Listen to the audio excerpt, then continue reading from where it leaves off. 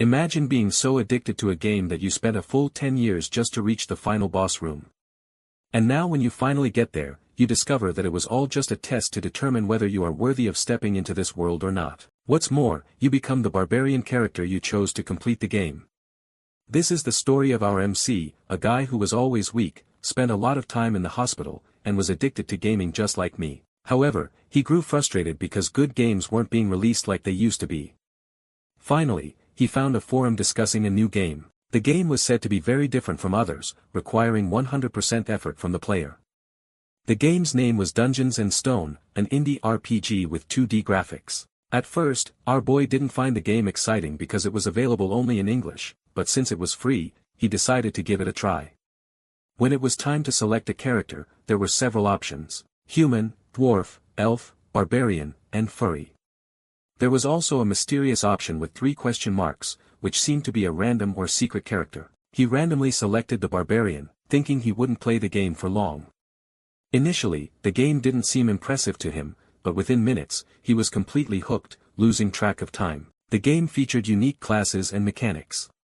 Some were highly useful, while others were completely useless. You had to form alliances with NPCs, and if you died, you had to start all over again. At first, this mechanic felt exciting, but as he kept dying repeatedly, he grew frustrated. Despite this, he refused to give up. He played the game in the hospital. Then, during his time as a civil servant, through college, and even while working a job, through it all, he never stopped playing Dungeons & Stone. But despite his persistence, he kept dying again and again. 9 long years passed like this, and now he had finally reached the final boss room. After reaching the Abyss Gate, he breathed a sigh of relief and even celebrated, thinking that no one else could have dedicated 9 years to this game like he did. Now, the biggest question was whether to enter the boss room or not. When he selected yes, the game warned him that he might not be able to return and asked if he was sure. The warning felt almost as if the game itself was cautioning him, but the protagonist didn't care and confirmed his decision. As soon as he selected yes, the game began loading, and he started imagining what the final boss might be like. Then the game revealed something shocking. It told him that reaching the Abyss Gate only marked the completion of the tutorial. The protagonist was stunned. How could the game consider this a tutorial? His frustration grew even more as the game text suddenly changed to Korean. Angry, he thought about all the time he had wasted. At that moment, the game confirmed his target, and strange light began emanating from his monitor. The light engulfed him completely, and he felt a sharp pain as his body was pulled in. His consciousness started fading, and in the distance he heard a voice. The voice grew louder and louder, congratulating young warriors for stepping into a sacred realm to become true warriors. When he opened his eyes, he realized that everything had changed. Wherever he looked, there were torches, and around him stood strong, muscular barbarians. His own body felt completely different, fit, covered in hard muscles and tattoos.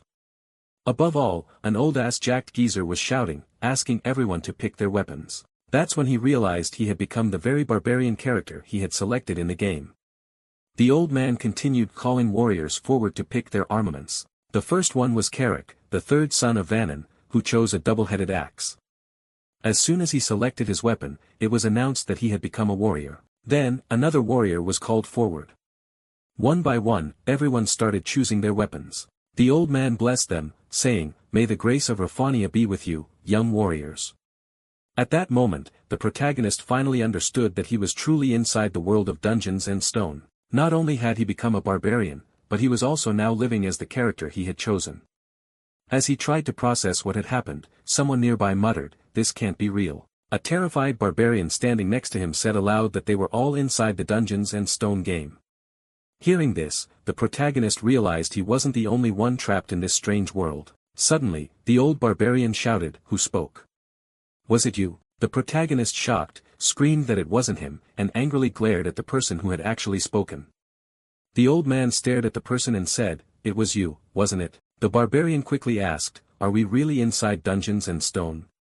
Without hesitation, the old man walked straight up to him and decapitated him. The old man then shouted, "Kalua's son, ORM, was possessed by an evil spirit." He ordered the rest of the barbarians to erase everything the evil spirit had said from their minds and continue with the ceremony. The protagonist suddenly understood 3 critical pieces of information. First, people like him who had entered this game world were seen as evil spirits. Second, if anyone found out about his true nature, he would be killed. Third, if he had spoken earlier, his own head would now be lying on the ground. The old man then called for the fourth son of Senek to step forward. Seeing this situation, the protagonist grew increasingly anxious as people were being called one by one. Worse, those like him were being summoned as well.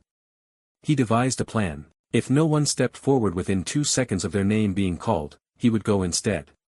Soon, a name was announced. Bjorn, son of Jandel. The protagonist counted 1, 2. When no one came forward, he decided to step out. It was then revealed that his name was Bjorn, the son of Jandel. As the protagonist stepped forward, he noticed the old man glaring at him. The old man instructed him to choose any weapon he liked. There were several options to pick from. The weapon chosen by the protagonist caught the old man's attention. It was a shield. The protagonist believed the shield was the best option. Meanwhile, outside the game, the computer automatically updated with a notification. Object's overall level increased by +24, and this information was sent to the administrator. We were also shown the protagonist's status. When he had initially chosen the Barbarian class, he had picked a sword because it looked powerful. However, there was a major problem. He kept dying repeatedly, just like a noob. Even monsters seemed confused by how often he died. He tried two-handed axes, maces, hammers, everything. But the results were always the same. He would enter berserk mode and die again. One day, while wandering through a town, he came across a shield. It was different. He then realized that the Barbarian class had high vitality, which made it perfect for tanking. Initially, learning how to use the shield was challenging because it took time to master the skills associated with it. But later, when he began defeating stronger monsters, he became almost invincible. In fact, the Barbarian class turned out to be completely overpowered, which is why he chose the shield. With the ceremony complete, the gates to the labyrinth opened.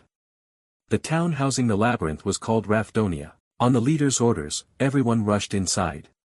They were all moving together, but had no idea where they were going. Suddenly, the person leading them turned around and admitted, "I've forgotten the way." Angered, everyone forced him to resign from his temporary leader position. Next, Einar, the second daughter of Fenelon, took the lead. The protagonist observed the situation quietly. A moment later, Einar announced that she too had forgotten the way. She looked dejected, and the protagonist realized this couldn't continue. However, he also couldn't afford to stand out too much. He pulled her aside and pointed toward a group that seemed to be heading toward the labyrinth. He suggested they follow that group. Einar understood his point and quickly informed everyone that she now knew the way. Shortly after, they found the labyrinth entrance. The protagonist began to wonder whether entering was the right decision. He considered leaving the Barbarian group entirely. His life in the other world had been spent sick in bed. He had never fought before. Could he really defeat monsters here? At the very least, he needed to pay the game's taxes. In Dungeons and Stone, taxes were mandatory after the age of 20. Those who didn't pay were literally killed. There were 2 ways to earn money: enter the labyrinth to fight monsters or take humble jobs in bars or markets. But there was a problem. As a barbarian, his reputation was that of a wild and destructive individual. This was due to the game's setting. On the upside, barbarians were given weapons from the start. The downside was that the labyrinth only opened once a month, and there were just 10 minutes left before it closed. The protagonist was still stuck in his dilemma. Suddenly, Einar grabbed his hand and pulled him forward, urging him to hurry. The portal was shrinking. He told her to go ahead, assuring her that he would follow. Before leaving, she thanked him. He said there was no need, but she insisted she wanted to learn how to be as smart as him. She had never seen such an intelligent barbarian and aspired to be like him. He thought to himself that she would have to be reborn in another class to achieve that, as barbarians were inherently foolish. Not wanting to hurt her feelings, he simply said. She happily thanked him again and promised to reward him if he returned alive from the labyrinth. He wondered what kind of reward she would give and wondered whether something might develop between them. However, what stuck with him was the phrase, "Barbarians in this game were not afraid of death." They didn't care about it. The protagonist asked her. Einar ponders for a while and asks, "If you don't know how to fight, you're not a barbarian." This realization makes it clear to her that she has to enter the labyrinth, so be it. Being a barbarian, she has learned to conquer her fears. Now she moves deeper inside. In the dungeon, visibility is almost zero. When we talk about Dungeons and Stones, our boy is a veteran. He knows there should be crystals on the walls to at least light some of the way, but here he realizes he's been thrown into sheer darkness. This has never happened before in his 9 years of gaming experience. He proceeds cautiously, feeling the walls as he moves. As he senses that his pace is too slow, he steps into a bear trap. Nearly screaming in pain, he stifles his voice, knowing that an enemy might be nearby. And guess what? Our boy is right. Hidden in the darkness is a small but sinister creature. The worst part? These creatures are cunning and only attack when you're severely weakened. Despite the pain and frustration, he chastises himself for whining. Instead, he shouts, challenging the goblin for a fight. Standing tall, despite his numb leg, which has been trapped, protagonist's anger intensifies. He curses the goblin. Just then, he hears the creature's footsteps, confirming that his shouting is working. Our boy pretends to run, baiting the creature. As he walks, it walks. And he stops, it stops. Seeing this, our boy devises a new plan. He collapses entirely, playing dead to fool the goblin. The creature stands at a distance, watching to confirm if his target is truly lifeless. Then it starts throwing stones at him, testing if he's alive. This enrages our boy. He realizes that this goblin might be even smarter than the barbarian who failed to find the labyrinth's secrets. As the goblin approaches, our boy makes a critical error. He misses an attack. To make matters worse, the goblin laughs at him, mocking his failure. Protagonist's blood boils. Driven by sheer rage, his body reacts instinctively, attacking the goblin repeatedly. He might have destroyed it completely. That's the true strength of a barbarian. Raw, untamed madness. After defeating the goblin, our boy gains experience points and the creature's body vanishes, leaving behind a small crystal, the game's currency. This 9th grade magical gem is worth only as much as a piece of bread. It's now crystal clear. This is a world of dungeons and monsters, a land of familiar landscapes, and various game races. Our boy realizes this is the same game he played for 9 years. But if this is his new reality, he will only find out by dying, dragging himself. Leaving trails of blood, our boy crawls for what seems like 10 miles. At one point, he sees a light at the end of the cave. Just as he's about to give up, he notices a group of people passing. By now, our boy is on the verge of death, with only 2% life remaining. Bjorn tries to speak, but his low health prevents him. The group questions how a beginner could have made it this far, as it seems impossible. Bjorn, irritated, feels an urge to punch the helpers. The group leader remains calm and asks someone named Racina to heal the barbarian. But Racina refuses without reason. The leader, expecting this, asks another member to offer a potion. The healer reluctantly agrees, explaining that divine powers might be needed later, but potions could suffice for now. The potion is poured on Bjorn's foot, which regenerates rapidly, but comes with excruciating pain. Bjorn screams in agony, but soon his foot is as good as new. He stands up, though this healing wasn't free. The group now wants information. They questioned, how did a beginner like him end up here? Bjorn honestly admits he doesn't know. He just stumbled into the dungeon. Palladino says this phenomenon only occurs once in 100 years. Bjorn laments his terrible luck. After gathering all the information, the group said that he won't need to pay for the potions, because in this labyrinth, time is money. Bjorn finds it odd that these people are investing so much time in him. Still, he feels good about surviving. The group moves in the direction Bjorn came from, following a blood trail. After a while, the potion vendor remarks that Barbarian is lucky. The blonde guy agrees, mentioning he endured such trials at the beginning of the game, saying it's not something ordinary. The woman adds that the red-haired guy avoided using potions, and the leader ended up saving protagonist instead. The potion vendor doesn't deny this, but points out that the priest also did the same. The environment becomes tense. While exchanging harsh words, they begin to speculate about how far that barbarian's blood has spread. Archer wonders whether this was truly luck for Barbarian. The group continues walking until they finally stop, facing the portal to the labyrinth's second floor. Seeing this, the group feels elated. However, as they are about to enter the portal, the woman says stop, and asks if what they see lying there is Barbarian's saddle. The old man uses light magic to illuminate the path they had traveled.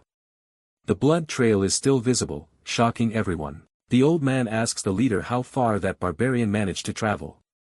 The blonde guy estimates about 10 miles. This realization dawns on the group. If this individual managed to crawl so far alone, he must possess monstrous strength. The red-haired man shivers at the thought, wondering if he could have endured such a pain himself. He recalls seeing Barbarian extending his right hand and showing a magic gam. This means that Barbarian crawled this far, unsure if he'd survive. yet never let go of his bargaining tool as he desperately clung to life. The red-haired immediately retracts his earlier statements, and even asks his teammates if they remember Barbarian's name. Until now, everyone had assumed barbarians are a mindless race, bent on slaughter. But this individual seems different. Switching back to our boy, he fights goblins, defeating them using only his shield and fists. He learns their patterns and tackles traps scattered along the way. When goblins attack from behind, he turns and beats them with a shield. However, he faces one problem: hunger. The tribe leader had given him a bag of food, but it tore apart, leaving him with only 2 out of 7 pieces of bread.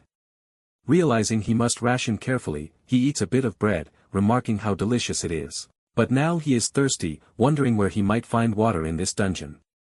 He reflects on how the game didn't require drinking water. Now in this real-life scenario, the challenge feels much harder. Bjorn, frustrated, gets up to search for water. Eventually, he hears the sound of running water and spots someone drinking in a corner. As Bjorn approaches, the person leaves immediately. He then took a seat and started counting his crystals, finding he had about 40. But now a new problem arises: fatigue. He knows he needs sleep. In the dungeon, there are 2 ways to sleep. The first is simply to lie down and leave your fate to God. The second method is a bit more effective: choose a sleeping partner. But the protagonist didn't expect that everyone would turn him down, which made him pissed off. Though he gets angry at almost anything, suddenly someone calls out to him. It's a guy who is smiling, and his name is Han. He asks if the protagonist is really looking for a sleeping partner, and explains that it's just for taking care of each other while sleeping. Bjorn quickly agrees and introduces himself, but the guy shakes his hand in a romantic manner and says, "It would have been better if there were 3 of us." Then blushing, he asks, "Are we really just the 2 of us, bro? I don't like this guy's intentions." The protagonist feels like smashing his head in, but he holds himself back because he needs some nighttime company. The 2 play rock paper scissors, and Han wins, so he'll sleep first. As usual, our boy gets pissed off. This time, due to his bad luck, Han says, "Here, take this watch. When the pointer reaches here, wake me up." Then Han falls asleep. Bjorn sat there thinking whether he should ask to borrow Han's sleeping bag. He also hopes no goblin will come. Time passes, and finally he wakes Han up. Han thanks him for doing a good job, and says it's now his turn to sleep for 2 hours. But obviously, the Bjorn won't be able to sleep. How can he trust an unknown guy? So our boy pretends to snore as if he's asleep. He wonders if Han is going to betray him to appear clueless. He turns his back to him, and just waits to see when Han will attack. But Han does nothing. 2 hours pass, and now it's Bjorn's turn to stand guard. Not a single moment of sleep for him. He starts losing his sanity, wondering why Han hasn't done anything. Then he thinks he should have trusted him a little, and slowly, he begins to fall asleep.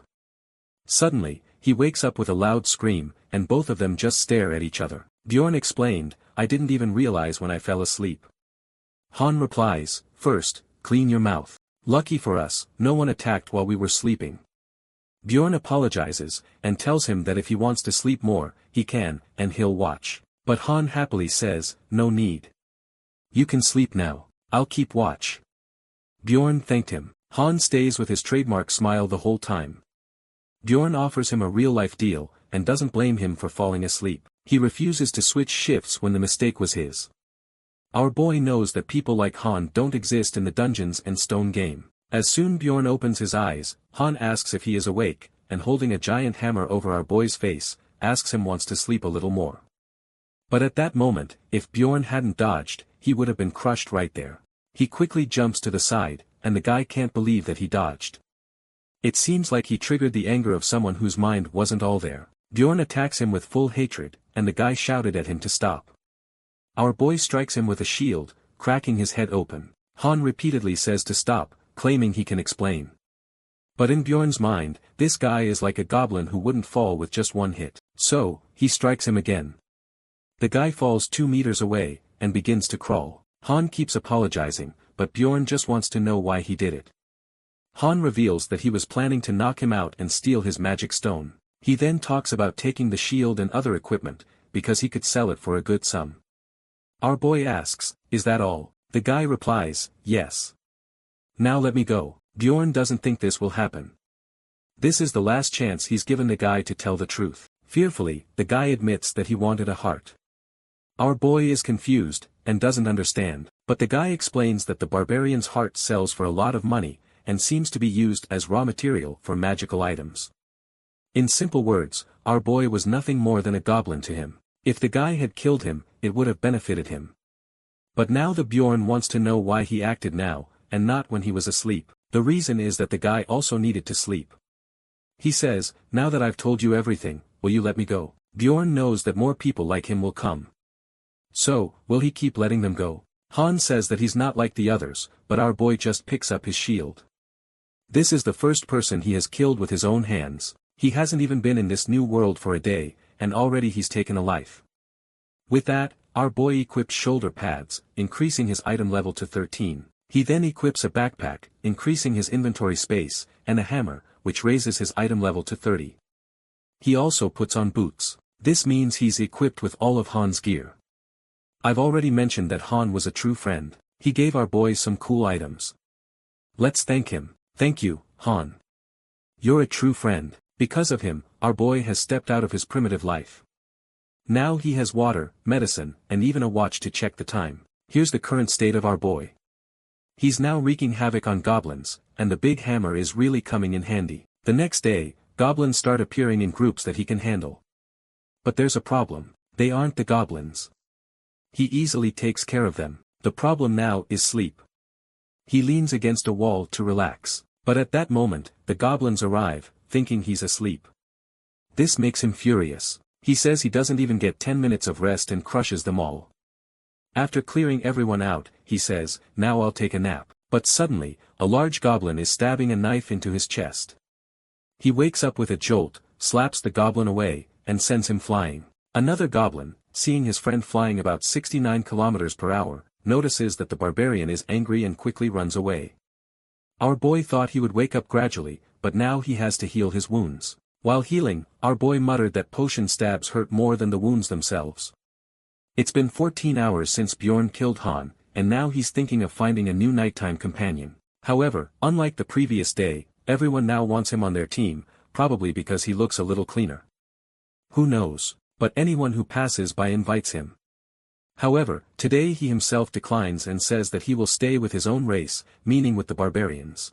As he walks through the dungeon, he notices an elf girl sitting in a corner. Obviously, she notices him and gets scared. He immediately asks her if she is hurt, which makes her more alert. When he looks at her closely, he realizes he didn't notice it earlier. He asks her if humans injured her. As he gets closer, the elf kneels and starts apologizing. Bjorn is completely confused, and she keeps saying that she just wants to be forgiven just this once because she needs to take care of her little brother. This makes our boy even more confused, because it's not normal for an elf to behave like this. Elves in the game are usually very cold, but still, he smiles and says, "Don't be afraid, my dear elf. I have no intention of killing you." The elf is shocked and keeps saying that she knows he is a barbarian, but is he really going to do it? Can he really let her go this time? Now, our boy starts getting angry and asks why she is so scared. Then he gives her some items for healing and says that they will talk later. These items are healing leaves that barbarians give to their old companions. She asks her if he needs a reason for help. He says, "Do I need a reason to protect you? Take care of your wounds." Obviously, he has a reason to help her because he also needs a nighttime companion. And honestly, the wound looks pretty huge. It seems like he has never seen such a huge, if you know what I mean. But despite being so badly injured and without sleep, her appearance is still decent. This makes it even harder for her to find a nighttime companion compared to him. They introduce each other and we learn that the elf's name is Erwin. Now, our boy wants to know why she is so scared of him.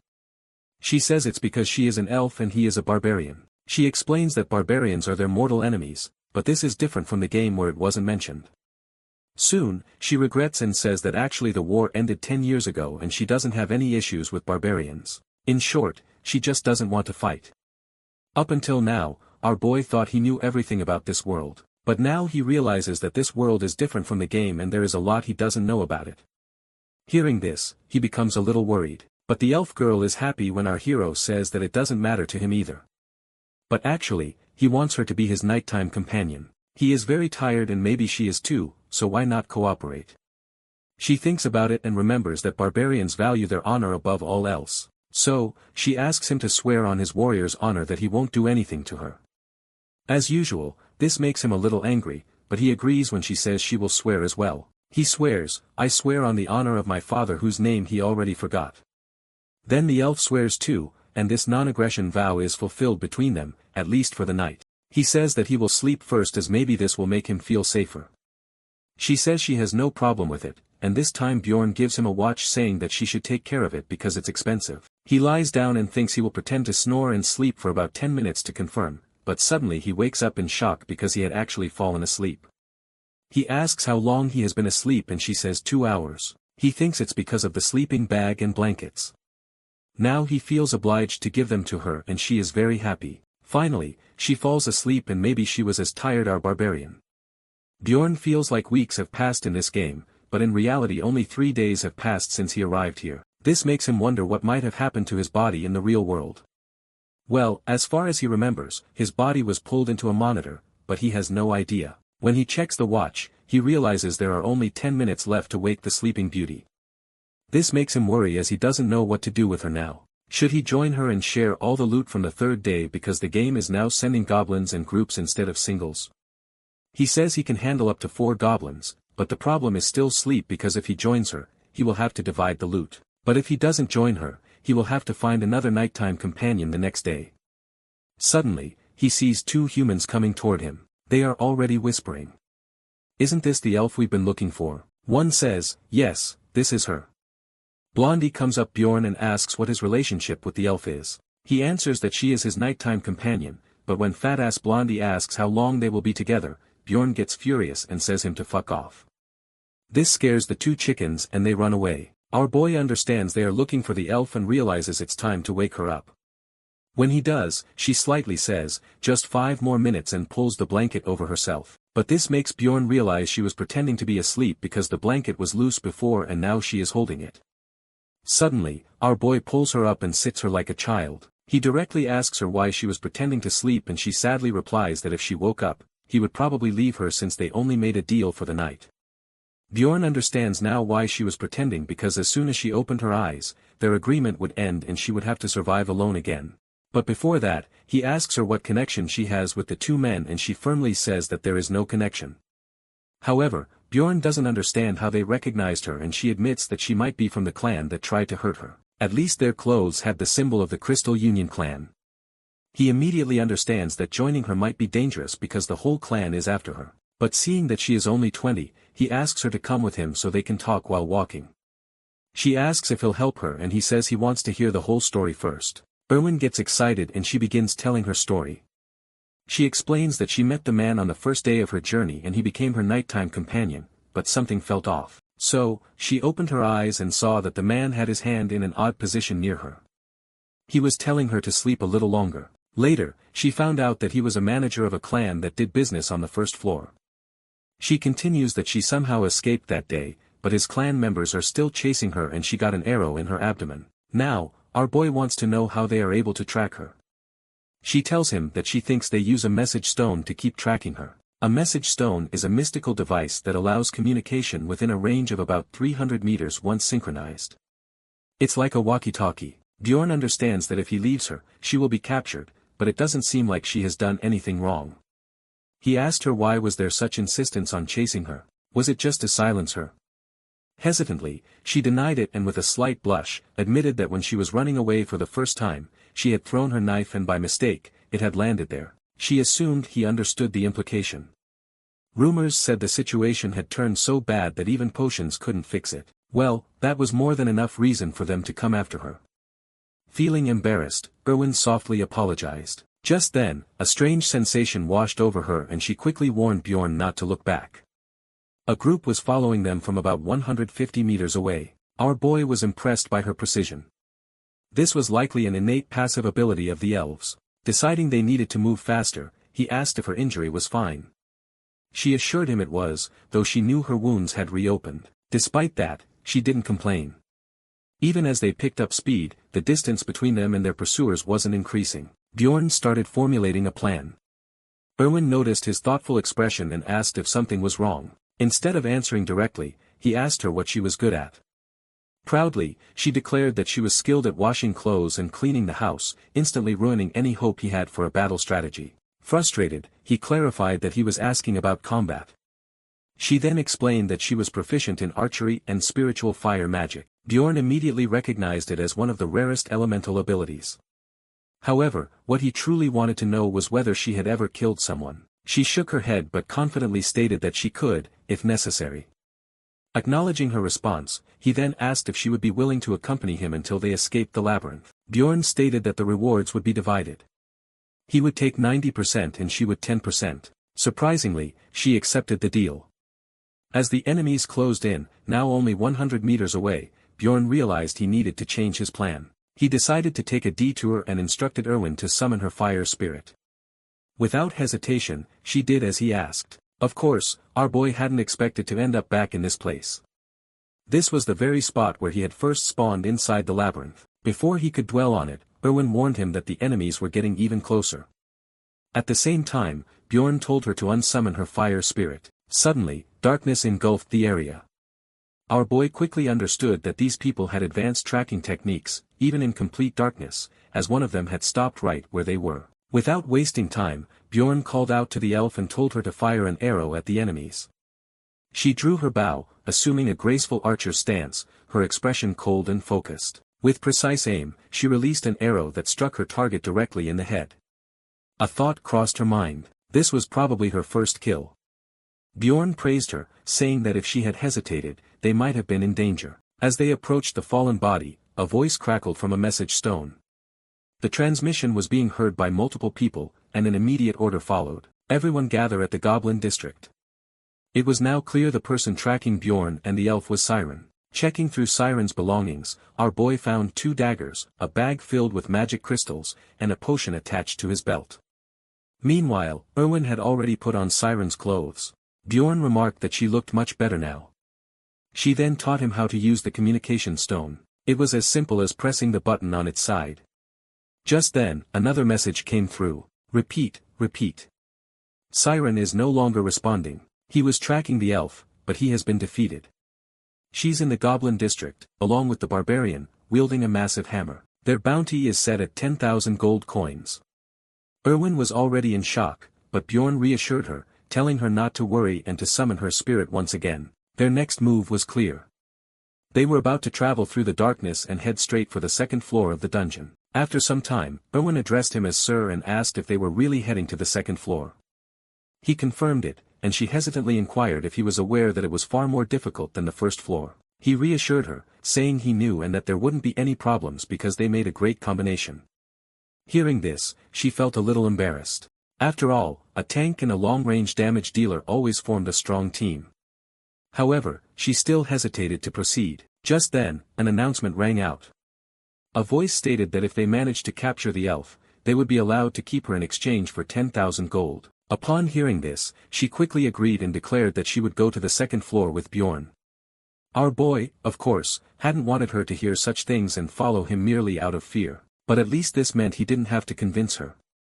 As far as he was concerned, he always liked helping those in need, especially if it meant he could take down some villains along the way. As they continued walking, she suddenly asked if he knew the way.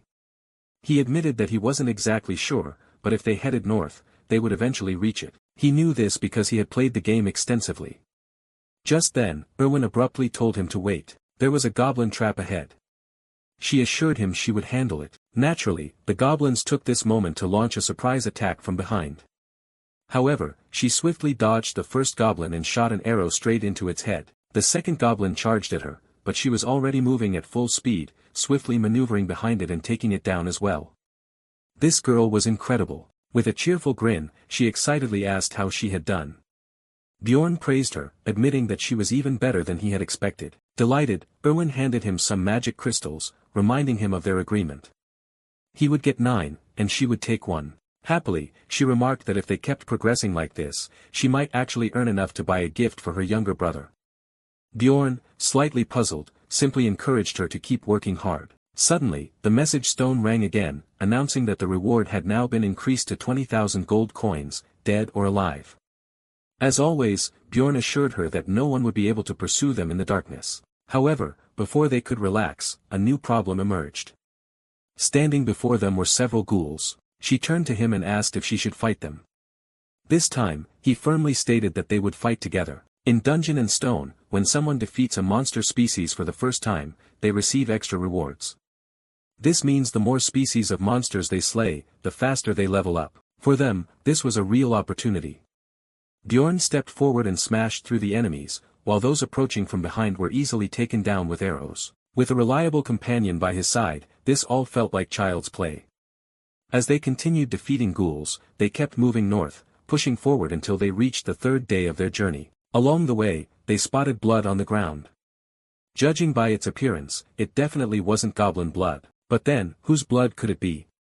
Nearby, someone's foot had been almost severed, and a sandal had been left behind. This was the very spot where our boy had first set foot in the labyrinth. Right behind this location was the portal to the second floor. Recalling how close he had come to dying because of it, anger surged through him.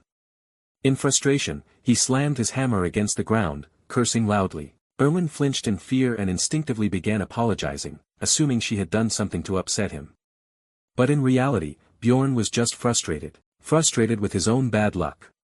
If only he had arrived from a different direction, he would have already been on the second floor long ago. Meanwhile, Elf had tears in her eyes, convinced that everything was her fault. He reassured her not to worry, insisting that it wasn't her doing. That's when she finally understood the situation, and for the first time, sympathized with everything he had endured. Bjorn was surprised that she figured out on her own, but then she said something that left him baffled. She was sure his friends had gone to heaven. He had no idea what she meant by that. Finally, the moment had arrived to enter the portal to the second floor. A notification appeared, confirming that they had reached the goblin forest on the second floor. The very next moment, they suddenly plummeted down, crashing onto the ground. They had landed in the northern region of the goblin forest. Looking around, it seemed that there were no living beings within a 50 m radius.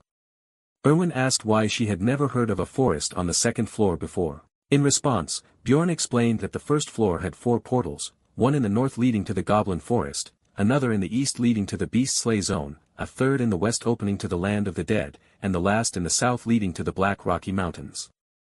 Among all these locations, the place they had landed in was the least dangerous. Bjorn then asked if she knew how to reach the city later, essentially how to get out of the dungeon. She explained that after a certain period, everyone would be automatically pulled out of the dungeon and transported to the city, specifically on the first floor. This happened after 168 hours. While on the second floor, it occurred after 240 hours. After that, they would be teleported straight to the city. Realizing this, our boy decided that when the 168-hour mark on the first floor approached, they would return and teleport out to avoid being spotted by the gang chasing them. For now, they planned to explore the area near the portal. As they moved forward, Erwin led the way, pointing out traps along the path. Our boy, however, saw nothing but leaves and stones until he threw a rock, revealing a hidden trap. She then asked how she had done, to which Bjorn simply replied that she had done her job well. After scouting for a while, they realized that no goblins were in the immediate area, so they continued exploring. The issue with the second floor was that goblins often moved in groups of 12. Worse, there were also mutant goblins, warriors, and archers who were far more dangerous. Bjorn decided that they would clear the traps, expand their exploration area, and stay close to the portal in case they needed to make a quick escape. They followed this plan carefully, but soon Erwin felt another presence. This time, it was a group of goblins, more than 10 of them, at a distance of about 50 m. Bjorn then asked how close she could get without being detected. She estimated that without him, she could manage about 30 meters on her own. That made sense.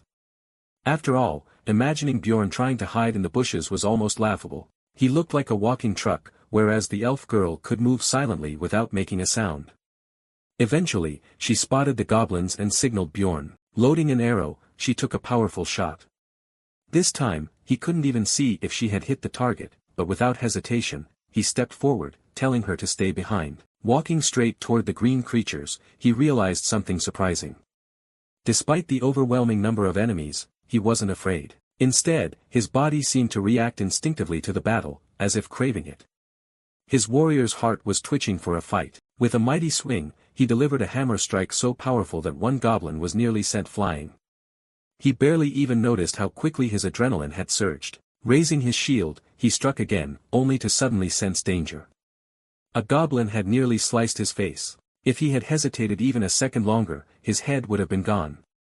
And of course, the goblins weren't giving him a moment to breathe. If he had been alone, he might have barely escaped, but he wasn't alone. Our favorite elf provided long-range support, allowing him to fight freely on the battlefield. After defeating the first group, Bjorn had earned 11 magic crystals. On the first floor, he had collected only 40 crystals throughout an entire day. So, this was a significant improvement. Instead of giving her just one crystal, he handed her two, because he decided to keep the Goblin Warrior's crystal for himself, as it held more value. They continued their exploration, and as soon as they expanded their search radius to 3 kilometers, groups of goblins started appearing every 5 minutes. Among them were now stealth archers. Things were about to get even crazier. The goblins launched a full-force attack, and naturally, chaos ensued. Bjorn was holding his ground, but now he was in the goblin archer's line of sight.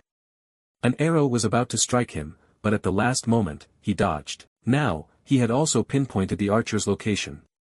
After nearly 15 hours of roaming and fighting, they finally decided to take a break. Bjorn told Erwin that she could sleep first.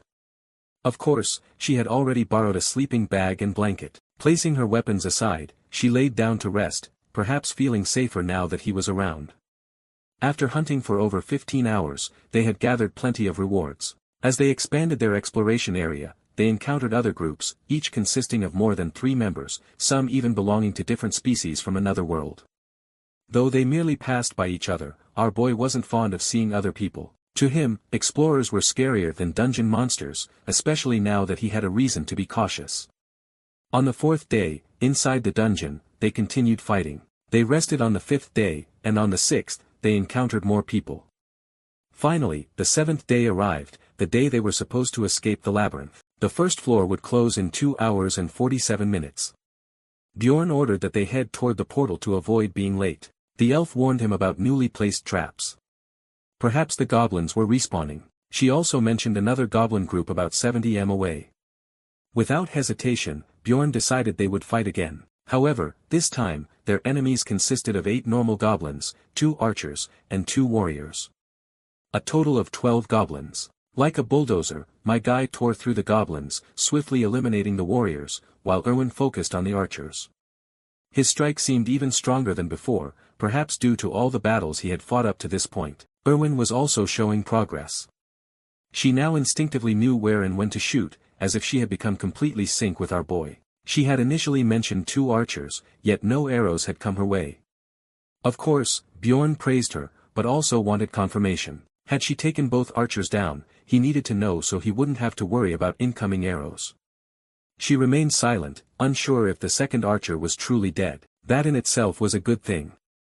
Uncertain information could sometimes be more dangerous than the enemy itself. Her cautiousness made him feel a sense of pride in her.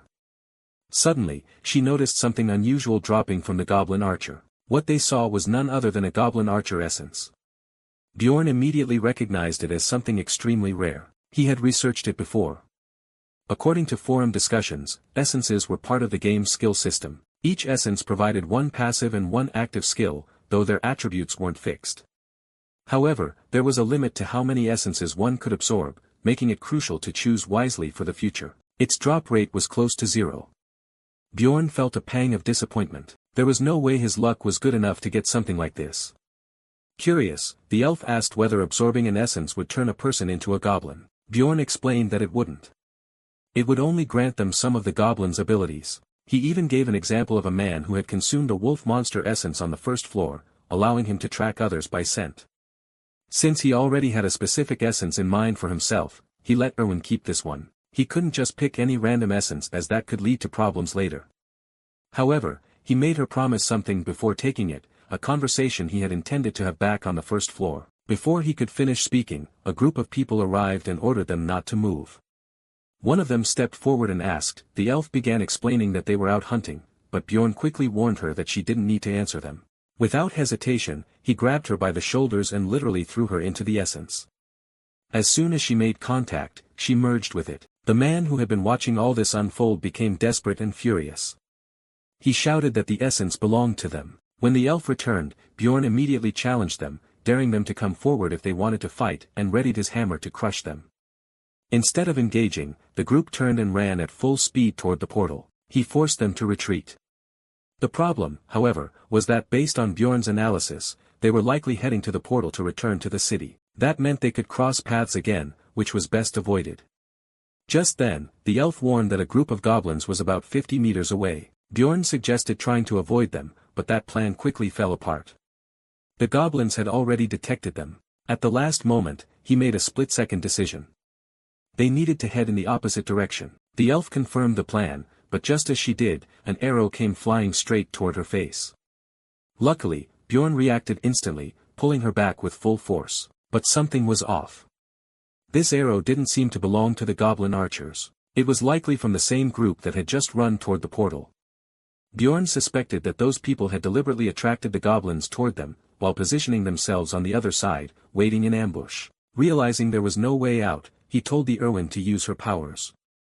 They would have to fight. She hesitated for a moment, confused. But Bjorn quickly explained that these essences had unique abilities. The one she had absorbed earlier was from a goblin archer, meaning her power had significantly increased. She had gained both a passive and an active ability. Her passive ability was Poison Arrow, which inflicted poison damage whenever she used her bow. Her active ability was Thief Steps, which allowed her to enter stealth mode. Bjorn was impressed that she could activate it just by willing it without wasting time. He handed her the bag, deciding to take on the goblins alone while she focused on the human archer behind him. She clearly didn't like the plan, but Bjorn insisted they had no time to argue. He ordered her to hide and wait for his signal before shooting at the human archer. Bjorn charged toward the goblins, launching a fierce assault. With incredible speed, he defended and attacked simultaneously, taking on multiple goblins at once. As the archers resumed their attack, a brief moment of carelessness allowed a goblin to strike him from behind. Reacting instantly, he turned and eliminated the goblin in a single blow. However, without Irwin's support, dealing with the enemies ahead became more difficult. His injuries worsened and fatigue started setting in. Just then, he sensed two incoming arrows, one from a goblin archer and another from a man holding a crossbow. Realizing it was impossible to block both, he made a last-moment decision to stylishly block the crossbow bolt.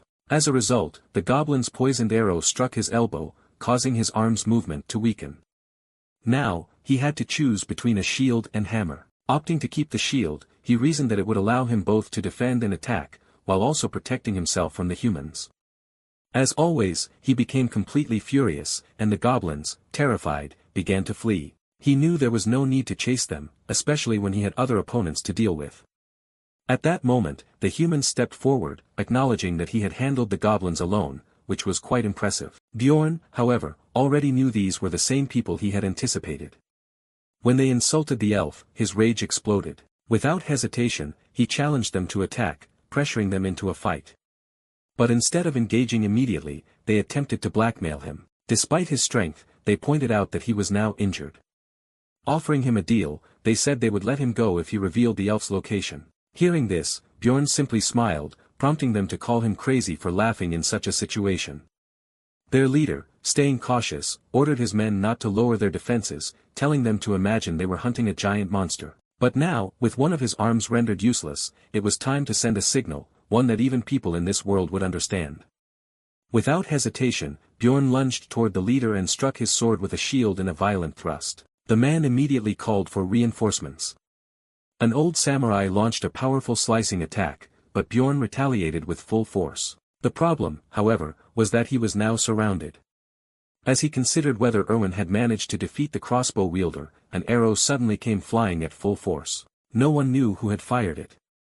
All that was clear was that it was heading straight toward Bjorn and the leader. The human's tank quickly shouted for his allies to focus on attacking the barbarian while he handled the arrows. While he defended, the other two attacked Bjorn from both sides. The leader struck his shield from the front, while the samurai moved in from behind. Making a quick decision, Bjorn sacrificed his useless arm, using it as a distraction to land a devastating blow on the leader's head. The man recoiled, calling him a monster. Meanwhile, Bjorn swiftly turned to dodge the samurai's next attack, creating some distance between them. Then, something unexpected happened. Another arrow came flying in. This time, the tank managed to block it. But unlike before, this arrow was engulfed in flames. The intense heat forced the tank to discard his shield, leaving him vulnerable. In the next scene, the leader takes another arrow to the shoulder. Realizing that staying any longer would only worsen the situation, he starts running and mutters that he'll deal with the elf later. Meanwhile, the samurai intensifies his attacks, striking faster and urging our boy to surrender. Bjorn regains some momentum, using his shield to block the view and extend his reach. He swings his shield at the samurai, who narrowly dodges, but the attack lands on the tank behind him, sending the man flying. He crashes to the ground, coughing up blood. The old samurai, now furious, wonders why such a strong warrior is even part of this group. The two engage in a fierce exchange of blows, but this time it's a fair one-on-one fight. Bjorn lifts his shield and hurls it straight at the old man's head, then grabs him by the collar and in a fit of rage, bites his neck. Bjorn remains standing firm while the other two opponents have already met their end. Suddenly, Erwin rushes toward our boy, calling him sir. She anxiously asks if he's okay and urges him to take a potion, showing genuine concern for him. After drinking it, Bjorn feels a strange sensation. His body feels like it's boiling, every vein pulsing, his skin burning and itching.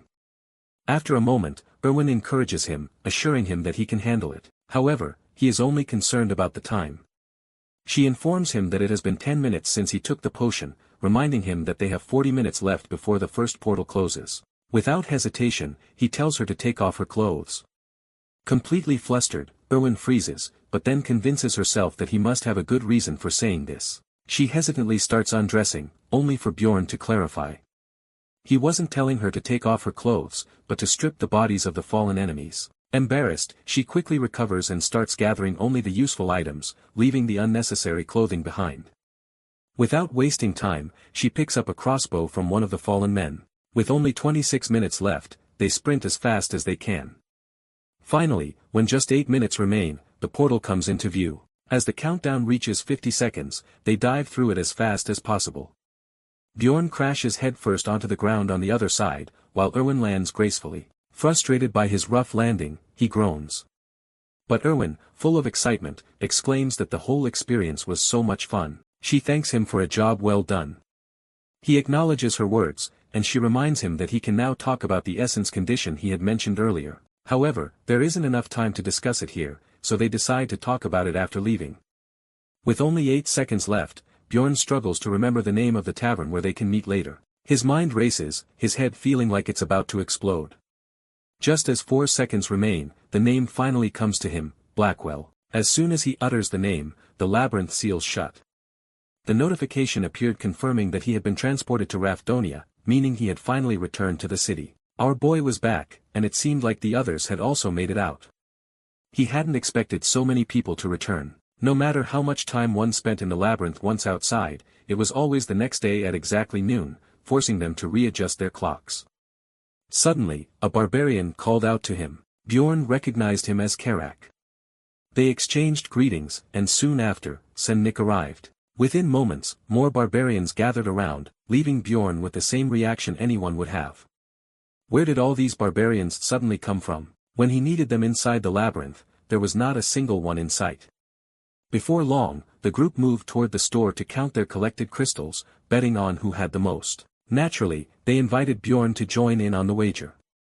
The woman in charge of counting announced that they had a total of 41,498 crystals, which left everyone impressed. Then it was Bjorn's turn. As the woman began counting rapidly, Bjorn found himself impressed. When she finally revealed the total, it was an astonishing 182,413 crystals. The crowd erupted in cheers, chanting his name as they lifted him onto their shoulders. He had set a new record.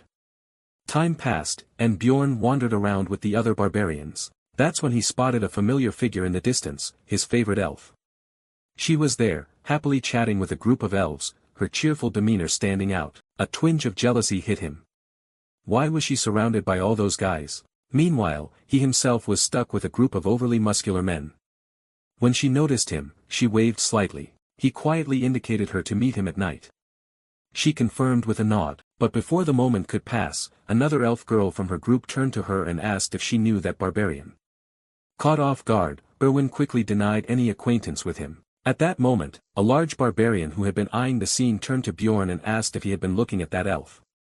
Bjorn casually denied it, but the man's expression darkened. With clear hostility, he declared that under no circumstances could the greatest warrior ever be on good terms with those cowardly, pointed people. Hearing this, one of the elves visibly looked offended. Bjorn immediately sensed that things were taking a turn for the worse. A clash between the muscular warriors and the elegant, beautiful elves was just on the verge of breaking out. However, the tension eventually subsided. As he continued walking through the city, he saw families reuniting, brothers embracing, parents overjoyed, but not everyone had made it back. Some were still missing. It was a stark reminder of reality. Seeing it happen in real life was far different from watching it in a 2D game. But for now, it was time for celebration. The muscular warriors drank mug after mug of beer. Even the women were joining in. Some were even downing, too, at once. Bjorn couldn't help but wonder why he was here with them. Originally, he had only wanted to see if there was anything he could learn from the barbarians. But here, they were just drinking endlessly, drowning themselves in alcohol without a care in the world. Frustrated, he suddenly stood up and declared that he was leaving immediately. The moment he announced his departure, every barbarian in the bar turned to look at him. Some asked why he was leaving, but in the end, they simply wished him good luck, calling him the best barbarian warrior. After walking for some distance, he realized how peaceful the outside world was. Different races were even seen wandering together. He then headed to an inn, took a bath, and thought to himself, if things were this calm here, maybe living in this city wouldn't be so bad. After bathing, the massive barbarian lay on the bed wearing nothing but his underwear. He was so big that his legs dangled off the bed. The moment his head touched the pillow, memories of his old home resurfaced. When he woke up, it was already 9:18 at night. He had left the dungeon at noon, meaning he must have slept for around 4 to 5 hours. He inquired about a tavern, only to be told that it had closed down. Apparently, the owner got caught up in a betting scheme 10 years ago, forcing them to change both the owner and the tavern's name. Curious about the new name, he was told it was now called Python, the very place he was standing in. It felt different from when he had last played. As he stepped into the bar, the lively atmosphere greeted him. Everything seemed normal until he spotted Erwin calling out to him. She was sitting with another grumpy elf. The woman immediately remarked, "So, you're the barbarian?" However, he politely corrected her. "My name is Bjorn, and who are you?" She introduced herself as Erwin's older sister, Teresia. Then, suddenly standing up, she demanded to know why he called a young girl to a tavern so late at night. More importantly, why had he failed to show up after calling Erwin there himself? Without hesitation, she called him shameless. Completely confused, Bjorn asked what she meant. Teresia snapped, telling him to stop acting innocent. Panicking slightly, he turned to Erwin and asked how long it had been since they left the dungeon. Erwin casually replied, "Around 30 hours. Only then did it hit him. He wasn't feeling refreshed because he had slept for 4 to 5 hours. He had been asleep for 30 hours straight. Erwin, however, remained silent, simply observing the situation. He quickly apologized, explaining that he had been sleeping the whole time. This left Teresia completely stunned.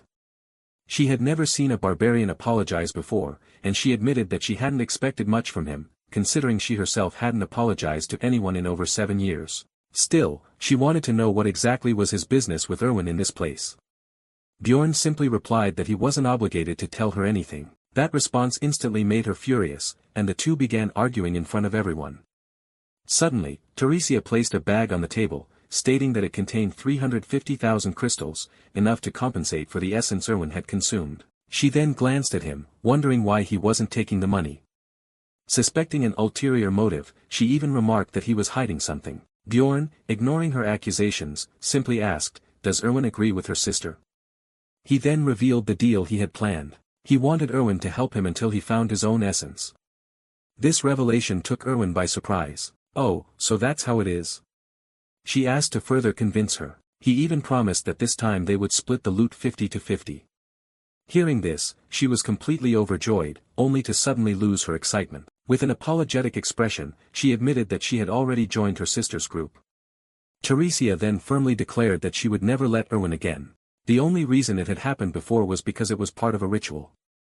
Bjorn, as usual, was infuriated upon hearing this. But instead of arguing, she simply shoved the bag toward him and told him to take the crystals if he understood.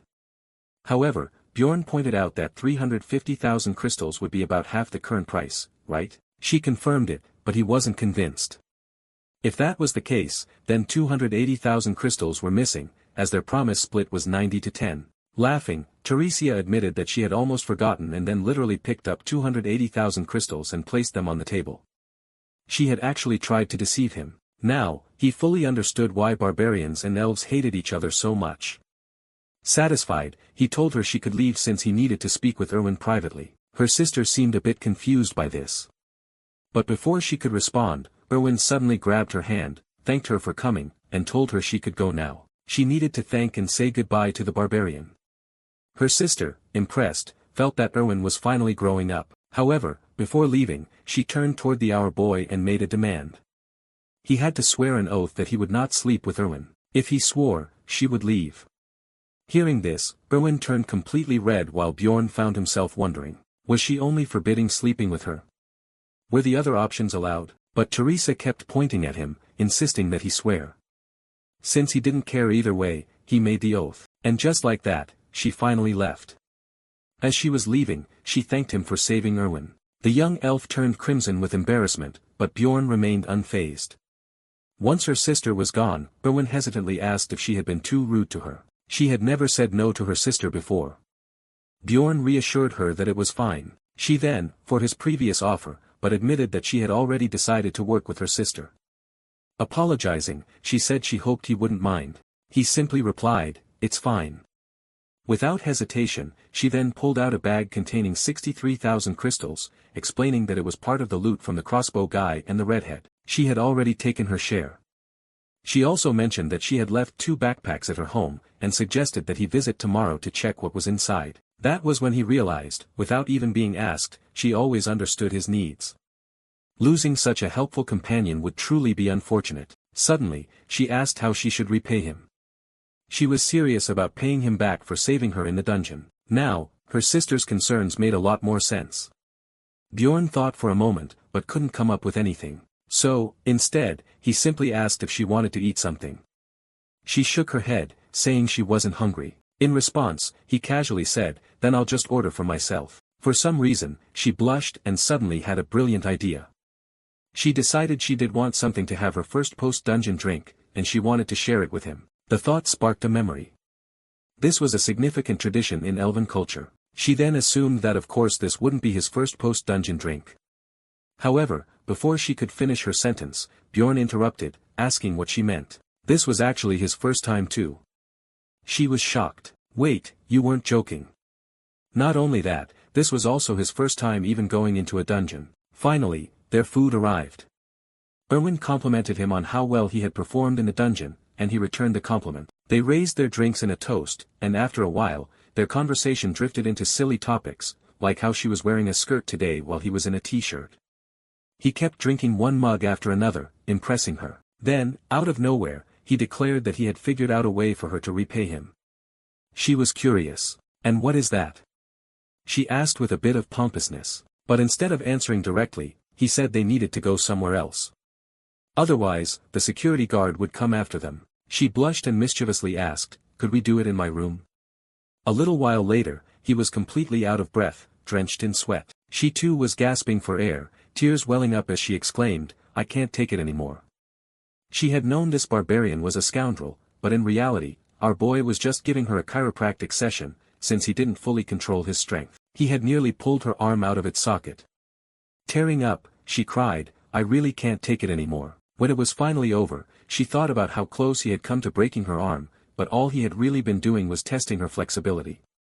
Furious, she demanded, "Wait, did you bring me here just to test my flexibility?" Unapologetically, Bjorn confirmed that yes, that was exactly what he had done. He simply wanted to check, sensibility usage was prohibited within the city. Disappointed, she sighed as he started rambling on about game statistics and theories. After a while, she finally pulled him back to reality, complaining that she was getting sleepy. And just as expected, they ended up sleeping together, but only sleeping. Well, so much for that barbarian's so-called honor. The next day, Bjorn showed Erwin the loot he had brought back from the dungeon.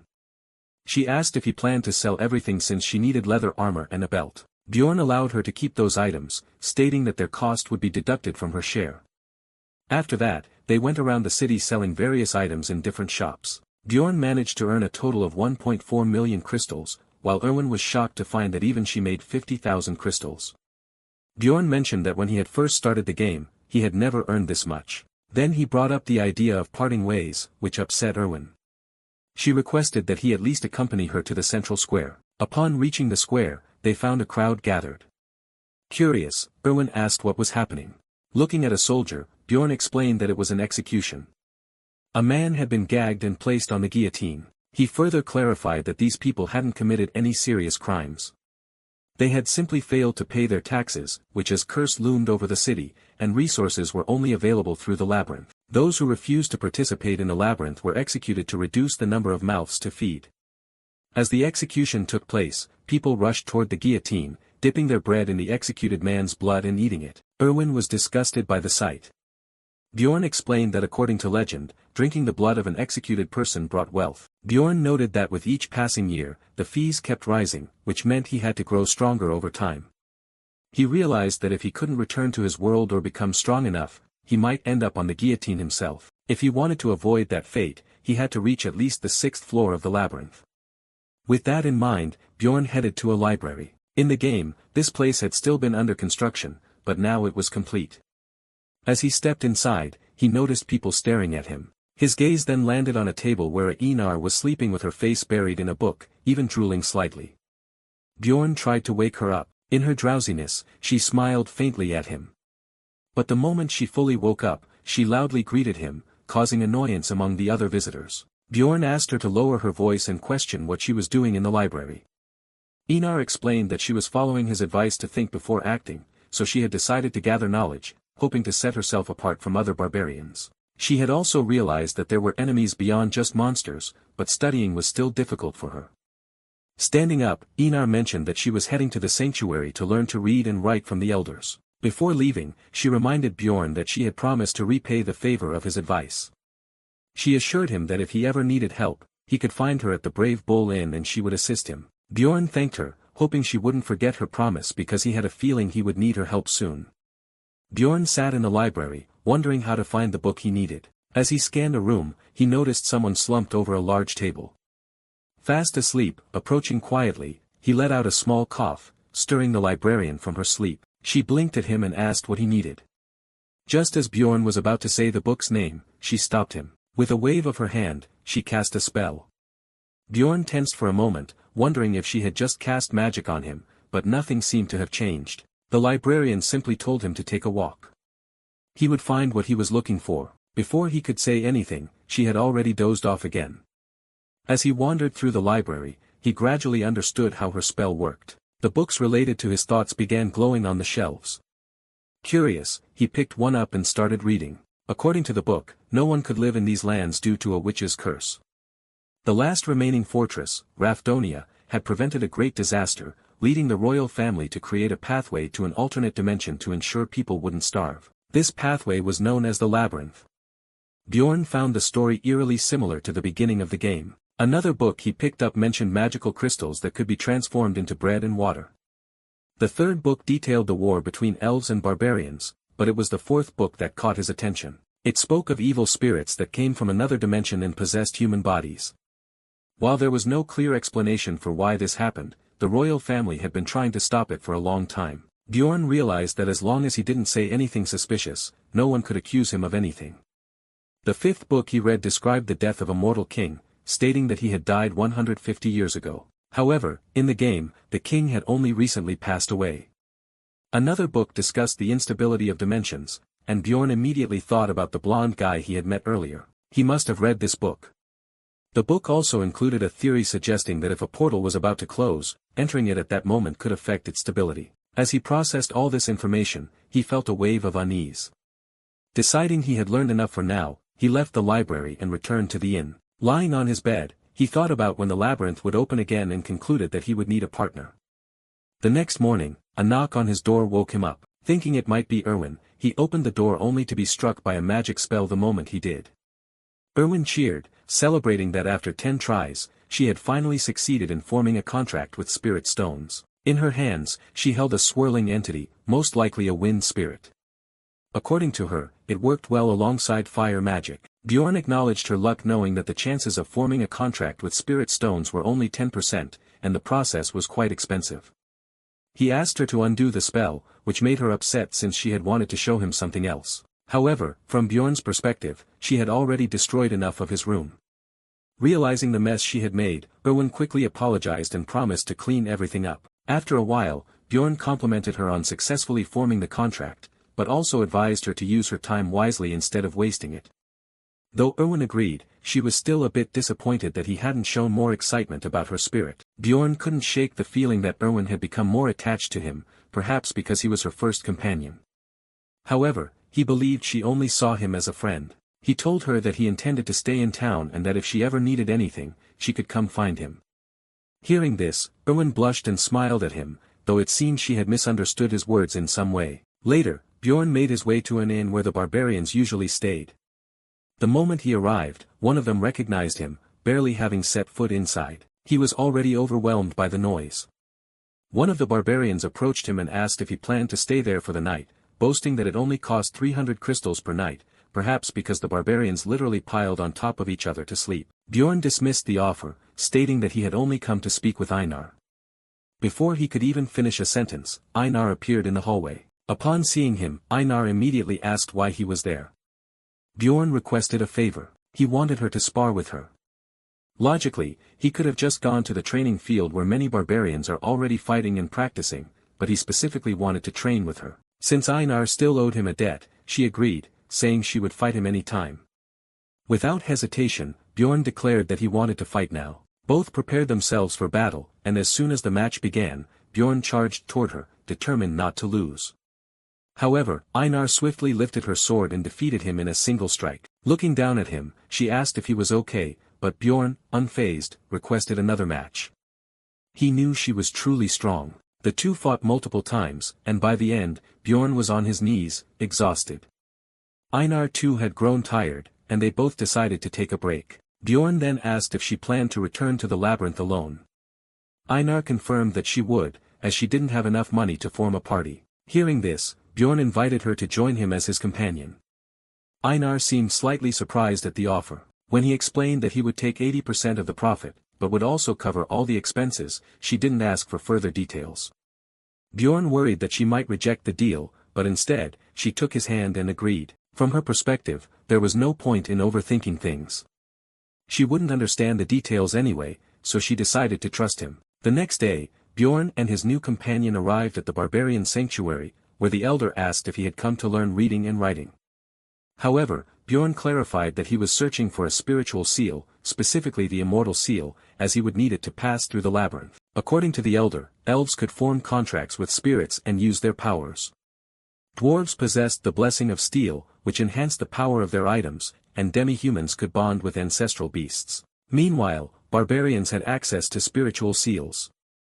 Curious, the elder asked how Bjorn knew about the seals, since someone his age wouldn't typically have such knowledge. Bjorn explained that he had learned about them from a book, and also mentioned that the seals had been used during the war against the elves. The elder laughed, patted Bjorn's shoulder, and said he had no reason to refuse his request. Just as Bjorn was about to say something, the elder demanded 800,000 crystals for the seal. Bjorn had anticipated this, and confidently agreed to pay. He had already learned during the game that seals were expensive. He offered 500,000 crystals and 3 special coins worth 100,000 each. Suspicious, the elder questioned how Bjorn had managed to gather such a large amount. Expecting this, Bjorn explained that he had found a wounded elf on the first floor, whom he had enslaved in exchange for an essence. He had even taken money from the elf sister, which while not entirely true, wasn't a complete lie either. The elder burst into laughter, and soon the other barbarians joined in celebrating Bjorn's achievement. As a reward, the elder gifted him 2 additional coins worth 100,000 each. Bjorn was so excited about this easy profit that he even declared he would continue mistreating elves in the future. Bjorn understood that the seal was a type of enhancement technique that allowed the body to absorb the essence of magical ingredients and develop special abilities. Barbarians tattooed their children because their souls were pure, and this practice kept their soul's path visible even as they grew. Before granting the seal, the wizard warned Bjorn that it could not be reversed. According to Bjorn, the essence of the seal belonged to a tank. The wizard then approached with a needle ready to begin. Repeatedly, the needle pierced Bjorn's back, and judging by his expressions, the process was incredibly painful. Eventually, he managed to activate the first level of the seal, which significantly boosted his natural regeneration and granted him an additional 13 physical points. Bjorn thanked the wizard and with a sore back stepped out of the hut. The wizard chuckled. This was the first time a barbarian had ever thanked him. Bjorn hurried away, wondering if he had said something odd. As the sun rose, he headed into town to purchase equipment. He had already realized that he was much better at using shields than swords. At a shop, the vendor showed him weapons typically favored by barbarians, but none of them matched what he was looking for until he found a mace that seemed perfect. With this new weapon, his item level increased by 85. He also bought a customized helmet and half-plate armor, which added 47 and 57 item levels, respectively. Outside the labyrinth, Bjorn had established a daily routine. He had breakfast with Erwin, spent his afternoons in the library, and dined at different places each evening to gather information, even if the food wasn't always great. In the late afternoon, he trained with the other barbarians, relying solely on his instincts. This training significantly improved his skills, allowing him to defeat Einar multiple times, even giving her combat tips. After training, Bjorn returned home, where Erwin requested to join him for dinner. After their meal, she bid him goodbye and wished him luck for the labyrinth, which was set to open the next day. Now, Bjorn's attributes are better. As soon as morning arrived, Bjorn and Einar requested unity magic. The attendant explained that all they needed to do was place their hands on a crystal. However, since nothing in this world came for free, the cost was 15,000 crystals. But in return, it granted them the ability to enter the labyrinth together. She further informed them that the higher the rank, the more expensive the magic would be, and it would only remain valid for 24 hours. A while earlier, inside a tavern, Einar had been left speechless in front of a lavishly set table. Before entering the labyrinth, Bjorn had ordered the best dishes available. The moment she tasted the food, she was overwhelmed, on the verge of tears, because it was so delicious. The meal filled her with excitement and determination to work hard. Minutes before the portal was set to open, both of them were already waiting.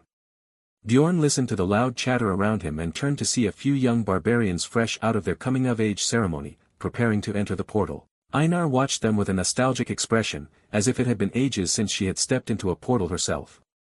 Finally, the portal opened, but before stepping in, Bjorn asked Einar to wait a little. He wanted to test a theory. She agreed without question and followed him. However, as soon as there was only a minute left before the portal would close, panic set in. Bjorn kept observing the portal's size until the nearby people started yelling that it was about to shut.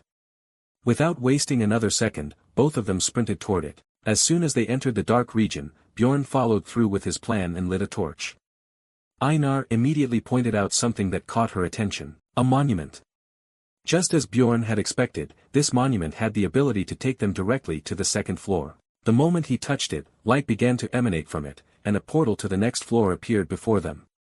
Einar, still struggling to grasp what was happening, watched as Bjorn readied himself to step through the portal. The act of opening the first portal rewarded him with 2 experience points, causing his level to increase and his essence capacity to expand. Curious, Einar questioned how he had managed to take them straight to the next level. According to him, he had simply read about it in a book. If that was the case, then it seemed like they had entered the land of the dead. Bjorn turned to Einar and asked if she felt anything strange. She admitted that she sensed something filling her body. Trying to make sense of it, she explained that it was probably her spirit status adjusting. Bjorn connected the dots. It was similar to how leveling up worked in games. Just as characters gained higher stats upon leveling up, his soul power, or MP, had also increased. This was essential for using special abilities, and at the same time, it determined how much essence he could absorb. Einar, however, found it odd that his level had increased without having defeated a single monster. What had happened was that normally only a small amount of experience could be obtained from undead monsters. But if someone was the first to open a portal, they could gain experience points, an easy way to level up. Bjorn had no intention of revealing this trick to anyone. In fact, he even warned Einar not to tell anyone that they had reached the second level so quickly. Experienced explorers would soon arrive, and if they were spotted, they would surely be questioned about how they had gotten there. Staying away from the portal seemed like the safest option, securing the torch to his helmet for better visibility. Bjorn noted that the flame was magical. It neither extinguished nor emitted heat. Compared to the goblin-infested forests, the land of the dead had stronger monsters. But at least it wasn't riddled with traps, making it a more favorable place for barbarians. Just then, Einar sensed something approaching. It was a small group of ghouls. Despite this, she felt an exhilarating excitement at the thought of battle. Without hesitation, she charged toward them and swiftly took them down. It almost seemed too easy until a chilling scream echoed through the air. In that instant, fear crept into her. Bjorn calmly explained that it was likely a banshee and that it was best to leave it alone. The creature wouldn't attack unless provoked. However, Einar, still nervous, asked if it wasn't a dangerous monster. According to Bjorn, if they attacked first, they would be cursed. Moreover, the banshee would follow them until the very end of the labyrinth. That thought alone sent a shiver down Einar's spine. Another eerie scream rang out, and this time Einar instinctively clung to Bjorn's neck. Moments later, skeletons began emerging, confirming her fears. Bjorn tried to explain their weak points, but before he could finish, Einar, without even listening, eliminated all of them in an instant. The two continued heading north, walking for almost 8 hours. Along the way, they encountered ghouls and mutant skeletons wielding weapons, but defeating them wasn't too difficult. These battles helped Bjorn improve his skills as he crushed the monsters with his mace. His new armor significantly boosted his defense, and his helmet was no longer just for carrying candles. It could now withstand arrows as well. Glancing at Einar, he noticed that she was quite skilled in combat. One thing stood out though. She constantly shouted, Bahila, the name of the ancestral goddess of the barbarians. Even she didn't seem to know why, but somehow Bjorn found himself doing the same, shouting along with her as they fought, enjoying the thrill of battle together. The continuous fights also granted him a significant amount of EXP points. Einar soon noticed that Bjorn's arm was injured, but he didn't seem concerned. To her surprise, his wound began healing on its own.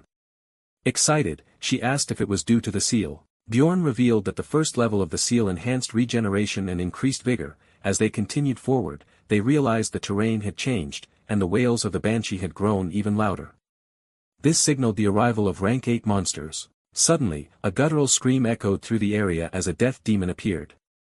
It was said that this creature consumed the very light of the labyrinth. Bjorn reminded that the best strategy was to attack its head, and without hesitation, they launched their assault. However, the creature was no easy opponent. It blocked their attacks effortlessly, its skin as hard as stone. Bjorn took the lead, drawing the monster's attention while Einar attempted a sneak attack from behind.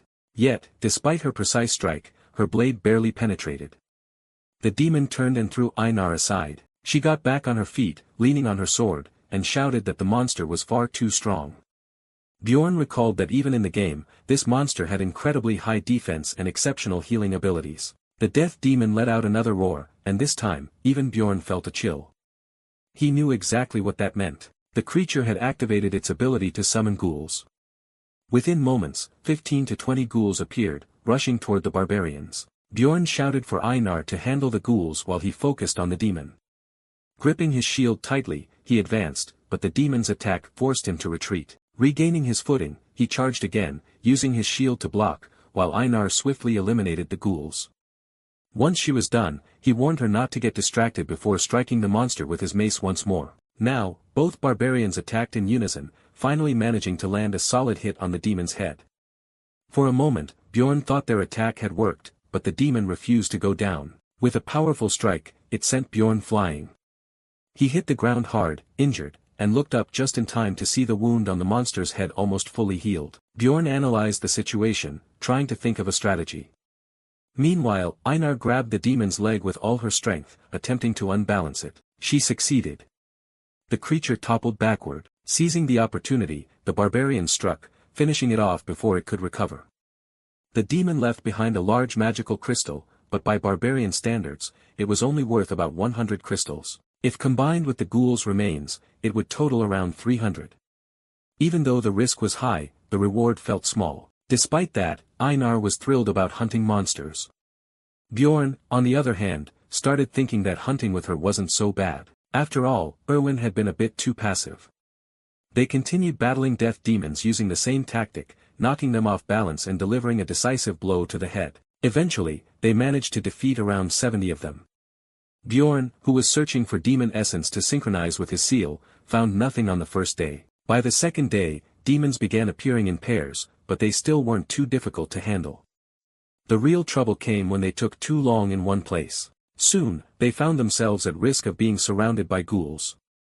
By noon, demons started appearing in groups of 3. That's when the barbarians realized the situation was becoming overwhelming.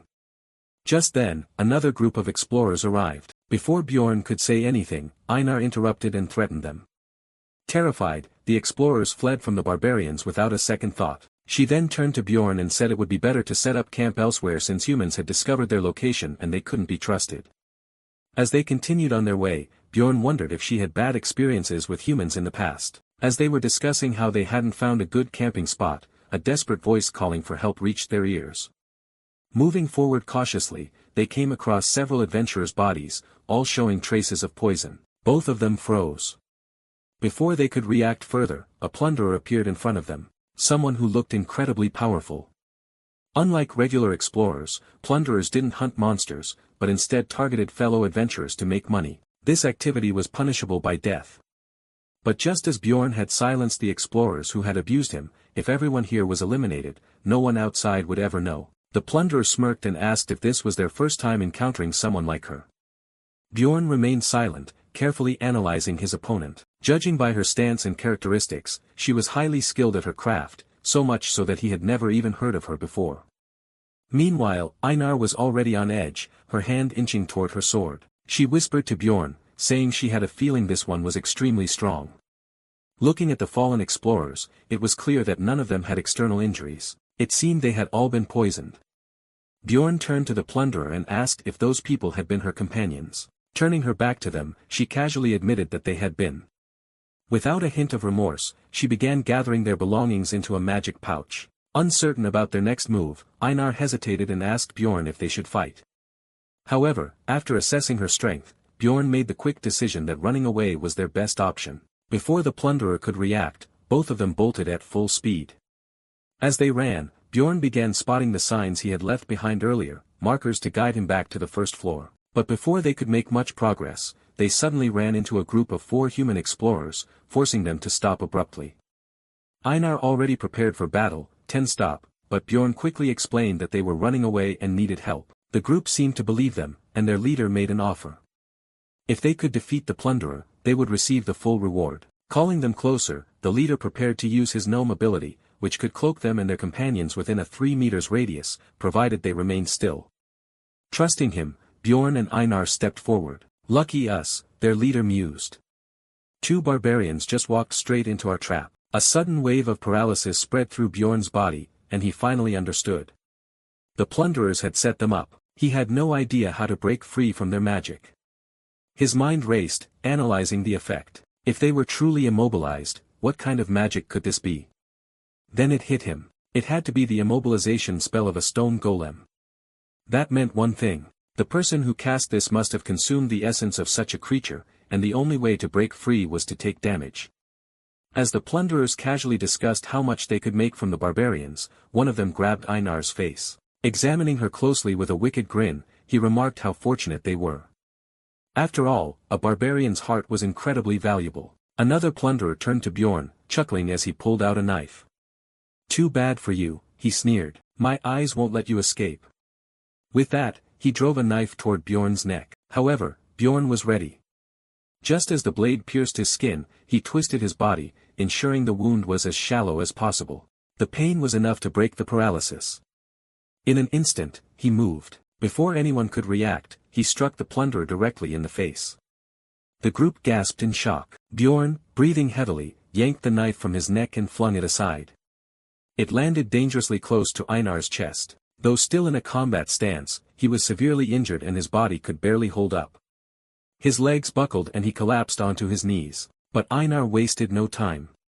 Gripping her sword tightly, she lunged forward, slicing through the plunderers with swift, merciless strikes. One by one, they fell until only the leader remained. Seeing his entire group wiped out, he turned and fled. Einar barely spared him a glance. Instead, she rushed to Bjorn, who was in critical condition. Desperation filled her voice as she shouted at him to stay alive. Clutching her sword, she swore vengeance while Bjorn, barely conscious, weakly reached out, struggling to ask for a potion. Bjorn's near-death experience resulted in an increase of 3 points in his mentality.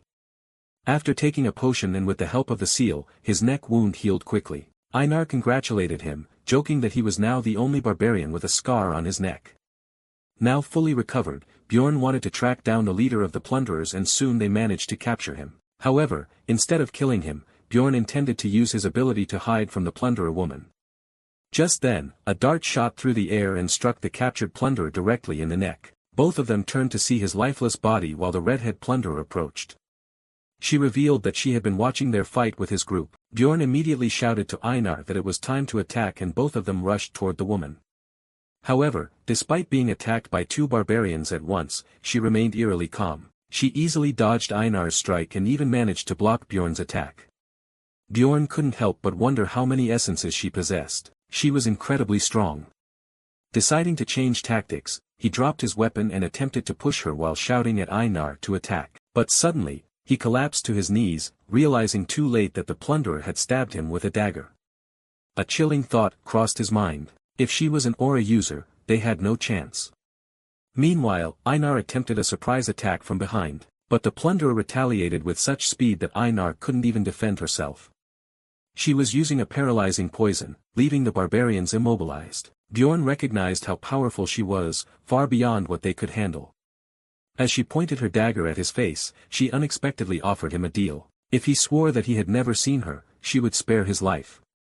She explained that she had never intended to kill the barbarians in the first place because she owed a debt to their race. Bjorn realized she was telling the truth. However, Einar warned him not to trust her, believing she was merely toying with them. Curious, Bjorn asked what would happen if he refused the offer. Without hesitation, the plunderer stated that she would kill him. Left with no choice, Bjorn swore on his honor. The plunderer, intrigued by his response, remarked that he was different from other barbarians and placed some kind of enhancement on him. It was now Einar's turn to respond.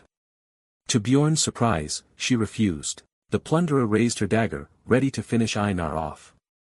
Desperately, Bjorn urged Einar to swear the oath. Einar tried to argue about the honor of barbarians, but Bjorn reminded her that she had promised to trust him. Still hesitant, she eventually gave in. Before leaving, Bjorn asked the plunderer which floor she had come from. She answered the 8th floor. That meant the barbarians had survived purely because of her promise. As she disappeared, Bjorn made a silent vow. Next time, their encounter wouldn't end like this. Returning to the 1st floor, they stepped out of the portal. The moment they did, Einar collapsed onto the ground. Bjorn asked if she was okay, to which she weakly replied that she was no longer a warrior. Bjorn simply stated that only the strong survived. There would be another chance in the future. Einar tried to come to terms with this, knowing that one day they would get their revenge. They took a break to rest, but despite his exhaustion, Bjorn couldn't sleep. He wasn't feeling as terrible as but humiliation weighed heavily on him. Just like when that blonde guy had saved him, the priestess had refused to heal him, and the swordsman had handed him a potion which he had drunk like a helpless fool. Bjorn remembered everything. The moment he had seen someone decapitated, the madness he had witnessed since entering this world. All he had done was try to survive, but now he was determined. He didn't want to live his life like this anymore. He asked Einar if she was willing to do whatever it took to become stronger, even if it was dangerous. Without hesitation, she agreed. She knew that if they didn't grow stronger, they would die. Bjorn then began explaining his plan to his companion. They would enter the rift and search for the case.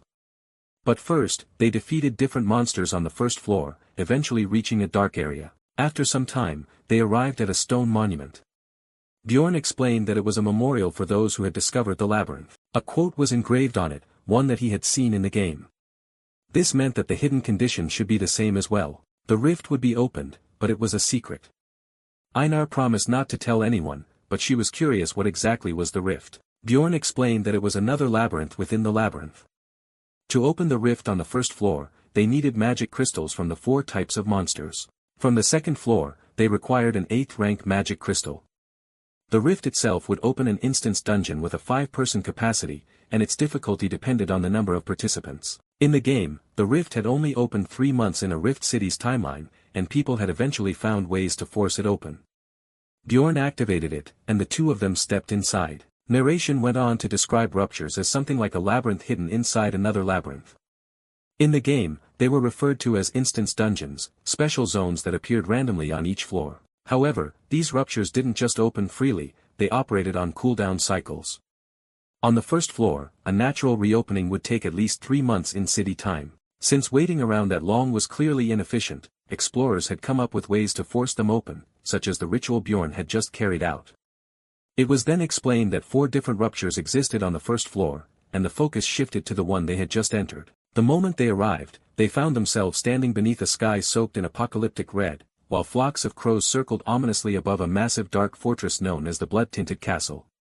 Bjorn wasn't surprised by the sight, having anticipated this outcome after using a death-fiend crystal. Einar, on the other hand, couldn't help but feel overwhelmed by the sheer scale of the structure.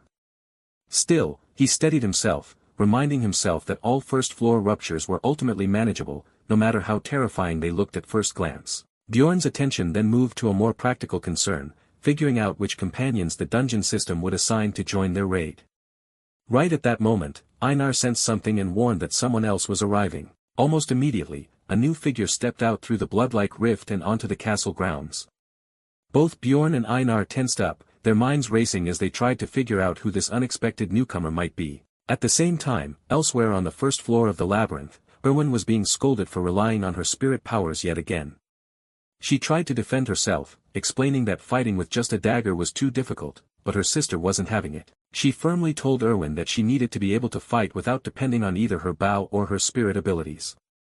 Erwin pushed back, saying that Bjorn had advised her to focus on her strengths and trust her teammates, sticking to the role she was meant to play within the group. Tyrsha dismissed that idea almost immediately, saying that while it sounded nice in theory, reality didn't work that way.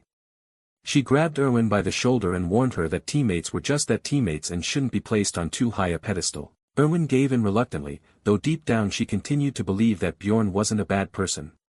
Shifting the topic, Tyrsha proposed that they should head up to the second floor, guessing that Bjorn was probably already earning solid money there. She explained that simply hunting monsters on the second floor wouldn't be enough for rapid growth, which was why they should aim to enter a rupture as well. When Erwin mentioned that she had always thought ruptures depended purely on luck, Tyrsha pointed out that many explorers went their entire careers without ever encountering one, despite their experience. She added that a rupture on their current floor had last appeared 8 months ago, meaning it should be close to opening again. In her mind, Tyrsha concluded that Bjorn, being inexperienced, likely had no knowledge of this and was progressing in a highly inefficient way. A subtle smirk crossed her face as she began forming plans around that very ignorance.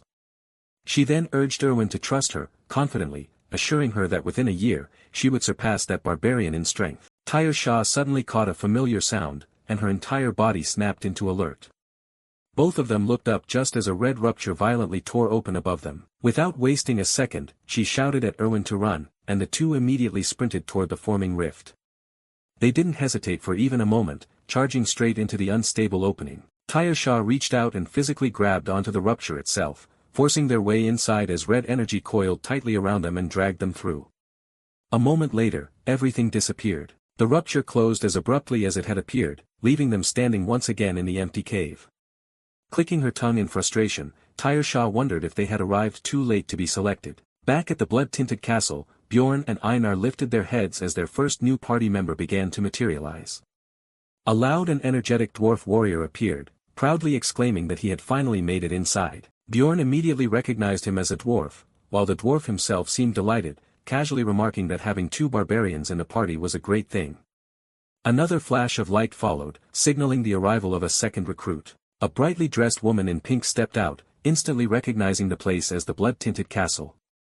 Bjorn was genuinely shocked to realize that this newcomer was a mage. He couldn't help but marvel at the fact that there were still mages operating on the first floor. As the mage approached, with the quiet man accompanying her, Bjorn assessed the situation and felt that their party composition was shaping up to be quite strong. Even the dwarf seemed surprised to see a mage here. The woman adjusted her hat with confidence, smiling as if she already belonged in control of the situation. Bjorn felt a surge of excitement, while Einar, curious, questioned whether mages were truly that impressive. Bjorn recalled that the city librarian was also a mage, and explained that the librarian was a powerful 9th-rank mage. People like that were considered far too valuable to the city, and were only allowed into the labyrinth after strict verification. Hearing this, the mage laughed lightly and stated that by those standards, her mere presence here should already prove her worth. She introduced herself as Alua Raven, a 6th-rank mage. Bjorn, observing her closely, felt that she carried a slightly condescending air, though she was still kinder than the mages he remembered from the game. Alua then gestured toward the quiet man beside her, introducing him as a professional carrier she had hired. The man calmly introduced himself as Tarjan. The dwarf followed with his own introduction, cheerfully stating that his name was Hikarad Murad, and that he had been an explorer for 3 years.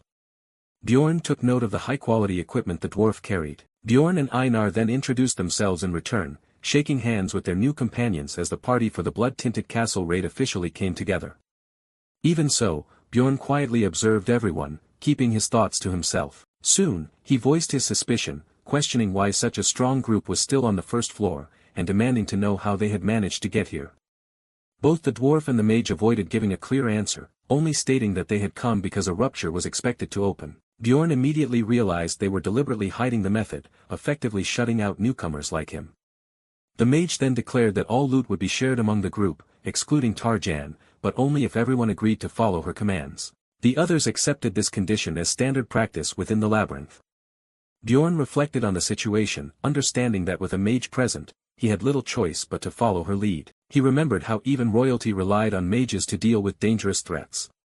At that moment, Einar suddenly spoke up, strongly objecting and catching Bjorn completely off guard. She loudly insisted that Bjorn should lead, claiming that he was an unusually wise barbarian. As Bjorn hurriedly tried to quiet her down, she continued praising him, pointing out that he even spent hours reading something unheard of for a barbarian. This only made the mage more curious. Einar didn't stop there. She passionately emphasized that Bjorn wasn't just different, but genuinely exceptional, boldly declaring him to be a great warrior. The atmosphere instantly turned awkward. Both the dwarf and the mage were left stunned by her outburst, while Bjorn covered his face in pure embarrassment, internally begging her to stop. The dwarf, amused, joked that Bjorn was lucky to have a wife who respected him so much, which immediately flustered Einar as she denied being married. The mage simply laughed it off and told everyone to calm down so they could move forward. Bjorn felt relieved that the focus had shifted away from him and noticed that Raven seemed more interested in gathering information than scrutinizing him. He silently hoped she would never direct her full attention toward him during the expedition. The dwarf then expressed concern that they barely knew each other's abilities, but Raven dismissed the need for deeper introductions. She explained that the monsters in this area were ranked 7 or lower and that she and Tarjin alone were more than capable of handling them. This statement made Bjorn and his companions tense up slightly. Raven then added that she would personally claim all loot from the Guardian for research purposes. The dwarf repeated her statement in disbelief, clearly upset that she intended to take everything from the Guardian. Conflicts like this over loot distribution were common in dungeons. The dwarf grew angry, questioning whether she thought he was a fool. The tension escalated rapidly, and as sparks began to fly, it became clear that the argument was on the verge of turning violent. Bjorn recalled that the Guardian dropped the highly valuable rupture flower. While mages prioritized research materials, explorers like them were mainly driven by money. Sensing the rising tension, Raven quickly offered to let the others take all the magic crystals instead. Bjorn immediately recognized this as a problem she herself had created. The dwarf rejected her offer, arguing that it left them with scraps, while Raven insisted her proposal was fair given the uncertainty of the drops. Bjorn noticed that Raven seemed genuinely surprised by the resistance, making him wonder if she was simply naive. Eventually, the two reached a compromise. Raven would take the Guardian's essence, while the dwarf would claim the numbered item. Bjorn quietly observed that both he and Enner had been completely ignored during this negotiation. At that point, Bjorn stepped forward, refusing to be left out. He made it clear that he wouldn't continue without securing a share for himself. He conceded the essence and the numbered item, but demanded the rupture stone for himself and Enner. Both Raven and the dwarf immediately called him greedy. They argued that having 2 barbarians in the party was already unnecessary and that asking for the rupture stone was excessive. Bjorn quickly realized that his initial demand had failed. Adjusting his approach, he backed down from the rupture stone and instead negotiated for 2 non-guardian essences. Raven and the dwarf fell silent for a moment, reconsidering his revised proposal. After a brief pause, Raven smiled and agreed to the new terms. Bjorn accepted that this was likely the best outcome they could get. He also noticed how quickly the atmosphere shifted back to friendliness, as if the intense conflict had never happened. The mage cheerfully suggested that they get moving, while Bjorn muttered to himself about how frighteningly ruthless explorers could be. Watching Raven demonstrate her authority once again, he strengthened his resolve to grow stronger. As the tension finally eased, Bjorn let out a quiet breath of relief. Despite dealing with experienced explorers who tried to suppress others from rising, he swore to himself that he would climb the ranks no matter what. A system message rang out, announcing that they had entered the blood-tinted castle. The narration followed by explaining that the castle was divided into 4 distinct chapters. The first chapter was the entrance drawbridge, the second was the outer castle wall district, shaped by urban-style combat, the third was the underground prison hidden within the inner walls, and the fourth and final chapter was the demon worship room, located inside the castle lord's chambers. As the party moved forward, they approached a massive doorway guarded by towering statues on both sides. Raven immediately identified the narration described these creatures as 8th-rank monsters that usually remain completely still, like statues, only coming to life the moment they detected intruders. True to that, the gargoyles suddenly activated and launched a high-speed attack without warning. Bjorn tensed up instantly, knowing their signature ability was petrification. The usual method to deal with them involved sacrificing one person to the petrification effect, while the others fought back. As Enner panicked and shouted Bjorn's name, fearing he would be the one sacrificed, Raven simply tipped her hat with quiet confidence, already prepared to handle the situation. The narration pointed out that everything changed when a mage was present. Raven cast her spell, invoking Artina Bayer, directly countering the curse. Bjorn immediately recognized it as a curse-canceling spell, and the petrification effect on him was completely nullified. With their most dangerous ability gone, the gargoyles were reduced to nothing more than melee opponents. Bjorn and Enner rushed in together, striking hard and cutting one down with ease. At the same time, the dwarf let out a loud battle cry as he charged the second gargoyle, smashing it with a crushing hammer blow. The creature staggered, barely able to stand, before the dwarf lifted it overhead with raw strength. Its eye shattered moments later, marking its defeat. A system message confirmed both gargoyles had been slain and granted the party experience.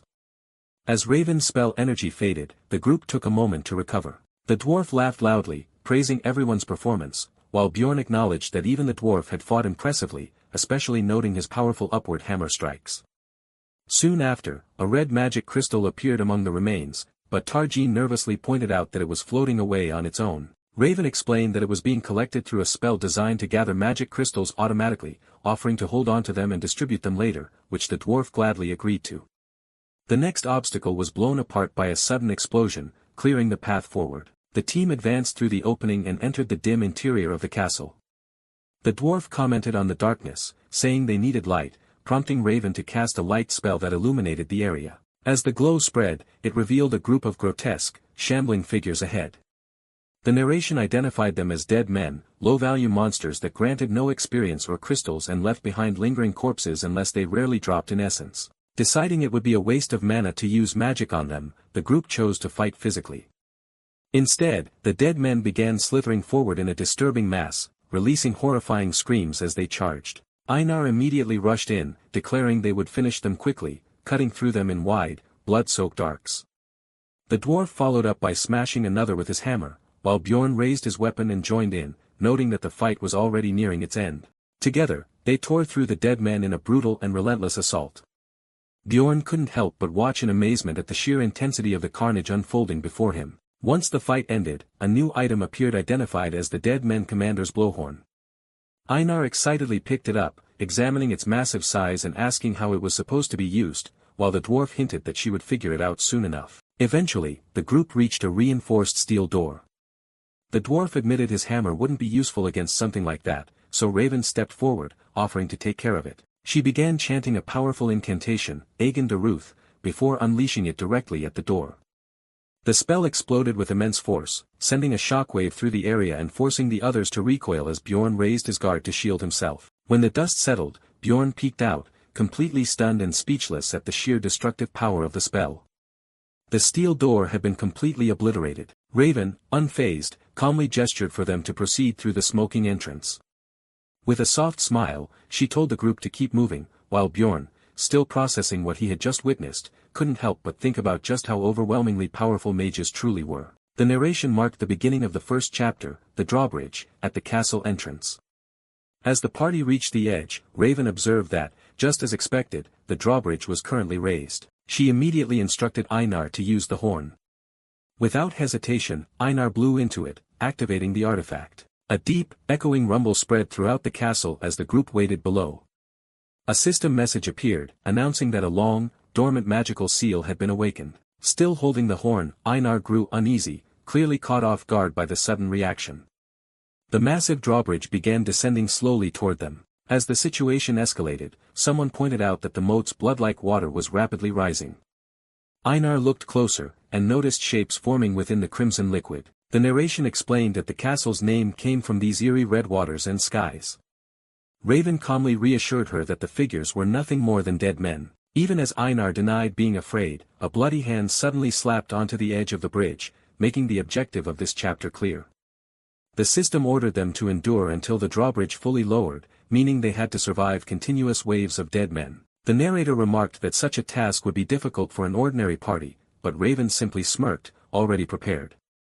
She called everyone to gather around her, explaining that with a wide area mage present, this stage was trivial. Then she unleashed another large-scale spell, Eutherna Daruth, flooding the surroundings with overwhelming magical force. The party stood within the spell's protective and destructive range as it tore through the incoming dead men. By the time the light faded, piles of disintegrating bodies surrounded them, while the group itself remained completely unharmed. The dwarf stared in amazement at the devastation, but Raven brushed it off as nothing more than dealing with weak enemies. Bjorn, however, couldn't hide his shock. He had known she was strong, but witnessing this made him realize just how massive the gap in power truly was. Raven casually stated that all that remained was to wait for the drawbridge to finish lowering, which surprised Bjorn, as the stage had ended far faster than expected. Soon after, the bridge slammed into place. Raven announced that they should proceed, and the narration confirmed the completion of the first chapter of the blood-tinted castle.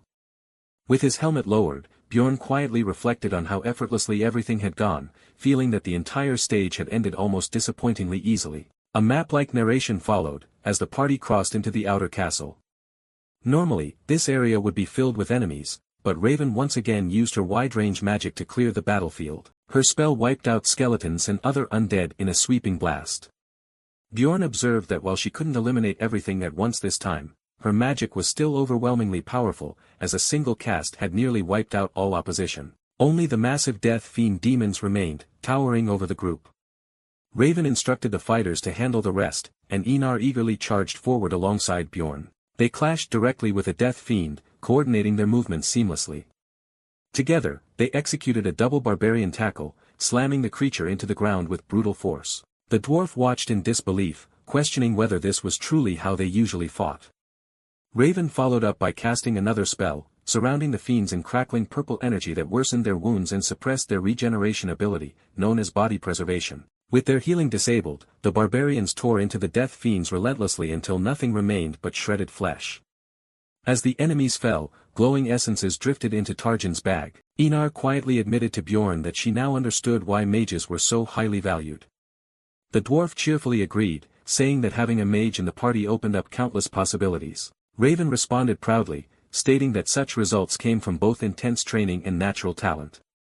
Bjorn, watching her, concluded that she clearly enjoyed showing off and was deeply obsessed with her magical research, even if she tried to appear modest. Since they now had some spare time, Raven asked the group to help gather research materials, and everyone, including Bjorn, agreed. After quickly collecting specimens and loot, she thanked them and suggested they move forward. As they continued, Einar casually wondered how many cream pies she could buy with the money they would earn. Meanwhile, Bjorn silently followed, but something caught his attention. Raven had carefully searched the area, yet she had ignored a particular object.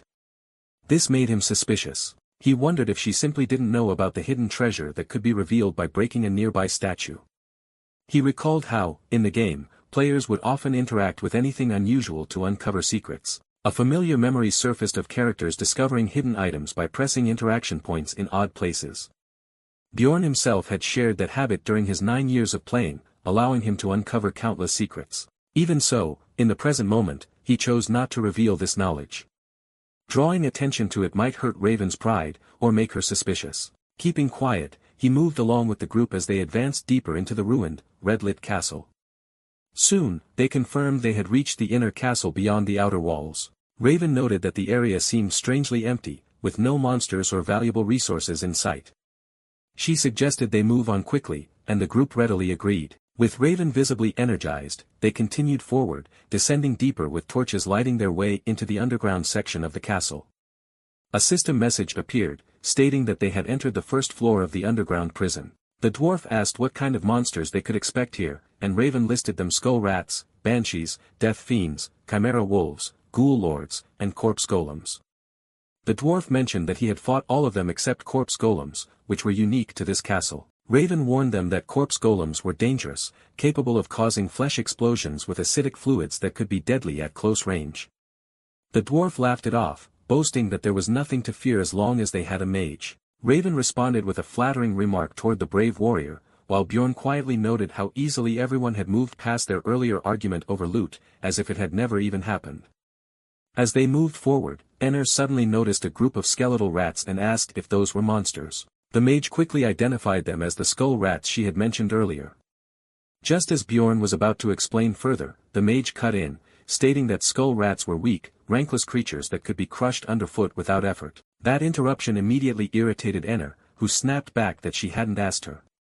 The mage's expression tightened, clearly annoyed at being spoken to like that. Before the tension could settle, Enner suddenly froze as a horrifying sound echoed through the area. Panic took over instantly as she clung tightly to Bjorn, shouting that a banshee was coming. Moments later, the grotesque figures appeared, shrieking as they rushed straight toward the group. The mage had already warned earlier that encountering a banshee would be bad, explaining that while they weren't necessarily the most dangerous enemies, facing them was an extremely terrifying experience. That explanation only made Enner more frightened. Bjorn, watching this unfold, couldn't help but feel that the mage was acting somewhat childish. Enner, still shaken, urged the mage to explain more, but the mage admitted she wasn't entirely sure. Bjorn then stepped in, mentioning that he had heard mages possessed methods to deal with banshees. The mage looked surprised at his knowledge and remarked that he was unexpectedly well informed. Dropping the casual tone, she declared that she would handle the situation without hesitation. She cast a powerful spell, unleashing a torrent of red magic toward the banshees. One of them was immediately engulfed, letting out a piercing scream. The rest swarmed toward her, their shrieks growing louder, but she responded by casting an even stronger fire spell. Flames erupted, swallowing the banshees completely as they burned and crumbled into nothing within the inferno. When the flames finally died down, she stepped out calmly and told the party to continue forward. The others could only stand there for a moment, stunned by the overwhelming display of power. Soon after, a system message appeared, announcing that they had entered the second floor of the underground prison. New enemies were introduced, a fearsome chimera wolf and a ghoul lord. The narration described the underground prison as resembling a mad scientist's laboratory, filled with grotesque creatures and disturbing objects. Bjorn observed the surroundings and felt that this was where things would finally become interesting. The dwarf praised Raven's strength and asked if she truly felt no fear in such a horrific place. Raven casually replied that she actually enjoyed areas like this, as environments like these didn't bother her at all. While speaking, she examined a section of the wall and revealed that, according to a map she had memorized, there was a hidden door there. She added that a corpse golem was waiting just beyond it. Bjorn quietly noted that she had even skipped the usual process of acquiring such a map. The group decided to leave behind their heavier gear before proceeding. Raven then asked Bjorn to light his torch so they could see clearly. Once ready, she announced that she was opening. As the door creaked open, it revealed a chamber packed with countless corpses. The party stood at the entrance, greeted by an overwhelming stench and a seemingly endless mountain of bodies stretching deep into the darkness.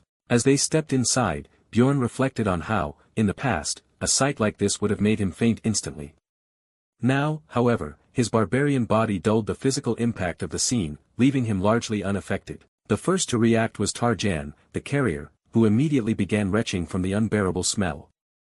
Raven followed soon after, struggling to suppress her own nausea. Bjorn realized that while she might be accustomed to gruesome sights from dissections, she clearly wasn't prepared for the stench as she began coughing and gagging.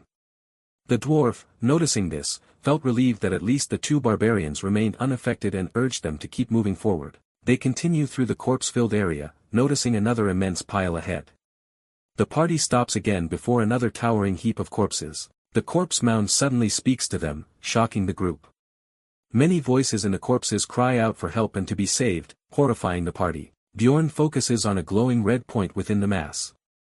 A system message declares that the first boss, the corpse golem, has appeared while the writhing flesh screams in pain, and Bjorn recalls that it was silent in the game. Hearing their pleas, he realizes they must act immediately. He shouts for everyone to pull themselves together. He curses that the dwarf has frozen up in terror. The corpse golem's agonized voices continue to echo, amplifying the oppressive atmosphere. Raven and the dwarf are reduced to trembling wrecks, and the Bjorn thinks bitterly that they are not living up to their reputations. He concludes that, at this rate, the strong allies will be useless and that he will have to carry the fight. The corpse golem looms before the two barbarians as they ready themselves to battle it. Dungeon and Stone is a niche game that has managed to reach its peak because of how many features it offered to different types of players. What stood out the most in his memory were its incredibly lifelike illustrations, especially the ones depicting creatures like the corpse golem. Those visuals had been so vivid that they spread across the internet as memes, even reaching people who had never played the game. Because of that, many could recognize monsters like the corpse golem without knowing anything about where they came from. But now, standing face to face with the real thing, Bjorn realized just how different reality was. No matter how detailed the game's artwork had been, it couldn't come close to the sheer horror of seeing the creature in person. The living corpse golem was far more terrifying than any drawing could ever capture. The mage, who had earlier claimed to be skilled in dissections, was now bent over, barely holding back vomit. Even the experienced dwarf looked shaken to his core, and the supposedly tough carrier was visibly trembling, drool slipping from his mouth in fear. Bjorn noticed the irony in all of this. Despite being treated like inexperienced newcomers, only he and Einar were mentally holding it together. The two barbarians were the only ones still ready to fight. As the corpse golem suddenly attacked, Einar snapped out of her shock and shouted at everyone, demanding to know what they were doing. She immediately urged them to move. Bjorn didn't hesitate, charging forward and striking one of the incoming corpse bombs midair. Another exploded near the dwarf, spraying acidic gore in all directions. The corrosive green fluid splashed across the dwarf's face, and he screamed in agony, shouting that his eyes were burning. Bjorn quickly realized the dwarf had been taken out almost instantly, which made him glance toward the mage. She was still too busy vomiting to even react. Understanding the situation, Bjorn gave a sharp order. Einar was to drag the blinded dwarf to safety and guard the mage while he handled the boss. He knew that if he didn't act smartly, all of them would die. Without waiting, Bjorn rushed forward alone, deliberately drawing the corpse golem's attention. He relied on his knowledge of its attack patterns. At a distance, the creature threw explosive corpses. While at close range, it hurled chunks of flesh directly at its target. If anyone got too close, it would try to pull them in and devour them. Bjorn understood that under no circumstances could the mage get near it, if the golem shifted its focus toward her while she was still panicking. So he kept his distance, using his shield and precise movements to bait every attack toward himself, buying time until she could recover. Eventually, the mage steadied herself. She forced herself upright, gripping her staff as her breathing slowed, and her focus returned. Then, without hesitation, she unleashed her most powerful fire magic. Flames erupted across the battlefield, engulfing everything in a blazing inferno. Bjorn and Einar watched in awe as the overwhelming power of the spell burned away the corpse golem's outer body in a single strike, something that would normally take countless torches and a long time to achieve. As the flames died down, the monster's inner skeletal core was revealed. Einar immediately recognized it as the second phase, where the creature transformed into a skeleton golem. Bjorn quickly reminded her that the fight wasn't over, and called her to move. Both of them leaped forward at the same time, targeting the exposed core. While the corpse golem in its full form was ranked 7, once its outer layer was gone, it became manageable for two barbarians. Taking advantage of that, they pressed forward aggressively. Together, they smashed the skeleton core apart, and a system message confirmed the defeat of the corpse golem, awarding them experience. Catching her breath, Einar suddenly noticed something forming where the boss had fallen. A swirling light appeared, and she called out, asking if it was what she thought it was. Bjorn confirmed it. It was the essence of the corpse golem. They both understood the significance. Ruptures acted like treasure chests, and elite monsters like this, which didn't appear in normal areas, were extremely valuable sources of experience. While Guardian loot was already highly sought after, Rupture rewards were even more appealing due to their increased chances of dropping essences. Bjorn found it almost strange that this was their first essence so far. Standing before it, Bjorn considered their position. He and Einar had done most of the fighting, and according to their agreement, they had the strongest claim. Deep down, he had hoped for 2 essences, ideally from a death fiend for regeneration, and a chimera wolf for strength. Still, obtaining a rare rank 7 elite essence like this, which could only be found in the blood-tinted castle, was an incredible opportunity. He evaluated its effects carefully. The corpse golem essence boosted pain tolerance, poison tolerance, perception, weight, bone density, strength, and appetite. While it reduced perception slightly, the increase in bone density and weight significantly improved both defense and attack power. The added strength and resistance to pain and poison were also valuable. However, the drawbacks were just as serious. One of its abilities, Flesh Explosion, dealt damage at the cost of the user's own health. Another passive effect made the user's bodily fluids acidic, which would gradually damage their equipment whenever they were injured. Bjorn quickly concluded that while the essence was powerful, maintaining it would require heavy spending on potions and gear repairs. Because of that, he decided to leave it for the moment and focus on treating the injured dwarf, knowing the essence wouldn't disappear immediately. The dwarf, clearly ashamed, admitted his failure and thanked the two barbarians, acknowledging that things would have gone horribly wrong without them. Einar bluntly added that he would have died if not for her. The dwarf laughed awkwardly, admitting that despite all his experience, he had never encountered something like this before. Bjorn reflected on how close they had come to dying, not because they lacked strength, but because they lost their composure. It was a harsh reminder that this wasn't a game anymore, but reality. Raven then quietly apologized, her tone subdued, and Bjorn found himself wondering if she had finally returned to her normal self. Bjorn finally spoke up, declaring that it was time to discuss the distribution since they had defeated the corpse golem. Raven agreed, remarking that she was glad she had forced herself to cast that crucial spell. Hearing that, Bjorn couldn't help but grumble internally, thinking about how selfish explorers could be, noticing how she focused on her own contribution instead of thanking them. Realizing that if he stayed silent, they would walk away with nothing, he stepped forward and firmly stated that he and Einar had saved everyone and had done more than their share. Raven acknowledged his point and asked what he was proposing. Bjorn steadied himself and made his demand, stating that he and Einar would take the rupture stone. The group fell silent as they processed his words. After a moment, the dwarf cleared his throat and spoke in support, admitting that he would have died without Einar's help. Raven hesitated, clearly conflicted, saying she wasn't fully in favor of the arrangement. Bjorn countered by promising that if they encountered another rupture stone later, he would give them a fair chance at it, presenting it as a reasonable compromise.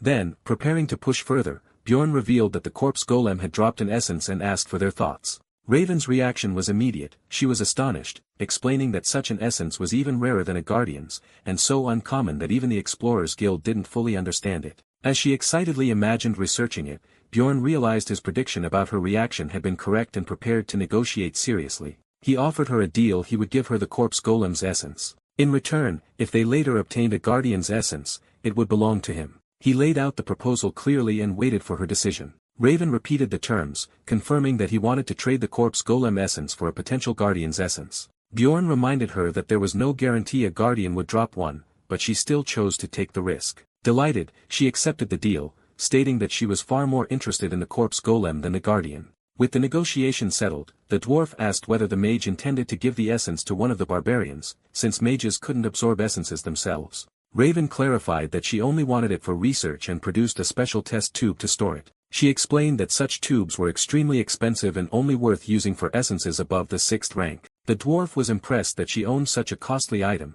and she admitted she only had one. Bjorn realized that using her only tube on this essence meant she valued the corpse golem highly, reinforcing his belief that trading it had been a worthwhile gamble. After carefully sealing the essence inside the tube, Raven announced she was ready to move on.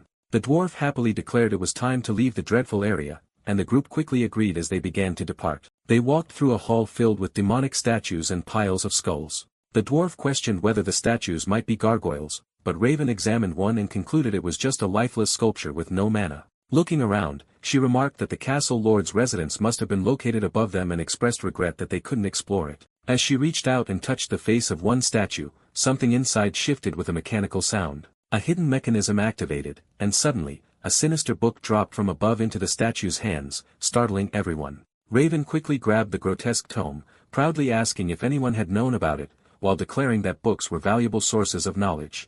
The narration identified the book as the Necronomicon, a highly valuable dark magic tome that Bjorn had originally planned to retrieve later. Seeing this, he realized that Raven was more knowledgeable than he had expected. Internally, he couldn't help but feel frustrated as he watched her claim such valuable loot for herself. She confidently stated that since she had found the book, she would keep it, and the others accepted this, believing it couldn't be taken out of the dungeon anyway. However, noticing her slightly awkward laugh, Bjorn realized that she also knew the truth that the book could, in fact, be taken outside. He understood that the Necronomicon counted as an item, meaning it didn't require spellbinding to leave the dungeon. His attention then shifted to another statue nearby, and he found himself wondering why someone as knowledgeable as Raven seemed unaware of the hidden secret tied to the fountain outside. As he continued staring at her suspiciously, she grew slightly uneasy and quickly suggested that they move on. The group proceeded through the Devil Worship Hall, continuing their hunt. Along the way, they fought gargoyle statues once again, followed by battles against ferocious chimera wolves. Eventually, they reached their next major encounter, the second mini-boss, a skeletal knight mounted on a horse, known as the Bone Knight. Raven commented that they had been quite lucky so far, having already obtained the corpse golem essence and now encountering a desire type of Bone Knight. Bjorn silently agreed, recognizing that their luck had indeed been unusually good. The Bone Knight stood before them as a 7th rank monster, one that could possess 3 different attributes: hatred, sadness, or desire. The sadness type used madness-inducing fog, making it especially troublesome, while the hatred type wielded a level-draining ability called soul-slaying, making it the most dangerous of the 3. The one they were facing, however, was confirmed to be the desire type. This variant possessed a regeneration ability known as life power absorption. Raven immediately stated that she could counter that regeneration using her injury-worsening spell and told everyone not to worry as she began casting. Her magic burst forth, binding both the Bone Knight and its mount. Since desire types were considered the easiest to deal with, the fight quickly tilted in their favor. As the creature struggled under the effects of her spell, Bjorn couldn't help but think that with such an advantage, something even better might happen. Moments later, the Bone Knight fell, and just as he had hoped, it dropped its essence. Bjorn was genuinely surprised. They had already obtained the corpse golem essence earlier, and now they had another one. He began to wonder if his luck had finally turned around. The dwarf congratulated him, assuming that the frontline fighters would naturally take the essence. Instead, Bjorn surprised everyone by offering it to Enner. Even she was caught off guard. Deep down, he did want the essence. But recalling his knowledge from the game, and how he used to analyze things like a player reading a wiki, he concluded that it would be more efficient for Einar to take it. Life power absorption worked best with sword users, making it a perfect match for her. He remembered how reliable she had been ever since they entered the labyrinth together and decided that she was someone he could trust. Einar gratefully promised to repay him, and Bjorn felt that her loyal nature would make her a strong, long-term ally.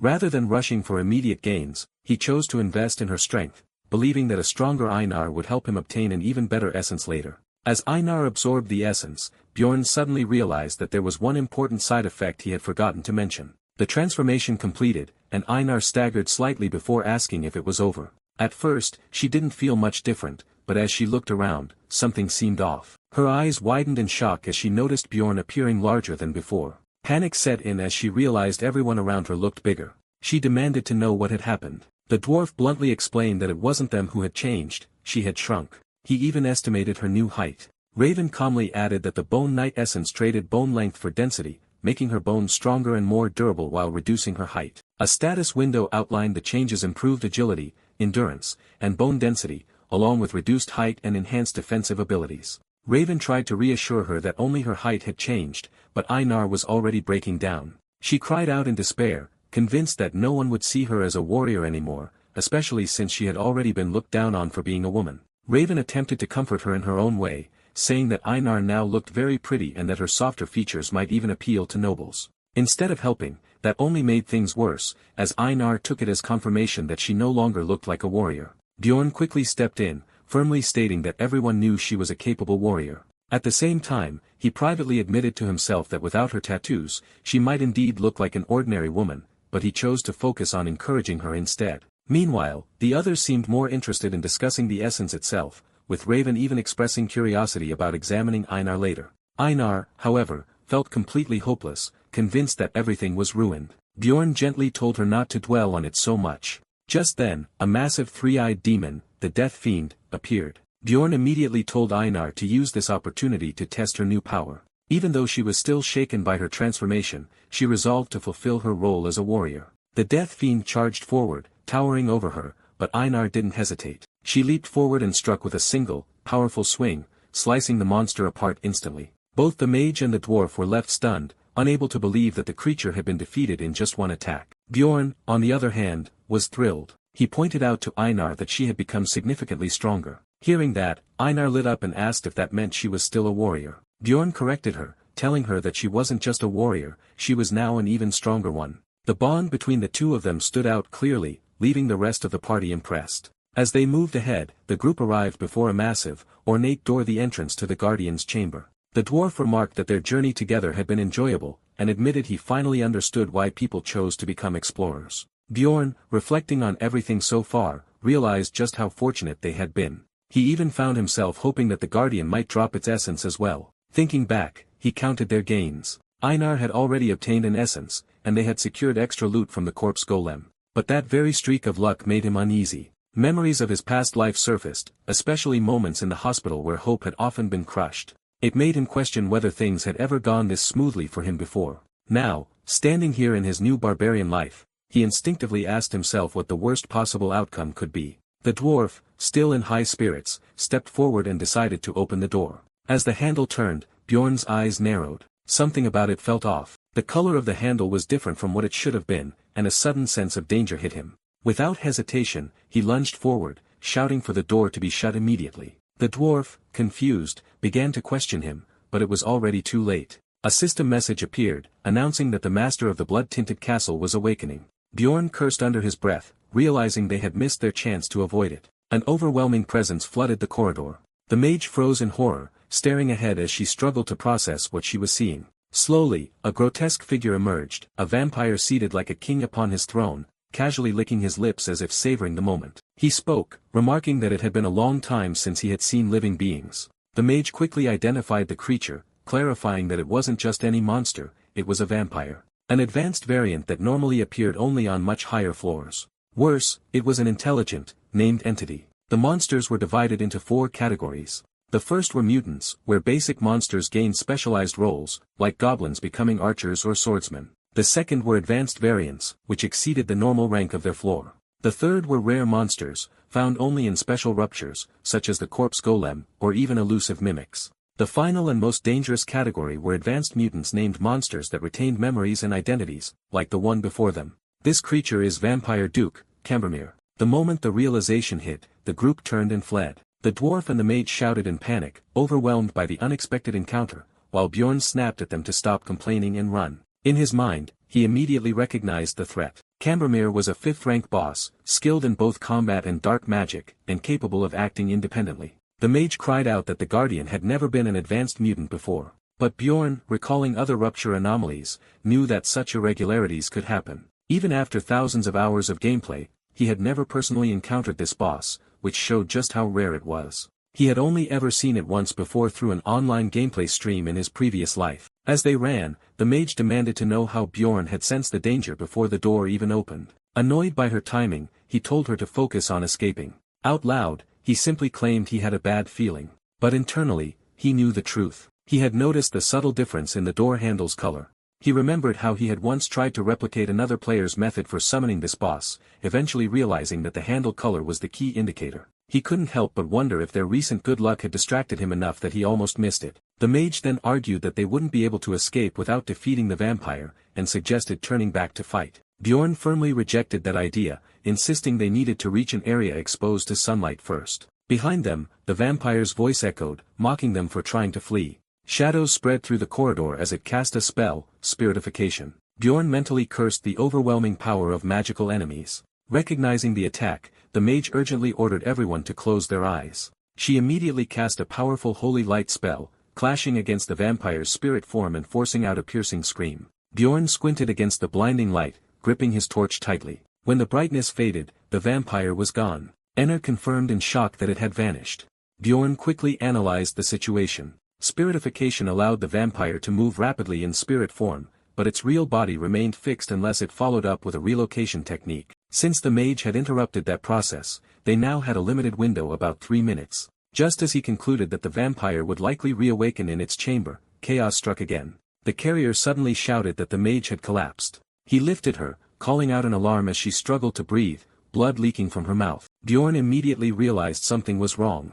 This wasn't a normal side effect of vampire abilities. A strange, ominous sensation stirred within him, making him suspect that another unknown essence might be involved. He recalled the gameplay video where the player had died before revealing what essence the vampire possessed. With too many unknown variables, he decided that survival was the only priority. When the dwarf worried about navigating without the mage, Bjorn stepped forward confidently, stating that he knew the way. He admitted that he had memorized the route and took the lead, deciding that staying alive mattered more than hiding his unusual knowledge. Drawing on his countless hours of gameplay, Bjorn guided the group through the corridors with precision. He was certain of the castle's layout, and there was no hesitation in his movements. Eventually, they reached the exit, leaving the dwarf in awe at how Bjorn had remembered everything after just one real run. But just as they thought they were safe, Bjorn felt something and his eyes widened. The vampire's spirit was pursuing them once again. He immediately shouted for everyone to hurry. The group burst out into the sunlight at the dungeon's entrance. As the vampire's shadowy form followed, it began to weaken under the light. They sprinted forward, putting distance between themselves and the dungeon as the creature's presence recoiled from the brightness. Inside the sunlight, Enner and the carrier watched in shock as the remaining shadows tried to push forward, only to be forced back. The vampire's spirit gradually dissipated, retreating into the darkness as it failed to withstand the light. Exhausted, the group finally stopped outside. Bjorn pointed out that spiritification was especially vulnerable to sunlight, silently grateful that it was still daytime. The dwarf, catching his breath, stared at him in amazement, remarking that Bjorn had truly memorized the entire route after seeing it just once.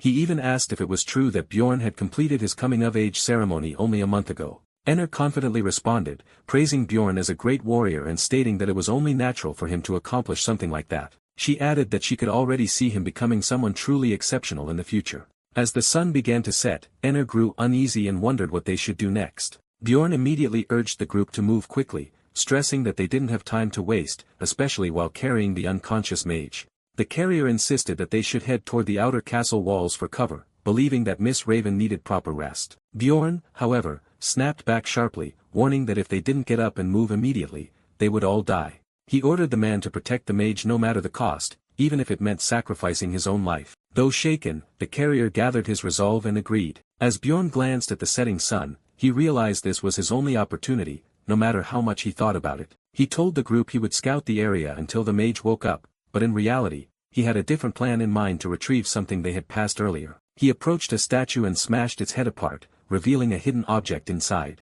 The moment he saw it, he confirmed that his suspicion had been right. The system explained that the item, known as Goddess Tears, was a single-use relic capable of healing allies while also damaging evil monsters. Later, Bjorn returned and greeted the mage, who had regained consciousness. He confirmed that they had managed to escape the vampire for now, but warned that it would return once the sun fully set, something she acknowledged. He then asked about her earlier condition. She explained that it was most likely caused by a skill called pain sharing. Bjorn internally noted that it was fortunate the vampire had only possessed an 8th rank essence. He then asked how long she would need to recover. She estimated around 20 minutes, after which she would be able to cast a 7th rank spell about 5 times. Bjorn found that number far from reassuring. Without hesitation, he asked if she knew any sun-based magic. The question immediately irritated her, as she pointed out that asking a mage to reveal their spell list was considered extremely rude. Bjorn acknowledged that he knew about such etiquette from his knowledge of the game, but dismissed it, deciding that it didn't matter.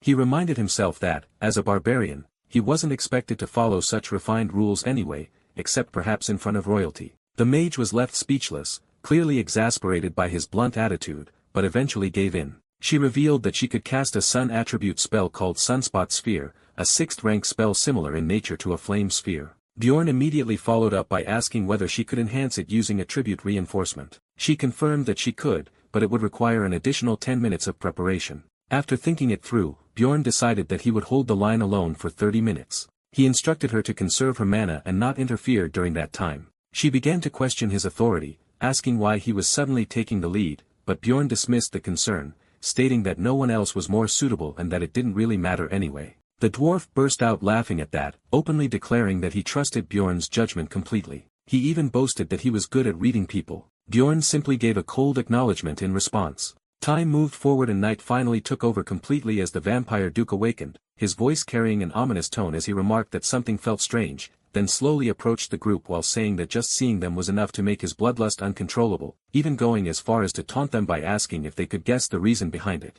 Bjorn and the others stood firm in formation, fully aware that their only objective now was to survive for 30 minutes until the mage's spell was ready, because anything less than that meant certain death. Without warning, the vampire attacked, slashing forward with his long claws and drawing blood before releasing a feral scream as his power erupted violently, forcing Bjorn to immediately take control of the situation, as he ordered Tarjin to retreat with Raven while he and the others held the line against the charging monster. To Bjorn, the situation felt exactly like the game, where even intelligent monsters rarely wasted time talking before diving straight into battle, and just as expected, the vampire lunged at them with terrifying speed, prompting a shout of warning as it closed the distance and unleashed another lethal strike. The dwarf stepped forward and intercepted the blow with his hammer, the impact sending blood flying everywhere as he strained under the pressure but still managed to grin, even joking about how heavy the vampire felt, which made Bjorn instantly recognize that the dwarf was using his first essence, the 7th rank monster Iantro's ability called Weight Balance, a skill that enhanced stability.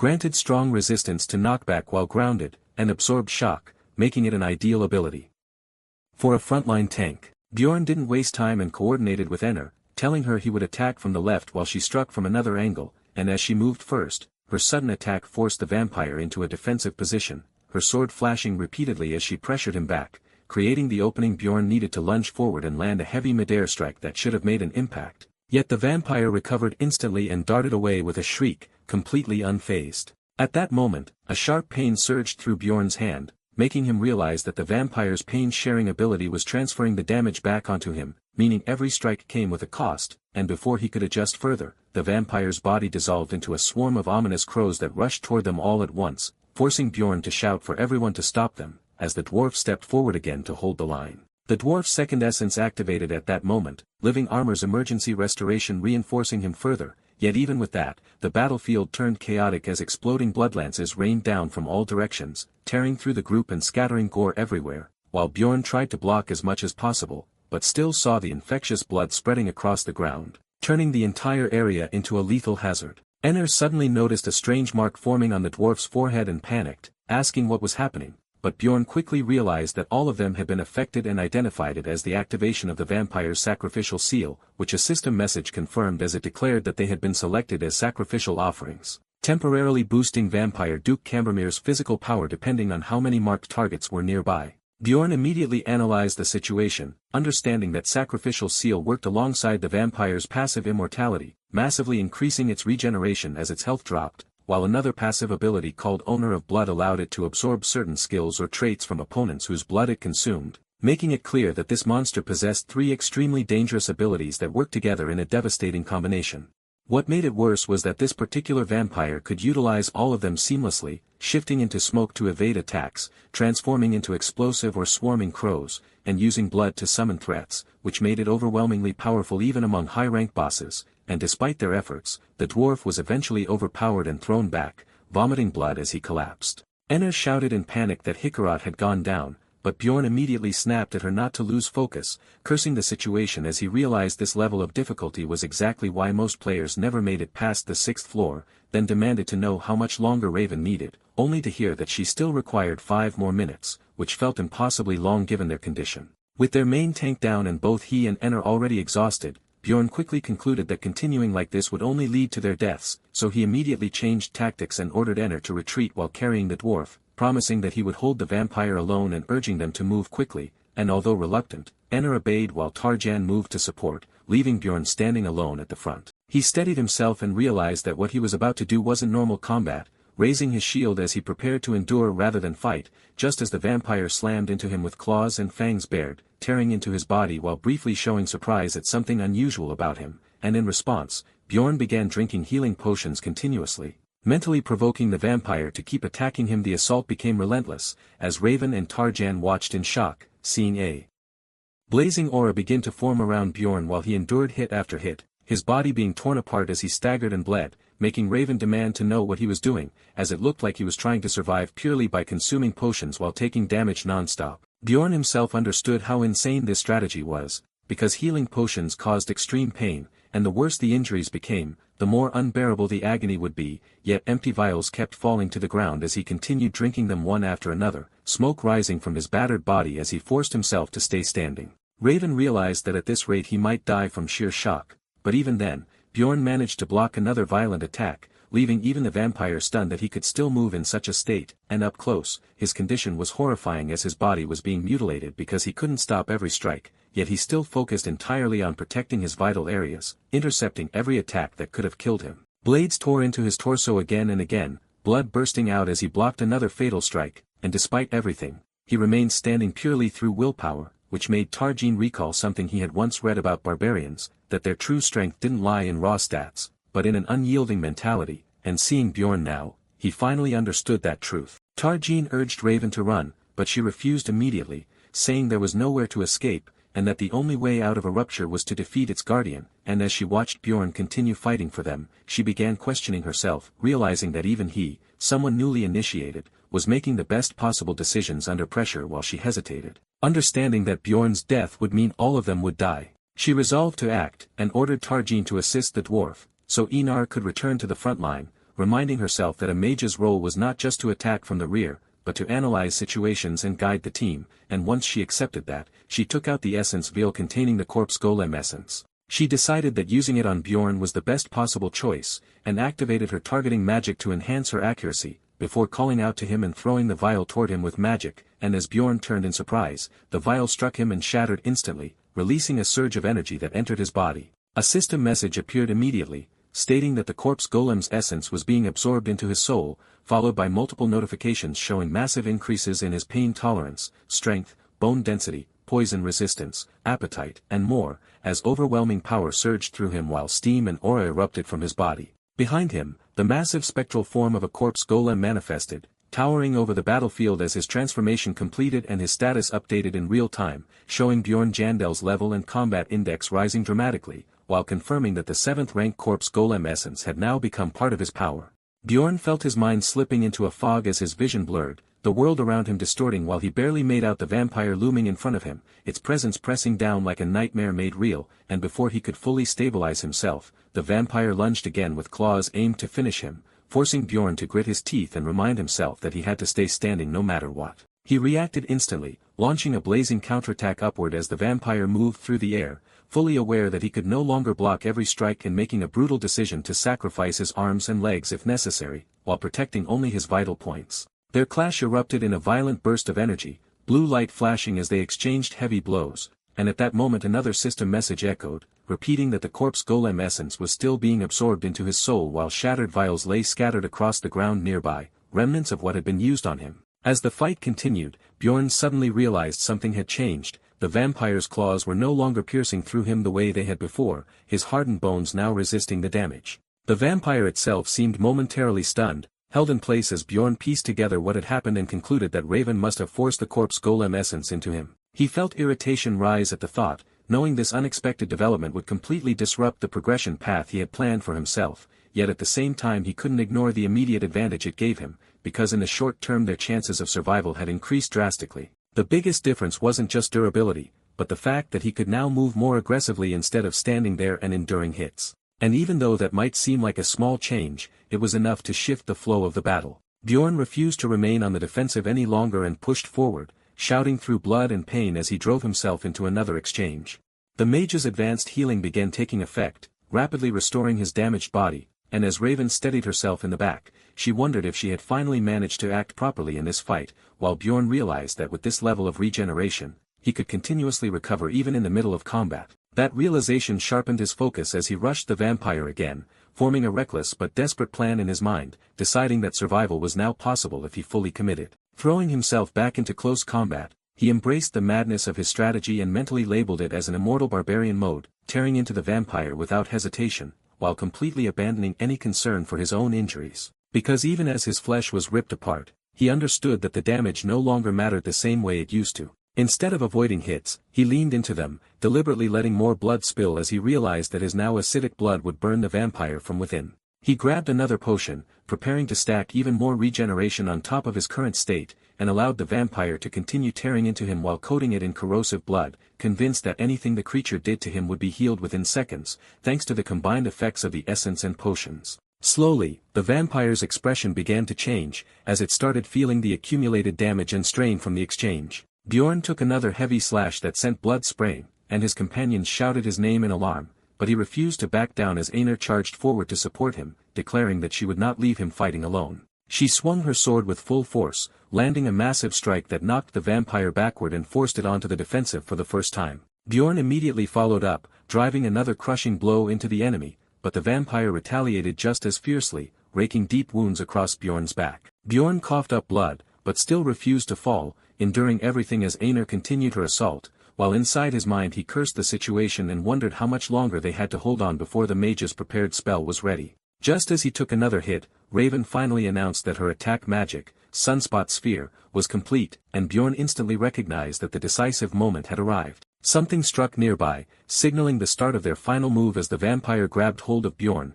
confused by the sudden shift in momentum, while Bjorn groaned through the pain and prepared himself for what came next. With a shout, he launched himself upward while dragging the vampire along, forcing both of them into the air toward the incoming attack, and while holding on to the creature, he yelled for the dwarf to act immediately. The dwarf responded without hesitation, lightning gathering around him as he activated his skill, expulsion, releasing a massive surge of energy that shot toward the vampire, and in the next moment, a gigantic mass of lightning crashed down, engulfing the stunned creature and electrocuting it where it stood. A system message appeared, declaring that vampire Count Cambermere had been rendered unconscious. Seeing the opportunity, Bjorn realized it was finally time to use the item he had been saving. He pulled out the vial he had obtained earlier, recalling the statue he had destroyed to retrieve it, and identified it as Goddess Tears. Without hesitation, he pinned the vampire down and declared that he would feed it this so-called treasure, forcing the vial into its mouth before slamming a punch into it and shouting for it to take it and die. The blessing activated instantly, designating the target area for destruction as a burst of holy light erupted around both Bjorn and the vampire,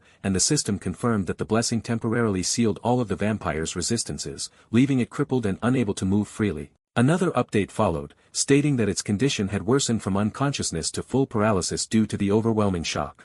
Raven shouted desperately for Bjorn to escape the blast zone, but at that exact moment, she released the fully prepared 6th rank spell, Sunspot Sphere, warning that anything caught within its range would be incinerated. The blazing sphere descended rapidly, heading straight toward Bjorn and the immobilized vampire, and as Bjorn saw it coming, he cursed inwardly, realizing too late that he should have retreated when he had the chance. The spell detonated in a massive explosion, engulfing everything in a sea of flames, and a system message followed, stating that Bjorn had been caught in the blast and rendered unconscious, while the vampire triggered its pain-sharing ability at the same moment, causing the mage, the dwarf, Einar, and Tarjan to all collapse unconscious as well. Bjorn's consciousness flickered weakly as he woke up in overwhelming agony, his body barely responding while he lay in a pool of blood, struggling to even process whether they had actually won, and as silence filled the area, he began to question if the vampire was truly dead or if something had gone horribly wrong. Forcing himself up, despite the pain, he looked around and saw all of his allies collapsed, which made him realize he had to assess the situation alone,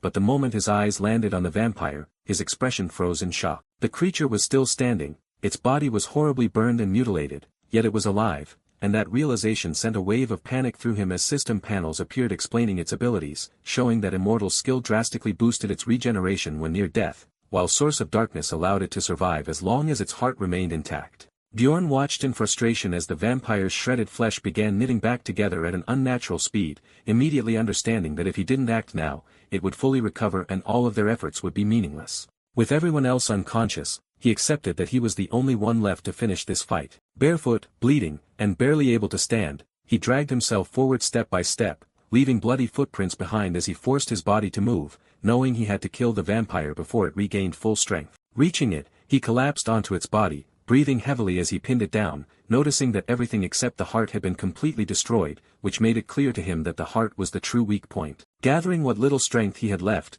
Bjorn raised his arms and realized that the vampire had instinctively protected its heart during the sunspot sphere by shielding it with its arm, and with that realization, his anger surged as he began slamming his fists into its chest repeatedly, shouting for it to finally die while recalling the last skill he could still use. Pressing his hands over the vampire's heart, he activated Flesh Explosion, and the moment it triggered, everything around the heart erupted into a gruesome crater of blood and destruction. The backlash hit him instantly, pain surging through his own body as he cursed through clenched teeth, but he understood that stopping now meant death, so he forced himself to keep going, triggering Flesh Explosion again and again, tearing apart the regenerating flesh while his own body suffered equally from the damage. Each explosion pushed him closer to his limit, his vision blurring further as the battlefield turned into a chaotic blur of gore, yet he refused to stop, even as a warning appeared, showing that his HP had dropped below 1%. He realized that if he continued, he would die alongside the vampire, but he accepted that outcome without hesitation, and unleashed another explosion directly at the heart,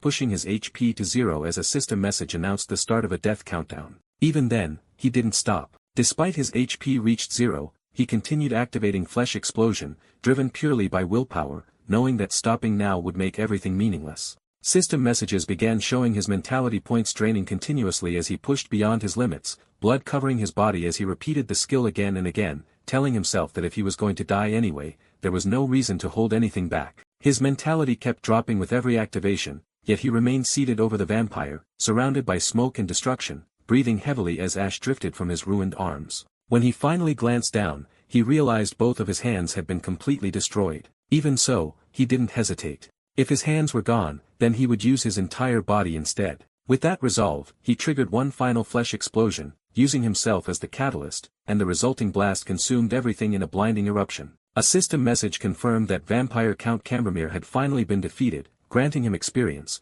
and Bjorn recognized that the monster had truly been killed only because he had pushed himself to the very end. Additional system notifications followed, awarding bonus experience for defeating a high-ranking mutant guardian and announcing that he had leveled up, though he immediately noted that leveling up did not restore HP in this world. Then new prompts appeared, showing his spirit power increasing along with his maximum essence capacity, and to his surprise, the rare guardian essence, something that only had a 1/3 drop chance had actually appeared. And before he could react, the vampire's guardian essence was absorbed into his soul in a burst of light. Another system window explained that due to the passive ability Source of Darkness, he could no longer die unless his heart was destroyed, while additional notifications showed that the immortal effect had rapidly restored his HP, pushing it back above 1% and cancelling the death countdown entirely. An achievement message followed, rewarding him with a permanent increase in mentality for surviving even after the countdown had begun, and his updated status window displayed Bjorn Jandel at level 3, with significantly improved stats and the newly acquired Guardian Vampire Essence. Some time later, Bjorn suddenly jolted awake, gasping for air, as he realized with shock that he was still alive, and as his vision cleared, he saw that his head was resting in Enner's lap, who greeted him happily as he tried to process what had happened. He immediately asked where the others were, and she explained that they had left 3 days ago, worried about his condition, which shocked him further as he learned he had been unconscious for 3 full days. The realization hit him hard as he exclaimed that if 3 days had passed, then it must already be the crucial 7th day, and as he tested his fingers, he was stunned to find his hands fully restored, with no visible injuries remaining on his body. Then suddenly, something else hit him, and he demanded to know where his pants had gone.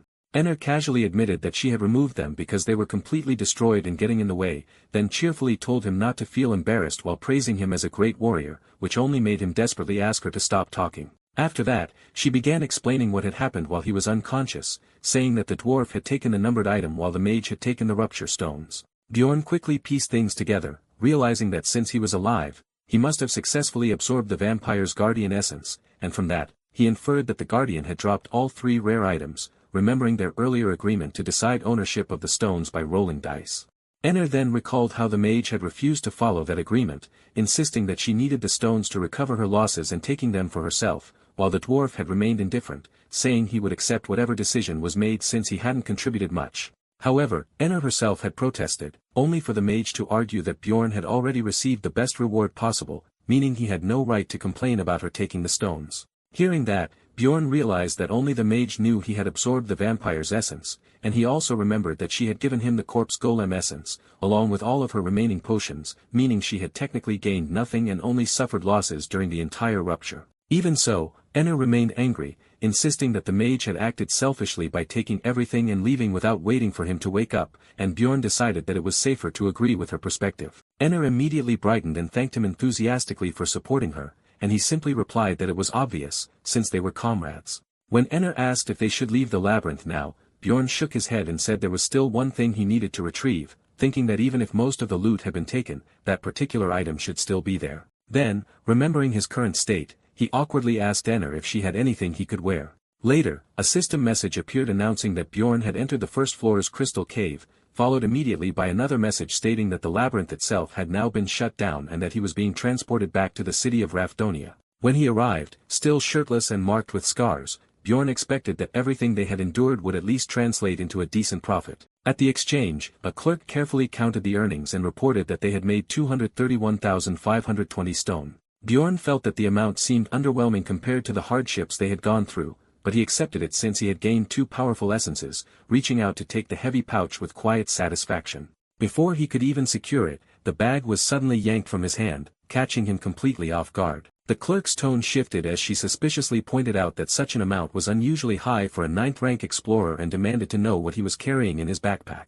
Bjorn, confused and uneasy, questioned why she was asking, noting that no one had ever treated him like this before. Just then, a firm voice ordered him not to move, and when he turned, he found himself surrounded by armed guards with spears aimed directly at him. Shocked and cursing internally, he was informed that the discussion would continue in an interrogation room. At the same time, elsewhere in the city plaza, a group of returning explorers gathered. Among them stood a visibly exhausted Erwin, who wiped the sweat from her brow while reflecting on how unexpectedly difficult the 3rd floor had been. She recalled facing the overwhelming power of 7th-rank monsters, far beyond anything she had encountered before, remembering in particular a massive armored boar-like creature that had left a strong impression. Thinking back on the expedition, she also remembered how Teresia had fought a 6th-rank monster they encountered by chance, making the entire experience feel like a true adventure rather than a desperate struggle for survival, and the thought of it made her excited to share everything with Bjorn. Later, when she returned to the Stone Exchange Center with her party, she realized that Bjorn wasn't there. Assuming she had simply misjudged the timing, she cheerfully imagined showing him the new essence she had obtained during the raid, wondering if he would test it the same way he had before. The memory of that moment, when his testing had painfully twisted her shoulder, still made her blush, yet despite that, she found herself wanting to see him even more. She approached the guild counter alone to exchange her loot, and the staff expressed surprise when they saw that she had earned 184,100 stone, despite being only a 9th-rank explorer. She explained that she had been part of a group led by her sister, and when asked for confirmation, she provided Teresia's name. The clerk checked the records, verified that her sister was indeed a certified explorer, and approved the transaction, allowing Erwin to leave with her reward. Returning to their lodging in the quiet town, Erwin felt at ease and began humming softly as she took a bath after the exhausting trip. While getting dressed, she wondered whether Bjorn had already returned, and as she put on a simple white dress, she decided that she would treat him to a nice dinner using her earnings. Smiling to herself, she felt a growing sense of anticipation, eager to hear about his experiences and see him again. However, when she arrived at Bjorn's lodging and asked about him, she was told that the occupant of room 302 had still not returned. The answer caught her off guard, and a sense of unease crept in.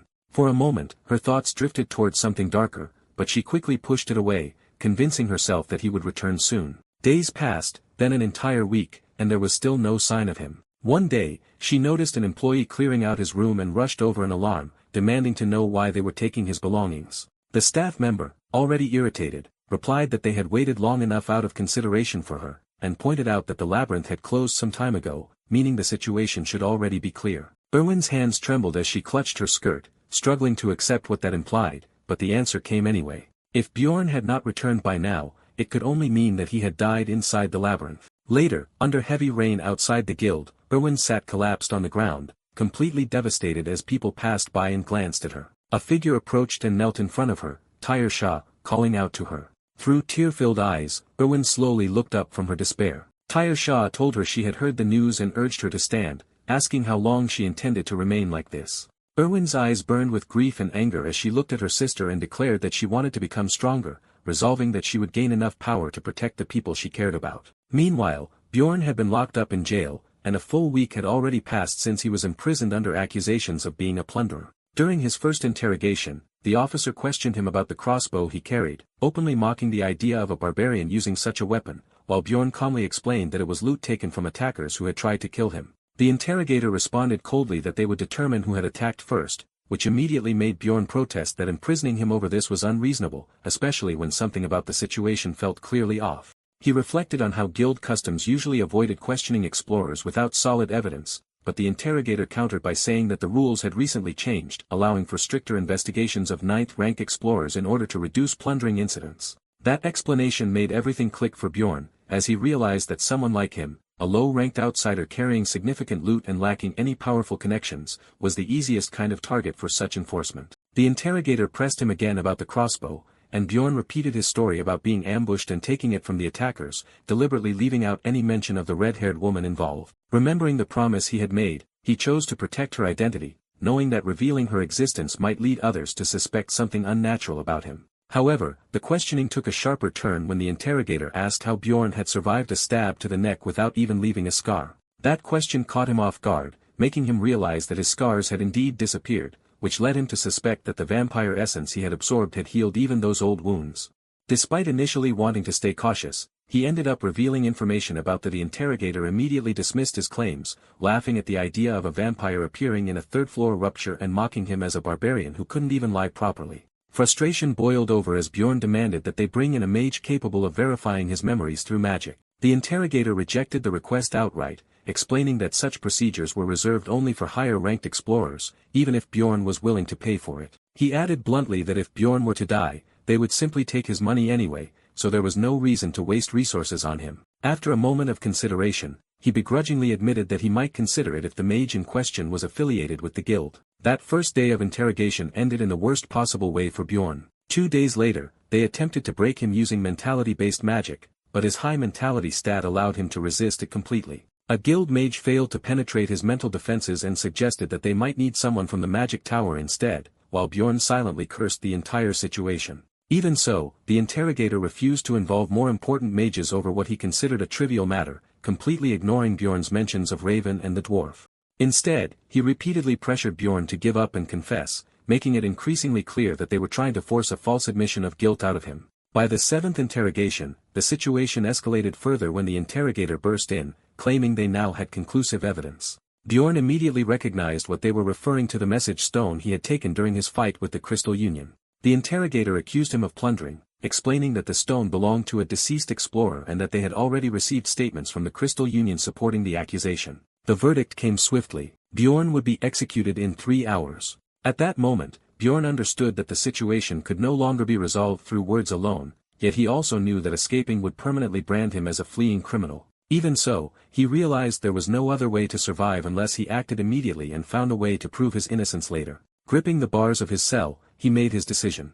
Activating his ability, Flesh Explosion, he channeled destructive energy into his own body, and in the next instant, a massive blast tore through the jail, destroying part of the structure in a violent eruption of blood and fire. When the smoke cleared, Bjorn stepped out from the wreckage, barefoot, burned, and steaming, yet still alive. He moved forward toward a terrified guard, his presence radiating pure killing intent as he advanced through the shattered remains of the cell. The guard panicked, unable to comprehend how Bjorn had survived such an explosion, and before he could even finish shouting about an escaping prisoner, Bjorn crushed him underfoot. Looking down at the lifeless body, Bjorn hardened his resolve, deciding that what he had done was necessary. With his damaged hand dripping blood and energy swirling around him, he committed fully to escaping this place. Standing over the fallen jailer, his body still steaming from the strain, he took the key ring from the guard's belt and began moving through the corridor. As he passed by the other cells, prisoners called out to him, begging him to free them as well. Bjorn briefly considered that some of them might actually be criminals, but as someone who had been falsely accused and thrown into this situation, he decided that their guilt or innocence was no longer his concern. Without hesitation, he began unlocking the cells. The prisoners erupted in cheers, celebrating both their freedom and the barbarian who had released them, as they rushed out into the chaos. On the first floor of the guild lobby, everything seemed normal as unrelated explorers went about their business, completely unaware of the chaos that was about to erupt, until the guard stationed at the main entrance suddenly heard a disturbance and reacted in confusion, only for the doors to violently burst open as bodies slammed into them from the outside. A wave of armed escapees poured into the lobby, creating instant panic as a guild official shouted an alarm that prisoners had broken loose, while staff members quickly called out that any explorers who helped subdue them would be rewarded, prompting several guild fighters to step forward and clash head-on with the rampaging prisoners in a violent melee. Bjorn observed the situation calmly and immediately understood that since the escapees lacked proper weapons, the armed explorers would eventually overpower them, so he used the chaos as cover to slip away and head upstairs, moving quickly through the stairway while hoping the disorder below would buy him at least 5 minutes, because time was something he could not afford to waste. As he ran, he made it clear to himself that his goal was not simply to escape, because what he truly wanted went far beyond running away from this place. When he reached the upper level, he saw guards scrambling to block access to the branch manager's office, and without hesitation, he activated Flesh Explosion in his hand, unleashing another devastating blast that tore through the guards and filled the area with gore, shocking those below who witnessed the explosion, while even some prisoners caught in the aftermath screamed as the acidic blood burned them, revealing the dangerous nature of his body. Immediately after, Bjorn activated Sacrificial Seal, converting the deaths around him into raw physical power as the skill amplified his strength based on the number of sacrifices within range, and as a red aura engulfed him, his presence became overwhelming, his body surging with unnatural power as he smirked and declared that his doping was as complete, before launching himself forward with explosive speed. He crashed into the remaining guards like a force of nature, his sheer ferocity terrifying them as he slammed one armored opponent into the ground with such force that the man coughed up blood instantly, completely crushed by the impact, while another guard charged him in anger, only to be met with a brutal counterattack that dropped him just as quickly, and one after another. The defenders fell as Bjorn tore through them effortlessly in the chaos of the lobby. Those watching were left stunned as they saw his wounds healing, almost unable to comprehend how such regeneration was possible, but before they could react, Bjorn continued his assault, smashing another guard who questioned his abilities, while inside, he felt the combined effects of his skills surging and boiling within him, granting him overwhelming strength as he knocked down multiple opponents at once when they rushed him together.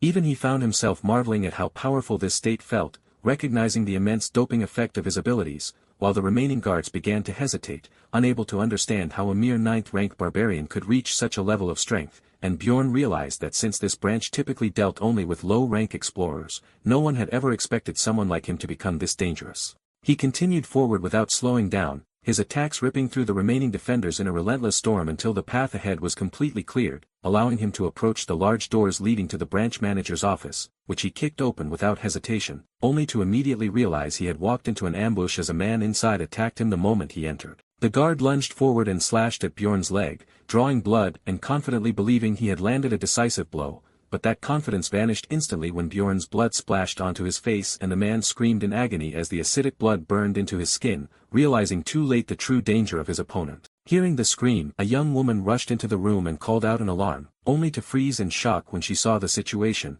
recognizing the intruder and understanding what was happening, while the injured man desperately warned her not to come closer, revealing that she was the district manager's daughter. Bjorn immediately recognized the opportunity, realizing that her presence could completely shift the situation in his favor, while the injured man threatened him, warning that harming her would lead to severe consequences, but Bjorn ignored the warning, knocking the man unconscious and deciding to adapt his plan around this unexpected advantage. Although he had not originally intended to go this far, he quickly concluded that taking the district manager's daughter hostage would dramatically change the balance of power, and as she reacted angrily to his calm demeanor, calling him terrible, Bjorn snapped back at her, accusing her of acting as if everything revolved around her and bluntly telling her to stay quiet, while internally questioning what was wrong with her attitude. Holding her firmly, he issued his demands to the guards, ordering them to bring the original interrogator along with a mage from the magic tower, making it clear that if they failed to comply, the woman's life would be forfeit. And without giving them time to argue, he dragged her out onto the balcony,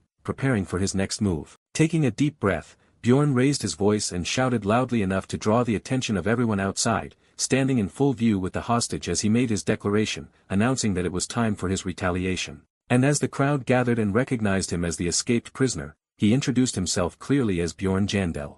He declared that he was a 9th-rank explorer who had been falsely accused and targeted by the guild, stating publicly that they had tried to frame and execute him despite his innocence, and he repeated his claim with conviction, making sure that everyone heard him, knowing that by turning the situation into a public spectacle, the guild would no longer be able to quietly cover up what they had done. Far away at the magic tower, a report reached the high-ranking mages that the Explorer Guild was requesting immediate assistance, and an elderly mage calmly explained that a branch manager had described the situation as a lunatic causing chaos inside the guild. Hearing that, a younger blonde mage, who was none other than Raven, frowned at the description and questioned what kind of person they were calling a psycho, prompting the elder to elaborate that the man had freed prisoners, taken the district manager's daughter hostage, and was demanding the presence of a mage, which made Raven scoff and call him both stupid and insane. Even so, since she already had someone she wanted to check on, she accepted the request and decided to go, curious about this troublemaker. Back at the guild, the tension remained thick as Bjorn held the frightened girl firmly while the situation stalled. In front of him, Raven stood flying, immediately recognizing him and reacting with anger as she demanded to know what he thought he was doing, scolding him for recklessly risking his life again. Yet despite her frustration, she understood the urgency, and Bjorn quickly asked her to use memory verification magic to prove his innocence. Seeing the time pressure, Raven became serious and agreed, but only on the condition that he would owe her a favor in the future, which he accepted without hesitation, as long as it was within his ability. Satisfied, she stepped forward and placed her glowing hand on his forehead, casting a memory spell, but to her surprise, it failed to penetrate his mind due to his strong mental resistance, making her ask if he possessed any anti-psychological equipment, while Bjorn insisted he had nothing and urged her to try another method, leaving the hostage confused as she watched the exchange. At the same time, behind him, the staff checked on the injured branch manager, who was already shaken by the chaos spreading across the first floor and demanded to know what had happened, while the inspector began explaining the situation, but suddenly froze when he noticed Raven, recognizing her instantly. He immediately pointed at Bjorn and declared him responsible for everything, but the branch manager calmly stated that he was already aware and reminded the inspector that he had personally handled the case, then leaned forward and asked what actual evidence existed to prove Bjorn was a plunderer. The inspector insisted that framing was impossible and argued that Bjorn had turned in an unusually large number of magic crystals for a mere 9th-rank explorer, adding that his backpack had been filled with what appeared to be stolen equipment, and further claimed that a message stone traced back to a Crystal Union member who had testified that Bjorn had murdered innocents and looted them. The branch manager countered that this was nothing more than an unverified statement and questioned why no magic had been used to confirm it, but the inspector shouted that magic had not been used because Bjorn had told absurd lies about surviving a fatal neck wound thanks to a vampire essence, emphasizing how ridiculous it sounded to claim that a vampire had appeared on the first floor of a rupture, and he justified his decision by saying he could not call in high-ranking mages over such an unbelievable story. At that moment, Raven calmly interrupted and stated that Bjorn had indeed consumed a vampire essence on the first floor, immediately shocking both the inspector and the branch manager, who demanded clarification, and she responded by saying she had personally witnessed it, even adding with a teasing tone that they wouldn't be able to verify her claim with magic either. The inspector tried to protest, arguing that even if she knew Bjorn, she shouldn't lie to protect him, but Raven's expression turned cold as she asked if he was accusing her of lying, which made him immediately panic and backtrack, and as she pressed him further, she accused him of looking down on mages, causing him to collapse to his knees and apologize repeatedly. The influence of the magic tower was overwhelming, with its mages holding status comparable to aristocrats, and the branch manager quickly realized that offending someone like Raven was a serious mistake, so he attempted to calm the situation and explained that without proper context, Bjorn's story had simply sounded impossible, while Raven acknowledged that a vampire appearing on the first floor had never happened before, but firmly stated that such an event was not impossible, sharply criticizing the manager for dismissing it outright and reminding him that the labyrinth still held countless unknowns. As she pressed him with that reasoning, the manager was left speechless, forced to reconsider his stance, while Bjorn watched the exchange and noted how ruthless Raven could be even towards someone of authority, proving exactly what kind of mage she was. At that moment, a new figure entered the scene, addressing Bjorn as the barbarian everyone had been talking about, and when Bjorn asked who he was, the man introduced himself as Niall Evans, arriving alongside armored guards, calmly remarking that Bjorn had caused quite a mess, while the hostage girl cried out to him, revealing that he was her father, and Bjorn immediately understood that this man was the district manager overseeing multiple guild branches. The narration briefly explained the structure of the guild, describing how it managed clans, provided support through magic, and controlled information, with multiple branches led by branch managers, all overseen by 13 district managers who ranked just below the guild master, making Niall one of the most powerful figures present, though even he had limits on what he could do. Suddenly, another man was dragged into the room and thrown to the ground, and Niall calmly stated that he had heard they were looking for this individual, causing the inspector to react in terror as he recognized him, while Bjorn stepped forward and confirmed that the man was Hearts from the Crystal Union, then directly accused him of giving false testimony regarding the message stone. As Hearts tried to deny it, Raven immediately cast a spell that revealed the truth, declaring that he was lying, which stunned everyone present, and Bjorn realized that with a magic tower mage exposing him, Hearts had no way out. Niall confirmed Bjorn's identity, and then publicly declared that Bjorn Jandel was innocent. Bjorn immediately asked what would happen to Hearts, and Niall responded that since the situation had been caused by false testimony, a full investigation would follow before determining punishment, while Bjorn added that he wanted the entire Crystal Union clan investigated as well, which Niall agreed to, noting that the group had already been problematic for some time. Niall then turned his attention to the inspector and informed him that he would be dismissed for mishandling the case, ignoring his desperate protests, and coldly stated that all of his past cases would be reviewed, warning that any misconduct uncovered would be punished accordingly, leaving the inspector trembling as he realized the severity of his situation. After that, Niall shifted his focus back to Bjorn and stated that it was time to discuss compensation, offering to promote him directly to a 7th rank explorer and provide new equipment, but Bjorn immediately dismissed the offer internally, realizing that a rank increase was meaningless to him since he could achieve that through essences, and when Niall mentioned his lack of experience, Bjorn openly challenged him to bring in any 7th rank explorer to prove his strength, releasing his battle aura and daring anyone to face him, while Raven quickly urged him to calm down. Raven then intervened, stating that Bjorn deserved far better compensation, directly addressing Niall and pointing out that no other explorer had survived a 5th-rank vampire guardian and absorbed its essence, criticizing him for treating basic restitution as proper compensation, which left Niall with no choice but to ask what Bjorn actually wanted. Bjorn smirked slightly and declared that he wanted money, deciding to demand at least 5 million stones, even admitting to himself that the amount was outrageous but justifying it with the thought that he could play the role of a foolish barbarian, and to everyone's surprise, Niall agreed immediately to pay the full amount on the spot. Raven, taken aback by how easily he accepted, and quickly added that her own fee of 1 million stones for her assistance was separate, and Niall, clearly resigned, agreed again while asking her to pass along his gratitude to her master, a mage of even higher standing. Bjorn reflected quietly on just how immense the influence of the magic tower truly was in this world.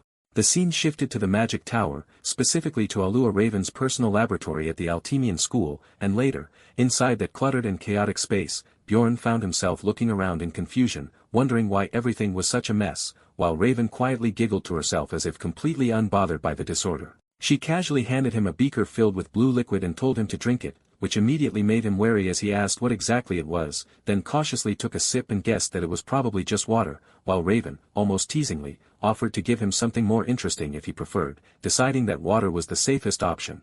Bjorn drank it anyway, all while thinking that the container had probably held some kind of strange monster fluid before. After that, he asked her directly why she had brought him to her lab in the first place, and with a small smile, Raven reminded him that he had promised to do her a favor, which made Bjorn recall that he had only agreed under pressure at the time, though he also reasoned that maintaining a good relationship with a mage was not a bad idea, so he clarified that he would help only if her request was reasonable, prompting her to finally explain her intention. With dramatic flair, Raven declared that she wanted to study the vampire essence he had absorbed, insisting that the research would benefit him as well, since no one had ever consumed such an essence before, and there could be unknown side effects that only proper study could uncover. The narration emphasized just how rare this situation was, noting that even corpse golems were already considered rare research subjects, yet a vampire guardian appearing in a rupture had never been recorded, making Bjorn's case completely unprecedented.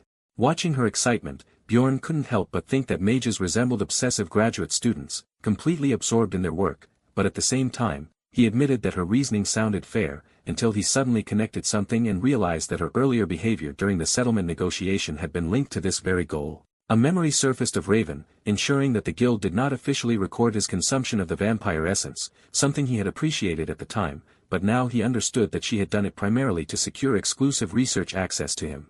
Raven awkwardly admitted that he wasn't wrong, clearly embarrassed at being seen through so easily, and quickly tried to salvage the situation by proposing that he assist her in the lab only once a week for 3 hours over a period of 6 months, but Bjorn immediately rejected the duration as excessive and negotiated it down to 3 months instead, also demanding that he be allowed to see the research results. Raven protested, reminding him that he owed her for saving his life and helping him secure 5 million stones, but Bjorn remained firm, thinking that if he didn't set boundaries now, this relationship would become one-sided, countered by saying that she should actually be the one paying him. That statement completely shocked Raven, who demanded to know why she would ever need to pay, but Bjorn reflected that anyone who failed to stand up for themselves was a fool and stepped closer, looming over her in a way that made her visibly uneasy as he accused her of forcing the corpse golem essence on him without his consent. Raven immediately pushed back, arguing that she had given him a valuable essence for free and even shoved him in frustration, but Bjorn didn't back down, stating that she had done it to save herself, not him, which still made it a problem, and he firmly insisted that he had never wanted that essence in the first place, then demanded 10 million stones as compensation, estimating that as the cost required to remove it at a temple. Raven reacted explosively, calling him insane for even considering removing such a rare power, but Bjorn calmly explained that the essence had interfered with his long-term plans and that from his perspective, it had caused harm, so compensation was justified, adding that mages who couldn't absorb essences themselves tended to overvalue them without understanding their strategic impact, and suggested that she consult an actual explorer if she doubted him. Determined to prove him wrong, Raven stormed off and activated her communication crystal ball, connecting to a distant contact, and when a voice answered, she introduced herself to an explorer named Patsran, referencing his previous dealings with her mentor, before presenting him with a hypothetical scenario about someone being forced to take an unwanted essence. Bjorn watched closely as Raven listened to the response, and after thinking it through, Patsran gave an honest answer, stating that he would be very angry in that situation, which immediately satisfied Bjorn as it aligned perfectly with his own stance. Still unwilling to concede, Raven pushed further, asking whether that anger would remain even if the essence in question was an extremely rare 7th rank one, but Patsran responded that rarity didn't matter, because taking an essence that wasn't part of one's plan would only hinder progress, reinforcing Bjorn's belief that explorers understood the importance of balancing their abilities far better than mages did. As Raven absorbed this, she began to realize that forcing an essence onto someone could completely disrupt their growth path, and with growing unease, she asked what kind of compensation would be appropriate if such a mistake occurred, to which Patsran replied that he would demand money, suggesting 15 million stones as a reasonable amount. The sheer number left Raven horrified, making her comment that temples seemed to value money more than gods themselves, and in desperation, she asked what someone should do if they couldn't pay, only for Patsran to answer bluntly that in such a case, he might simply break the offender's neck if they were standing in front of him. Hearing that, Raven panicked internally, while Bjorn calmly observed that people in this world often lacked imagination when it came to consequences, and concluded that Patsran was clearly a highly experienced explorer who understood essence balance deeply. noting that if she had asked a struggling low-rank explorer instead, they might have simply accepted any essence without question. Satisfied, Bjorn mentally declared that the difference in perspective had decided the argument and pressed Raven to admit that she had been wrong. A booming laugh suddenly echoed through the room, interrupting the tense atmosphere as an elderly mage stepped in, clearly amused that a barbarian had just out-argued one of his own kind. The old man introduced himself as Dian Tevelian, Raven's mentor and the master of the Altemian school, and while Raven immediately protested that she hadn't been crying, Bjorn quickly realized the weight behind that name, understanding that this was the powerful figure who controlled multiple floors of the magic tower and whose authority could rival, or even surpass, that of a district manager. Dian cheerfully admitted that he had been eavesdropping on their entire discussion and found it thoroughly entertaining, his overwhelming presence making it obvious that Raven's soundproofing had been completely useless against him, which only embarrassed her further as he casually pointed out that both her spell work and her reasoning still had clear flaws. He then explained that his curiosity had brought him here, as it was rare for him to see a living barbarian up close, since most of them usually arrived as corpses or scattered remains, and with a disturbingly amused grin, he elaborated that many of those specimens were reduced to nothing more than hearts by the time they reached him, which immediately made Bjorn fall silent, growing wary of the eccentric archmage standing before him. Dian let out an ominous chuckle before suddenly bursting into loud laughter, telling Bjorn to relax because it had only been a joke, though the unsettling tone left Bjorn questioning whether that was truly meant as humor, and deciding to respond in kind, he made his own crude remark about cracking open the old man's skull, which instantly startled Dian. Bjorn quickly clarified that he was joking as well, and even urged the old mage to loosen up and laugh, going so far as to casually pat his head, while Raven watched in disbelief, wondering if Bjorn had completely lost his mind. For a brief moment, Bjorn himself wondered if he had crossed a dangerous line, but to his surprise, Dian suddenly broke into delighted laughter, praising Bjorn's boldness and claiming that he was not easily offended by jokes, even though it was obvious from his expression that some part of him was still irritated. Bjorn brushed it off by leaning into his barbarian persona, while Dian shifted the conversation and offered an alternative to the 10 million stones Bjorn had demanded earlier. Instead of money, Dian presented a rare artifact known as the Frost Spirit Ring, casually mentioning that it was a numbered item despite its high serial number, which immediately caught Bjorn's attention, as numbered items were extremely rare pieces of equipment that could only be obtained from Rupture Guardians, each possessing unique and powerful abilities. Bjorn was genuinely surprised that such an item was being handed over so casually, and asked what made the ring valuable, to which Dian explained that it could seal one ability from an essence Bjorn had already consumed, specifically suggesting that it could suppress the inconvenient acidic blood trait from the corpse golem essence. However, as Bjorn listened, he realized something important despite being such a renowned mage. Dian himself did not fully understand the ring's true hidden potential. Recognizing this, Bjorn accepted the ring as payment without hesitation. As he prepared to leave, Raven reminded him of his promise to assist with her research on the corpse golem essence twice a week, and he agreed, while she worried whether he would actually remember their arrangement. After he left, Raven apologized to her mentor for making him give away such a valuable item, but Dian dismissed it with a smug expression, claiming that the ring was practically unsellable and only worth around 1.5 million stones on the market, secretly thinking that the barbarian would be furious once he eventually discovered its real value. Bjorn stepped out of the grand doors of the magic tower into the bright daylight, reflecting on how mages were supposed to be the smartest individuals in the world. Yet Raven herself had not even known how to obtain something as simple as goddess tears, and that realization led him to a firm conclusion that compared to his accumulated knowledge from the game, even powerful mages were like inexperienced beginners, completely unaware of the true value of certain items like the Frost Spirit Ring. As night fell, Bjorn returned to the inn where he had previously stayed, only to find the innkeeper shocked to see him alive, having already assumed he was dead, and the man awkwardly admitted that he had cleared out Bjorn's room in his absence.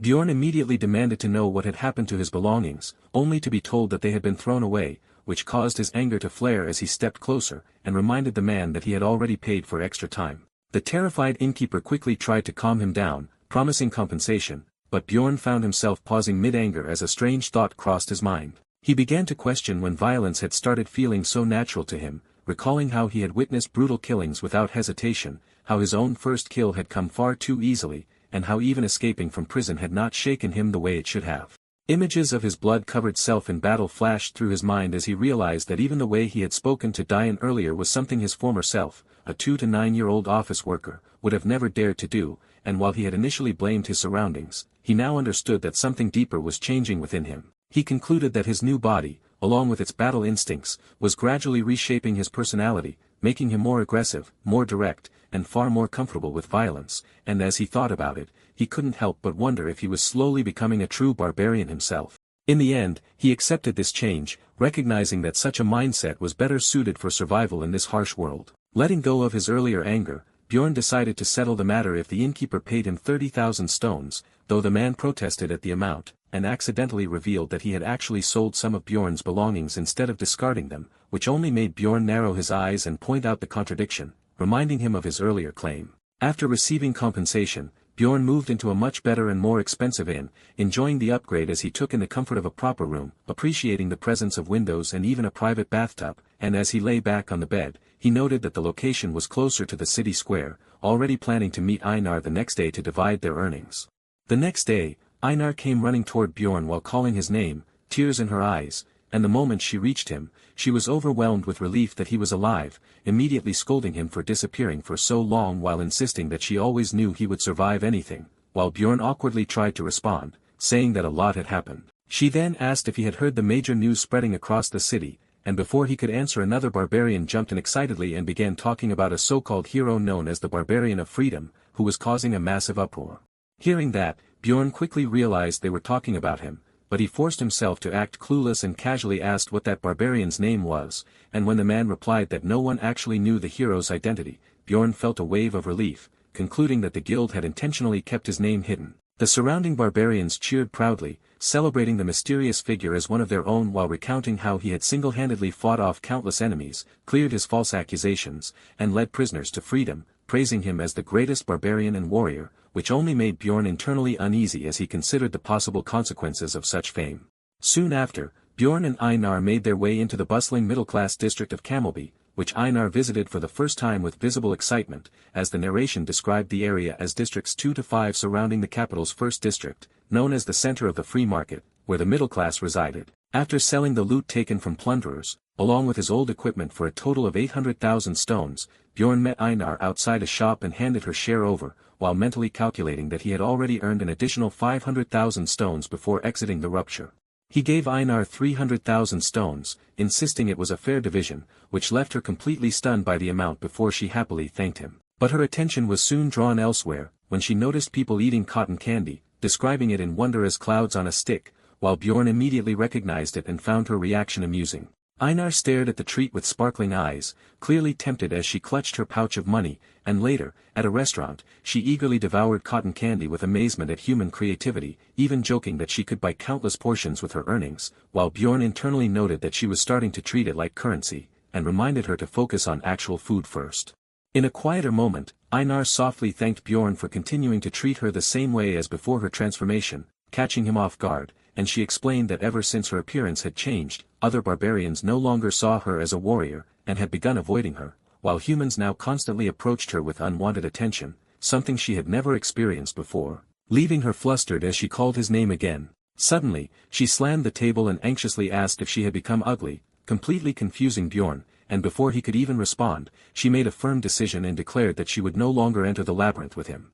Although her altered appearance seemed like the reason, the truth was different, as an elder from a shrine renowned for swordsmanship had taken interest in her, and she had decided to undergo training under that master. Bjorn had asked if she could still spare even a single day for dungeon runs, but she explained that the training would confine her to the shrine for 6 months, which made him realize she was referring to a harsh training method he remembered from the game, and while he understood that this was an incredible opportunity for her, she made it clear that she would not ask him to wait or take her back later, promising instead to return one day as a warrior strong enough not to burden him.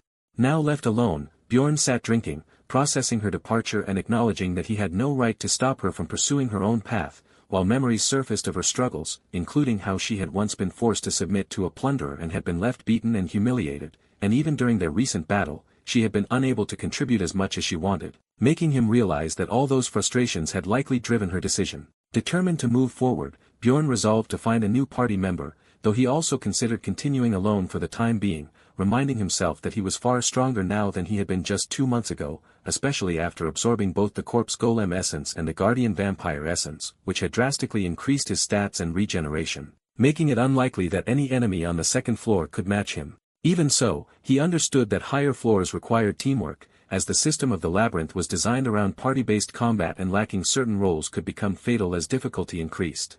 With that in mind, he decided it would be best to recruit companions of a similar level and headed toward the magic tower to meet Raven, thinking that having a 6th-rank mage like her on his side would significantly accelerate his progress, though as he entered her lab and saw the strange, torture-like chair, he couldn't help but feel that surviving her experiments might be his first challenge. When he proposed forming a party, Raven immediately rejected the idea, bluntly stating that a mage like her would never join a small barbarian team and insisting that any group she joined must be high-ranked and include a priest, conditions that Bjorn silently accepted as unrealistic for now, while she added that it would take him at least 3 years to meet those standards, confirming his expectation that she would refuse. Shifting the conversation, Raven presented him with a report analyzing the vampire essence, and while Bjorn found the analysis somewhat crude, he didn't care much, since he already knew his exact stats, though he still acknowledged how impressive the listed bonuses were, recognizing that guardian essences not only granted high stat boosts, but also came with powerful abilities. The first passive skill, Source of Darkness,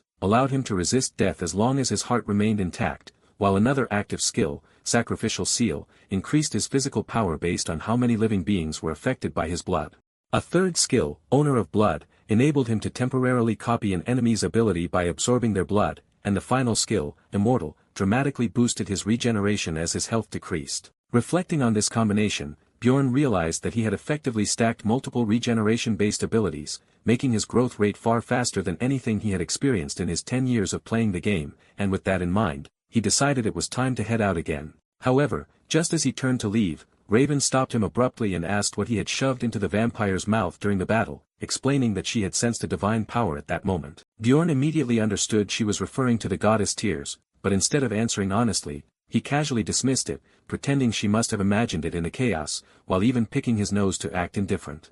When Raven insisted that she had clearly seen it, Bjorn quickly excused himself, claiming he was hungry and needed to leave, then rushed out before she could press further, leaving her shouting after him in frustration as he switched straight into full barbarian sprint mode. Fuming, Raven became convinced that he was hiding something important and swore to uncover the truth, and later, inside the Magic Tower's library, she retrieved a large ancient tome using magic, recalling that she had once discovered valuable information about ruptures within it. As she searched through the book, she found the section describing the blood-tinted castle, though part of the text had been obscured by a stain, covering details about the golden mask and the location of the goddess Tears, yet she remained certain that she had read about it before, and continued flipping through the pages until she located the relevant passage.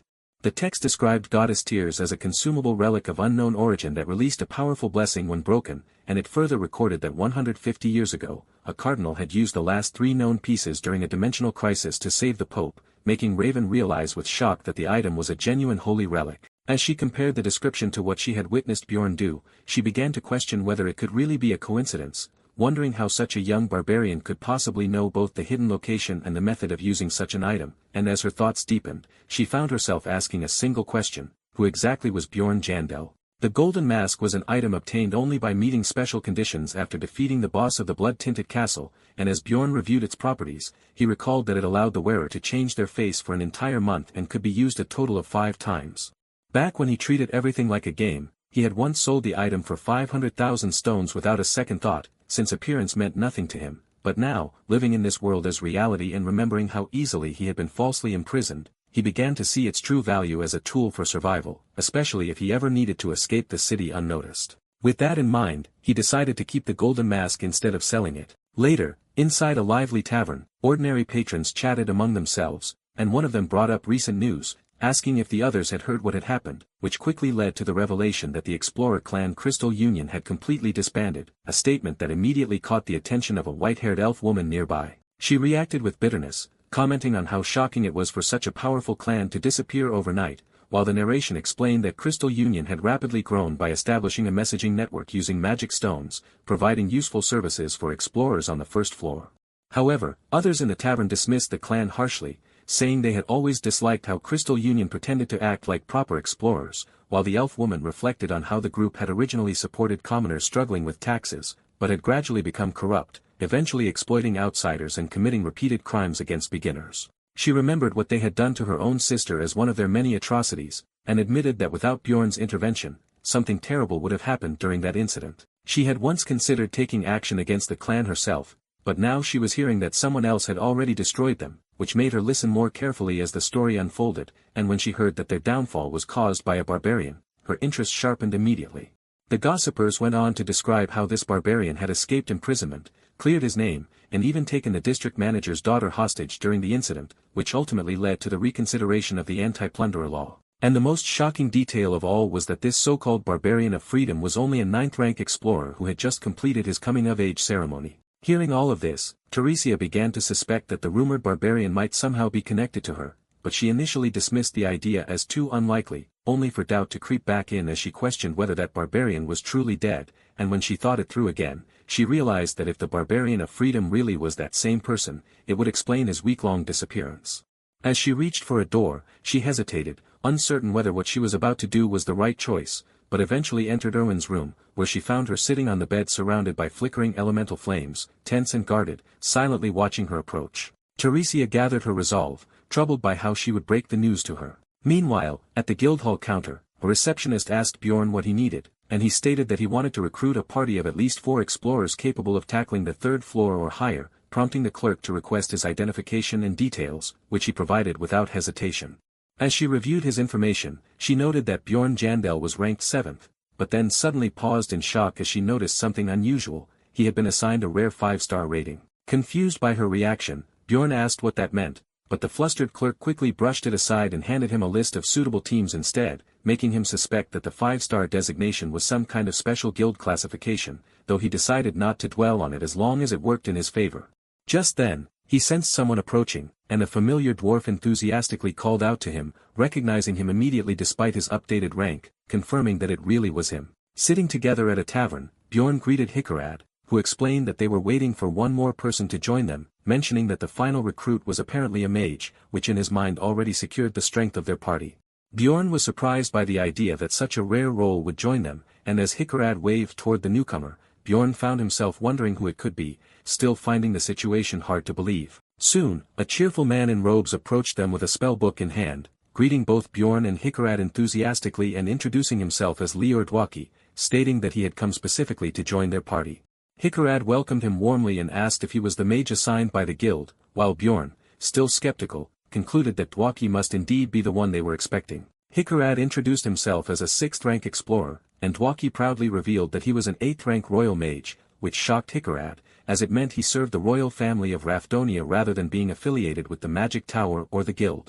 Bjorn quickly understood that Dwaki operated independently, and wondered why Hickarad seemed unaware of such distinctions, while Dwaki, impressed by Bjorn's composure, asked for his name, leading Bjorn to introduce himself and immediately take control of the conversation, bluntly questioning why an 8th-rank mage would choose to explore the labyrinth when most in his position preferred the safety and stability of city life. Internally, Bjorn suspected that Dwaki lacked the ability to progress on higher floors and was seeking opportunity through exploration instead, while Dwaki confidently explained that his goal was to become a renowned explorer and bring honor to Baron Martwain's family, which made Hickarad realize that he had some distant noble connection, though Bjorn quickly concluded that the relationship was too weak to hold real significance. Dwaki assured them that he had no intention of treating anyone as inferior, but Bjorn remained doubtful, privately considering him inexperienced, overly ambitious, and possibly unreliable, yet he ultimately decided to accept him anyway, reasoning that simply having a mage in the party would attract stronger recruits. As expected, more capable applicants began to show interest, and over the next several days, Bjorn and Hickarad reviewed candidates together, with Bjorn doing most of the evaluation work while Hickarad occasionally approved selections until they finally confirmed their team lineup.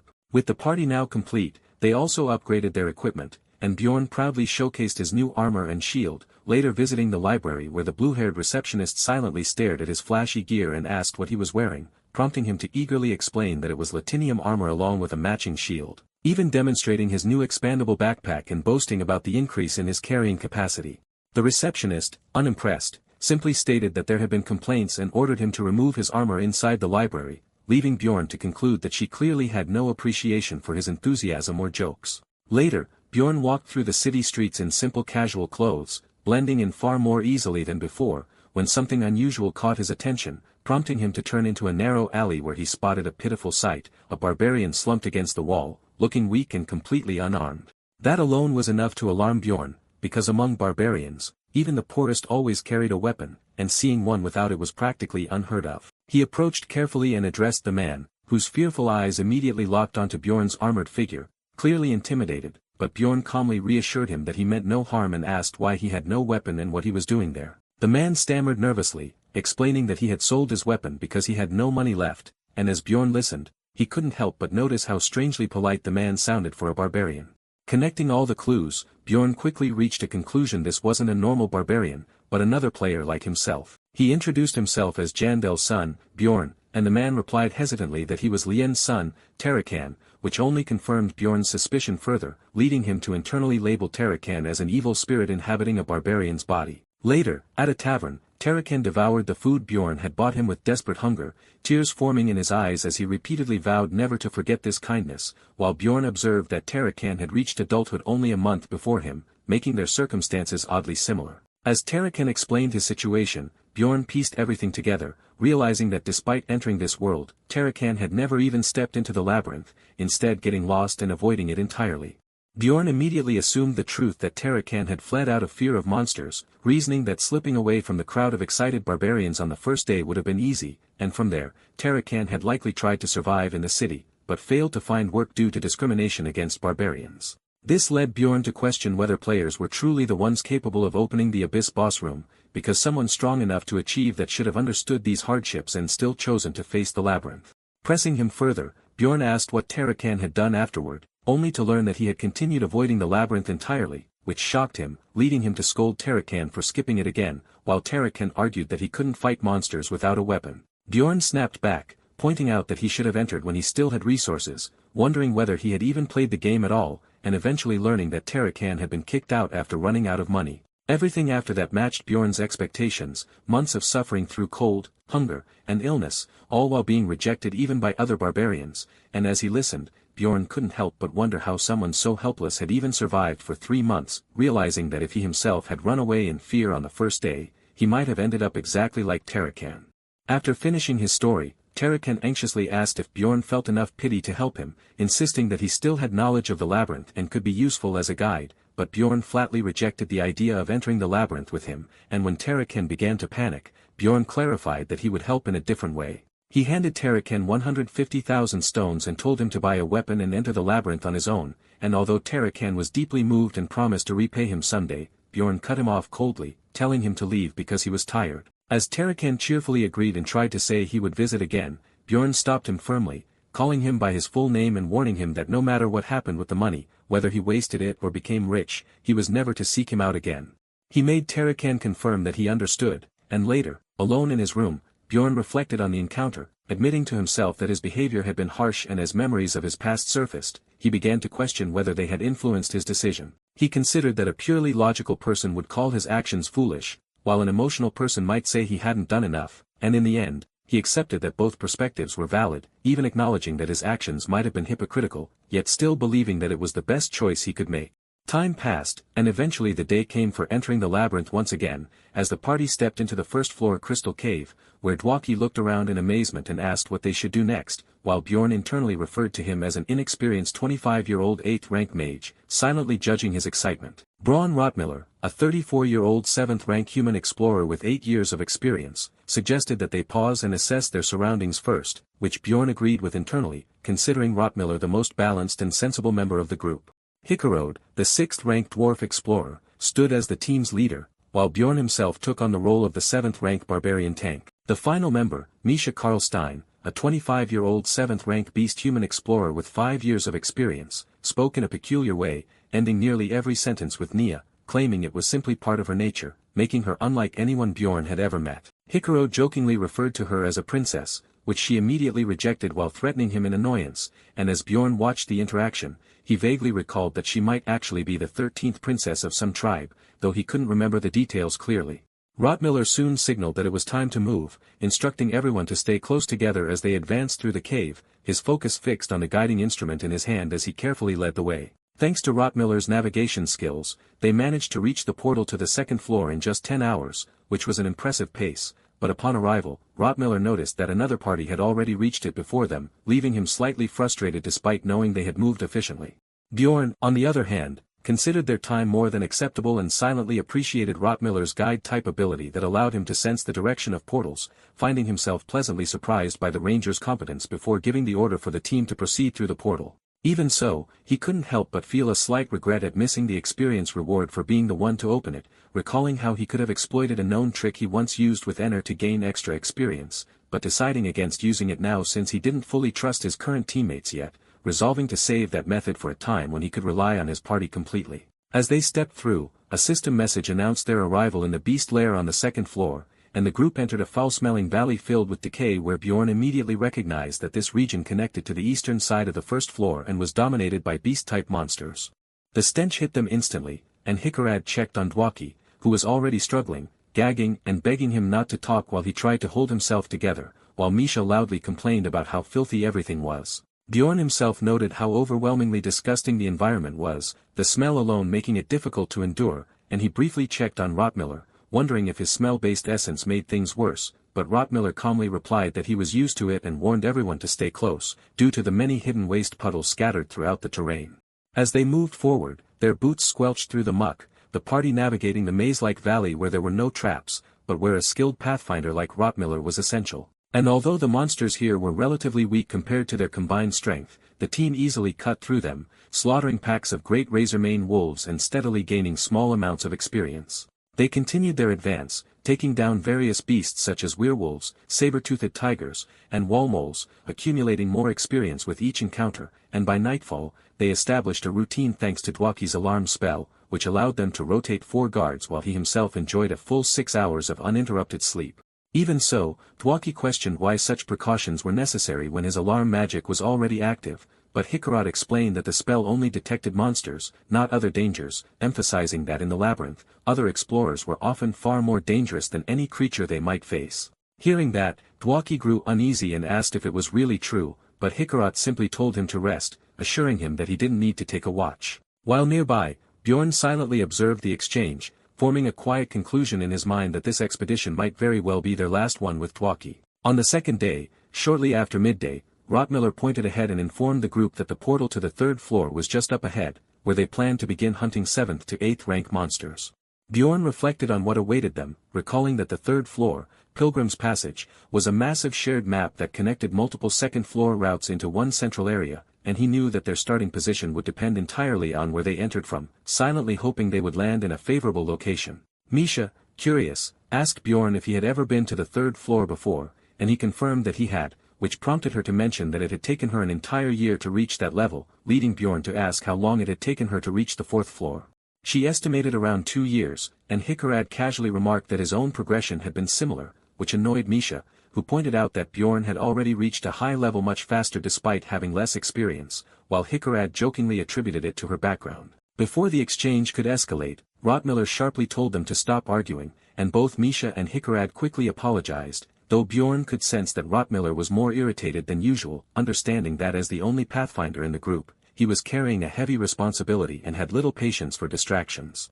A system message soon announced that they had entered the 3rd floor, Pilgrim's Passage, and as they emerged from the portal into a region known as Steelstone Valley, Rottmiller suddenly sensed danger and raised an alarm. Bjorn reacted instantly, shouting for Rottmiller to retreat while rushing forward himself with his shield raised just as a massive horned beast charged straight toward them. Bjorn braced himself and intercepted the monster's attack, his shield absorbing the crushing force as he struggled to hold his ground, shocked to realize that multiple monsters had gathered right in front of the portal, an extremely dangerous situation. The impact nearly overwhelmed him, and he understood just how close he had come to being crushed, especially when he noticed a nearby dwarf who had failed to withstand a similar blow. His shield shattered under the force, though Hikarad immediately activated his emergency recovery skill to stabilize himself. Recognizing the enemy, Hikarad identified the creatures as 7th rank monsters called Iantro and ordered Bjorn to hold the line so they wouldn't be pushed back toward the portal, and as Bjorn steadied himself, he watched Hikarad recover and internally reassured himself that he wasn't envious of the dwarf's resilience. He recalled that the Iantro possessed an ability called weight balance, which gave them strong resistance to knockback, and as Hikarad planted his foot firmly into the ground, a system message confirmed that he had activated the same skill, anchoring himself against the charging beast. At the same time, another message appeared announcing that Dwaki had cast an 8th rank curse spell, Corruption, which immediately took effect, causing the affected Iantro to howl in confusion as dark energy wrapped around it. Dwaki, surrounded by swirling cursed power, focused intensely on maintaining the spell, earning praise from Hikarad, who seized the opportunity and charged forward, declaring that he would finish the monster.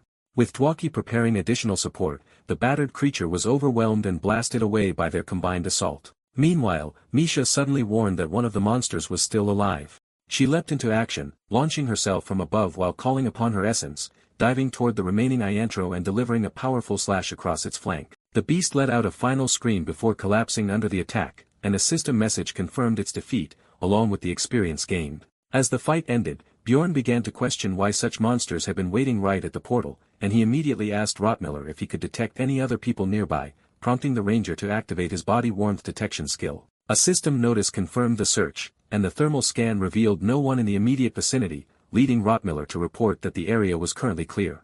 However, he added that faint traces of human presence indicating that others had been there just moments earlier and had likely retreated after observing the battle from a distance, which led Hickarad to worry that they had been deliberately set up, though Rottmiller clarified that the trap was probably not aimed specifically at them. He explained that plunderers often use this tactic, luring monsters toward portals, so that newly arrived explorers would be attacked immediately upon entry, leaving them weakened and easy targets for ambush. Misha, hearing this, suggested that they should hunt down those plunderers for profit, since eliminating them would also bring rewards, but Rottmiller cautioned that without clear evidence, pursuing them could backfire and result in their own party being accused instead. Misha countered bluntly that dead plunderers couldn't testify, while Hickarad nervously suggested that it would be safer to simply leave a warning at the portal and move on, choosing not to take unnecessary risks, and meanwhile, Dwaki listened to the conversation with unease, clearly shaken by the reality of how dangerous other explorers could be. As they continued walking, Misha casually praised Rottmiller's knowledge, admitting she had never even heard of such a tactic before and mentioning that encounters with plunderers were actually quite rare, which immediately caught Bjorn off guard because it completely contradicted his own experience. Curious, he asked her how often she had encountered plunderers, and she calmly replied that it had only happened around 8 times over the past 5 years, which made Bjorn blurt out in disbelief that the number was ridiculously low, revealing that he himself had already run into plunderers 5 times in just the last 3 months, including the incident from earlier that day. The group reacted with amusement, joking that Bjorn's luck must be absolutely terrible, even comparing his situation to the chaotic and dangerous era from centuries ago, when plunderers were far more common. And although such incidents had declined significantly in recent times, they teased that Bjorn's misfortune alone might have attracted the plunderers they had just encountered, leaving him internally sinking into frustration over how absurd his situation felt. Seeing this, Rottmiller scolded the others for making fun of him, pointing out that Misha herself was unusually lucky, and then sharing his own experience of encountering plunderers only once every 3 months or so, which Bjorn noted was still far less frequent than his own encounters, making the gap feel even more ridiculous. When the others noticed his gloomy reaction, Bjorn simply brushed it off and told them to keep moving, unwilling to dwell on it further. As they advanced, they encountered and defeated various monsters along the way, including Wormstones, Iron Falcons, and Steel Valley Guardians, steadily progressing through the area until Rottmiller eventually decided that they would set up camp near the edge of the region for the night and continue to the next area the following day. Bjorn quickly realized that the seemingly awkward campsite had been deliberately chosen because it had a relatively low concentration of monsters, reinforcing his impression of Rottmiller's reliability. Around the campfire, Hickarad checked on Dwaki, noting that he had seemed unwell for some time, and while Dwaki remained silent at first, Bjorn observed that the usually talkative mage now looked completely drained and dejected. Sitting quietly by the fire, Dwaki finally spoke, admitting that his romanticized vision of exploration had been completely shattered, and he worried that the others now saw him as naive, acknowledging that his thoughts might sound childish. He reflected on everything he had witnessed, especially the existence of plunderers, and how the reality of explorers killing one another had shaken him deeply, realizing that some people in this world murdered without hesitation, while others spoke casually about profiting from such acts. Dwaki admitted that the world he had stepped into was nothing like the heroic fantasy he had once imagined, and he confessed that if he continued down this path, there might come a day when he himself would have to kill another person. He revealed that throughout the journey, he had been mentally preparing himself for that possibility, and when Bjorn asked if he truly felt ready, Dwaki's eyes hardened with determination as he listened, eventually answering that he was prepared, yet still admitting that he wasn't sure whether he could actually go through with it when the moment came. Bjorn noted that his resolve was clearly mixed with fear and uncertainty, while Hickarad felt a quiet sympathy for him. Even so, Bjorn thought that Dwaki was still better than the kind of people who boasted loudly only to collapse when faced with real danger, and Rottmiller added that it was actually a good sign that Dwaki wasn't arrogant, explaining that such honesty made him more reliable than someone who was blindly overconfident. After a moment, Rottmiller asked the group to give him some time, saying there was something he wanted to show them, and as they followed him to a higher vantage point, they were left speechless by the sight that unfolded before them. A breathtaking night landscape stretched out in the distance, filled with floating lights and a glowing tower far away, creating a surreal and mesmerizing view that captivated everyone present. Rottmiller explained that this phenomenon could only be seen at this specific time, and Misha openly admired its beauty, while he added that no one truly understood why it occurred only on the third floor, a mystery that made it even more fascinating. Hikarat agreed that the view was incredible, and Dwaki, blushing slightly, admitted that understanding the reason didn't matter when the sight itself was so breathtaking. Rottmiller then asked Dwaki if witnessing something like this gave him the courage to continue exploring, and as Dwaki gazed out at the glowing scenery, he quietly contemplated his answer, lost in thought, until the lights eventually faded away and the labyrinth returned to its usual darkness. That night, as the others rested around the campfire, Bjorn remained on watch duty, observing the group in silence, and while doing so, he noticed something subtle. Dwaki stayed awake longer than the others, clearly troubled by his thoughts, before eventually his breathing steadied, signaling that he had finally fallen asleep. The next day, as they continued traveling deeper into the third floor, Bjorn quietly calculated his progress and realized he had earned just over 50 experience points so far, noting that he needed a total of 150 experience to reach level 4, and since he was currently level 3, he could absorb up to 3 essences. Having already absorbed 2, he recognized that he still had 1 slot available, which led him to decide that there was no need to rush leveling up, instead resolving to reserve that final slot for a truly valuable essence rather than wasting it on something mediocre. Their movement came to a halt when Rottmiller suddenly raised his hand and announced that they had reached their destination, pointing ahead to a fortified palisade and explaining that everything beyond it was classified as the orc habitat. This region contained the highest density of monsters on the third floor, and that only creatures of 8th rank or higher appeared within it, making it one of the most dangerous yet rewarding hunting grounds available before attempting the 4th floor. Accepting the risk, the party moved forward, understanding that although the area ranked second in difficulty, it offered the best opportunity for efficient hunting, and Hikarat suggested that they work together here first and adjust their long-term plans based on how well they performed. Not long after entering, Rottmiller spotted a group of incoming orcs and immediately alerted the team, and as the lead orc growled in response, the entire group of enemies charged toward them with weapons raised. Hikarat quickly rallied everyone, ordering them to follow their practiced formation, and the orc warriors advanced aggressively, wielding axes, bows, and even preparing spells. Dwaki responded by casting an 8th rank offensive spell, Ice Spear, causing massive spears of ice to form and launch forward, impaling the charging orcs from a distance while Rottmiller supported him with ranged attacks, and at the same time, Bjorn and Hikarat held the front line as tanks, bracing themselves against the incoming assault. The two of them clashed head-on with the orc warriors, blocking heavy strikes with their shields while absorbing the pressure of the assault, and according to their strategy, Misha moved swiftly through the battlefield, targeting enemies that slipped too close and cutting them down with her twin blades in rapid succession. However, the situation suddenly escalated when an orc witch doctor appeared and unleashed a swirling red aura, casting a berserk enhancement on its allies, instantly tripling the physical resilience of the affected warriors for 10 seconds and making them far more dangerous. The empowered orc's eyes glowed red as it locked onto the party and charged forward with overwhelming force, and despite Bjorn and Hikarat striking it repeatedly, the monster pushed through their defenses. Recognizing the danger, Bjorn immediately shouted that one had broken through, and Rottmiller reacted at once, ordering Dwaki to stay behind him as he stepped forward to intercept the charging orc, raising his shield to block the massive blow while protecting the mage from harm. The berserk warrior snarled in frustration as its momentum was halted, and Misha seized the moment, precisely timing the end of the 10-second buff before rushing in to finish the weakened enemy. System messages confirmed the defeat of the orc archer and the berserk warrior, granting the party experience, and as the final enemy dissipated into smoke under Misha's strike, the remaining orc witch doctor attempted to retaliate, only for Bjorn to close the distance instantly and decapitated in a violent spray of blood. Another message confirmed its defeat along with the experience gained, bringing the battle to an end. Afterward, the group relaxed slightly, commenting on how intense the fight had been and how their hearts were still racing, while Bjorn analyzed the encounter and estimated that it had taken around 8 minutes to complete. He concluded that although their formation provided strong defense and stability, their overall damage output was somewhat lacking. Yet despite that, he felt satisfied with the team's composition and found himself growing comfortable fighting alongside them. As they continued deeper into the labyrinth, they steadily battled through multiple groups of orcs, with Hikarat leading the charge at the front, while Rottmiller provided precise crossbow support from behind, and as the groups of enemies grew larger, their coordination continued to hold. At one point, they even faced a 7th-rank Great Orc warrior, a significantly stronger variant, but even that opponent was defeated without much difficulty due to their teamwork. Even so, as everything seemed to be progressing smoothly, Bjorn couldn't shake a familiar thought, realizing from experience that misfortune had a habit of appearing precisely when things started going too well. Suddenly, an unfamiliar older mage appeared and began chanting a strange. Before anyone could react, a massive explosion erupted nearby, blasting the area with fire and debris as the shockwave tore through the surroundings. Bjorn instinctively raised his shield in panic, realizing that if that attack had landed directly on them, their entire party would have been wiped out instantly.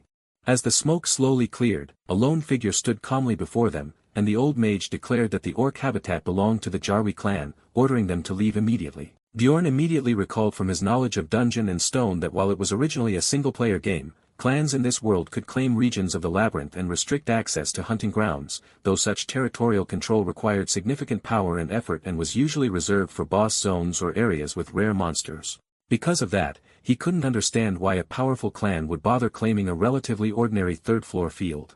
Hikarad, clearly surprised, pointed out that the Jarwi clan was known to operate on the 6th floor and demanded to know why they were here, but the elder coldly replied that he had no obligation to explain anything. Hikarad muttered that while strong clans could legally control parts of the labyrinth, he had never heard of this particular habitat being officially assigned to them, and then bluntly questioned whether they were even who they claimed to be. The elder's expression hardened at the accusation, calling it an interesting claim as both sides tensed, the atmosphere turning hostile as they prepared for possible conflict. Bjorn thought Hikarad was being a bit too aggressive, but he understood that it came from his responsibility as the team's leader, and before things could escalate further, Misha suddenly moved behind Bjorn, clutching him tightly as she trembled, clearly trying to avoid someone. Bjorn immediately noticed her fear and wondered what had triggered such a reaction, and at that moment, the elder called out, asking if the halfling among them was someone he recognized. Misha froze, her eyes widening with fear, and quietly revealed to Bjorn that the red-haired scout standing among the opposing group was her brother, Talon.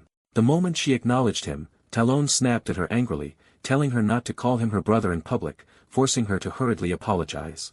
The elder then turned to Talon and asked if she was indeed his sister, which he confirmed without hesitation, but he immediately cut off any attempt at leniency, stating that the matter was purely familial and that their father wouldn't care what happened to her. Accepting that stance, the elder finally explained their situation, stating that the clan urgently needed the essence of the great orc warrior for their own purposes, and asking Bjorn's group to leave the area for the time being. Bjorn found this reasoning suspicious, silently questioning why a powerful 6th-floor clan would go to such lengths for an essence that wasn't even considered rare, suspecting that there was likely another hidden motive behind their actions. The elder added that since they were already actively hunting in the area, there would be no monsters left for Bjorn's party anyway, making it clear that even if they stayed, their efforts would be sabotage, and Bjorn quickly understood that this was less of a request and more of a warning. He knew that within the labyrinth, strength dictated everything, and pushing back against a clan of that level would be suicidal, even as both he and Hikarad internally cursed their helplessness. Bjorn sympathized with Hikarad's frustration, but also recognized the importance of knowing when to retreat, realizing that survival mattered more than pride, and just as Hikarad seemed ready to back down, the situation took an unexpected turn when Dwaki suddenly stepped forward. Bjorn was caught off guard as Dwaki moved ahead, clearly intending to intervene and resolve the situation himself, and the mage cheerfully introduced himself as an 8th-rank mage devoted to magic, addressing the elder respectfully as a senior. However, instead of acknowledging him, the old mage immediately dismissed him harshly, calling him garbage and shocking everyone present. The elder's tone turned openly hostile as he rejected being called a senior, ridiculing Dwaki for only knowing basic spells and relying on cheap tricks, going as far as to say that his shamelessness was disgusting and that he had no right to call himself a mage. The brutal insults left Dwaki stunned and speechless, his confidence collapsing instantly as Bjorn felt a twinge of sympathy for him. Hikarad angrily protested, saying the elder had gone too far, while Bjorn grew visibly nervous, clearly wanting to leave rather than escalate the situation, but the elder remained unmoved, insisting that he had only spoken the truth. Enraged by this, Hikarad activated his lightning ability, his body crackling with energy as he prepared to attack, and before anyone could stop him, he charged forward recklessly toward the members of the 6th-floor clan, screaming as he led with his shield. Bjorn's heart dropped at the sight, fully aware that engaging such powerful opponents here would be a death sentence. The elder stood completely calm, his expression sharpening as he prepared to respond, and just as the clash seemed inevitable, Bjorn shouted Hikarad's name and rushed forward, grabbing him mid-charge and slamming him forcefully into the ground to stop him. The sudden intervention stunned everyone, with Dwaki and Misha watching in horror at how close they had come to disaster, while Rottmiller stood tense and sweating, fully aware of how badly things could have gone. Bjorn pinned Hikarad down firmly, ordering him to regain control as the dwarf coughed from the impact, and Bjorn was still shaken by how close they had come to provoking a fatal fight. The elder simply looked on with a mocking expression, remarking that they had nearly died and that they should be grateful to their barbarian teammate for stopping them in time. After being driven away, Hikarad lowered his head and sincerely apologized to the team, admitting that he had lost control of himself and acted impulsively in the heat of the moment. Rottmiller responded firmly, pointing out that Hikarad's reckless action had nearly gotten all of them killed, and Hikarad apologized once again without resistance. Bjorn, watching this, silently approved of Rottmiller's scolding and even wished he would push harder, though Rottmiller ultimately chose to forgive Hikarad since nothing irreversible had happened. He added that while the action had been rash, he still respected the fact that Hikarad had stood up for a teammate, which caught Bjorn off guard as he privately thought Rottmiller was far too soft to be a proper leader, and that he himself would have torn Hikarad apart verbally for such stupidity. Misha then stepped forward and apologized as well, saying things might have gone more smoothly if she hadn't been there, but Twaki immediately objected, insisting that the only reason they were let off with a warning was because of her presence. The atmosphere shifted unexpectedly as Misha became emotional, calling out to the mage with gratitude, while the others watched the exchange with mild confusion. Bjorn internally cringed at the sudden emotional tone, wondering if he was the odd one out for finding the entire moment awkward and slightly unbearable. Misha began explaining why she avoided talking about her family, revealing that she alone had failed to form a spirit-beast contract, which was a defining trait among therianthropes. It was explained that therianthropes could form contracts with ancient spirit beasts that manifested in various ways, some summoning their beasts to fight alongside them, others becoming possessed to enhance their physical abilities, or receiving blessings that granted unique powers. However, only a select few were chosen, and since Misha belonged to the prestigious Karlstein bloodline, her inability to form such a contract brought shame upon her entire family. She recalled how things had once been different, remembering her childhood when she played happily with her siblings, but everything changed once she reached adulthood, without forming a contract, as her family began to ignore her and treat her as an outcast. Her relatives labeled her a halfling, accusing her of being of mixed blood, and she remembered her brother glaring at her with contempt, while others branded her an illegitimate child, with her mother gone and no way to defend herself against those accusations. She eventually fled her home to escape the discrimination and learned to fight on her own, which ultimately led her to become an explorer. Hikarad listened with sympathy and thanked her for sharing something so personal, while Misha in turn expressed her gratitude for him standing up for the team earlier, acknowledging him as a true comrade. Inspired by the moment, Hikarad decided to share his own story, explaining that his original dream had been to become a blacksmith, but he had lacked the talent to succeed, spending 10 years without even graduating from training. Eventually, needing money to survive, he abandoned that dream after turning 30 and became an explorer instead. Twaki then joined in, admitting that he might be the least talented among them, revealing that he had only entered the world of magic due to his family's status, but had failed to qualify for the magic tower. He recalled standing before the towering structure, unable to enter, painfully aware of his limitations, and reflected that if he had been a true mage, the earlier confrontation with the elder mage might have turned out differently. He remembered the elder's furious expression as a symbol of his own inadequacy, and believed that he might have earned at least a little respect if he had been more capable. Hikarad immediately rejected that way of thinking, declaring that the elder mage was the real problem and that Twaki himself was a good mage, which moved Twaki to tears as he thanked him. Rottmiller then spoke, admitting that despite working with many teams over the years, he had never experienced this kind of emotional bonding before, while Bjorn internally thought the entire situation was making him sick. To his shock, Rottmiller then confessed that he also had something to apologize for, explaining that he had felt irritated earlier when Hikarad and Misha spoke about age and experience, realizing that his frustration stemmed from envy. He admitted that he had resented them for complaining despite being born into non-human races without fully understanding their struggles, and Misha gently responded by pointing out that humans also had their own advantages, noting that talented humans could become extremely powerful. Bjorn silently agreed with that, but kept his thoughts to himself, recognizing that such opportunities were limited to the exceptionally gifted.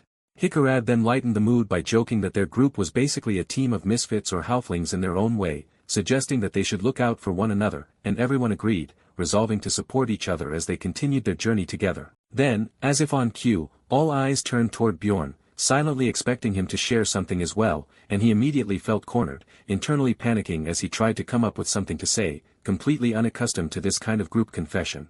After a moment of hesitation, he abruptly blurted out that he had no mother, which made everyone pause awkwardly, unsure how to react, while even he wondered if that statement alone was enough. Doubling down, he loudly added that his mother had died right after giving birth to him, and that his father had disappeared in the labyrinth when he was still a child, declaring that even now, as an adult, he would never be able to see his parents again. Breathing heavily, he finished his hastily constructed tragic story and asked himself how that compared to the others, leaving the group visibly affected. Misha tearfully apologized for complaining about her own family without knowing his past. Tawaki reacted with sympathy, believing Bjorn had been quietly carrying this pain all along, and Hikarad reached out to comfort him, but Bjorn immediately rejected their attempts, raising his voice and insisting that he was completely fine. Despite his resistance, the group now saw him as the youngest and most pitiful among them, and resolved to treat him with even greater care, while Bjorn internally brushed it off, knowing that his story had been exaggerated. He reminded himself that regardless of everything, he had become a powerful barbarian who reached 7th rank in just 3 months, even if that journey involved being thrown into a brutal, game-like reality where he had died countless times.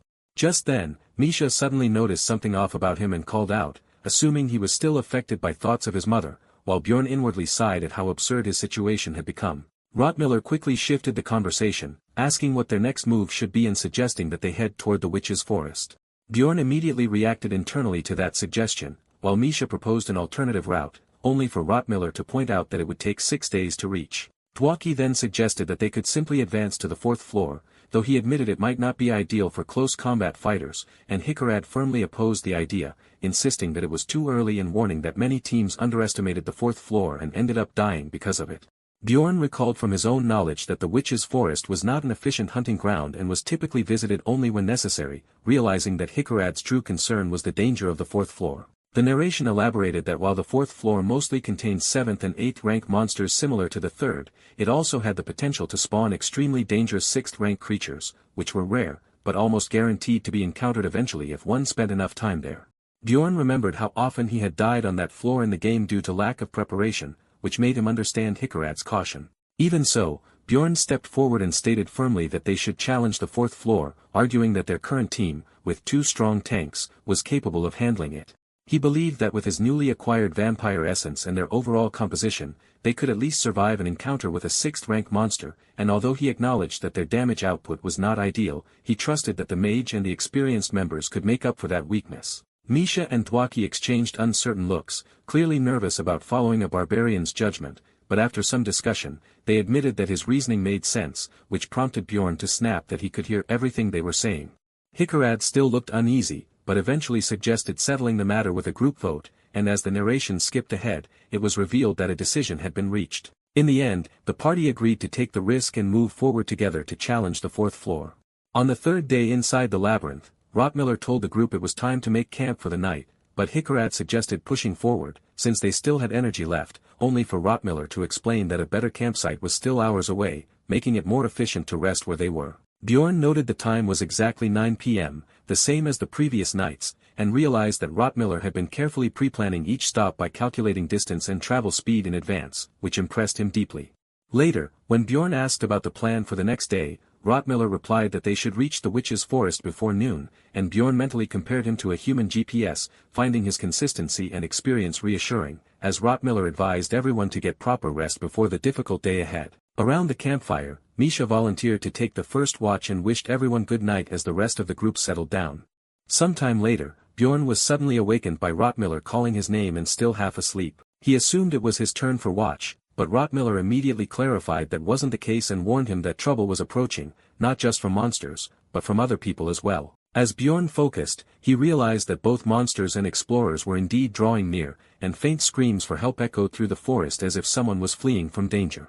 Rotmiller acknowledged that the situation might seem genuine, but reminded Bjorn of the earlier incident near the portal, where monsters had been used as bait, implying this could be another trap, and a quick flashback reinforced the memory of how plunderers had staged such a scenario before. Rotmiller then confirmed that the scents he detected now were identical to those from that previous encounter, concluding that whoever was approaching was deliberately targeting their party and pretending to be victims in order to infiltrate them. As the sounds grew closer, Misha began to panic and asked what they should do, but Bjorn quickly made a decision, seeing this as an opportunity to act on his own plan, and stepped forward alone to intercept the approaching group. Standing firmly in their path, he ordered them to stop and warned that he would crush their skulls if they took another step, completely blocking their advance. The approaching explorers immediately claimed that all their companions had been killed and begged for help, promising rewards as a group of orcs loomed behind them, but Bjorn ignored their pleas entirely and instead ordered them to drop their weapons, carefully observing their reactions. He noticed that the orcs behind them weren't attacking and were simply watching,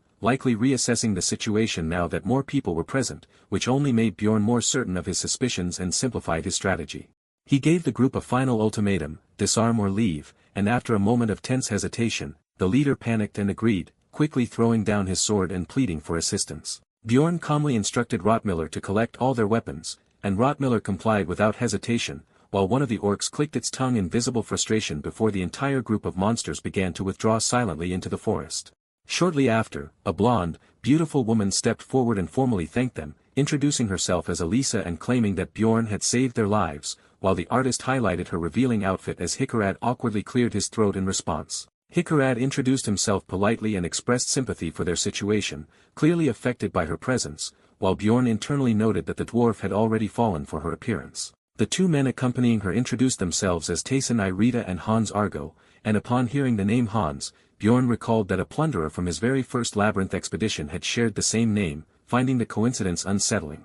Hans casually remarked that his name was common and asked if Bjorn had known someone else with it, and Bjorn simply replied that he had, while thinking to himself that the man he once knew was already dead. Elisa then thanked Bjorn again with emotional sincerity, claiming that they would have died without his help and attributing their survival to the protection of the god Lietlas, which caught Rottmiller's attention as he asked if she was truly a priestess.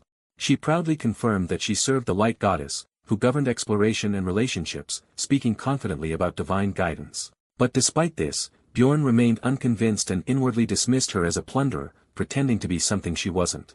Hans then politely asked Elisa to examine his injury, and she readily agreed, and as Bjorn watched the scene unfold, he was shocked to realize that she was genuinely using divine healing magic, something that immediately threw the group into confusion. Misha panicked, wondering if they had misjudged her, while Rottmiller insisted that his earlier assessment had been accurate, though even Bjorn acknowledged that in this world, priestesses were regarded as truly sacred figures, making the situation far more complicated than expected. Elisa, smiling confidently, stated that her healing should be proof of her innocence, and asked for their confiscated weapons to be returned, but Bjorn bluntly refused, leaving her visibly stunned.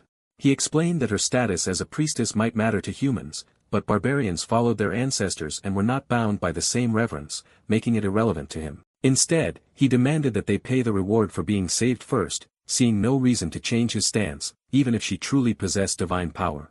And when Elisa nervously asked how much he expected, Bjorn calmly declared that their lives were worth 2 million stones. When she protested that they didn't have that kind of money, he forced her to promise repayment after leaving the labyrinth, making it clear that he trusted no one outside his own kind. He then added that if they lacked money, they could repay him with valuable items instead, specifically demanding the high-quality armor worn by her male companions, which left them visibly shaken. And after a moment of hesitation, Hans reluctantly agreed, admitting that their armor was worth far less than their lives, and accepting Bjorn's terms. After stripping the defeated enemies of their armor and weapons, Bjorn decided he had taken enough for now, clenching his hand as a reminder to himself that no matter how much he gained, he needed to stay sharp and alert in this world where danger never gave warnings. Nearby, Elisa calmly turned to the others and offered to heal anyone who was injured, her voice steady as if nothing was wrong. But in the very next instant, Bjorn moved. Without hesitation, he swung his mace down from behind in a lethal strike, following the most basic battlefield doctrine, eliminate the healer first. His eyes burned with cold, murderous focus as the blow landed, crushing Elisa's head completely and sending her body flying several meters away, smashing into the ground with such force that it left a crater as blood and debris scattered in all directions. Hickarad gasped in horror at the sight of Bjorn's blood-soaked weapon, while Dwaki and Misha screamed his name in shock, unable to process what had just happened, and Tyson and Hans panicked as well, demanding to know what he was doing. Bjorn, still splattered with Elisa's blood, turned toward them with an unsettling smile and calmly claimed it had been a mistake, saying he acted out of fear that they might be plunderers. His explanation only made things worse, as Tyson and Hans broke down completely, convinced they were about to be killed by lunatics, but Bjorn suddenly noticed something strange. Their fear wasn't directed at him anymore. Their eyes were fixed on something behind him. As he turned, he saw Tyson's face twist unnaturally as blood began to leak from his features, and in the next moment, dark purple energy erupted from his body, causing him to collapse lifelessly to the ground. Hans screamed in terror, while Hickarad immediately demanded to know if Dwaki had cast something, but the mage insisted in panic that he had done nothing at all. Then, from the shattered remains of Elisa's body, something impossible happened. Her corpse, mangled and broken, began to move as dark energy surged through it and a warped, unnatural voice echoed from her, expressing surprise that Bjorn had recognized her as an enemy. Bjorn stared at the grotesque sight, realizing instantly that something had gone terribly wrong, and as Elisa's broken form rose again, twisted and soaked in blood, she demanded to know how he had discovered her true nature. Her body convulsed with dark power, as she shrieked that it was already too late for them, and Bjorn could only grit his teeth in frustration, thinking bitterly that nothing in his life ever went smoothly. Rottmiller and Misha stood frozen in fear at the horrifying scene, but Bjorn quickly snapped at everyone to calm down, declaring that he would handle it, before immediately stepping forward and smashing Elisa's head again with even greater force. Her body collapsed once more, lying motionless as smoke rose from it, but Hikarad shouted in disbelief, accusing Bjorn of desecrating a corpse, unable to understand his brutality. Bjorn, still tense, admitted that he had acted out of fear, and argued that sometimes the best defense was overwhelming offense, knowing that if she came back again, there would be no room for hesitation. At that moment, a narration revealed the truth. Elisa belonged to a hidden class known as Kerui's Priest, a rare class that could only be obtained by priests who reached the 5th floor. This class granted access to both divine abilities and cursed magic, but came with severe consequences, as Kerui was an evil god, and anyone discovered to be his priest was executed immediately. To maintain such power, the user had to regularly sacrifice living beings, which explained why Elisa had become a plunderer, hunting others within the labyrinth. As if to confirm this, Elisa rose once more, her body now fully enveloped in dark energy, and she retaliated by casting a curse on Hans. Black energy wrapping around him and choking the life out of him as he collapsed dead at her feet. Standing there with a distorted face, partially fused with a skeletal mask of dark power, she lamented the loss of her 2 trusted subordinates, blaming Bjorn for their deaths. Bjorn responded coldly, mocking her even in that state, saying she was still blaming others for her own actions and concluding that her parents must have raised her poorly, then angrily pointing out that Hans and Tyson had died because of her and that she should have stayed dead the first time he crushed her skull. At the same time, he theatrically declared that he would avenge them as if they were comrades, even while internally feeling a twisted excitement at the thought of looting their gear afterward. Elisa then activated another ability, Death's Calling, causing the corpses of Hans and Tyson to twitch and rise once again, reanimated as undead servants. Hikaru panicked as he watched the transformation unfold, and the narration explained that while this skill usually summoned weak undead, using the bodies of her own subordinates created far stronger minions. With dark energy swirling around her, Elisa gave her command without hesitation, ordering the resurrected corpses to attack Bjorn's party as the situation spiraled into a far more dangerous battle than before. One of the undead lunged forward, instantly forcing the battle into motion as Misha reacted without hesitation, darting in with glowing daggers, while Bjorn braced behind his shield and felt the sheer weight of the creature crashing into him like a relentless wave. And at the same time, another undead slammed into Hikarad from the side, splitting their formation under pressure. Misha activated her poison attribute and carved through one of them with precise, flashing strikes, while Dwaki followed up with Ice Spear, launching sharp spikes that pinned an enemy in place. And for a brief moment, Bjorn noticed how smoothly the team was coordinating without even speaking, everything flowing naturally in the chaos. That brief confidence shattered immediately as Bjorn realized the problem and called it out, understanding that undead were highly resistant to both poison and ice, which meant their main sources of damage were being heavily reduced, and even clean hits were barely making a difference. He shouted to Rottmiller for support, and Rottmiller responded that he was almost ready before suddenly yelling for everyone to get back, then hurled a flaming bottle forward that smashed directly into Tayson's face and ignited him instantly, flames spreading across his undead body. Bjorn recognized at once how effective fire was against undead as the enemy burned, but before they could capitalize, Elisa calmly absorbed all the surrounding flames into herself, dark fire spiraling around her as she activated Fire of the Dead. And Bjorn watched in disbelief as every trace of fire vanished into her spell, instantly realizing their strongest counter had just been neutralized, and worse, divine power wasn't an option either, leaving them in a far more dangerous situation. He immediately switched tactics, ordering everyone to focus attacks on the priestess, while he and Hikarad held off the resurrected subordinates, knowing their earlier move of stripping the enemy's gear was the only reason they could even stall them now. Misha rushed past them toward Elisa, while Bjorn and Hikarad locked down the undead, their bodies straining under the pressure, and Elisa responded by summoning more magic to block Misha, but she kept advancing anyway, refusing to slow down. Then Elisa raised her hand and summoned a Shadow Guardian, causing dark, shifting forms to rise from the ground as Bjorn shouted a warning, his instincts flaring as the shadows began moving like living creatures, and Elisa's twisted voice commanded them to bring her enemies' heads as the mass surged forward. The battlefield turned chaotic as Misha slashed through shadows, Rottmiller fired supporting magic to weaken them, and Dwaki struggled behind an ice barrier trying to hold the line, while Elisa laughed and unleashed even more cursed power, and suddenly Misha froze for a split second as her expression twisted in shock, realizing she had been cursed, while multiple shadow beasts converged on her at once. Before they could overwhelm her, Hikarad stepped in with lightning bursting from his weapon, cutting through the shadows and saving her, while Bjorn continued holding off both undead almost entirely on his own, pushing his body to its limit as Elisa, now furious, lashed out wildly and screamed the names of Hans and Tyson, blaming them even in death as her rage spiraled further. Bjorn mocked her coldly in the middle of the fight, pinning one undead and choking the other while telling her subordinates were too busy being restrained by him to help, which only deepened the hatred burning in her eyes. Her expression twisted into something venomous, as she swore she would never forget this humiliation, and in the next moment she began casting spiritification, and Bjorn's eyes widened in horror as he realized she was escaping. But it was already too late, as she vanished upward in a pillar of dark energy, leaving behind a final curse that they would never leave the labyrinth alive. The battlefield fell into an uneasy silence, as Bjorn cursed under his breath, knowing they had been just moments away from finishing her, yet she had escaped while leaving something far worse behind. System messages began flooding in immediately, listing curse after curse affecting his body: energy decrease, decomposition, stamina drain, tracking effects, vengeful spirit walking stacking rapidly until they exceeded 15, and Bjorn's expression darkened as he realized Elisa hadn't just fled, she had crippled him. He turned sharply to Dwaki and demanded the curses be removed, only for the mage to hesitate and admit he could cast curses but not dispel them, and for a moment Bjorn just stared in silence before rage exploded inside him, as warnings continued flashing that his stats could suffer permanent damage. Without wasting another second, Bjorn began running, forcing his weakened body forward despite the constant drain on his stamina, brushing off Hikarad's concern while privately feeling close to collapse, realizing he had already been running for over 5 hours under these conditions, and that only the vampire essence was keeping him alive through its resistance to dark effects.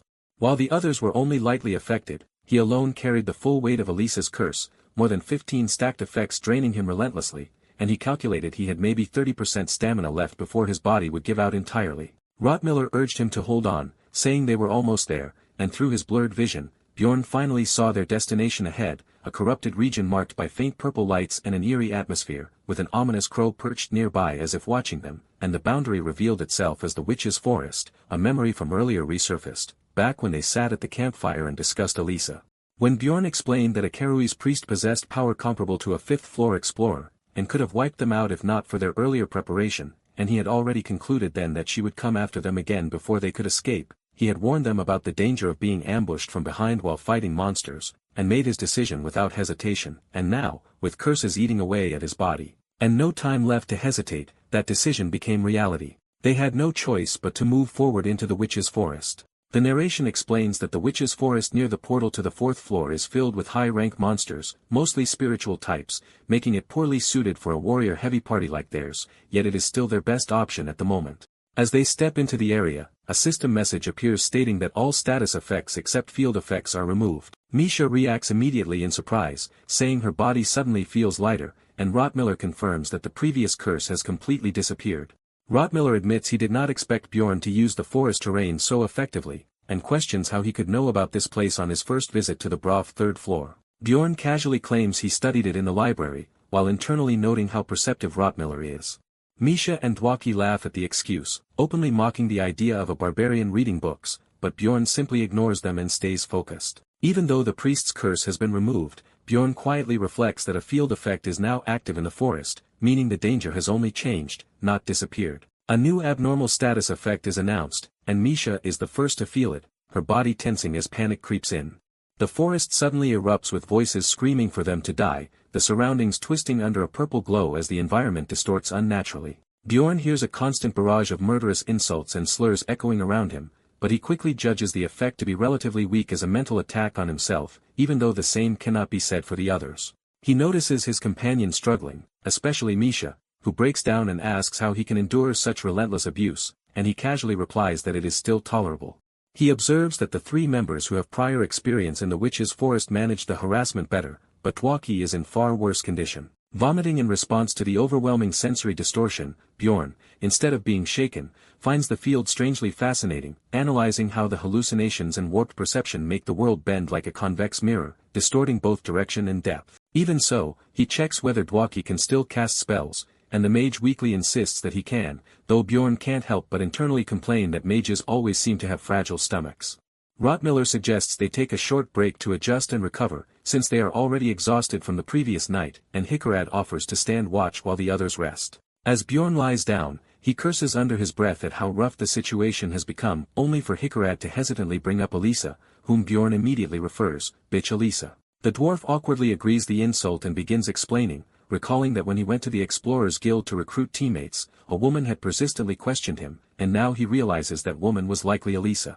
He reveals that during a previous rupture with Bjorn, he had obtained a valuable numbered item called the Guardian's Wrist Guards. This is a rare high-level item from ruptures above the 4th floor, and suspects Elisa overheard him mentioning it. Hearing this, Bjorn inwardly fumes, thinking about how he struggled for essences while Hikarad casually walked around with something worth a fortune, and demands to know why he failed to recognize Elisa earlier. Hikarad explains that her different priest outfit confused him, and then awkwardly admits that she had been wearing a revealing outfit at the time, implying he had been too distracted by her appearance to properly notice her face. Bjorn bluntly summarizes that Hikarad was too busy staring at her body instead of paying attention, and the dwarf lets out a guilty laugh, which only irritates Bjorn further. Putting the pieces together, Bjorn realizes that their earlier planning session at the bar must have allowed Elisa to eavesdrop and set up the ambush using other explorers. Hikarad sighs that treasure always brings trouble, but Bjorn sharply states that the real problem was Hikarad's carelessness. The dwarf defensively insists he couldn't have predicted this, and urges everyone to get some rest, while Bjorn silently trembles with irritation, thinking the dwarf is pathetic and questioning whether this party is truly reliable. Suddenly, someone shouts for Bjorn to wake up, and Rottmiller tells him he somehow slept deeply despite the constant noise of the forest, clearly amazed that a barbarian could rest under such conditions. Still groggy but unfazed, Bjorn immediately asks where the monster is, and Rottmiller points it out. Bjorn sharpens his gaze and prepares for combat, spotting glowing winged spirits hovering ahead and identifying them as fairies. Fairies are 9th-rank non-combat monsters that release stimulant-laced poisonous dust. Hikarad quickly warns that such a large gathering means a stronger creature they follow must be nearby. Hikarad decides to draw the hidden enemy out. A system message appears as he casts lightning, unleashing powerful electricity, then follows it with unleash, amplifying the attack as lightning rains down on the fairies, making them shriek as they're struck. Some were unseen, something watches the scene and reacts, and moments later, the hidden monster charges toward them through the forest. A massive deformed hand slams into the ground as it approaches, revealing itself as a 7th-rank half-troll, a creature known to appear only in the witch's forest and often stalk groups of fairies. The half-troll rushes in with its claws and club raised, and its weapon crashes down near Hikarad, the impact shaking him as he groans in pain.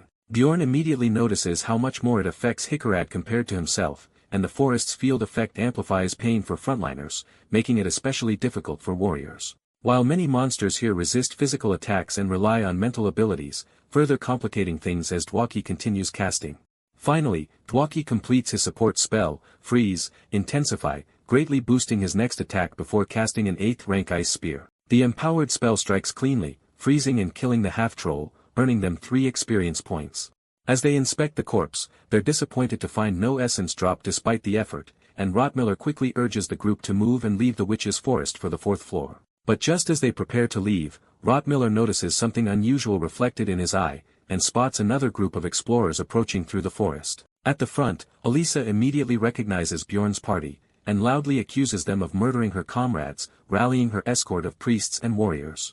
Bjorn curses internally as the situation worsens instantly, realizing they have no chance of winning this fight. Without hesitation, he calls out to Hikarad, and orders him to use the special item, the Guardian's Wrist Guards. Hikarad activates it, power surging through his body as the item takes effect, releasing a shockwave that repels enemies, grants temporary total protection, and cancels abnormal status effects. The blast throws their pursuers back, and Bjorn immediately shouts for everyone to run, seizing the only chance they have to escape.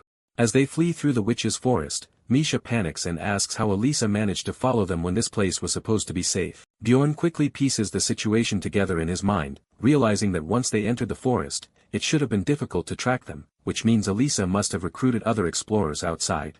He imagines her pretending to be a grieving priestess, manipulating them into helping her hunt Bjorn's party, and concludes that after using them, she likely planned to devour everyone involved. He snaps at Misha to stop panicking and keep running, reminding her that the Guardian's Wrist Guard's protection will only last 5 minutes.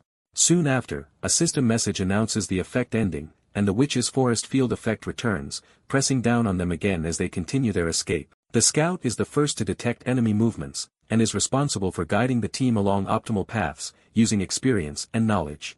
But such navigation is only reliable up to the 3rd floor, with the witch's forest serving as the true test before reaching the 4th. Bjorn reflects on how Rottmiller's heightened sense of smell allows him to track mana trails, even in this distorted environment, enabling him to guide them accurately toward the fourth-floor portal.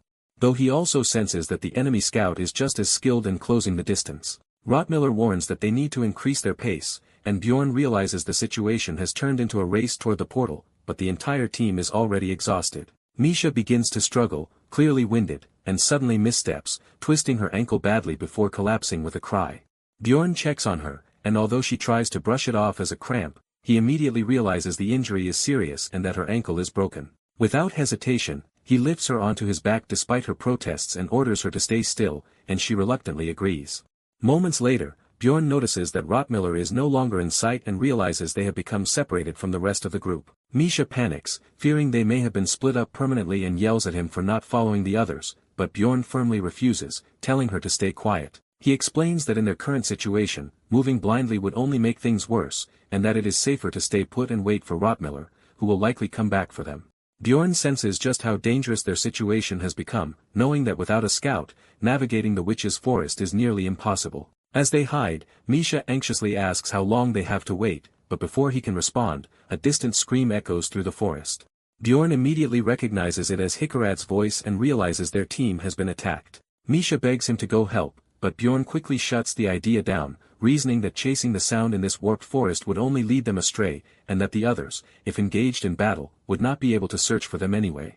He concludes that their priority must be survival above all else. The narration raises the question of what matters most in a catastrophic situation, listing things like food, water, stamina, and tools, only to imply that none of them are truly the most important.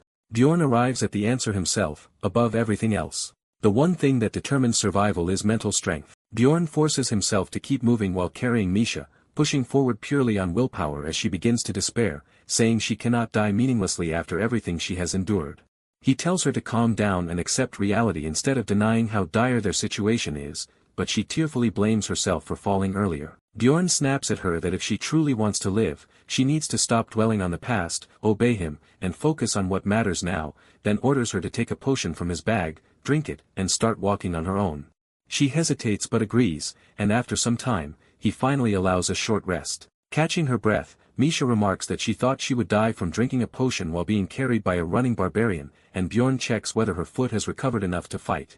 She says it is manageable for now, while Bjorn reflects that they are only 4 days into the labyrinth and still have many harder days ahead. He also realizes that from this point on, he will have to survive with just one melee damage dealer while acting as the tank himself. And worse, most monsters here are spirits immune to physical attacks, meaning he needs some form of elemental or attribute-based power to deal with them. After thinking through his options, he suddenly asks Misha if she is married, catching her completely off guard. Confused, she asks why he would bring that up, and he follows by asking if she holds any beliefs about not showing her body to strangers. Flustered, she denies having such views, but finds his question strange, while Bjorn simply says that is good news for him, and starts removing his helmet, which immediately makes her panic as she assumes he is making some kind of inappropriate move. She yells at him to stay away, thinking he is about to make a romantic or sexual advance, and declaring she is not ready. Instead, Bjorn calmly extends his hand and presents a ring, telling her to take it. He explains that it is a special item he has been saving for someone worthy, which leaves her stunned as she asks why he would give it to her. He tells her that in exchange, she must swear to her guardian god that she will stay by his side, and he will support her as a warrior in return. Overwhelmed, Misha becomes flustered and starts misunderstanding the situation completely, thinking it is some kind of sudden proposal, and awkwardly admits that although she does not dislike him, she has never seen him in a romantic way, and Bjorn wonders what is she talking about. She blurts out that she prefers skinny men, leaving Bjorn completely confused about what she is talking about, before she loudly declares she does not find him attractive and calls him a stupid barbarian, while Bjorn internally registers this as his first rejection. Realizing the misunderstanding, he quickly clarifies that this has nothing to do with romance, and that he only wants her to form a comradeship contract in exchange for the ring. Misha freezes for a moment before realizing her mistake, then awkwardly laughs it off, and Bjorn explains that such a contract could be broken later if he either replaces the ring or compensates her with something like 15 million stones. Bjorn asks if she understands the terms, but she immediately questions how a ring could possibly be worth that much. He insists the price is actually cheap, explaining that the ring has the ability to grant one of her deepest wishes. Thinking back to his experience from years of playing Dungeon and Stone, Bjorn concludes that this is the right decision, then firmly states that he will use the ring to awaken Misha, leaving her completely confused about what he means. The Frost Spirit Ring is a special numbered item Bjorn once obtained from the master of the Alchemian school, and at first glance, it appears completely useless, but destroying it triggers a hidden effect.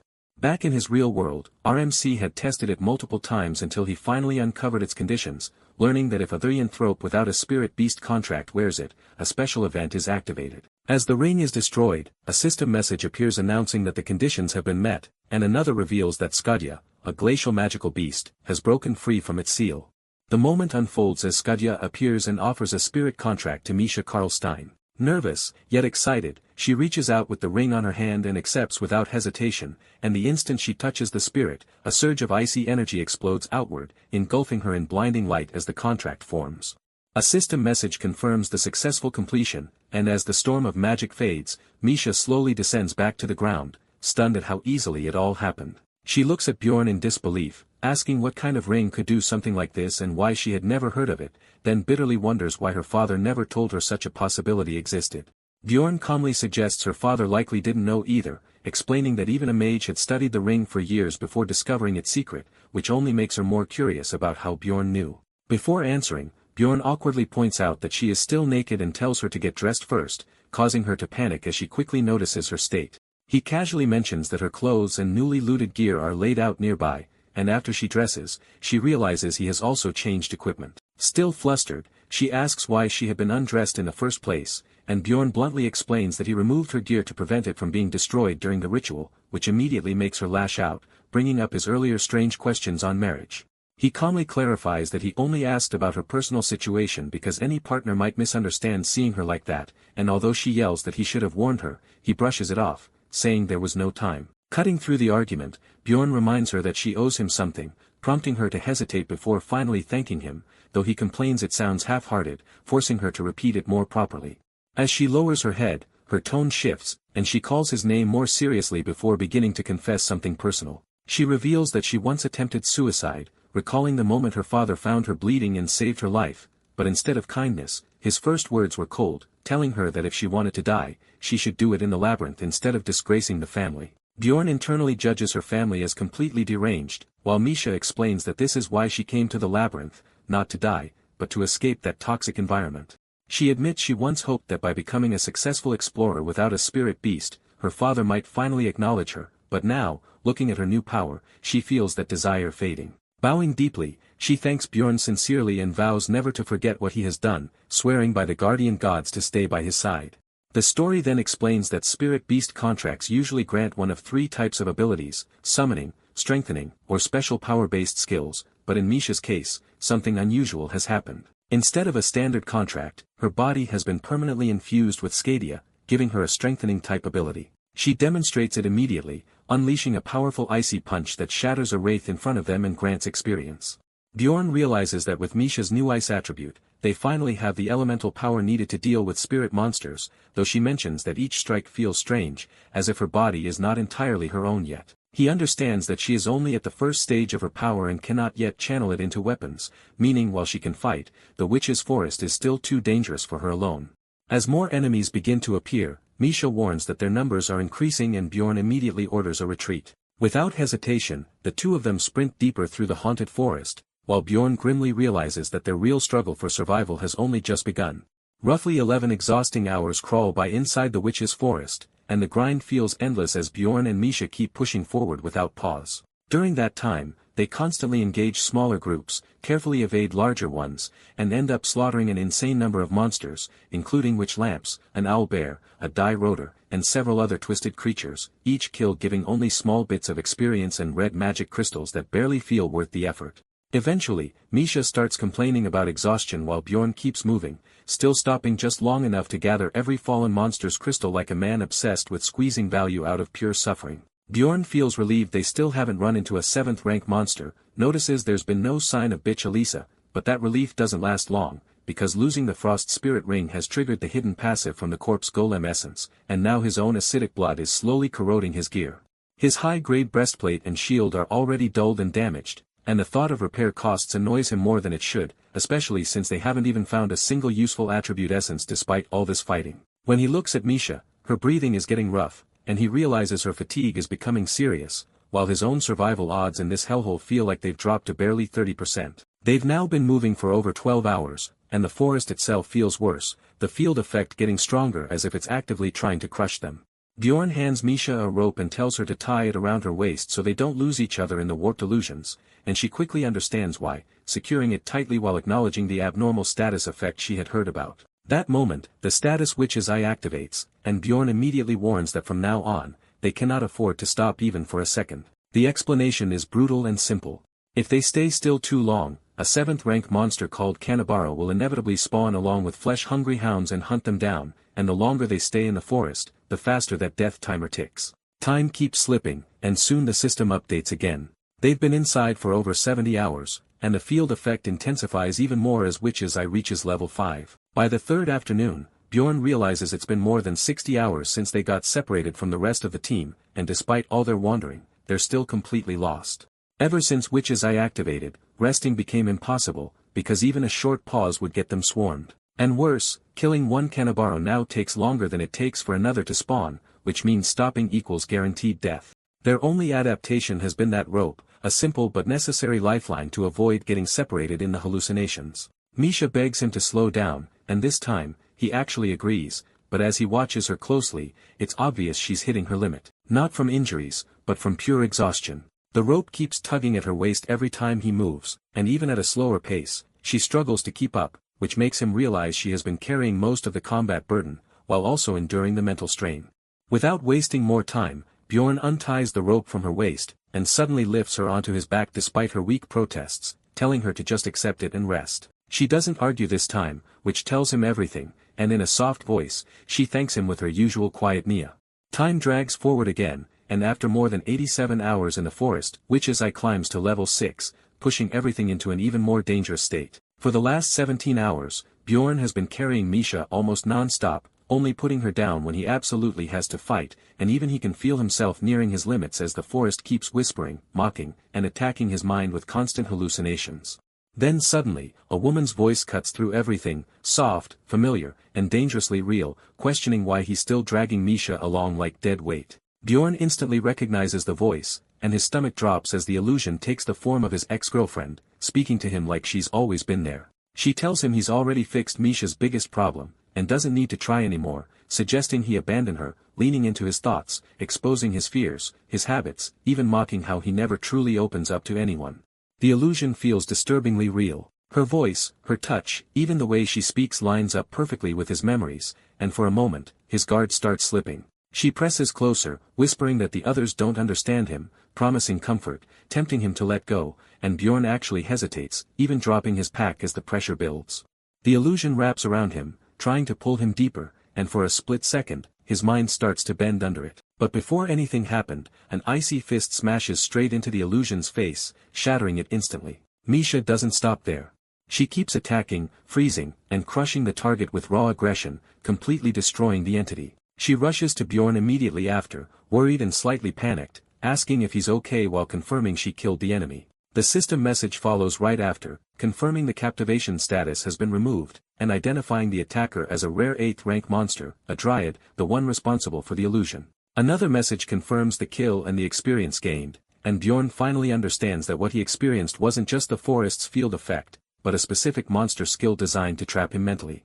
He looks at Misha, still catching his breath, and admits that without her, things could have gone really bad this time, and for once, she looks genuinely proud hearing that. Misha suddenly spotted something in the distance, and called out Bjorn's name in alarm. The two of them turned and saw a group of armored explorers, the first people they had encountered since being separated from the others. The newcomers immediately commented that seeing only 2 people likely meant they were lost. Bjorn reflected that the witch's forest was massive and rarely used for hunting, so by their 8th day, most other teams had probably already moved on. When the group asked if they had been separated from their party, Bjorn admitted it, but internally decided not to trust them so easily. Misha, filled with relief, asked if they were finally saved, but Bjorn told her to stay still. The strangers tried to ease his suspicion, claiming they were good people with children his age, and inviting them over to rest. Bjorn refused outright, thinking that having children actually made people more dangerous, as it pushed them to act more desperately for money. One of the women's expressions darkened at that, silently confirming Bjorn's suspicion about their greed.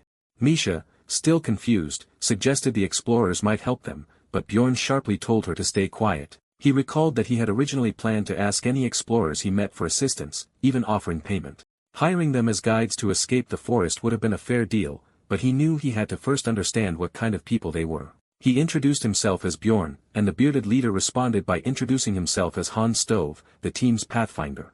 Hearing the name, Hans immediately put Bjorn on edge, as he found the name oddly ominous and mentally docked him a point, wondering why so many people seemed to be named Hans. He quickly analyzed their formation: 2 warriors, 2 archers, and 1 pathfinder, while sweat formed as he evaluated the threat. One of the archers also seemed tense, sensing the situation. Bjorn's instincts screamed that something was wrong, repeating in his mind that this encounter was extremely dangerous. Quietly, he asked Misha if she trusted his judgment, and she confirmed that she did. Even though he considered that his fears might be unfounded, their behavior still felt off. Bjorn announced that they would be leaving, which prompted the group to remind him that he had said he needed help. He admitted that was true, but his instincts were now warning him even more strongly. Firmly rejecting their offer, he told Misha they would handle things themselves and began to move away. Without warning, an arrow shot toward them at high speed. Bjorn reacted instantly, raising his shield and blocking it.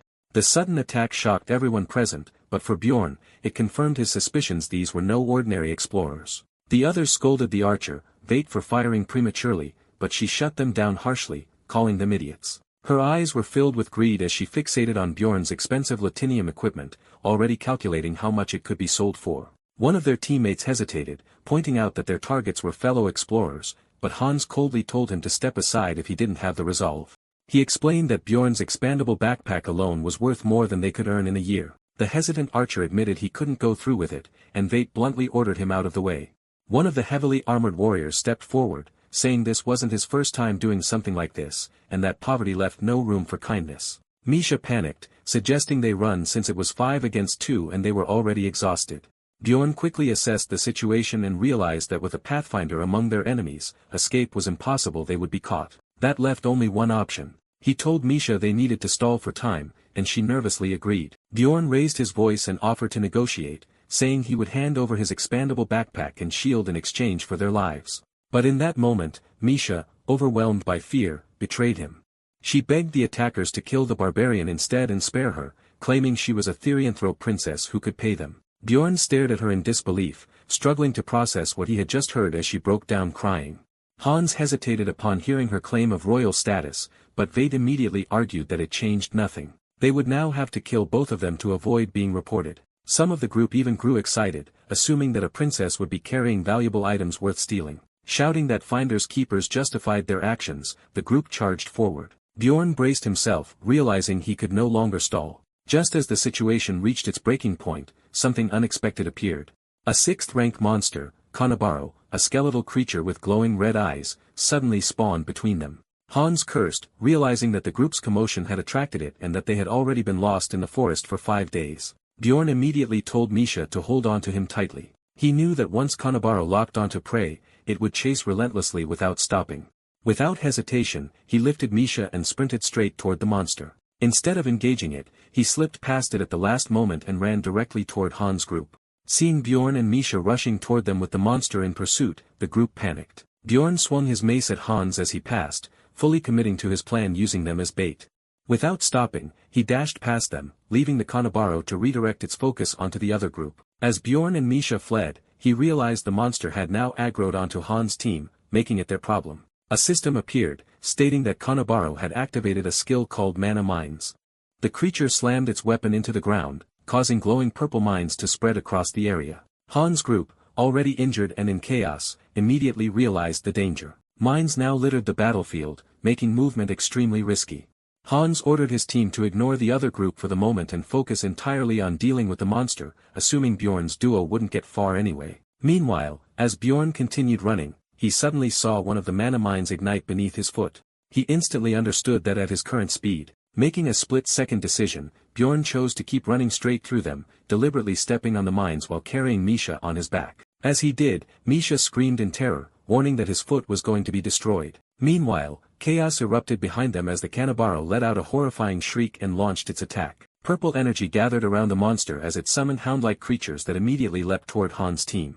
The group tried to dodge, but the scattered manomines trapped their movements. One of the warriors cried out in terror, realizing he couldn't escape with mines beneath his feet. Explosions tore through the area as the manhwa mines detonated, shredding several members of the group. The archer woman collapsed in fear, begging for it to stop. But another blast erupted within the purple haze, ripping bodies apart. In the middle of the chaos, one snarling hound broke away and sprinted toward Bjorn and Misha, its jaws wide open. It clamped down on Bjorn's leg as more hounds closed in. Without hesitation, Bjorn activated Flesh Explosion, detonating the attackers in a violent burst of red gore. The hounds were obliterated instantly, but as the aftermath settled, he realized he could no longer feel anything below his ankle. A warning appeared, stating that without immediate treatment, the damage would become permanent. For a moment, he wondered if his foot was gone entirely and if he would even be able to run anymore.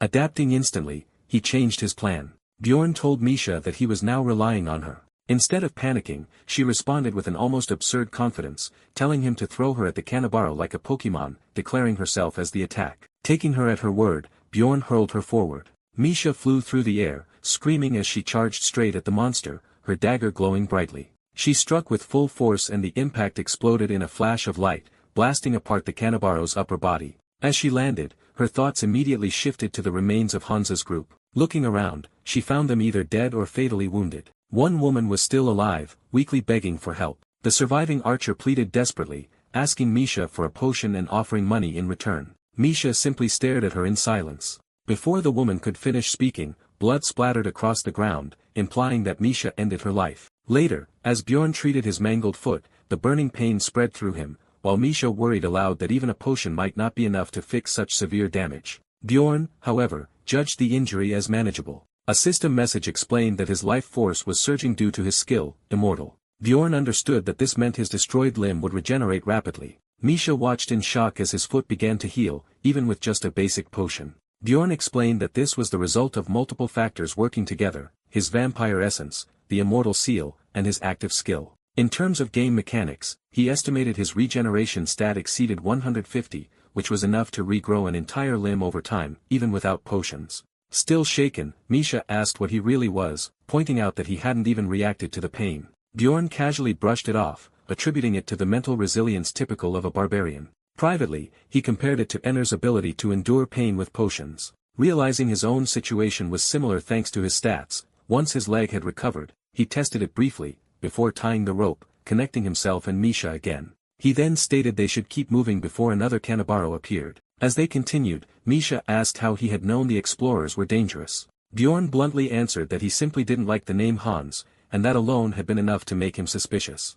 Misha was left completely confused by that reasoning, but Bjorn dismissed it, saying it didn't matter anymore since they had escaped. She then reflected on how the woman from earlier had seemed kind at first, yet had changed so quickly. Under different circumstances, she felt that woman might have remained a pleasant memory. Bjorn disagreed, explaining that if they hadn't appeared weak, hadn't been carrying valuable equipment, or hadn't met in the labyrinth at all, then maybe things would have been different. Even so, he pointed out that she had still been the first to attack them. He then asked Misha why she herself had entered the labyrinth. She admitted honestly that it was for money, realizing that her own motives weren't much different from the woman who had just died. Bjorn reflected that in a world where failing to pay taxes could cost someone their life, money was the only real form of protection. He guessed that the woman had likely been trying to protect more than just herself, remembering her mention of having children. As they continued walking through the forest, Bjorn felt that this dangerous journey was teaching him more than anything else ever had. Time passed, and the narration explicitly stated that they had now been lost inside the witch's forest for a total of 109 hours. At that exact point, Misha suddenly called out Bjorn's name in surprise. She had spotted a very specific tree marking, and excitedly declared that she had finally found the landmark they had been searching for. That landmark led them straight to the witch's hut, the only resting place in the forest where recovery was safe and uninterrupted. As Bjorn approached it, he silently prayed that nothing would go wrong this time. He reached out toward the entrance, and as his hand made contact, it began glowing with magic. A system message immediately confirmed that the character was entering the witch's hut. The narration explained in detail that the hut appeared randomly within the forest, and stayed in one location for exactly 8 hours. Inside, it completely cancelled the forest's field effects, and functioned as a monster-free safe zone, although it was notoriously difficult to locate. Bjorn reflected that it had taken him a very long time to find the first hut, but this time, thanks to Misha's sharp observation, they had managed to find one much faster. At that moment, with 53 hours still remaining before the labyrinth would close, another system message appeared, again confirming entry into the witch's hut. A follow-up message stated that 5 people had already entered, and that the entrance was now locked. Misha happily remarked that she had visited this peaceful place 3 times before, and never got tired of it. However, while she was still talking, Bjorn abruptly told her to stay quiet. He had noticed something. He explained that others were already inside the hut as well. Since only 5 people could enter before the entrance sealed, it meant there were other individuals currently present. Misha immediately understood, and agreed that they needed to locate them. As they searched, they soon found a weapon and a helmet lying among the flowers, clear signs of another group's presence. Bjorn instantly recognized the equipment, and felt that something was off. Nearby, he spotted an unconscious man, and identified him as the shabby-looking explorer who had previously been traveling with Elisa. Misha suggested that there must also be people inside the building, and that they were likely part of the same group. Bjorn decided that before anything else, they should deal with the man outside. Without hesitation, he raised his mace and struck him brutally. Misha froze, staring at the impact in shock, realizing that the blow was far more severe than what would be needed to simply knock someone unconscious. Inside the hut, they tied the battered man up. Bjorn remarked that he was honestly surprised the man was still alive, and added that he probably wouldn't survive for long anyway. Despite that, he poured a potion onto the man's injured head. The moment it made contact, the man woke up screaming in agony as the potion took effect. Bjorn calmly asked if he was awake. The captive immediately recognized him as the barbarian from earlier, and panicked. He insisted everything had been a misunderstanding, and claimed that Elisa had tricked them. He began explaining that when they later chased Bjorn's group, only 3 of them remained. They had injured the person they believed to be the Pathfinder, just enough to prevent escape, only lightly wounding his shoulder. Suddenly, a mysterious light had repelled them all and knocked them unconscious. When they woke up, their real Pathfinder was already dead, killed by an ice spear that had pierced straight through his head. From this, Bjorn inferred that Hikarad's group had managed to escape, and that the scream they had heard earlier must have been Rottmiller's at the moment of his death. The prisoner continued, explaining that without a Pathfinder, they had no way to continue tracking, and ended up wandering aimlessly. He said the real trouble began on the 2nd day after their Pathfinder died. At that time, Elisa suddenly kissed one of their men. In the flashback he described, she drained the man's life force while clinging to him, grotesquely transforming him. It was then that they realized Elisa was actually an evil priest of Kerui, who had been manipulating them the entire time. The captive desperately insisted that all of their misfortune was caused by Elisa's deception. He swore that they had never intended to plunder Bjorn's group, but Bjorn coldly told him to stop talking. The man broke down, apologizing repeatedly, blaming everything on the deceiving woman, promising full compensation, and begging desperately for mercy. Misha, clearly nervous, told Bjorn that she would follow his decision and asked what they should do. Bjorn began reflecting on his past actions. He recalled that every person he had killed in this world had been when he was forced to, and they had all been people he considered irredeemable. Comparing that to this situation, he realized these men had caused trouble, but had not actually killed anyone themselves. That made this situation fundamentally different. His thoughts split into 2 opposing sides. His barbarian instincts argued that morality was irrelevant and that killing them now would eliminate future risks.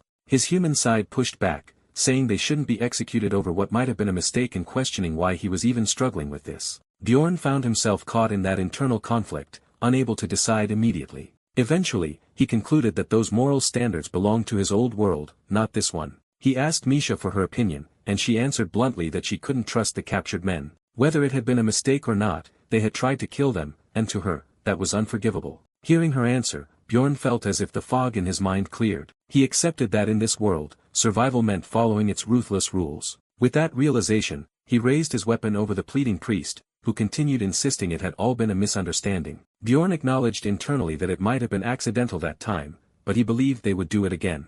He struck.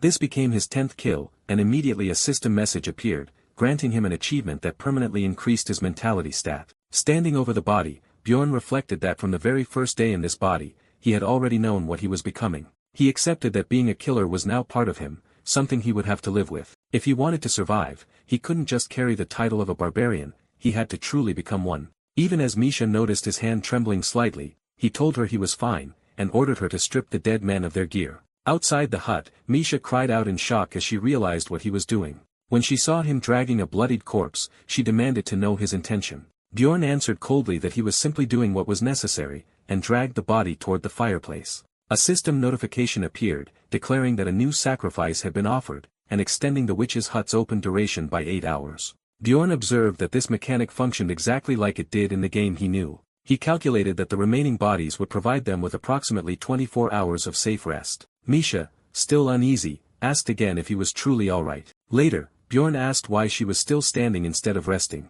He decided that he would take the bed first. He collapsed face down onto the pillow and immediately noted how comfortable it was, confirming that a real bed was far superior for sleeping. His heavily muscled body relaxed as he sank into the mattress. As he drifted into sleep, his thoughts deepened. He reflected that his situation had become so extreme that it no longer even felt ironic. The more he embraced the life of a barbarian, the more he found himself able to act like an ordinary human.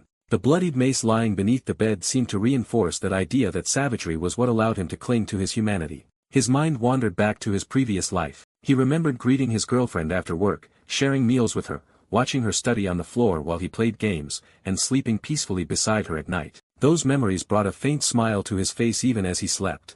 Suddenly, he woke up, drenched in sweat. His breathing was heavy as he realized Misha was asleep beside him, leaning against his right leg. Sitting up, he tried to steady himself and wondered if everything he had just experienced was nothing more than a dream. But as he looked at his powerful hand, he reaffirmed that this was his reality now, a life where he fought monsters to survive. Burning skeletons and constant death were no longer distant concepts but part of his daily existence. He checked the time and realized he had slept for nearly 7 hours. Hearing movement beside him, he noticed Misha cuddled against his leg and assumed the chair must have been too uncomfortable for her. He told her to wake up, but she lazily asked for 5 more minutes. Irritated, he glared at her until she yelped and got up, calling him a stupid barbarian. Bjorn then noted that there were about 24 hours left before the labyrinth closed and only 1 hour before the hut would shut. As they ate, he felt relieved that the final day had arrived. If they could endure just one more day, they would leave the forest and return to the city. While they were eating, Misha excitedly talked about taking a bath once they got back and asked what he planned to do in town. He admitted he didn't know yet. At that moment, a system message announced that the witch's hut had closed. Another message followed, stating that the character was being moved back to the witch's forest. A third notice warned that the forest's field effects were being reapplied. Suddenly, the surroundings twisted violently, transforming into a nightmare of red thorns. Both Bjorn and Misha were shocked. Misha panicked and asked what had happened to the forest. While Bjorn remained silent, immediately recognizing the phenomenon, he cursed inwardly, realizing what it meant. At the same time, in what felt like a completely different place, a bright monitor displayed multiple system logs related to sacrifices in the witch's hut. The logs confirmed that the 5th, 6th, and 7th offerings had been completed. Another message stated that the special condition of 7 sacrifices had been fulfilled. With that condition met, a terrifying entity was summoned, the Lord of Chaos, Ryakis, who began roaming the 3rd floor. Bjorn immediately recognized what that meant. The floor lord had appeared. The narration explains that a floor lord is the field boss of a floor, and Bjorn recalls from the game that every floor has one such master acting as its hidden boss monster.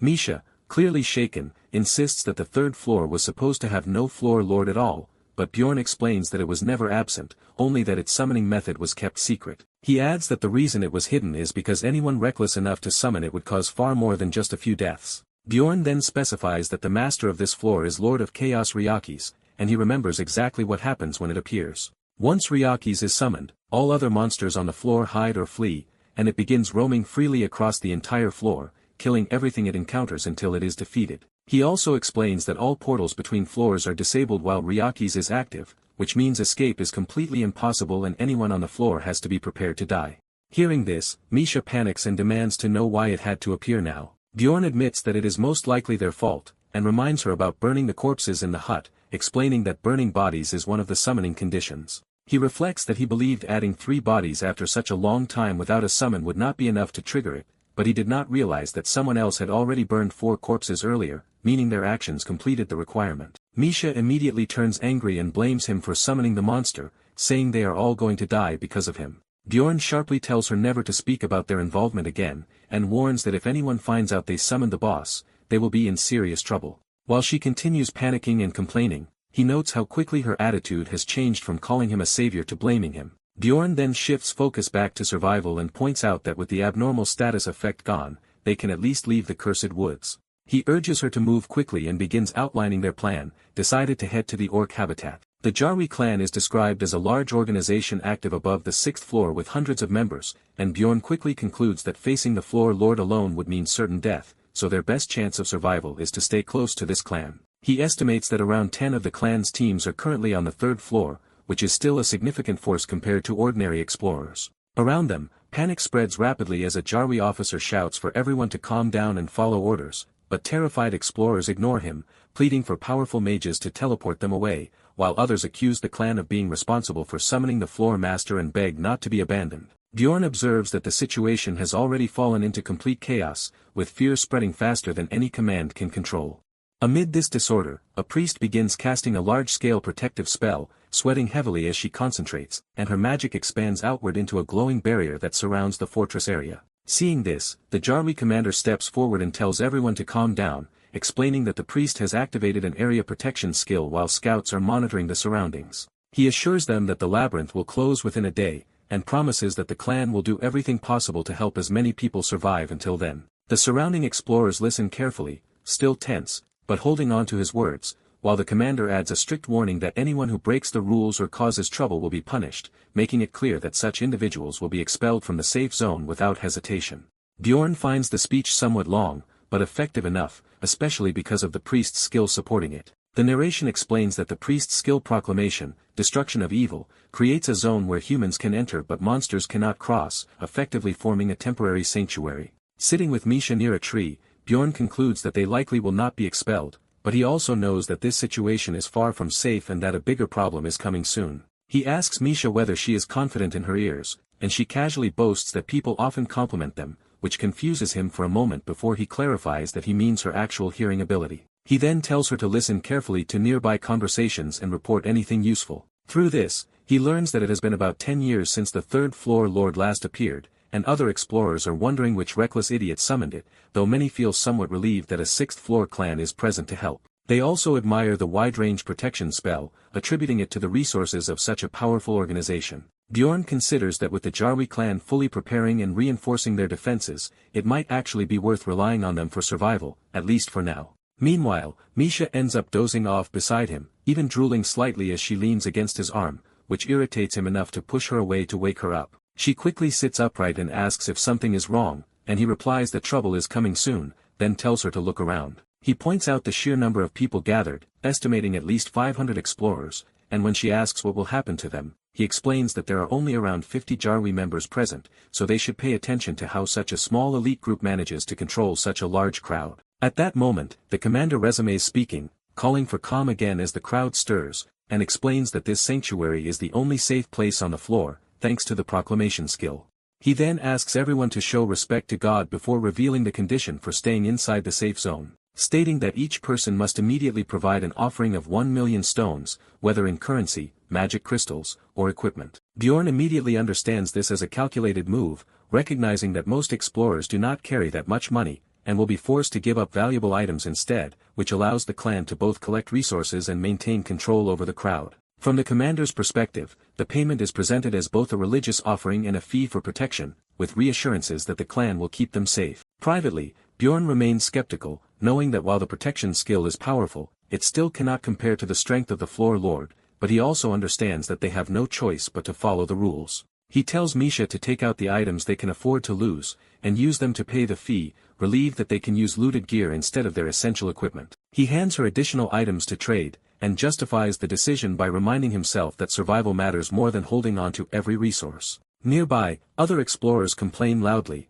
saying that demanding 1 million stones for a single day is outrageous. And some even decide to leave the safe zone, rather than pay such a price. When Misha returns after completing the exchange, Bjorn acknowledges her effort and quickly calculates that if around 300 people paid the fee, the clan has already earned at least 300 million stones, while also reducing the number of people they need to protect. Even so, he knows that none of this will matter if the floor lord reaches this place, because everyone here would die regardless of payments or protection. He understands that many people are relying on the hope that the third floor is large enough to avoid encountering Ryakis entirely, whether they stay inside the barrier or leave it. Bjorn, however, does not rely on hope, and instead prepares for the worst possible outcome, believing that assuming disaster will not happen is the fastest way to die.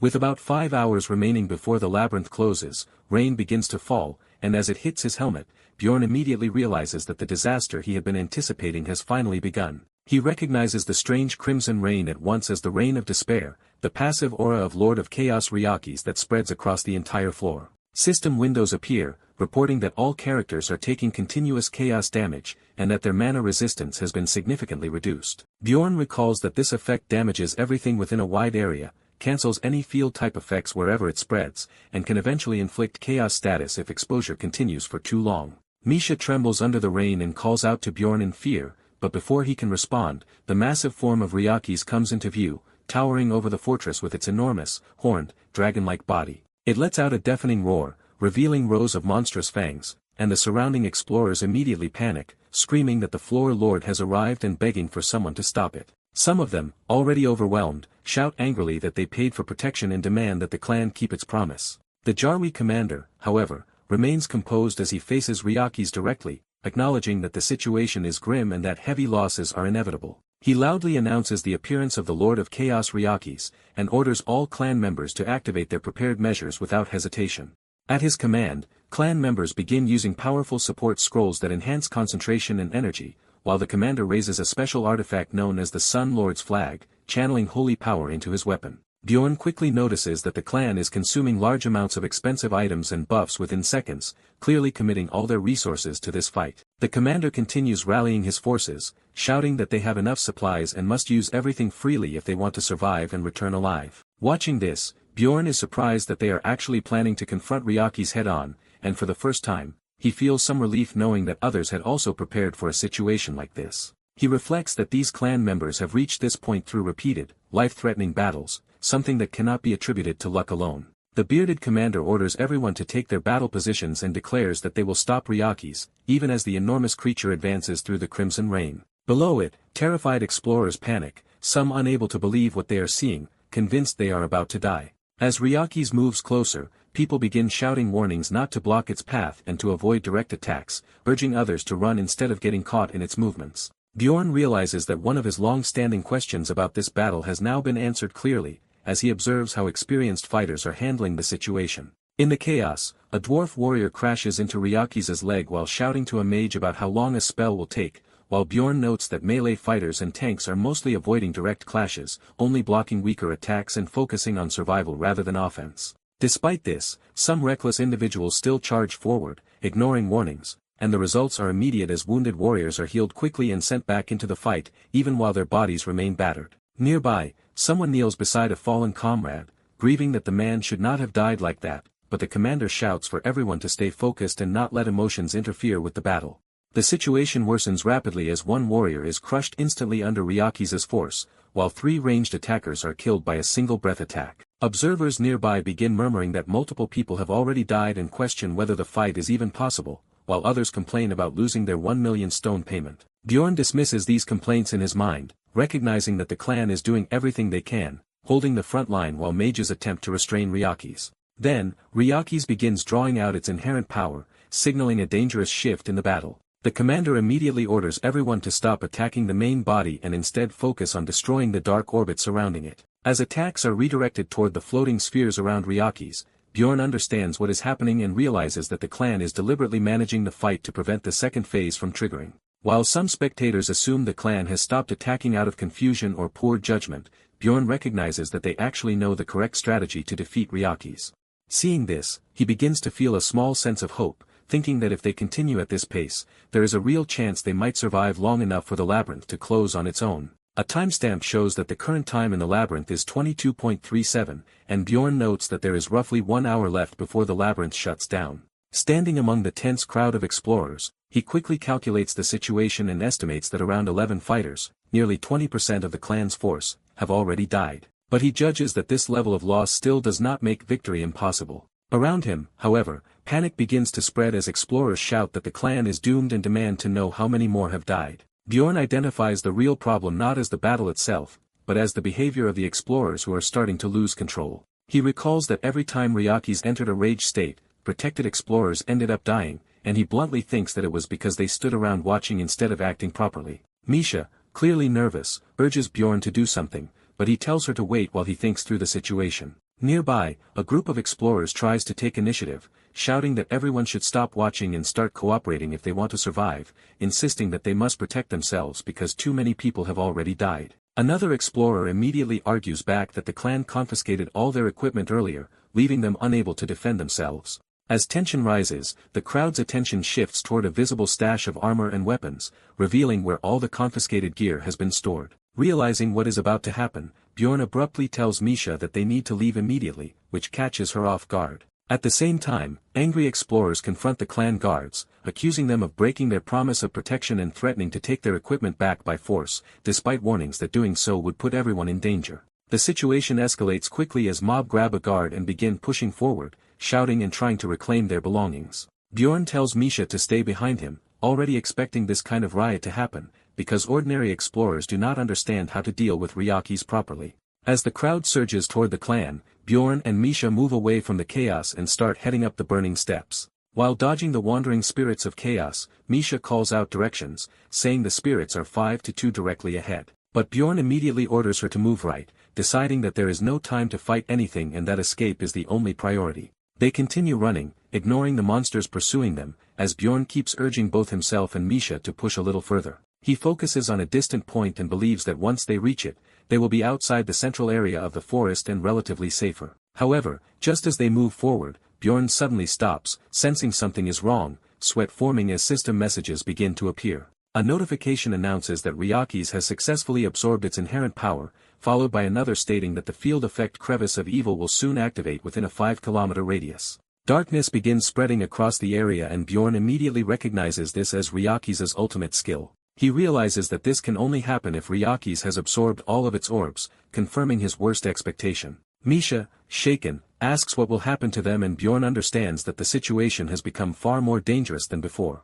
The narration explains that Crevice of Evil is triggered only after Ryakis absorbs all 10 of its spheres and once activated, everyone within the affected area has 45 minutes to escape. After that time limit, anyone still inside the field dies, regardless of strength. Another key effect is that everyone within the range is gradually pulled toward the center of the floor. A final system message clarifies that all characters in the affected zone will be transported to the center and in the next moment, Bjorn, Misha, and the other explorers are forcibly relocated.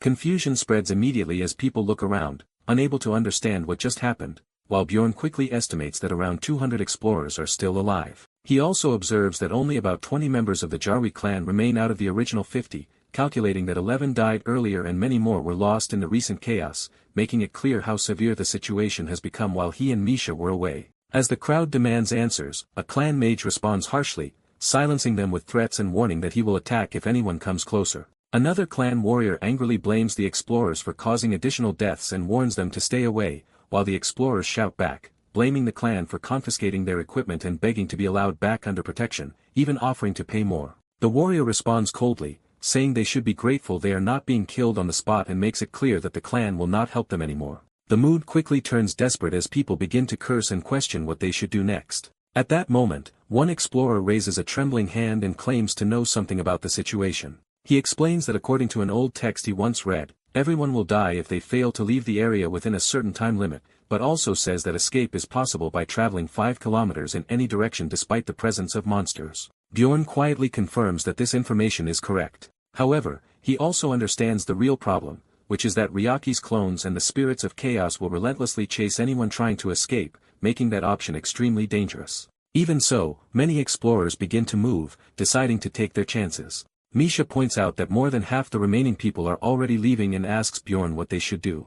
Bjorn watches the situation carefully and concludes that relying on that plan is too risky. Instead of following the crowd, he decides that they will attempt something with a higher chance of survival. Bjorn moves toward the Jarwi clan forces, deciding that instead of running blindly like the others, he will gamble on them as his best chance of survival. As he approaches, a clan member immediately warns him not to come any closer, but before things escalate, a therianthrope swordsman notices Misha and is visibly startled to see her there. Bjorn casually greets him, deliberately acting like they are close, while Misha nervously whispers his name under her breath. Without wasting time, Bjorn directly asks whether the clan managed to obtain the rare orc hero's essence. The moment those words leave his mouth, the atmosphere changes. The swordsman's expression hardens instantly and he draws his weapon, demanding to know how Bjorn could possibly know about something like that. Seeing this reaction, Bjorn quietly smirks to himself, realizing that his first calculated gamble has worked exactly as intended. At this point, the situation inside the clan is already critical. Out of roughly 23 members still alive, their forces are heavily imbalanced, consisting of 3 priests, 6 mages, 12 ranged attackers, and only 2 melee fighters left. Vice Captain Ira's Magdalene repeats grimly that they are down to just 2 close-range combatants. He recalls how the earlier riot caused massive losses among their frontline fighters, and how they were forced to buy time by letting Lord of Chaos Ryakis absorb its spheres. The old geezer mage who had appeared earlier presses Iras to make a decision quickly, reminding him that their understanding of Ryakis' behavior means they are running out of time. Iras thinks through the situation and realizes the core problem is obvious. With only a swordsman and a spearman left as melee units, they lack a true frontline defender, someone capable of holding the line against incoming threats. He understands that without such a role, they cannot safely carve a path through the monsters surrounding them. Subordinates continue reporting that many explorers have already fled and urge Iras to give orders before the enemy's attention shifts toward them. But the pressure makes it difficult for him to decide. The situation is slipping, and hesitation could cost everyone their lives. At that moment, Bjorn suddenly steps forward and declares that he will open a path for everyone. His voice cuts through the tension, instantly drawing attention. Iras turns sharply toward him, surprised by the unexpected offer, while other clan members question who Bjorn even is. The red-haired therianthrope tries to intervene, but Bjorn pushes past him, standing firm as he presents his proposal. Iras demands an explanation, wanting to judge the situation personally. A subordinate nervously admits that they still do not know how Bjorn learned about the orc hero's essence. The clan members quickly relay Bjorn's condition, which is simple and direct. In exchange for opening a path to safety, he wants the orc hero's essence. Faced with this, Iras activates his skill, Survival Instinct, an ability that highlights the individual most likely to increase his chances of survival. The result is immediate and unmistakable. Among everyone present, Bjorn stands out, glowing with an intensity that surpasses all others. Iras trusts this ability completely, as it has saved him many times before. Without hesitation, he concludes that Bjorn is the key to overcoming their current crisis. Turning to his subordinates, he declares that Bjorn is essential to their survival, a statement that shocks everyone around him, especially the therianthrope swordsman. Then, focusing fully on Bjorn, Iras asks for his name. Bjorn understands that this moment is crucial. This is his second gamble, and just like the first one, it has worked. Iras McLean introduces himself as the vice captain of the Jarwi clan, and immediately questions Bjorn about how he figured out they were targeting the orc hero. Bjorn calmly answers that it was simply his own deduction, which makes Iras narrow his eyes and ask how he reached that conclusion in the first place. Bjorn explains that a large, elite clan would never monopolize something like the third floor's orc habitat unless they had a much bigger objective in mind. He points out that they did not just arrive casually, but brought a massive amount of supplies, far more than what would be needed if their goal was only to hunt great orc warriors. From that alone, he reasons that their target had to be something more significant. The orc hero is actually a 5th-rank hidden boss that can only be summoned through a specific method, offering a large number of great orc warrior crystals at an altar. Bjorn connects this with what he observed earlier, and concludes that all those supplies were likely meant to prepare for the possible appearance of an even stronger entity, the Orc Lord. At the same time, he notes that since their supplies still seem intact, it likely means they have not yet encountered that higher-tier boss. Hearing this breakdown, Iras is clearly impressed. He then shifts the topic and asks Bjorn to explain why he believes the clan needs his help so badly. Bjorn answers directly without hesitation, stating that he is a barbarian carrying the immortal effect and that he also possesses a powerful vampire essence. He continues by mentioning that he has absorbed a corpse golem essence as well, which grants him extremely high pain tolerance. Before Bjorn can continue listing everything, Iras cuts him off and quickly summarizes the key point. He concludes that Bjorn's real advantage is his ability to keep fighting continuously while sustaining himself with potions, essentially allowing him to endure far longer than a normal frontline fighter. Iras evaluates this and judges that Bjorn's build is exceptionally suited for the third floor, even surpassing the remaining melee fighters in his clan. Excitement flashes across Iras's face as he loudly declares that Bjorn is exactly what they need. Without hesitation, he announces that he will invest in Bjorn and support his plan. The red therianthrope immediately objects, reminding Iras that the orc hero's essence was originally requested by a noble, implying they cannot simply give it away. However, Iras shuts that argument down instantly. He states that they can just report that the essence never dropped, treating it as a calculated loss. If trading a single essence can increase their chances of survival and save even one additional clan member, then it is more than worth it. With his decision made, Iras orders Karlstein to bring the orc hero's essence. Meanwhile, Bjorn watches all of this unfold and internally acknowledges that his first test has been successfully cleared, his gamble paying off exactly as planned. There are 3 different orc heroes that can be summoned through magic crystal sacrifices, and each of them consumes its own named monster upon appearing. In simple terms, they are advanced mutants, making their essences extremely troublesome to deal with despite being only 5th-rank monsters. Because of this, even a 5th rank encounter like this normally requires a full assault squad to handle safely. These bosses are commonly known as the 3 Orc Brothers, and each one drops a different colored essence tied to a unique ability. The first is Danish, who drops a red essence imbued with the skill Shout of Passion.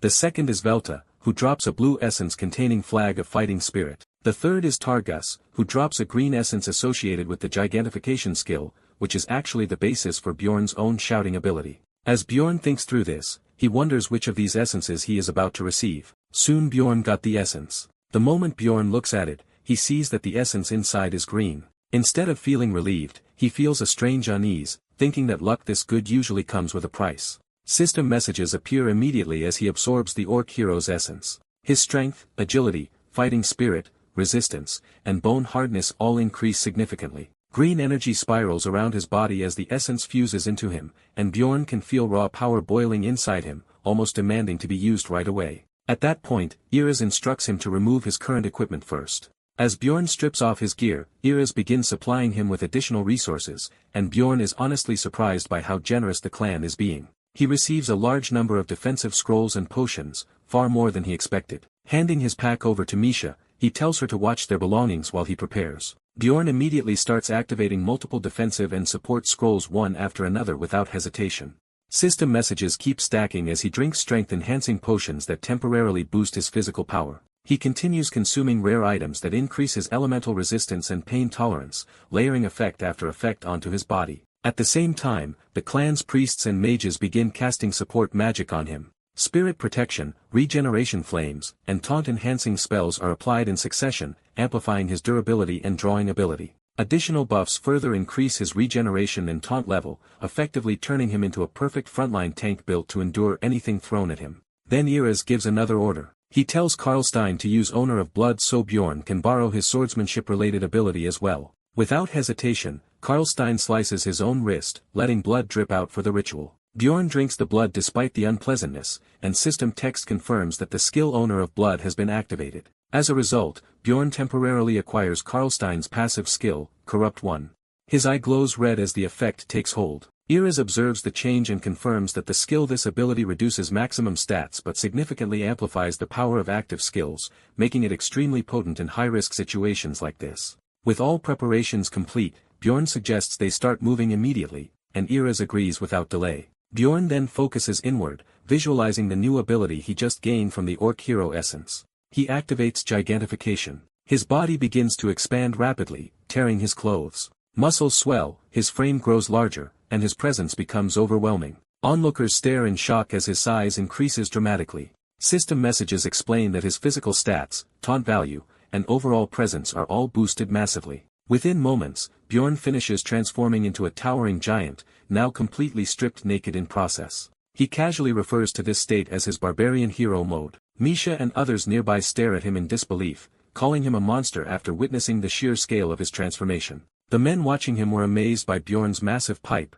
wondering how he got so big. Iris immediately orders them to bring extra capes. They rush to cover him, and Bjorn ties one around himself like a makeshift kilt. Now fully prepared, empowered, and geared for survival, Bjorn stands ready and declares that he is prepared to charge forward. Bjorn triggered his power immediately, unleashing a furious roar as his energy surged and echoed loudly through the dungeon. With that, he sprinted forward, leading the group's charge, while forcing himself to believe that nothing was impossible. Iris ordered everyone to keep up with Bjorn's pace as he dashed ahead, with the explorers rushing behind him. Behind him were 23 clan members and 43 floor explorers who had given up their gear to join. Under the vampire's sacrificial seal, Bjorn converted their equipment and even their lives into raw stat boosts. As overwhelming destructive power filled him, he felt a grim satisfaction at finally being able to unleash it. He dove forward with a battle cry, crashing straight into a horde of demonic beasts. He recognized them as miniature clones of Ryakes, each over 2 meters tall, though still small compared to his empowered form. As he smashed into them, Ryake's hatred ability retaliated, dealing massive chaos damage. At the same time, the crevice of evil pattern caused the self-destructing clones to damage whoever killed them, reinforcing the need for a tank at the front. Bjorn relied on his vampire essence and source of darkness, knowing he would survive as long as his heart remained intact. He realized that fragile, high-damage classes were useless here, since they could not endure such punishment. The commander warned him not to kill too many at once, though Bjorn found it difficult to hold back. He activated gigantification, drawing even more monsters toward himself due to his increased size. Acting as a constant source of provocation, he kept every threat focused on him, ensuring the explorers behind him remained safe. Karlstein charged in and killed a clone, only to cry out as the reflected damage struck him with equal force. Injured, he called for the priests to heal him. Bjorn immediately ordered everyone to stop taking unnecessary hits and fall back. A priest healed Karlstein while he cursed in frustration, urging the healer to hurry. Bjorn concluded that only he should remain at the front for what was coming next. He continued carving a path through the clones, and once his health dropped below half, his hero's path passive activated, increasing his resistances and tolerances. He recalled the orc hero whose skill functioned the same way, which was the reason he had sought that essence. His defenses increased significantly below 50% health and peaked near 20%, and he intended to exploit that advantage as much as possible. Bjorn ordered everyone to stay back while he handled the vanguard alone, pushing forward and leaving the others behind. Hernesein observed that Bjorn had fully joined them and acknowledged his presence, agreeing it was wise to let him take the front in case new threats appeared behind. Karlstein, still in pain, realized that even attacking a single clone was unbearable, forcing him to retreat. Watching Bjorn, he began to question who he really was, no longer seeing him as an ordinary barbarian. As they continued running, the clan members admitted that no one matched a barbarian's courage and praised the vice-captain's judgment in recruiting him.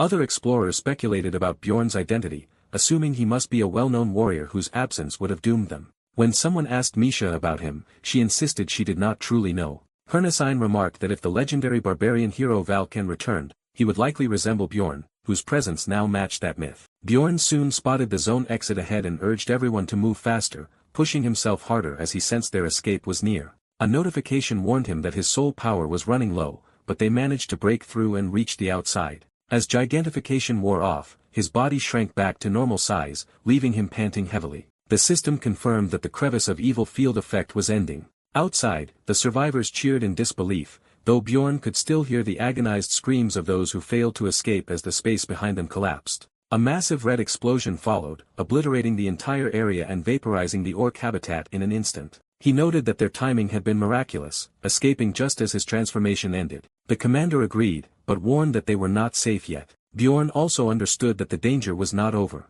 He recalled that after leaving the crevice of evil, the first phase of the insta-kill ultimate would select a single survivor as prey. He calculated the odds and realized there was a 1 in 15 chance that either he or Misha would be chosen. Then he saw Misha freeze in terror. System notifications revealed that Misha had been selected as the prey and was now paralyzed. Bjorn was filled with anger as he realized that fate had chosen her. Misha sensed something was wrong, and as the realization dawned on her, the surrounding explorers looked at her with quiet sympathy. Her brother stood frozen, unable to face her. Bjorn recalled Ryakasa's skill, Prey, which immobilized the target and marked them for relentless pursuit until death. Iris acknowledged the situation grimly and offered clan protection for Misha, even inviting Bjorn to join them. Bjorn refused, stating he had no intention of serving anyone. Iris admitted that if Bjorn had been chosen, he would have had no choice. Without hesitation, Bjorn lifted Misha and secured her to his back. Ending their agreement, Iris bid him farewell and expressed hope that they would meet again in the city.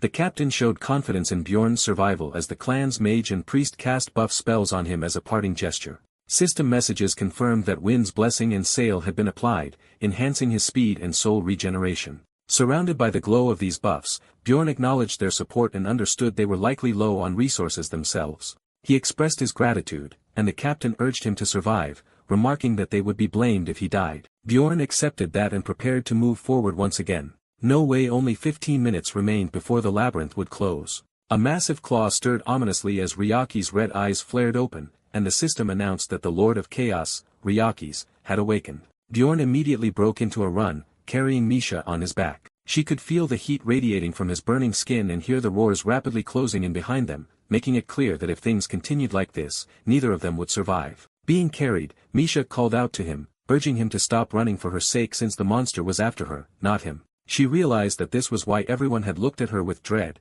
recalling how even her own family had chosen to ignore her. Those memories surfaced bitterly, reinforcing the thought that her existence had always been treated as a threat. Earlier, when she had been paralyzed on the ground, she had trembled at being singled out. Now, on his back, she insisted he had already done enough and would die if he kept helping her. She pointed out that they were not even that close, and claimed she had already fulfilled her lifelong wish because of him. Bjorn immediately rejected that, stating she clearly did not want to die, and that her self-sacrificing words made no sense. As he swatted aside chaos spirits while running, he pressed her on why she was pretending to accept death. She tried to insist she meant it, but Bjorn questioned whether she was actually afraid of being abandoned. Misha argued that she simply did not want to burden him anymore. Bjorn demanded to know if that feeling mattered more than her life, and told her to stop testing him with evasive words. He made it clear that if she truly wanted to live, she should ask him for help so they could fight together for even a small chance. Misha reflected on her behavior and realized she must have sounded like someone giving up instead of supporting the one risking everything to save her.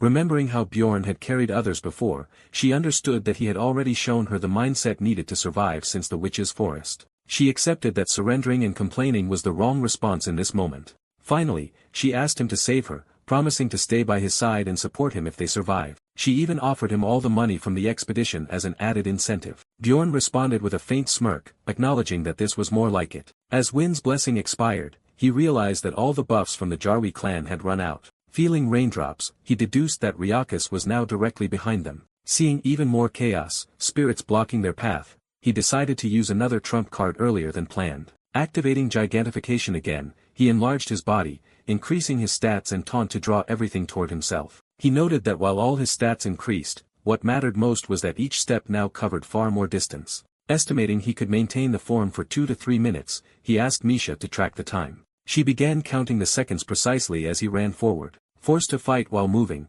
Bjorn started smashing chaos spirits, their deaths corrupting the ground as he continued forward. As more enemies fell, Misha's voice continued counting down the remaining time. When she called out that only 120 seconds remained, Bjorn registered it grimly, followed soon after by her update of 103 seconds. Suddenly, a massive fiery attack landed in front of them, startling him. As Misha announced that 90 seconds remained, Bjorn braced himself, realizing Ryakus's breath attack had finally reached them. The blast wiped out many of the pursuing spirits, reducing their numbers and making it easier for him to move, though it also confirmed they were well within the monster's striking range. Moments later, a colossal limb slammed down near them, nearly crushing them both. Bjorn barely dodged while still carrying Misha, gritting through the pain from the close call. Looking up, he saw Ryakus's full, terrifying form looming over them. Without hesitation, he planted his foot and surged forward again. Misha insisted he could leave her behind, but he refused, telling her to stop and making it clear he would not abandon her. He reminded her of his promise and even mentioned that he still needed the money for his frost spirit ring. When she argued that dying over a promise was unreasonable, Bjorn countered that they were not going to die and declared his intention to escape alive. At that moment, his eyes widened as blood splashed, signaling sudden danger. Misha panicked upon seeing his arm severed, but Bjorn ignored it and demanded to know how much time remained. Convinced escape was impossible, she told him to abandon her, but Bjorn, furious and desperate, shouted for the exact time. Through tears, Misha reported that 60 seconds remained. Bjorn charged directly toward the massive beast, resolving that even with one arm, he had to endure for a full minute since escape was no longer an option. He acknowledged that surviving this would be extremely difficult, then launched himself forward. As Misha cried out in shock at his decision to run toward Ryakus, he ordered her to keep counting. She continued, her voice trembling as she called out 53 seconds remaining. As he ran, the monster's breath struck the ground behind him. He noted that the creature could not easily attack its own legs and rushed beneath its massive limb, knowing a single mistake would mean death. He continued sprinting with Misha on his back, though another sweeping attack forced him to dodge at the last moment as she called out 44 seconds remaining. Having observed Ryakus' movements earlier during the fight with the Jarwi clan, Bjorn believed he understood its attack pattern. Using that knowledge, he evaded another devastating strike. As Misha shouted that only 30 seconds remained, Ryakus continued battering the ground in an attempt to crush them. Bjorn barely managed to survive each impact, exhausted and bleeding, while she updated him that 25 seconds remained. Then another blow descended and Bjorn realized too late that he could not dodge it. The impact slammed into him, his rope harness straining as his body jolted violently. He screamed under the force as they were driven into the ground once again. As another massive strike followed, he understood that he could not avoid this one either and accepted that their deaths seemed inevitable. At that moment, a system message announced that Bjorn had exhausted his soul power, followed by another stating that gigantification was forcibly ending. His massive form vanished as he shrank back to normal size. Looking up in shock at the incoming attack, he realized that the timing of the transformation ending had saved him, as his head would have been crushed otherwise. With Ryakus' jaws descending and the timer nearly expired, Bjorn faced what seemed to be the final strike. At the last possible moment, he planted his shield and body against the attack, clinging to life as he roared and endured the force. He even bit into the monster while bracing himself, holding on as Ryakus thrashed violently. Still clinging to its face, he endured the chaos as the countdown dropped to 4 seconds. Battered and coughing blood, he continued to hold on while the monster opened its massive mouth to swallow them. Facing the end, Bjorn declared that it was already too late. At that instant, a system message announced that the labyrinth had closed, followed by another stating that he was being teleported back to Rafdonia. The destination was confirmed as Rafdonia Square. In the city square, a vortex of purple energy began forming in front of the castle walls as anxious onlookers gathered around.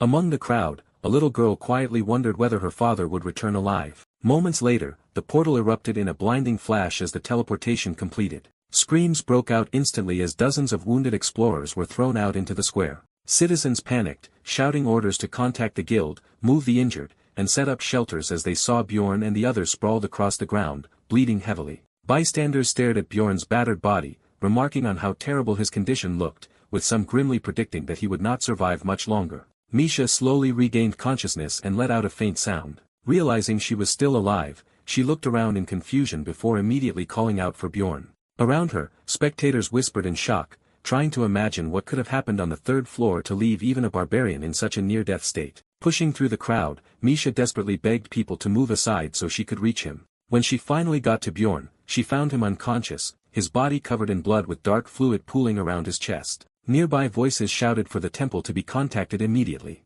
Misha collapsed beside him, clinging tightly to his body as she broke down, begging him not to die. As she gripped his arm, she suddenly felt a faint heartbeat and froze in shock. Relief quickly followed as she let out a tearful laugh, realizing that he had only been sleeping. Watching his weak breathing, she admitted to herself how much he had terrified her. Later, rumors spread throughout the city that the 3rd floor lord had slaughtered over 30 members of the Jarwi clan. In a tavern, men discussed the incident, claiming that the official numbers were far too low and that, in reality, hundreds had likely died. One survivor insisted that many had escaped only because of a single explorer's actions. The others clarified that it had not been a well-known officer, but an unknown 3rd floor explorer whose identity had yet to spread. That explorer was Bjorn, son of Jandel, a barbarian who had reached the 3rd floor only 3 months after first entering the labyrinth. Testimony from a mage described him as someone who had not yet become a hero, but possessed the potential to undoubtedly become one. From that, the idea emerged that someone like him deserved a title, and he was given the name Little Valkin, in reference to the legendary hero known for unmatched bravery. At the same time, system messages indicated that Bjorn's fame stat was rapidly increasing. Another warning followed, explaining that such rising fame would trigger more special events around him. Elsewhere, a guild official reviewed the report, finding the nickname Little Valkin interesting as he began to take notice of Bjorn. He reflected that very few explorers had ever achieved so much in such a short time, making Bjorn's case unprecedented in his experience. The report also listed the powerful enemies Bjorn had already faced, including the corpse golem and the vampire guardian, along with the fact that he possessed the rare orc hero essence. His rapid growth and the strength of his abilities went far beyond ordinary luck. The official recalled historical figures who had shown similarly abnormal development, individuals who were often remembered as heroes due to their extraordinary destinies. However, not all such figures had followed a righteous path. As he considered this, the official questioned whether Bjorn would become a hero or something far more dangerous. For a brief moment, he even wondered if Bjorn might be an evil spirit. Sometime later, Bjorn awakened under a tent with a low groan, his eyes opening slowly as sunlight struck his face. Confusion lingered for a moment before he realized he had survived. He found himself back in the city, with Misha asleep beside him, clinging tightly to his thigh. Quietly, he acknowledged that he had made it back alive and gently patted her head, reflecting on the fact that they had both returned together. 2 days later, the entire town was still talking about the 3rd floor lord and the massive casualties. In taverns across the city, drinkers eagerly exchanged stories about the brave barbarian now known as Little Valken. At the same time, Bjorn's interface continued to ping repeatedly as his fame kept increasing. Soon after, Bjorn and Misha reunited with their allies, who were visibly relieved to see them alive. Rottmiller apologized for getting injured earlier, but Bjorn cut him off and suggested they order food first. During the meal, Bjorn asked Hickerad what had happened to their group after they separated. The dwarf explained that after treating Rottmiller, they repeatedly used the Guardian's wrist guards to buy time. Misha was surprised at how often the item could be activated, while Bjorn suspected they had used a specific method. Hickerad laughed and revealed that emergency restoration could refresh an item's uses, which was exactly the method Bjorn had in mind. After retreating and stabilizing Rottmiller, they had attempted to find Bjorn and Misha, but failed to detect them. Misha, growing impatient, pressed for more details and learned that on the 3rd day, they had encountered a dangerous woman. Hikarad stated plainly that they chose to run away and eventually escape through a portal leading to the 4th floor. Rottmiller added that by carefully timing their entry, they became the only party to reach that floor due to the entry restrictions. It was explained that the Sky Tower portals changed colors and could be used strategically to block pursuit, while completed trials did not reset. This allowed them to safely camp on cleared floors. Hikarad complained that spending 10 days doing nothing on the 1st floor of the tower had been unbearable, while Bjorn silently fumed, thinking that he and Misha had endured far worse during that time. Hikarad then casually mentioned that they had been fortunate enough to obtain an essence during their first trial. He revealed that it was the essence of a 7th-rank monster, the Mimic, and admitted that he had claimed it for himself. Hearing this, Bjorn reacted internally with frustration, cursing his own bad luck. The explanation followed that the Mimic was a rare entity that granted the valuable treasure room skill rather than combat abilities. Its first activation filled a private storage space with random items. When asked what they had obtained, Hikarad listed large quantities of mana stones and high-grade potions, along with 2 highly numbered special items. This revelation shocked Bjorn. Embarrassed by Bjorn's reaction, Hikarad asked him not to curse, while Bjorn wondered how the dwarf could be so absurdly lucky. Hikarad then explained that he intended to sell the numbered items and share the profits with the group, which Bjorn estimated would exceed 10 million stones. Bjorn forced himself to congratulate him, though his frustration caused him to unconsciously bend his spoon, prompting Misha to scold him. He brushed it off by blaming the uncontrollable strength granted by his Orc Hero essence, but Misha pointed out that he had always managed it before. Bjorn deflected the comment, stating that she had not yet seen everything about him, which left her flustered. When the others asked what had happened to Bjorn and Misha, he decided to tell the story himself, aware that there were details he needed to keep hidden. He gave a summarized version of events rather than revealing everything, covering key moments from Misha's contract with the beast to the desperate battle against Ryakus. The group listened in awe, fully grasping how intense the situation had been. Rottmiller congratulated Misha on forming a spirit beast contract and asked why she credited Bjorn for it. Embarrassed, she insisted that they would not have survived without him. Hikarad accepted her explanation and then offered Bjorn 1 million stones from their profits to compensate for the protection cost of the Orc Hero essence. Bjorn was taken aback by the gesture, internally comparing Hikarad to a rare source of generosity. The mage praised Bjorn's story, stating that the title, Little Valken, now suited him perfectly. Bjorn was surprised to learn that the name had already spread so widely, and Hikarad confirmed that it had become the common way people referred to him. The narration framed Little Valken as Bjorn's new title, likening him to the legendary barbarian hero, Valken of the past. Bjorn, however, felt uneasy about gaining such recognition so quickly. He reflected that while fame had been beneficial in the original game, in this reality it only increased the likelihood of dangerous events and unwanted attention. Despite this, his companions congratulated him, confident that his new title and 5th-rank essence would lead him far. Misha then shifted the discussion to how they would divide the money they had earned, including the reward for reporting the Karui priestess. She was especially pleased to hear that the bounty alone amounted to 3 million stones. The total profits and expenses were calculated, resulting in a net gain of 7.65 million stones. At that point, Bjorn reminded Misha of her earlier promise to give him everything. Instead of dividing the earnings, he claimed the entire amount. Bound by her word, Misha was left flustered and quietly regretted her decision. Later, Misha asked whether all the aftermath had finally been settled. As they walked through the city, Bjorn reflected that while the labyrinth was harsh, life outside it was not much easier. He noted that he had already taken care of most of the tasks he needed to handle, having retrieved his repaired equipment, purchased consumables, and even visited the auction house, which had clearly pleased Misha. At the same time, Bjorn found himself wondering why Misha continued to stay so close to him. He briefly suspected that she might still resent losing the money, though he ultimately decided it was better for him to manage their funds. In his mind, 7.65 million stones was only a modest amount considering his future plans. He intended to invest in essences, equipment, and most importantly, in strengthening Misha. Now that he considered her his main party member, he studied her thoughtfully, which only made her feel embarrassed.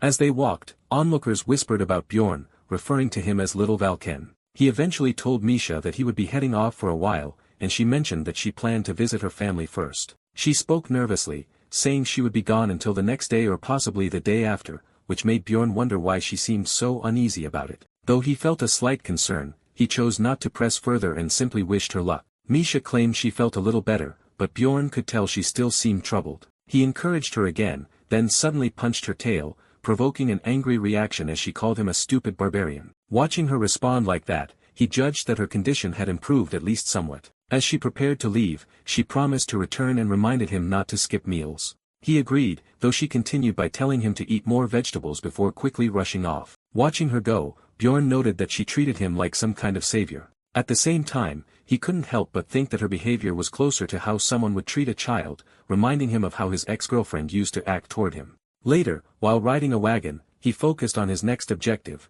which was helping Misha grow stronger. Upon arriving at the 8th district, he considered that he now had the ability to join a stronger team, but Misha would not be able to keep up in that environment. Because of that, he decided to remain with his current group for now, allowing her time to strengthen her spirit beast contract and obtain an essence. At that moment, a public announcement declared that an execution was about to begin. Hearing the crowd's excited reaction, Bjorn cursed inwardly as he noticed that there were fewer spectators than usual. He looked toward the blood-soaked execution site, where the remains near the chopping block painted a grim picture. Some of the onlookers complained that the condemned man, labeled an evil spirit, looked completely ordinary, which caught Bjorn's attention. He soon recognized the man as Tarakan, while a nearby knight spoke disdainfully about such beings pretending to be human. Bjorn felt a pang of regret, realizing that he had not done more to help Tarakan. He recalled giving him money and concluded that the man likely never even bought a weapon or entered the labyrinth. At that moment, Tarakan's eyes met Bjorn's within the crowd. The man reacted violently upon recognizing him,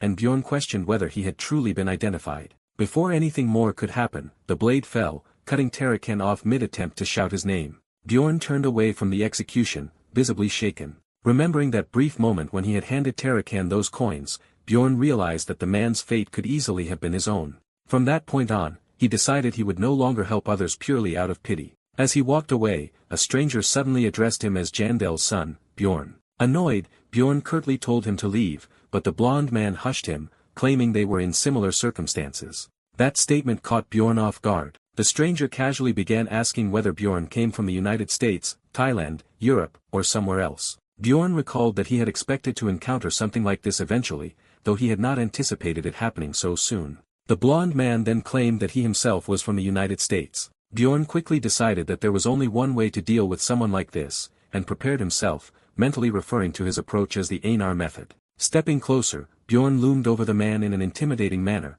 causing him to stammer. He demanded that the stranger stop speaking in riddles and speak clearly. The man laughed nervously, saying that Bjorn had almost fooled him and even praising his acting, assuming he had only been in this world for 3 months. Bjorn repeated his demand for straightforward answers, while the man attempted to calm him and urged him not to be so aggressive. The blonde then claimed that Bjorn was here because of something called Gwame, which immediately triggered a sharp reaction as Bjorn internally cursed him.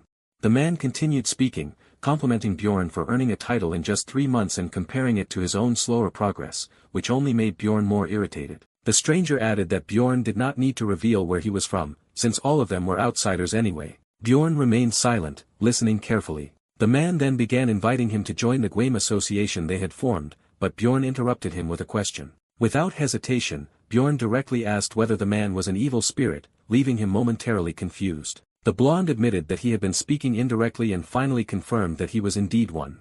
The moment he heard that, Bjorn exploded into action, charging forward with fury. Acting on instinct like a true barbarian, he shouted the vice chief's teaching that any evil spirit he encountered must be killed. The blonde, now terrified as bystanders watched, stammered in fear at Bjorn's sudden intent. Without hesitation, Bjorn swung a powerful punch toward him. That night, at the security agency, a knight approached Bjorn and expressed his gratitude, explaining that his brother had survived the labyrinth because of him. Bjorn asked whether that brother had been part of the Jarwi clan, and the knight clarified that he had only been someone who paid for protection. Hearing that, Bjorn was surprised, realizing that only a handful of those protected individuals had likely made it out alive. Growing hungry and still irritated that he had been unable to kill the supposed evil spirit earlier, Bjorn asked how long he would be required to stay there. The captain hesitated before answering. Not long before that, guards had been shouting at Bjorn to stop, while knights restrained him as he insisted that the blond man was an evil spirit who had tried something suspicious. The bystanders had been confused by his claim,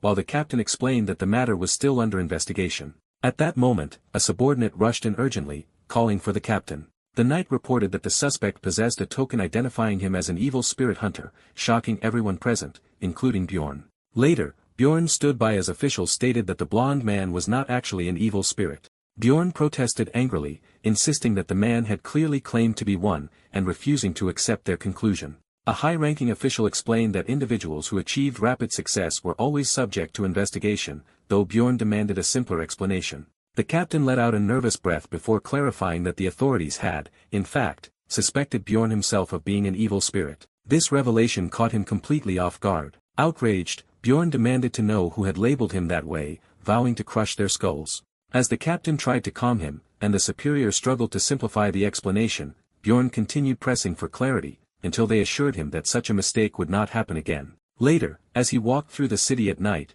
Bjorn reflected on how much the locals seemed to know about players, far more than he had expected. He remembered how the blond man had casually asked about Earth, proving that not everyone in this world was ignorant. The man's smiling face and deceptive manner lingered in his mind, along with the fact that he had known about the mysterious term, game. Bjorn realized he had understood it only because of its unusual pronunciation of the word, game. His thoughts drifted to Tarakan's execution, which now seemed almost understandable in such a harsh world. In a city where he had no true allies, the sudden appearance of someone who knew his secrets felt deeply unsettling. The more he considered everything, the more twisted this world appeared to him. Returning to his room, Bjorn noted that at least his dealings with the security agency had ended without further complications.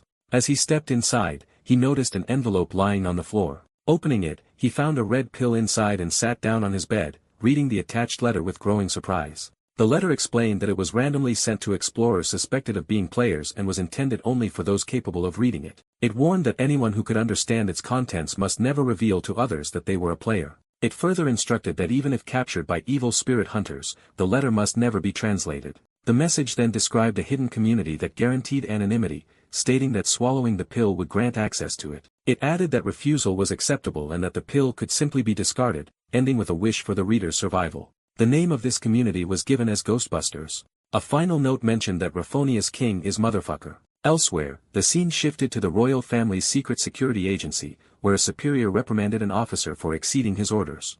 He clarified that he had instructed only surveillance on Bjorn, not provocation. The subordinate explained that their agent had underestimated Bjorn due to his mere 3 months of experience. When asked about the outcome, the officer suggested reviewing the recording and activated a crystal device. The orb displayed the earlier encounter, showing Bjorn being approached in the street. As the superior watched, he remarked on how convincingly Bjorn had acted. The projection replayed Bjorn's blunt insistence on straightforward answers and his immediate hostility toward evil spirits. The kneeling officer argued that unlike a true evil spirit, who would have fled, Bjorn had attacked without hesitation, which supported the conclusion that he was not one. The superior ultimately agreed, firmly stating that Bjorn, son of Jandel, was not an evil spirit. He reflected on how Bjorn had earned a title within just 3 months without being one, and considered the possibility that the young man was destined to become a hero. With a faint smile, he concluded that this was a good outcome, as the city was always in need of more heroes. The next morning, Bjorn visited the magic tower, believing the mysterious letter was genuine and intending to investigate it further. Inside a research lab, Raven observed that he must be quite famous to have received something like that. Bjorn questioned her, and she explained that individuals who gained recognition often received such letters, assuring him that it was nothing unusual. She added that if he had come earlier, she could have examined the writing more closely, and asked whether he was not curious about the message left by the evil spirits. Bjorn repeated her words, focusing on the term evil spirits, and she clarified that the letter had indeed been sent by one. Pretending ignorance, Bjorn praised her ability to even recognize it as a letter, which pleased her, as she noted that most people would not have noticed. Raven then asked about the pill that had come with the letter, and whether Bjorn understood its purpose. He claimed that he did not, prompting her to explain that it had been crafted by a master mage, skilled in psychological and dimensional magic, combined with alchemy. According to her, the pill allowed the user to enter a specific spirit realm. Bjorn repeated the unfamiliar term, and asked what exactly a spirit realm was. Raven described it as a separate dimension, where the physical body remained behind, while the consciousness was transported elsewhere. She outlined several key facts, explaining that the pill would summon the user to the spirit realm every 15 days, that evil spirits likely exchanged information there, and that many infiltrators who had attempted to enter had ended up dead. Hearing that, Bjorn was visibly shaken, realizing he would have been in serious danger if he had taken the pill without thinking. Raven firmly warned him never to consume it, reassuring him that it was not poison. This led Bjorn to question who would send something so dangerous. She objected to the idea that mages were poisoners, and clarified that the pill itself was harmless. She then explained the more widely accepted theory, which suggested that entities within the spirit realm could distinguish evil spirits from ordinary people. If an intruder was detected, their soul could be severed from their body, making the pill extremely dangerous due to its revealing nature. Bjorn understood that this would place his life in the hands of unknown individuals. Raven further noted that within the spirit realm, everyone appeared in soul form, meaning their real-world identities could not be traced. When Bjorn asked whether magic could track who had taken the pill, she replied that it was impossible, otherwise evil spirits would have already been captured. With that, she returned to her experiments, casually mentioning that the next test would involve drawing his blood. As Bjorn sat under a strange machine and watched her prepare an unsettling device, he reflected on the letter's promise of anonymity within the spirit community. He considered that joining such a place could provide valuable information. At the same time, he wondered whether the spirit realm might even hold a way for him to return to his original world. As Raven cheerfully prepared the equipment, he found himself hesitating, unsure whether taking the pill is truly the right choice. Later, back in his room, Bjorn carefully weighed the risks and benefits, ultimately concluding that taking the pill was likely the best option. He reasoned that if it were truly as deadly as it sounded, such a spirit community would not exist in the first place. Even so, he decided not to take it immediately. He realized that doing so right away would make it easy for the sender to identify him as a new member. If he were the only recent recipient, his identity would become obvious the moment he appeared in the community. Because of this, Bjorn concluded that entering now would expose him unnecessarily. Instead, he decided that if he ever chose to take the pill, it should be after 6 months when multiple new members would have joined and his identity would be less obvious. Since he was not yet desperate for information, he felt no urgency and chose to wait. 15 days after returning from the labyrinth, the scheduled time for the spirit summoning passed without him taking the pill. Elsewhere, in a high-floor research lab within the tower, a clock struck as another mage prepared to observe the spirit realm. Activating a blue crystal orb, the mage was asked by an unseen superior whether the expected newcomer had appeared. The robed alchemist reported that no such individual had entered the spirit realm. From this, the superior concluded that the chosen candidate was likely not a player after all. When discussing what to do with the remaining invitations, the mage instructed that letters should continue to be sent according to schedule. The hooded figure reflected with quiet disappointment, having held high expectations for this particular individual. In the end, he concluded that the mysterious person he had been searching for had yet to reveal themselves. The scene shifted to the Explorer Guild branch, where Bjorn was officially promoted to a 6th rank explorer. He reflected that he had been spending his days diligently handling necessary tasks, such as assignments, which made time pass more quickly.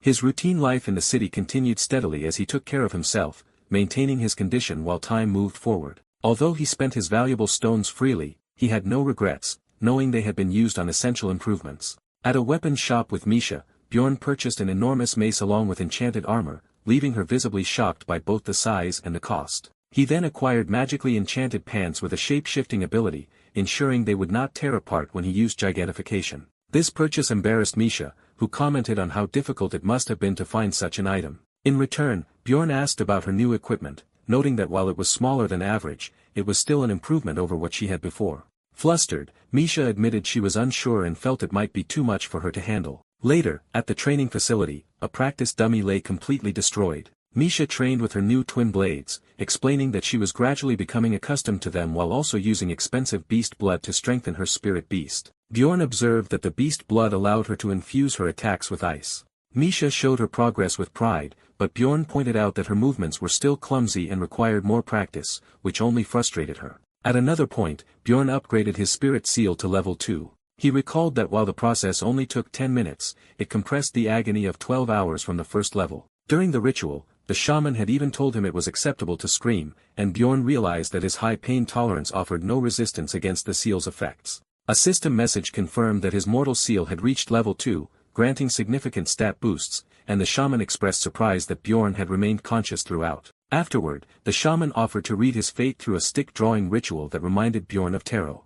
He selected a stick from the container, and the shaman examined it carefully, appearing puzzled. The shaman then suddenly asked for Bjorn's birthday, which caught him off guard since, as a barbarian, he did not even know it. After making a light remark about that, the shaman proceeded with the reading. Impatient, Bjorn pressed for the result, and the shaman foretold that he would repeatedly encounter all kinds of events, both good and bad, much like a hero. Later, back in his room, Bjorn dismissed the idea of fate as meaningless, and resolved to focus only on what he could control. He committed himself to training so that he could endure whatever challenges lay ahead. The next morning, Misha arrived cheerfully with a basket of breakfast to wake him. Bjorn reaffirmed his determination to prepare himself as thoroughly as possible. When he returned to the shaman, the man expressed surprise, noting that no one had ever reached the stage of receiving a third seal as quickly as Bjorn had. He explained that there were 3 possible paths for the third spirit seal: flames, hard steel, or wilderness. Bjorn immediately recognized these options as identical to those from the game, and chose the Spirit of Wilderness. The shaman instructed him to brace himself, and after another intensely painful session, Bjorn successfully completed the third Spirit Seal. A notification confirmed that his Immortal Seal had reached level 3, granting further increases to his resistances and overall stats. Another message stated that his body had been imbued with the Spirit of Wilderness, significantly increasing his base threat level, and granting him the skill Wild Outburst. Bjorn quickly analyzed its potential, recognizing that it greatly increased his ability to attract monster aggression, while the skill itself could temporarily triple that effect and boost his physical capabilities. Exhausted but satisfied, he concluded that provoking monsters to enhance his strength was an ideal trait for a tank. He also realized that combining this with gigantification would amplify his threat level even further. Pleased with his progress, Bjorn prepared to leave as the exhausted shaman dismissed him. However, before he departed, the shaman admitted that he had withheld part of Bjorn's fate. He warned that Bjorn would attract individuals filled with hatred. If he could resolve their grudges, it would benefit him, but if not, they would eventually bring him harm. Bjorn responded with irritation, insisting that such warnings should be phrased more simply, as something that would make his life easier rather than sounding ominous. With that, the consultation ended, and the shaman fell silent as Bjorn left. Stepping out of the tent, Bjorn reflected that with the level 3 Spirit Seal complete, only a few final preparations remained. As he moved through the forest, Einar suddenly called out to him while trying to stay hidden, urging him to keep quiet so she would not be discovered. She beckoned him over and excitedly congratulated him on earning the title of Little Valkan, immediately demanding to hear what had happened. Bjorn downplayed the events as he explained, while she listened closely. After hearing his story, she prepared to ask something else, her expression turning slightly mischievous. Once he finished, she seemed relieved to learn that he had joined Hikarat's team, reassured that he would no longer be alone. Bjorn observed that she looked thinner than before, and wondered whether the elder had been feeding her properly. Einar quickly defended herself, claiming she had been condensing her muscles. When Bjorn asked what that meant, she admitted that she did not fully understand it herself but accepted it anyway. Suddenly, a loud voice echoed from the village, angrily calling out Einar's name and demanding to know where she had gone. Startled, she said she had to leave, while Bjorn replied that he also needed to go. Before parting, Bjorn expressed concern about her harsh training, but Einar responded with fiery determination, declaring that she would simply train twice as hard and sacrifice sleep. Her words only increased his worry. As Bjorn began to walk away, Einar called out to him again, making him stop and turn back. She added that she was glad to see he was doing well, her bright smile reflecting genuine happiness for him. Watching her, Bjorn reflected on how much she had changed. When they first met, she had been driven purely by survival instincts, but now she seemed more at ease, likely because she had found companions she could trust. Without a formal farewell, she promised to return as a stronger and more dependable warrior before leaving. Bjorn remained still for a moment, gazing up at the sky in thought. He began to wonder whether he himself had also changed, whether he had become more relaxed without realizing it. Later, at the library, the blue-haired librarian remarked that he had become quite famous. Bjorn was slightly surprised that she initiated the conversation and wondered if she had something important to say. As he considered leaving, he thought that he no longer needed to maintain a close connection with her as a mage, since he had already reached rank 6 and gained a title. Walking away, he reasoned that he already had a mage in his party, even if that person was not affiliated with the magic tower. He continued justifying his thoughts, assuming that since she worked only as a librarian, she was likely in a situation similar to Dwaki and therefore not worth pursuing. However, he quickly realized that this line of thinking was nothing more than rationalization. Bjorn acknowledged that his focus on survival left him with little room to consider the feelings of others. He recognized that he lacked the capacity to care deeply, recalling how this mindset had led him to constantly doubt everyone and analyze their actions coldly. In the past, he had judged people solely based on the benefits they could provide. If someone appeared threatening or unreliable, he would eliminate them first, fearing betrayal. He understood that he had always acted selfishly. Yet, Misha's willingness to sacrifice herself for him continued to linger in his thoughts. That memory made him understand why Einar had commented on his recent change, prompting him to quietly curse under his breath. He realized that he had begun to feel the urge to act in ways that were unnecessarily altruistic, which made him uneasy. It felt as though he was becoming too comfortable in this world. When he questioned how he should deal with this shift, he found no clear answer. He reminded himself that regardless of any changes, he was still a barbarian. Acting on that conclusion, he turned back toward the librarian and bluntly told her to stop staring and say what she wanted. Deciding to follow his instincts and live as a barbarian, he watched as the librarian blushed slightly, before explaining that he had spoken up because her eyes looked like she had something he wanted to say. The following day, Bjorn arrives at a cafe that's completely packed with women, and he can barely force his way through the entrance. The moment he steps inside, he already starts regretting coming here, especially since the overly cute and girly name of the place should have been an obvious warning from the start. Inside, the entire cafe looks like a pink-themed dessert haven, clearly meant for women with a sweet tooth, making him feel completely out of place. While he's still taking in the situation, a woman suddenly waves at him with excessive enthusiasm after realizing he's the client she had been waiting for. She introduces herself as Chavin Imur, a blue-haired woman who turns out to be a friend of Lagna, the one who referred Bjorn to her. Despite dragging someone like Bjorn, a literal barbarian, into such a sugary, feminine environment, Chavin casually asks him what he wants to eat. Bjorn responds with heavy sarcasm, telling her to bring him beer and steak, clearly mocking the setting. Without wasting time, he shifts to the main point and directly asks what she actually needs from him. Chavin is genuinely surprised to hear that Lagna didn't explain anything to him beforehand. Deciding to skip unnecessary conversation, she gets straight to the job. She explains that she needs someone to handle patrol duty in the sewers, where a group of freeloaders who avoid paying taxes have been illegally staying. However, the situation is far from simple. None of the patrol members who were sent there previously ever returned. That's exactly why Bjorn has been called in. According to Lagna, he's the most suitable person for this dangerous task. Bjorn tries to argue that there are plenty of more experienced and qualified explorers who could handle it, but deep down, he suspects this mission is far more dangerous than it sounds, possibly involving something like evil spirit hunters, making it feel way beyond what he should be dealing with. Chavin, acting like a total nerdy otaku, dismisses his concerns and insists that he's perfect for the job simply because he's currently a trending hero on what she basically treats like fantasy Twitter. She looks at him as if his popularity alone makes him the ideal candidate. Then, without any shame, she makes a strange request. She asks him to let her pretend that he's buying the cookies she's about to order, just so she can brag to her friends that he gifted them to her. Bjorn agrees to this instantly, without hesitation. After that, she finally brings up the payment, telling him the job will earn him a solid 200,000 stones, which actually sounds pretty decent, but she adds another point, explaining that working with her organization would also boost his reputation, since they are extremely selective about who they hire. Being associated with them would increase his credibility and help him secure more opportunities in the future. Bjorn quickly dismisses that idea, thinking that no matter how strong his reputation becomes, people still wouldn't be eager to hire a barbarian. Even so, he agrees to take the job without much resistance. After he leaves, Chavin reflects on the interaction and feels that Bjorn truly is as unique as she initially thought. She's pleasantly surprised to realize that talking to him actually made her feel more relaxed. On top of that, the fact that he still doesn't know much about Lagna despite their connection makes him seem even more straightforward and genuine in her eyes. Quietly, she finds herself approving of her friend becoming closer to someone like him. Sometime later, deep underground, Bjorn, now acting like the hero leading the charge, meets up with his party right outside the sewer gate.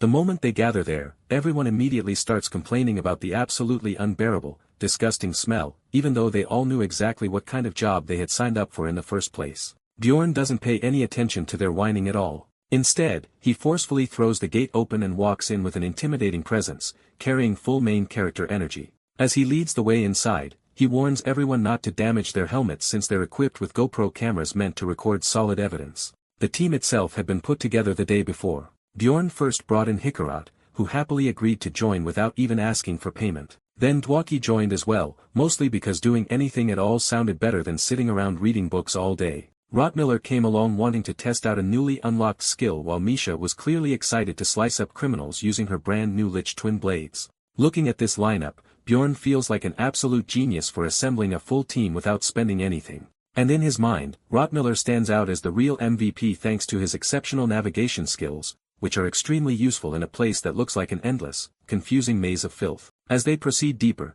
Dwaki casts a light spell to illuminate the pitch-dark tunnels, but Hikarat still looks tense, practically clutching his soul as he keeps worrying that some sewer monster might suddenly jump out at them at any moment. Hearing that, Misha asks the sorcerer if there's any known information about monsters in this place. Dwaki explains that mages sometimes dump magical waste into toilets, so there's a chance that some bizarre, chemically mutated creature could have been created down here. That horrifying thought nearly knocks Misha out mentally, but Bjorn casually dismisses it, pointing out that there haven't been any monster sightings reported in the last 2 years. Right then, Rottmiller suddenly comes to a halt. It's not the smell that alerts him since everything already reeks, but rather his instincts, as he senses another presence lurking nearby. Trusting his mimic essence, Bjorn immediately prepares himself for a fight. Almost instantly, Misha spots someone clinging to the wall, trying to hide like a cheap, low-effort ninja. Bjorn reacts without hesitation, grabbing the man and slamming him down so hard that whatever invisibility he had is completely broken. The man immediately starts swearing in panic and pulls out his sword, but before he can do anything, Bjorn grabs his arm and snaps it effortlessly like it's nothing. However, Bjorn stops there, realizing that the man isn't really a threat and is just desperately trying to survive. Looking down at him as he curls up on the ground crying, Bjorn questions him and calmly offers to snap his neck next, if that helps him start talking.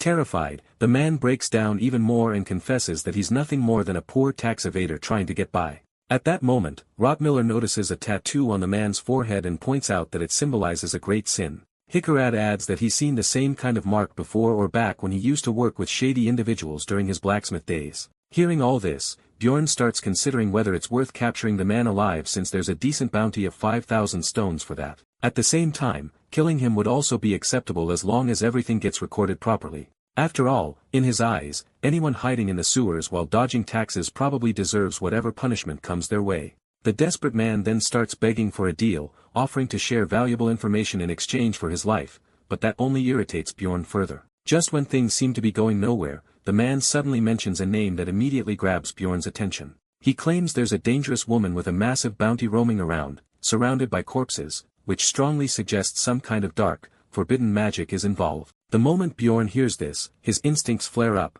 and he realizes it might be none other than the Karui priestess Elisa. His reaction makes it obvious something serious is going on, and Misha quickly asks what they should do next. Bjorn responds firmly, saying they can't allow a violent, bloodthirsty psycho, especially one who might hold a grudge against them to keep moving around freely. He tells the group that their first step is to confirm whether it's really her, but at the same time, everyone is already prepared to jump straight into a fight the moment that confirmation comes through. Their new guide takes them along through the sewers for roughly half an hour, before finally coming to a stop at a concealed passage that does not appear on any maps. Bjorn feels a bit surprised that the man never chose to settle down in this place permanently.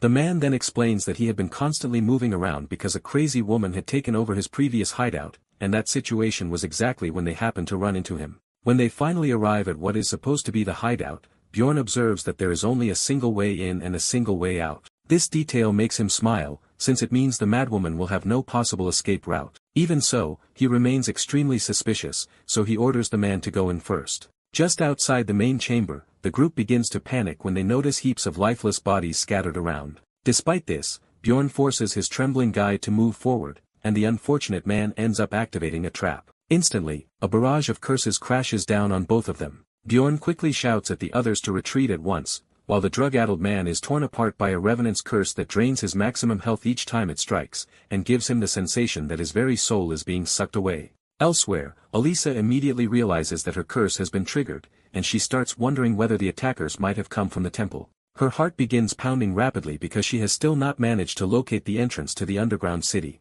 Because of that, she turns to the voices inside her head, waiting for them to guide her toward her next sacrifice. At the same time, Bjorn receives a notification informing him that more than 100 revenants have ambushed him. However, due to his resistance to dark effects, he ends up losing only about 1/3 of his maximum health, holding the drug addict in front of him as a human shield. Bjorn tells Misha that he is somehow still alive, even though she is visibly worried about him. When he looks at the man's hollow corpse, which now has 0 maximum health, Bjorn immediately understands how that curse would have affected him, and he feels genuinely thankful that the expendable vagrant, who had no family, ended up taking the blow instead. Hickerad then notices a nameplate on the man and discovers that he is yet another person named Hans. They proceed into Hans' room, which turns out to be unexpectedly clean and well furnished, far more than one would expect from someone who had described himself as a homeless wreck. Even so, there is no trace of Elisa inside, until Dwaki senses a flow of magic coming from a specific spot on the floor. Bjorn suddenly drops to his knees,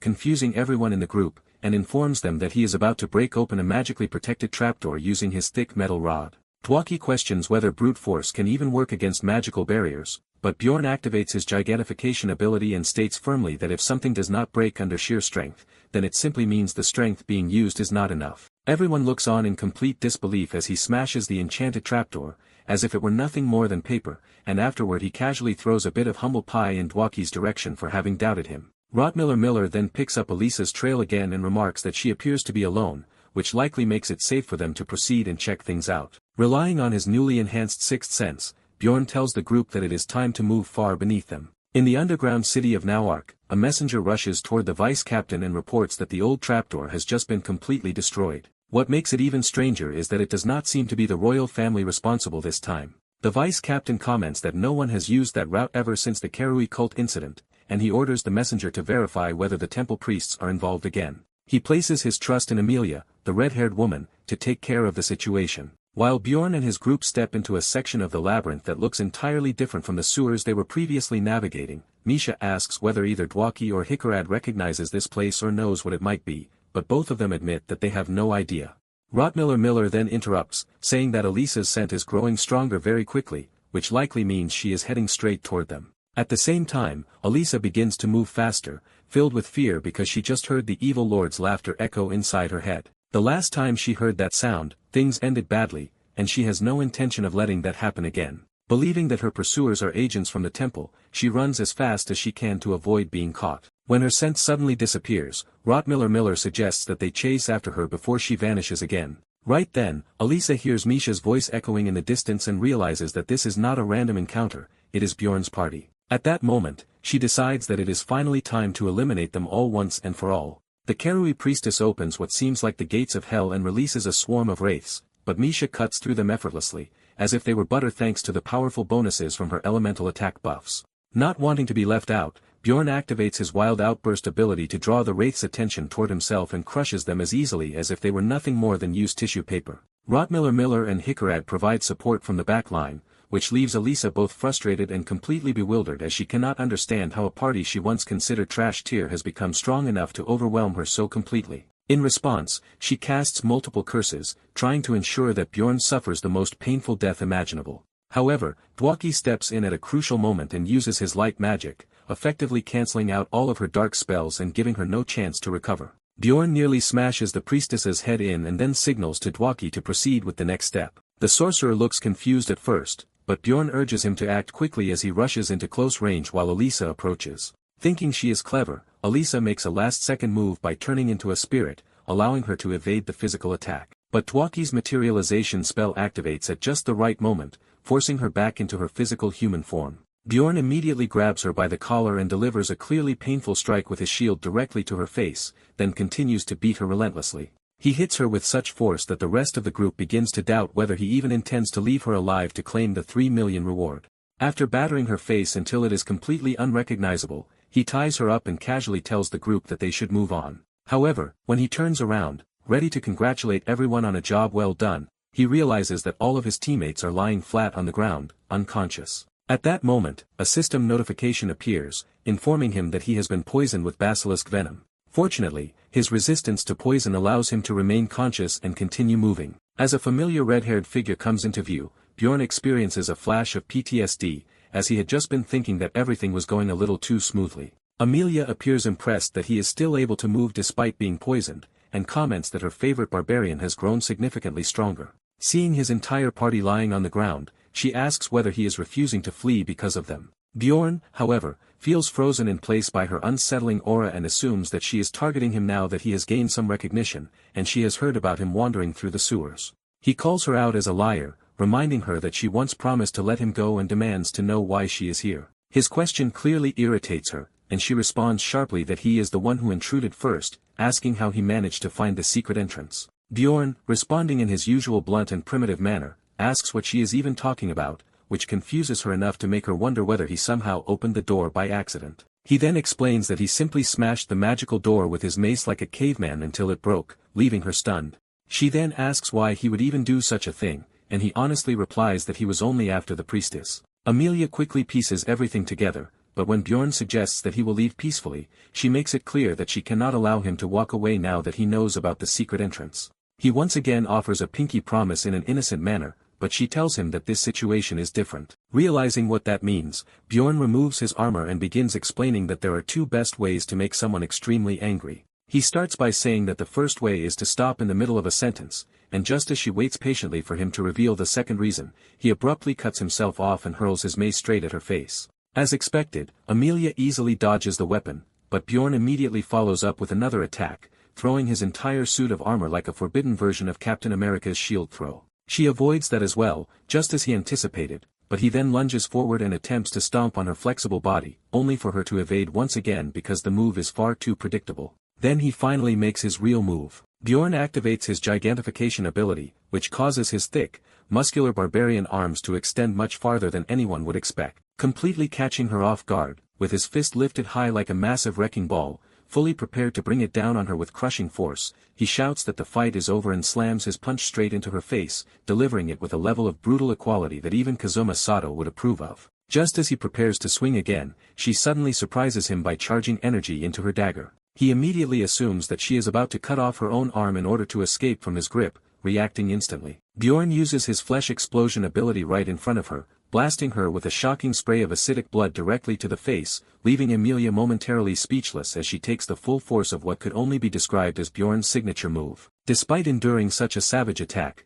the woman still somehow manages to counter. Realizing this, Bjorn decides to escalate things and prove his dominance. He delivers a powerful kick with his legs, which are as thick as logs, striking her hard in the ribs. As he watches her stagger and fade in and out of awareness while coughing up blood, he begins to feel that fortune might finally be turning in his favor. However, that sense of hope vanishes instantly the moment he hears her voice coming from behind him. At that point, the system casually informs him that she has just used an ability called auto-reproduction to create a clone of herself, leaving him completely stunned. Without warning, she suddenly rushes in and delivers a perfectly executed strike to his back, almost like a textbook Ashura-style kick, while mockingly commenting that he should be fine if the rumors about him possessing vampire essence are true. The impact is so powerful that he cannot even properly curse before his head is cleanly knocked off his body. The only reason he is not completely dead is because his heart somehow remains intact. Even with such severe damage, the regenerative effects of his vampire essence activate at full power, rapidly restoring his body.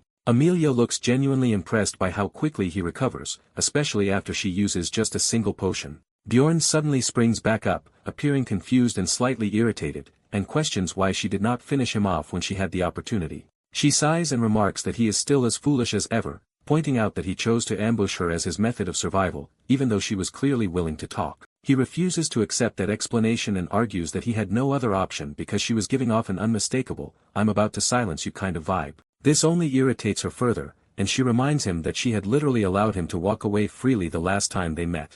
When he brings up the fact that she previously said she could not let him leave, she rolls her eyes and clarifies that she only meant she would need to question him first, not kill him. He then asks what she actually wants from him, but Emilia calmly tells him to relax, as she notices his hand subtly moving toward his mace. Bjorn pretends that he was not about to go into full caveman mode again, but she clearly understands that he is simply being cautious, in case she suddenly changes her attitude. At that moment, he drops his usual line about how the best defense is a good offense. She laughs it off and pulls out a small object, explaining that it is a blessing capable of erasing the user's memories from the past hour. Naturally, Bjorn questions why she did not use such an item during their first encounter, but she explains that it is extremely expensive. He raises an eyebrow and casually asks why she would waste something so valuable on him, instead of killing his unconscious party members and profiting from selling their belongings. That comment clearly strikes a nerve, and Emilia looks genuinely offended that he would think of her as that kind of person. Without saying anything further, she grabs his hand and forces the substance into his mouth, making him swallow it, and explains that it should be safe and free of side effects. She then tells him to go to sleep if he values his life, just as he begins to lose consciousness, and right before everything goes dark, when he eventually regains awareness, the system informs him that the blessing's effect has failed because it does not work on his soul, most likely because he is a player. The following day, at the administrative agency, Shaven verifies the nameplate of Hans, the killer whose evidence Bjorn has brought in, and hands him a large pouch filled with coins as his reward. Bjorn is surprised that she does not charge him for any damages, but she explains that the higher authorities decided not to penalize him, because his situation was considered extremely unusual, and he had nearly lost his life. Bjorn recalls that by the time he woke up, his own equipment was still intact, although his headlight and camera had been destroyed. Just as Emilia had said, none of the others retained any memory of what had happened after they reached Han's hideout. This makes him wonder why his own memories remain perfectly clear, while Misha and Dwaki are completely confused, especially since they only remember Elisa mysteriously dying. Eventually, Miller comes up with a surprisingly clever theory, suggesting that they must have been involved in a fight, and that Bjorn's mace likely caused the severe damage to Elisa's face. He also theorizes that she probably used a curse to erase their memories. Dwaki finds this explanation believable, and Hikarad seems perfectly content with the situation, since they managed to survive while she ended up dead, and they still received the reward money. When they step outside, they encounter Shaven and Hikarad, who mention that they were considering coming in to check on him because he had taken too long. Bjorn privately doubts that the scholarly librarian and the studious woman would have been much help anyway, but he does notice that Hickorad appears to be quite wealthy, judging by her high-quality equipment. Shaven teases Hickorad for being so concerned about Bjorn, clearly enjoying the moment. Later on, Bjorn meets a paladin who confirms that the witch they dealt with really was Elisa, and assures him that their order will not forget his assistance. With that confirmation, Bjorn officially secures the bounty. The news further boosts his reputation, and now the women working at the agency cannot stop talking about him, gossiping about how he can grow incredibly large during battles, and making equally suggestive comments about him outside of combat. Hearing them whisper shamelessly right in front of him irritates him, as it makes him feel like some kind of exhibit in a zoo. Shaven suddenly slams the table and scolds the overly enthusiastic women, ordering them to leave before she reports them for harassment. After things calm down, Bjorn tells her that he needs to meet up with his companions. Shaven casually suggests that he should visit the library sometime, mentioning that Hickorad has apparently been preparing something special for him. He agrees, deciding that he will check it out later. When he arrives at the bar, he finds Hickorad laughing wildly, Misha nearly collapsing from laughter, and Dwaki completely passed out as if he had drunk an entire barrel of alcohol. As soon as they notice Bjorn, Hickorad greets him dramatically, while his greedy eyes remain fixed on the money Bjorn is carrying. It turns out that the bounty on Elisa was an enormous 10 million stones, so even after dividing it equally among 5 people, each of them still receives 2 million stones. While Bjorn had endured severe injuries, losing his hand, and even having his head knocked off to earn that money, the others treated as if they simply hit the jackpot, having no idea what he actually went through. Suddenly, Misha pulls Bjorn aside, as if to share something extremely important, and quietly tells him that her father wants him to come visit their home. However, this moment is interrupted by a troublesome blonde man named Hans, who begins to bother them.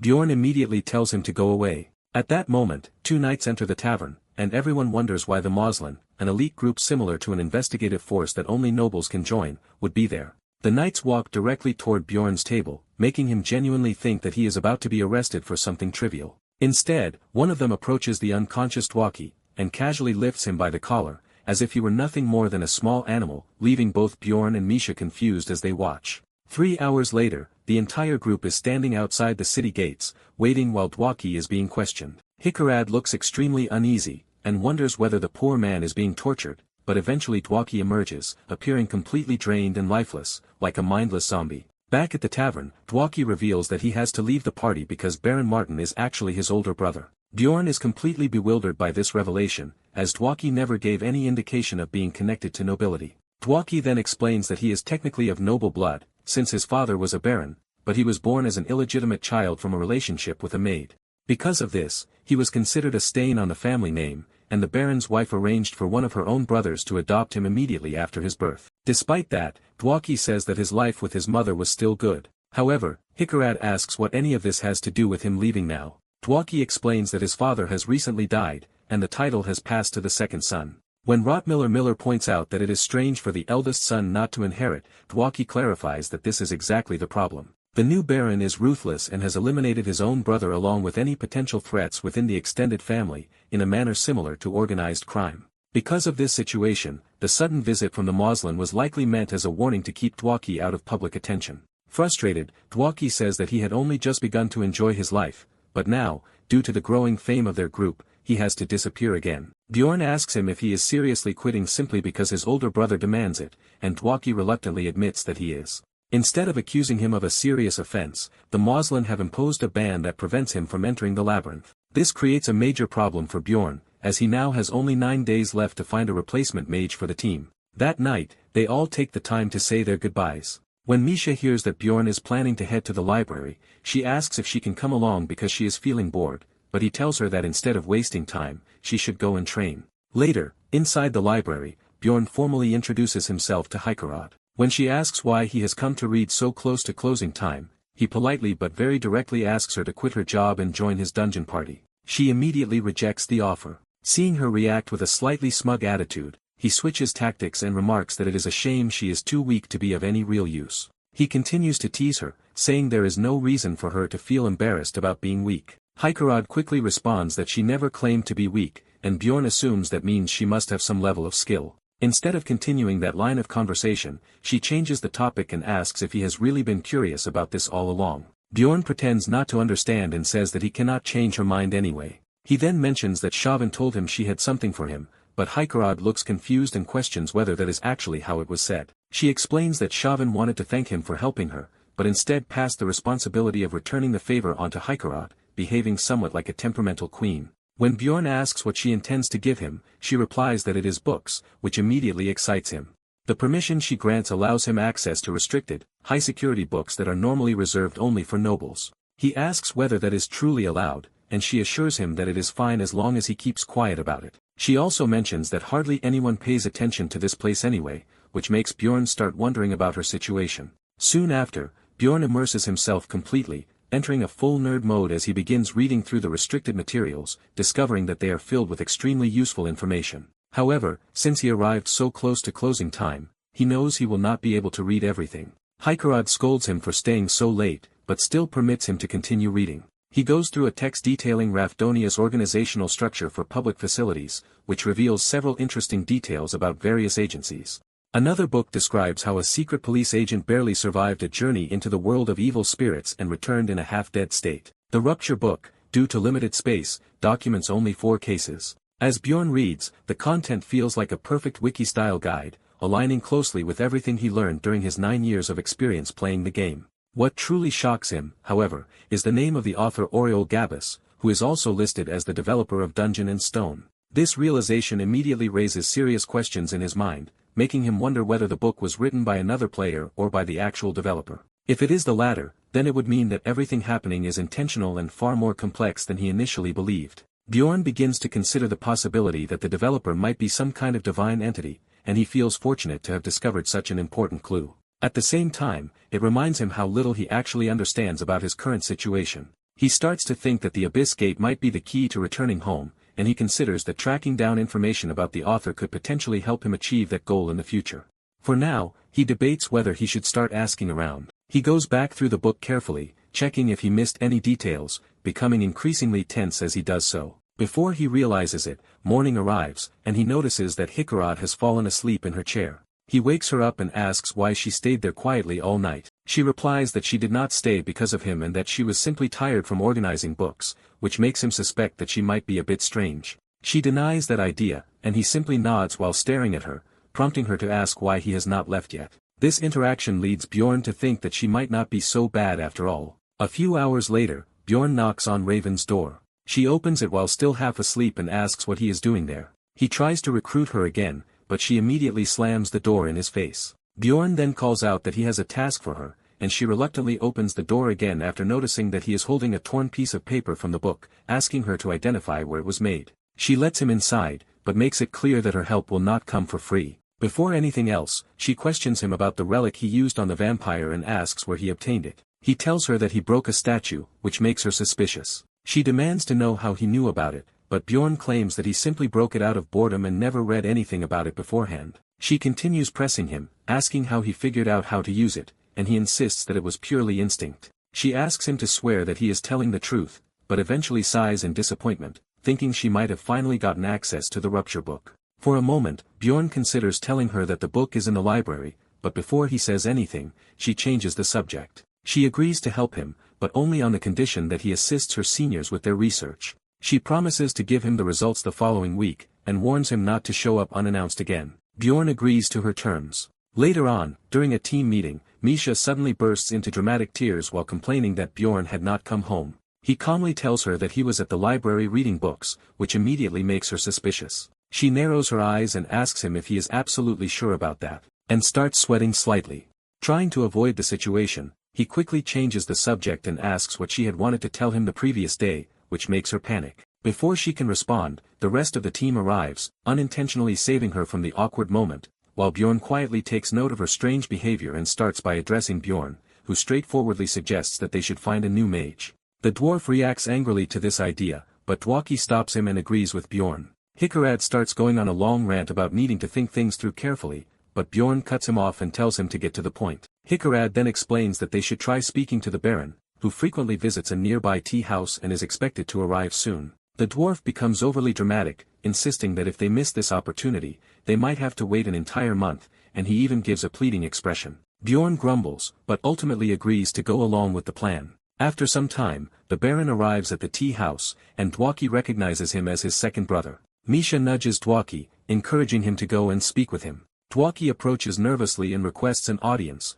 while the bald butler informs the Baron that he is the son of Lady Carolina. The Baron asks what business he has, but Dwaki becomes so nervous that he can barely speak, forcing Bjorn to step in and apologize for the awkward situation. The Baron seems intrigued by the fact that a barbarian is addressing him, and remarks that it has been a long time since he last encountered one. Bjorn then explains their situation and requests that Dwaki's ban be lifted. However, the Baron coldly responds by asking why that should concern him at all. Bjorn notices a hint of confusion on the Baron's face, as the butler explains that Dwaki is an illegitimate child. Upon hearing this, the Baron dismisses the matter as a waste of time, which causes Dwaki to lose all color in his face. Bjorn tries to persuade him again, but the Baron remains unmoved until the butler quietly whispers something to him. At that moment, the Baron suddenly freezes, realizing that Bjorn is actually little Valkan. His attitude immediately changes, and he praises the butler for recognizing him. Showing off his golden rings, he agrees to lift the ban, but only on the condition that Bjorn does him a favor in return. He wants Bjorn to attend a banquet in 2 months. He even jokingly asks Bjorn to perform circus tricks, which irritates him, but then offers a payment of 1,000,000 stones. Bjorn pauses for a moment, then smiles and agrees, saying that he will gladly do it for the sake of his team, and definitely not because of the 1,000,000 stones. The next day, the group quickly goes to check on Dwaki, who still appears completely exhausted. He explains that although he has been allowed back into the labyrinth, the entire process felt suspiciously easy. Bjorn assumes that this is due to the Baron's overwhelming influence, and quietly hopes that he might reach such a level of power himself someday. Hikarad then distributes the promised reward, but none of the others accept it out of embarrassment. He thanks Bjorn for setting aside his pride as a warrior, but Bjorn simply thinks that it would have been foolish to turn down 1,000,000 stones. The dwarf becomes emotional and vows that he will never forget this, and will repay Bjorn one day. But Bjorn brushes it off casually. Dwaki also makes a heartfelt promise, which slightly embarrasses Bjorn, while Misha laughs and teases him about it. On the day when the labyrinth opens,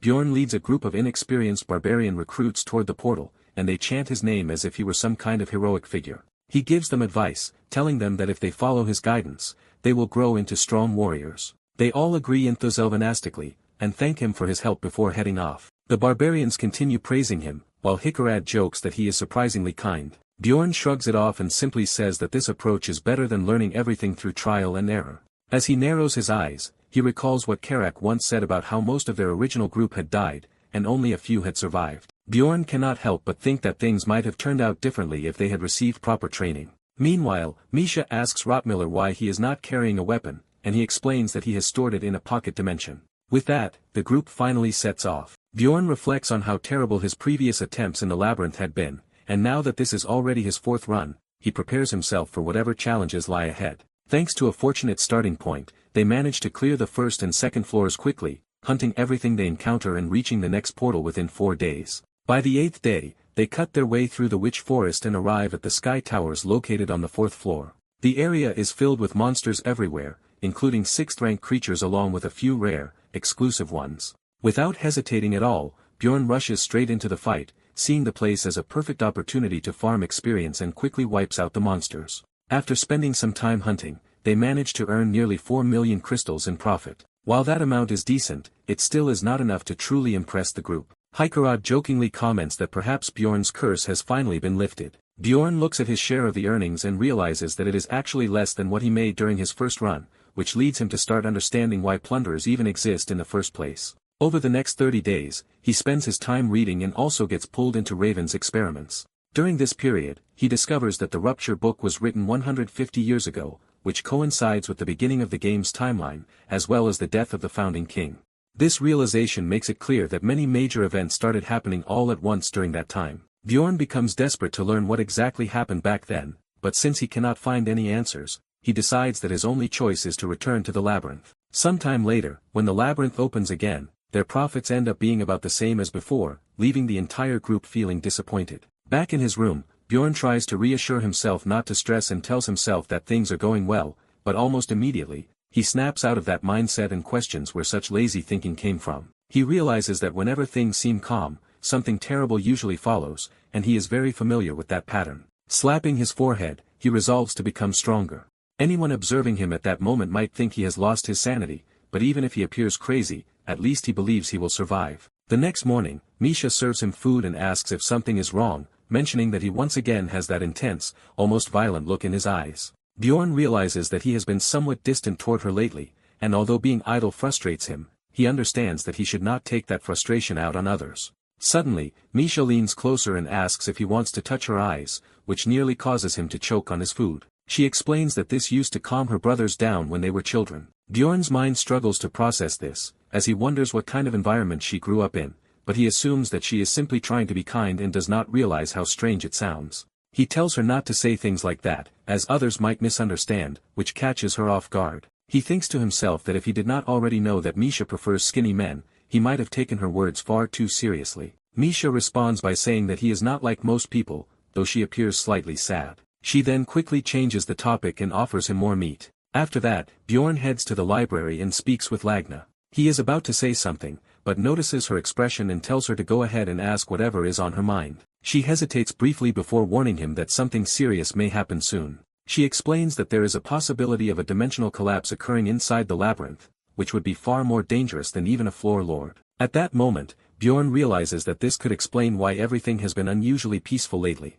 However, he still looks doubtful. To support her claim, Lagna adds that the warning came from a mage at the Tarapani school, who specializes in studying such collapses. Bjorn thanks her and immediately begins walking away, which surprises her. She asks why he is leaving so suddenly, but he simply waves and continues on his way, now that he feels he has a new objective. At first, he questions whether this mage even exists, but soon rumors about the collapse begin spreading everywhere, and even Misha mentions it. As people throughout the town start whispering about the possibility, Bjorn becomes suspicious that someone might be deliberately spreading this information. He feels frustrated, wishing he had access to better sources of information, but being a barbarian makes that difficult. Eventually, he finds himself holding a pill that he had originally planned to use at a later time. Deciding that using it now should be fine, even if it is 2 months earlier than intended, he swallows it. As midnight arrives, the system acknowledges his presence, and his soul begins transferring to another realm. When he wakes up, he finds himself in an unfamiliar location,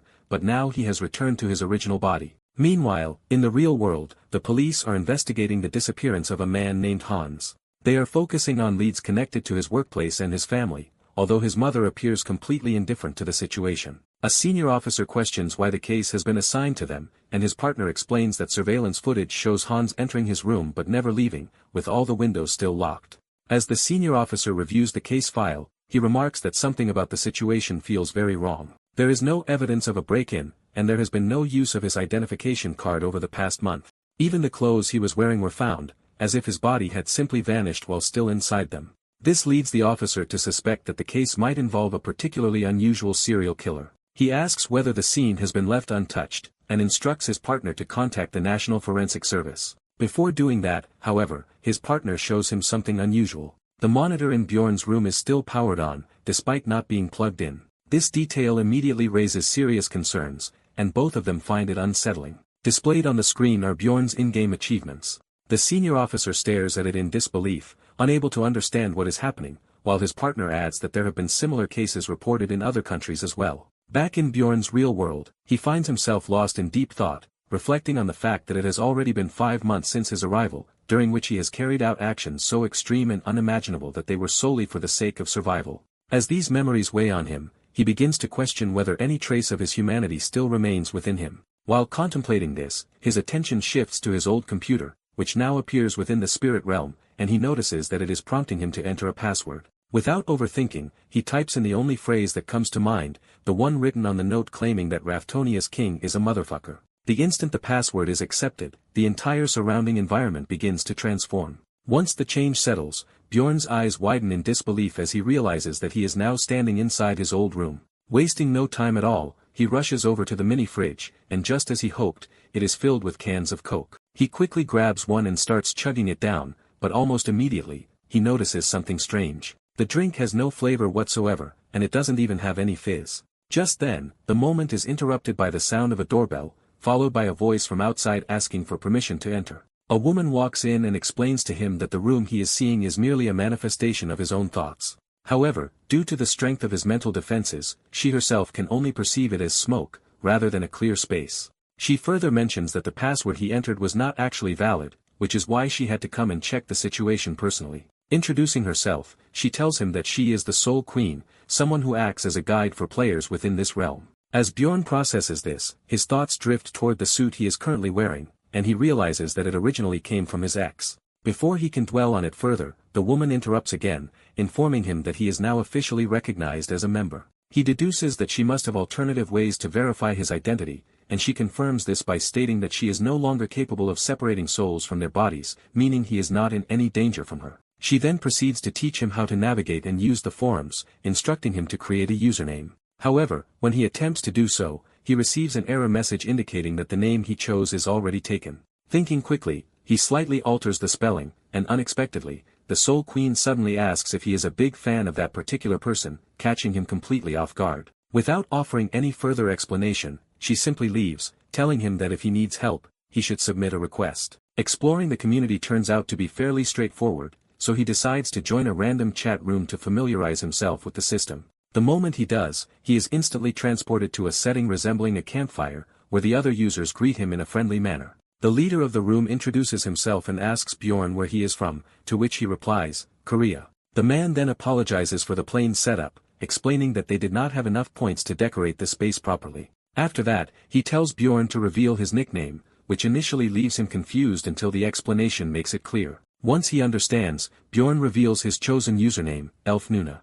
The entire room suddenly falls silent, and then it erupts into chaos as everyone begins fangirling in excitement. They are shocked that Elf Nuna is actually present. One person remarks that they had always suspected Elf was Korean, while another questions whether it is truly him. In reality, Elf Nuna is a highly dedicated professional gamer, who had uploaded a detailed stat breakdown 3 years into the game, and he now realizes that the post must have gone viral without him ever noticing. At that moment, the earlier comment made by the Soul Queen begins to make more sense. Feeling a bit panicked, he quickly claims that he is only a fan, and points out the extra letter in his username as proof. The others immediately lose their excitement and deflate in disappointment, and Hanzo can instantly feel the impact of his lie. Following this, the other players completely ignore him, effectively ghosting him. However, after a short while, a random guy approaches him and asks how long he has been playing the game. Deciding that telling the truth could be risky, Hanzo responds that he has been in the game for about a year. The man comments that he must have received his letter quite late, as most players tend to get theirs early. He also adds that Hanzo must have been a convincing actor, and then mentions that in the real world, only around 70 days have passed. This statement completely catches Hanzo off guard. The man then explains that time flows at a ratio of 1 to 5, meaning that for the 3 months Hanzo has experienced in the game, only about a month has actually passed in reality. Curious, Hanzo asks how one can return to the real world, but the man referred to as Pink Guy admits that he has no idea. Hanzo then asks about the first player, and Pink Guy replies that there is someone who has been in the game for over 20 years, dating back to when the community first formed. Hearing this leaves Hanzo utterly stunned, as he reflects on how even clearing the game within 5 years would already be considered an incredible achievement, something he himself would have respected. However, this realization also crushes his pride as a gamer, since it means that others had already reached the gate of abyss long before he ever did. Before he can continue thinking about it, Pink Guy suddenly asks him what difficulty he had played on. The question completely throws him off, and Pink Guy continues pressing, asking which remake difficulty he had managed to clear. Hanzo remains completely confused, having no idea what he is referring to, but Pink Guy then clarifies that Koreans might recognize it by another name, cheat mode, which had been uploaded 5 years earlier. Pink Guy proudly boasts that he managed to clear the game at a difficulty that was 50 times easier, a statement that makes Hanzo's mind feel like it's about to collapse under the shock. In that particular version of the game, there had been numerous adjustments, including changes to level structures, drop rates, and even the essences themselves. He once again asks what difficulty Hanzo had used, and can barely bring himself to answer 50. Pink Guy chuckles and remarks that even that level was still considered difficult, but goes on to explain that the top player managed to beat the game at a difficulty of 15 times, while the average player usually cleared it at around 60. Meanwhile, back in the real world, the chief asks his secretary whether they were able to secure the computer. She confirms that not only did they successfully obtain it, but she also wiped out every trace of its existence from memory. The chief then inquires about the man associated with it. She reports that he is fairly average in all aspects, except when it comes to gaming. The chief finds it remarkable that someone like him was able to overcome Oriol Gabus's legacy. She adds that the game itself had incredible world building, but its servers had been shut down 5 years ago because no one was able to clear it. The old man responds that he does not consider it a failure, since their boy actually managed to beat it, and now he is curious about just how far someone like him can go. Back on his side,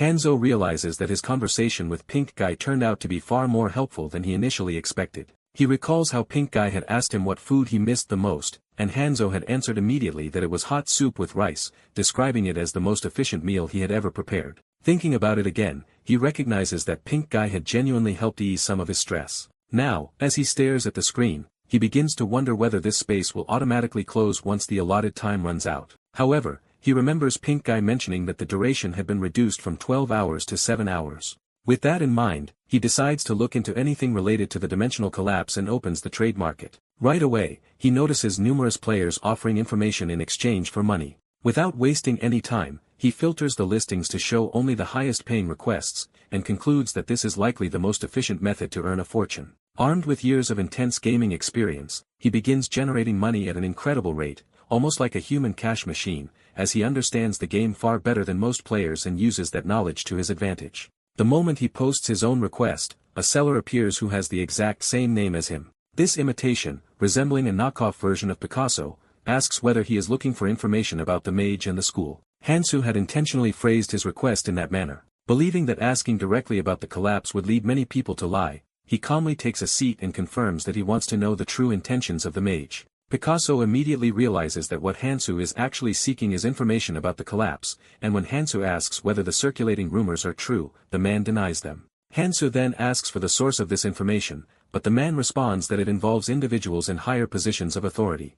In response, Hansu offers even more money, which works instantly. The man then explains that the Terratane school specializes in dimensional magic, and that the headmaster is planning to conduct an experiment involving the labyrinth. He claims that the experiment itself is not dangerous, but it requires a reduced number of people inside the labyrinth, which is why the school spread false rumors to keep explorers away. Hansu questions whether it is really okay for him to be revealing all of this, but the man casually dismisses the concern, stating that he is only interested in making money. He further adds that the royal family will soon intervene to shut down these rumors, since having fewer explorers would result in fewer magic stones being collected. Satisfied with the explanation, Hansu offers to complete the payment. However, the man waves off the additional charges, saying that he had been too harsh on a fellow fan. This makes Hansu realize that this individual is so well established that money no longer matters to him, which explains how he has access to such detailed information. At that moment, Hansu firmly concludes that the difficulty level at which someone cleared the game no longer matters.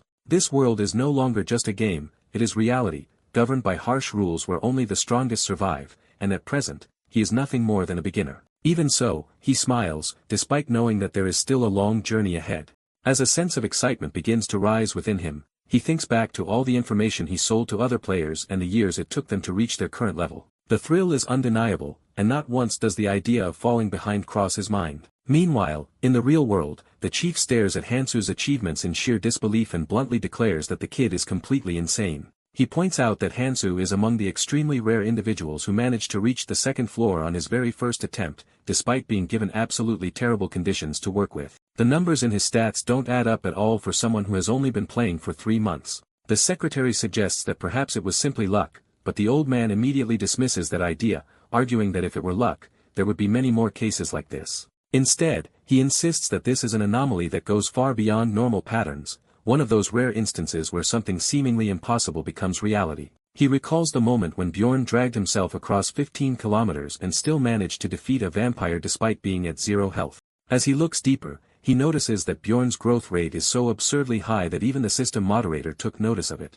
This reminds him of the time when everyone used to call the game a failure, yet the developer remained firm and said something unusual. That even if just one person cleared the game properly and was sent through, it would be enough to shift the balance. Back in the other world, Bjorn slowly opens his eyes. In real time, only 13 seconds have passed, yet he realizes that during that brief window, he was completely defenseless. Even so, he concludes that the Ghostbusters exceeded expectations and proved to be a reliable source of information. Feeling completely drained, he decides to go to sleep and deal with the Baron the next day. By the following afternoon, he is marching through the town dressed in full barbarian gear, all the while wondering that if this isn't actually a dimensional collapse, then what exactly is going to happen? He decides that for now, he will just speed run through the day, although he can't help but think that the parade looks utterly ridiculous. At that moment, the bald man stops him and tells him to act properly in front of the crowd, prompting Bjorn to mutter under his breath that maybe they shouldn't have hired a barbarian in the first place. He ends up walking more than 6 kilometers under the scorching summer heat, all while enduring the bald man's non-stop nagging. Despite this, the Baron appears delighted and remarks that he has never received this level of attention before, promising Bjorn a generous reward. He tells Bjorn to enjoy the banquet before leaving to meet the Count. Meanwhile, the guests glance suspiciously at the Barbarian and whisper among themselves, questioning whether it is even safe to leave someone like him unattended. Bjorn begins to feel a bit uneasy until a man in uniform approaches him, praises him for his work, and tells him to relax until the Baron returns. Bjorn asks why the man is not mingling with the nobles, and he replies that he used to be an explorer, which makes him unwelcome in their circles. When Bjorn asks his name, the man introduces himself as Karl, and Bjorn quickly finds himself liking him, noting that he has none of the arrogance typically seen in others. He even thinks that the butler could learn something from Karl, but almost immediately, the bald man shows up again and starts scolding them for sitting down. Karl shuts him down and explains that he was the one who told Bjorn to rest, yet the bald nuisance refuses to back off and orders Bjorn to stand up. Concerned about how this might look to others, Bjorn tries to defuse the situation with humor, but the man keeps nagging, making him question whether the reward is even worth the trouble. Eventually, Bjorn decides to just go along with what the bald man wants, since it is only for a single day. He puts on his helmet, declares himself a wild barbarian, and lets out a massive war cry that shocks everyone nearby. The bald man yells at him, demanding to know what he is doing, and Bjorn casually responds that he simply felt like shouting. Noticing the food, he immediately dives in and begins devouring it like a true savage, leaving the butler completely stunned. The guests watch him with growing interest, and as more people gather, the butler's mood begins to shift, even forming a smile. However, Bjorn suddenly grabs the man's shoulder and, in a completely serious tone, says that he wants to crush his skull. The man instantly breaks into a cold sweat and nervously laughs, asking if it is some kind of joke, but Bjorn looks him straight in the eye and tells him that he is not joking at all. The bald man begins to panic as he recalls Bjorn's past actions, quickly comes up with a weak excuse, and runs away. Meanwhile, Karl watches the butler flee without any dignity and bursts into uncontrollable laughter. Bjorn notices this and thinks that the banquet might finally be getting entertaining. After eating a bit more, several nobles approach him, and some eccentric noble women ask if they can touch his arm. He plays along by flexing, causing them to squeal as they run their hands over his muscular, vein-covered arms. Soon, more nobles join in, asking him to shout again, and Bjorn obliges by slipping into a dramatic tone and letting out another roar so powerful that it brings some elderly nobles to tears. As more and more requests come in, Bjorn starts to feel like nothing more than a walking, talking mascot. Nearby guards begin grumbling in jealousy and make unpleasant remarks, which Bjorn overhears, causing him to grow irritated. However, before anything escalates, the Baron returns and pulls him away for a walk. The Baron proudly shows him off like a prized possession, parading him around and even introducing him to the Viscount, who has already heard of little Valkan and is curious about why he is present. Bjorn explains that he is simply repaying the Baron for a personal favor, which impresses the Viscount. The Baron continues to take advantage of the situation, making Bjorn repeat his rehearsed lines while smiling proudly. The Viscount praises Bjorn's strong sense of duty, while Bjorn internally despairs at the realization that he still has 13 more exhausting meet-and-greet interactions to endure. Even so, the outcome turns out to be quite favorable, as his fame skyrockets due to all the exposure he receives. Once all the introductions are finished, he is pushed into the role of an entertainer, where he begins bending metal bars with his bare hands while the crowd goes absolutely wild. At that moment, a familiar paladin arrives and greets the Baron, clearly surprised to see Bjorn standing in the middle of such a gathering. The Baron finds it intriguing that Bjorn knows the captain, but Kovac humbly insists that he is not worthy of being called by such a title. The surrounding nobles strongly disagree with his modesty, while Bjorn starts wondering why a paladin captain would be involved in collecting corpses in the first place. The captain then tells Bjorn that he is welcome to visit any time, and offers his support, recalling the significant favor Bjorn once did for them. This revelation catches the Baron off guard, causing him to look at Bjorn with a noticeably intrigued expression. Around 30 minutes later, the Count finally makes his arrival, and the Baron quickly brings Bjorn over, saying that the Count has been eager to meet him, although this gives Bjorn a strange feeling. The Count greets him enthusiastically, shaking his hand with a wide grin, while Bjorn finds it unusual that someone of such high status is being so friendly toward a barbarian. The Count jokingly suggests that perhaps it is time to start calling him Big Valkan instead. Then, without any warning, he announces what he considers a brilliant idea. He plans to organize a sparring event among the knight trainees and asks Bjorn if he would like to participate. The people nearby immediately begin whispering among themselves, clearly excited at the prospect of watching the barbarian fight. Meanwhile, Bjorn recalls that the reward for winning such an event is 2 million stones, along with a numbered item known as Garpa's necklace. This item has the ability to generate random substances using a crystal, and similar to the frost ring, it also contains a hidden special event. Although Bjorn has been feeling as though something bad might be approaching, he forcefully suppresses that anxiety, realizing that trying to run away from everything would only lead to a worse outcome. He admits to himself that he is nervous, but also understands that he needs to confront his fears and move forward. The Baron asks him how strong he really is and warns him not to lose, while Bjorn confidently replies that 10 seconds is all he needs to crush a few skulls. Hearing this, the butler nearly faints, while the Baron bursts into laughter and promises to double the reward if Bjorn wins. With renewed determination igniting within him, Bjorn stands up and declares that he will give it his all. Later on, one of the knight trainees approaches him and starts talking arrogantly, mocking him for claiming he could finish a fight in 10 seconds. Bjorn immediately recognizes this person as the same individual who had previously mocked his little Valken. Another knight attempts to intimidate him with empty threats, and Bjorn recalls that this was the one who had insulted his pride earlier. Then, a knight with orange hair joins in, adding his own pointless remarks, but Bjorn cuts him off and bluntly asks if all of them are brain damaged. He openly calls them cowards for ganging up on a single person, stating that even toddler warriors would show more courage than they are displaying. The knights attempt to twist the situation in their favor, but Bjorn fires back, accusing them of having no honor whatsoever. Raising his voice so the crowd can hear, he loudly declares that a group of knights is bullying another participant before the matches even begin. As more people gather, murmurs spread throughout the crowd, and the knights begin to panic, shouting at him to be quiet. The surrounding onlookers gossip about how disgraceful the knights' behavior is, leaving them looking as though they wish they could disappear. Eventually, the knights retreat in embarrassment, while Bjorn stands firm and proclaims that he will knock some sense into them later. Sometime afterward, the duels finally begin, and during one match, a knight's arm is sent flying. Bjorn is pleasantly surprised that the so-called knights actually fell for his provocation, and he starts smiling like a child who has just found ice cream when he spots his favorite target, the one who insulted little Valken. The orange-haired knight attempts to act honorable, declaring that he will fight with dignity, but Bjorn cuts him off with a savage war cry that sends the entire crowd into a frenzy. As the announcer signals the start of the match, the knight immediately uses a flashy multi-sword technique, which momentarily confuses Bjorn. Even so, Bjorn easily blocks every attack, grinning as he realizes that he has truly become a proper barbarian, although he remains aware that he should not underestimate his opponent. The knight then aims for his throat, but Bjorn swiftly leans his head back with expert timing. Caught off guard, the fraudulent knight is left vulnerable as Bjorn activates his wild outburst skill, increasing his presence and intimidation as he recalls his earlier promise to finish the fight within 10 seconds. He shouts at the knight to come at him properly, pointing out that there is still plenty of time left, which terrifies his opponent. However, although Bjorn's wild outburst skill raises his threat level, it does not have a direct effect on humans. Even so, when someone is sufficiently frightened, the effect causes them to shrink back in fear, whereas if the person is brave, it instead fuels them with even greater fighting spirit. Curious about how this would play out in Sylvania's case, Bjorn observes closely and finds that it turns out to be the latter.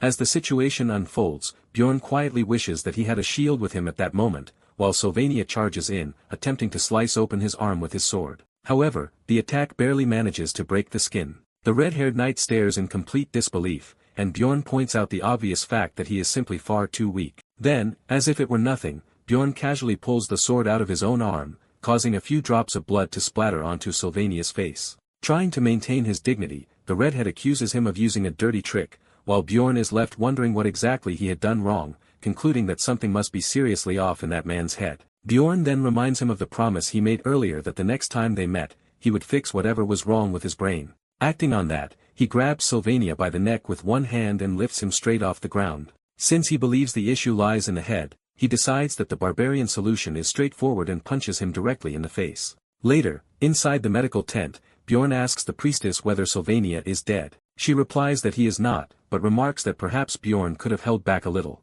Bjorn argues that he only used his bare hand and did not even resort to his axe, adding that he did not expect a single punch to knock the guy out completely. The priestess, clearly irritated, explains that it was not merely a knockout. Bjorn struck him with such force that some of his brain fluid actually leaked out. Bjorn quietly takes satisfaction in giving her a glimpse of what he considers barbarian-level foolishness. Suddenly, Sylvania regains consciousness and asks where he is, swearing that he had just been on his way to the duel. The priestess calmly explains that he likely suffered some memory loss due to the injury, but assures him that it will return soon since she has already healed his body. As Sylvania thanks her, Bjorn casually steps closer and asks if he truly does not remember anything. Sylvania nervously admits that he does not and asks Bjorn to stay back, saying that he is not comfortable with the situation at all. Bjorn can tell that he is telling the truth and says that he will leave, but before that, he wants Sylvania to do one thing. He asks him to repeat the same words he once used to mock him.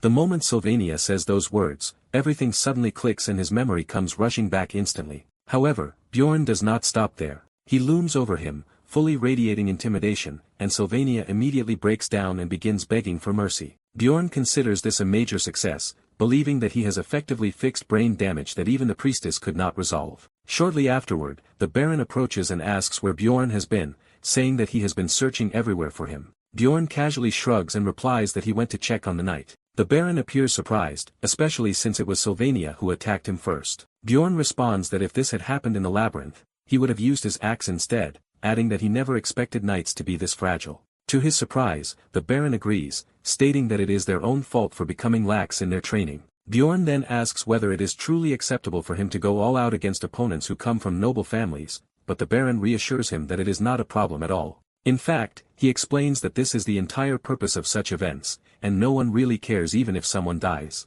He adds that if any issues do arise, they can easily be covered up. All Bjorn needs to focus on is winning, and the more unrestrained and wild he acts, the more entertained the Count will be. Hearing this, Bjorn confidently promises that he will crush everyone's skulls without holding back. Soon after, the announcer declares the next match, introducing Bjorn Jandel of the Martin Baron household versus Sir Corton of the Surfia Baron household. Bjorn feels as though luck is on his side today, as he realizes that yet another member of that foolish trio is now lined up as his opponent. As the announcer gives the signal for the match to begin, Corton immediately starts going on about honor and disgrace, declaring that he will not fall easily after what Bjorn did to Sylvania. However, before he can even finish his noble-sounding speech, Bjorn delivers a single clean strike that crushes his skull, bringing the fight to an end in less than 3 seconds. Right after that, Bjorn lets out a powerful roar that echoes throughout the arena, and the crowd reacts with overwhelming excitement. They begin chanting the name, Knight Slayer, as if he were some legendary gladiator, clearly enjoying the spectacle of watching skulls being smashed to this extent. Observing their reaction, Bjorn quietly questions to himself who the real savage actually is. When the semi-finals arrive, he introduces a new move for the audience, something like a spine fold, where he throws his opponent into the air and then slams them down across his knee, snapping their back in the process. Even so, he feels somewhat disappointed, since the final member of that foolish trio did not end up as his opponent, meaning that person missed out on Bjorn's so-called special physical therapy. Adding to the absurdity, every opponent who loses to Bjorn now goes to the priestess and begs her to convert them to her faith. The Baron, who is more pleased than ever, asks Bjorn where he learned that last move. Bjorn simply responds that he wants to rest before the next round, prompting the Baron to leave him alone. With only one opponent remaining, Bjorn assumes that it must be the Count's knight trainee. Sure enough, the announcer soon declares the final match. Sir Albatross from the Count's side versus Bjorn, representing the Baron's household. As they stand facing each other, they exchange brief greetings. Bjorn has already assessed Albatross earlier during his previous match, and notes that he possesses the essences of a great orc warrior, a giant golem, and a cyclops, a fairly standard combination focused on raw strength. From that, Bjorn feels he understands enough about the kind of person the Count is. Albatross then asks Bjorn where his equipment is, and Bjorn casually replies that it felt uncomfortable, so he got rid of it. Hearing that actually gives Albatross some confidence, making him think that perhaps the fight will not be so one-sided after all. As the announcer signals the start, Albatross invites Bjorn to make the first move, but Bjorn immediately recognizes what he is trying to do. Without hesitation, he activates both his gigantification and wild outburst skills at the same time. The instant Albatross sees this, he freezes, then suddenly panics and runs away like a frightened child fleeing the field. The announcer quickly declares him disqualified, but Albatross desperately begs for another chance, claiming that it was just a mistake. At that point, the Count steps in, clearly disgusted, and demands to know how much longer Albatross intends to embarrass his household. Meanwhile, Bjorn quietly reflects on whether using gigantification might have been a bit excessive. Meanwhile, at Erwin's place, she becomes increasingly consumed by the belief that the only way to obtain everything she desires is by growing stronger. Tyresia enters her room and asks if she is doing alright, but Erwin responds by questioning why she would even think otherwise. Tyresia explains that it is because Erwin was talking to herself, but Erwin immediately cuts her off, saying that she is actually communicating with her spirits and that they can talk later since she is busy. After stepping out of Erwin's room, Tyresia reflects that she might be the only person in the city who does not know about Little Valken and considers that it might be a good idea to inform her. However, she also recognizes that this intense obsession has significantly boosted Erwin's strength. In a remarkably short period of time, Erwin has managed to form contracts with 4 spirits and has already awakened 3 of them. Alongside that, she has improved her abilities in archery, martial arts, and dagger combat. At this point, she is even capable of hunting 7th-rank monsters entirely on her own. Seeing this rapid progress, Tyresia decides that it might be better not to say anything since Erwin is advancing so quickly. She then begins to wonder whether this unusual growth could be linked to Erwin's essences. To confirm her suspicion, she pulls out a compilation of low-tier essences and checks through it, eventually realizing that she is correct. All 3 of Erwin's essences increase her obsession stat, which explains her current behavior, concluding that it is not worth removing an essence just to eliminate its side effects. She decides to wait until a better option becomes available. Now that she understands the cause, she believes that the situation can be managed. However, as she tries to fall asleep, she cannot help but worry about what might happen if Erwin learns about Bjorn before they manage to fix her essence. At around 2 in the morning, Bjorn finally makes his way back to the city. He reflects that quests given by nobles are always worth taking, considering how well he was paid for just a single day's work. The Baron had been extremely impressed and even told him that he could ask for help whenever he needed it. On the other hand, the Count appeared somewhat dissatisfied and mentioned that he would reach out to Bjorn again once he was better prepared, while also asking him to decline any requests from other nobles in the meantime. It was clear that the Count was willing to go to great lengths to ensure things unfolded according to his own plans, and because of that, Bjorn agreed to his request. Even now, Bjorn finds it hard to believe how easily he obtained the necklace, especially since he was never able to acquire it while playing the game. Lately, he feels as though luck has been on his side too often, to the point where he is now cautious even with something as simple as breathing. The following morning, he receives a flood of requests from various nobles, but due to his agreement with the Count, he is forced to turn them all down. Despite this, he still cannot figure out what the Count is really planning. However, the expression he saw in the Count's eyes left a strong impression on him. What troubles him the most is not knowing the true intentions behind why a noble would take such an interest in a barbarian like him. Determined to get some answers, Bjorn decides that he will investigate the matter during the next community meeting, especially since this is his final month assisting Raven with her research. When he asks Raven who he will be working with that day, she appears nervous, and at that moment, an old man suddenly arrives. Seeing him, Bjorn becomes annoyed and remarks to Raven that when she mentioned a senior, he did not expect an actual elderly man. The blonde girl apologizes, explaining that the old man was simply too stubborn to shake off, while the mage casually adds that there is no need to feel tense. Bjorn remains convinced that the man forced his way into the situation, and his suspicion is confirmed when the old man openly states that he came because he wanted to test whether his magical tool could detect the soul of an evil spirit. Hearing this, Bjorn realizes that he needs to calm himself down and prepare for the worst. To avoid raising any suspicion, Bjorn deliberately reacts with shock toward the magical aspect of the tool rather than showing concern about the part related to detecting evil spirits. He then questions whether the device is actually safe, especially considering all the questionable experiments Raven has already put him through. The old man becomes irritated and asks if Bjorn does not trust him, reminding him that he holds an important position at the Altemian school. He then reassures him that there is absolutely no danger involved, adding that Raven herself will personally demonstrate that the tool works. Hearing this, Raven looks visibly uncomfortable, but the old man dismisses her reaction as if it is nothing significant. She responds by saying that she is only willing to verify the formulas, nothing more. As Bjorn watches the two of them argue, he concludes that Raven, being his disciple, will naturally side with her master, which means he cannot fully trust either of them. However, the expression on the old man's face suggests that even he is not entirely confident, reinforcing Bjorn's suspicion that the device probably does not work at all. Convinced that such a tool likely does not exist, Bjorn reasons that if it actually does, then the old man has probably tricked him into becoming the first test subject. At the same time, he realizes that if he tries to back out now, he will fall straight into the old man's trap. Accepting the situation, he decides to take the loss and go along with it. The old man then asks Bjorn what he intends to do, adding that the process is not dangerous and will only take about 5 minutes. Bjorn agrees to give it a try, but suddenly the old man becomes hesitant and asks if he is truly certain. Already feeling suspicious, Bjorn questions what he means by that, prompting the old man to quickly backtrack and claim that he was merely concerned it might be risky, though he now believes it will be fine. Bjorn reminds him that he only agreed because Raven would be verifying everything and tells him to hurry up as he wants to go to sleep afterward. After Bjorn leaves, Raven turns to the old man and asks what exactly he was trying to do. The old man casually brushes it off, saying that it may have seemed odd, but it was just an old chair. Raven gives him a sharp look and asks if he truly has no intention of explaining himself, especially after she went along with his act. When he finally responds, Raven directly asks whether he genuinely believed that Bjorn was an evil spirit and if that is the reason he asked about the labyrinth the other day. The old man tells Raven to calm down, but she does not let it go and presses him again, asking whether his doubts have truly been resolved now. He admits that he was mistaken. Raven responds by saying she understands why he had suspicions in the first place. Bjorn does act a bit goofy, but she still insists on knowing why he chose to test him like that instead of reporting him to the authorities.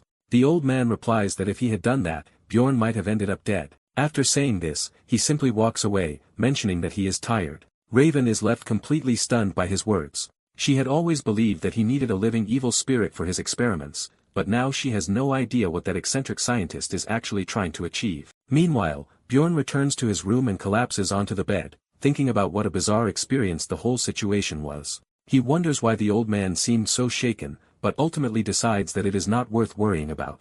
Then, completely out of nowhere, Misha slips into his room and asks if he is asleep. He is startled for a moment, until he remembers that he had given her a key. Acting like a man of culture, he grabs her hand, pulls her closer, and says that he needs her for the night. Misha becomes flustered, but before her thoughts can wander too far, Bjorn clarifies that he needs her help writing some letters, since he has to respond to various nobles. She asks whether it is really appropriate to send such replies to nobles, as it might lead to problems. Bjorn casually says it will be fine while writing that he is too busy, and that they should look for another barbarian instead. As they continue writing, the cat girl asks him to tell her about what happened the previous day. Later, during the team's regular meeting, Hikarat asks why Bjorn has not been responding, but Bjorn tells him to wait since he is still thinking things through. With only 10 days remaining before the labyrinth opens, the dwarf announces that he will not be joining this time, stating that if a dimensional collapse truly occurs, they would all die anyway. Twalk and Rotmiller express the same opinion. Misha then asks Bjorn what he plans to do.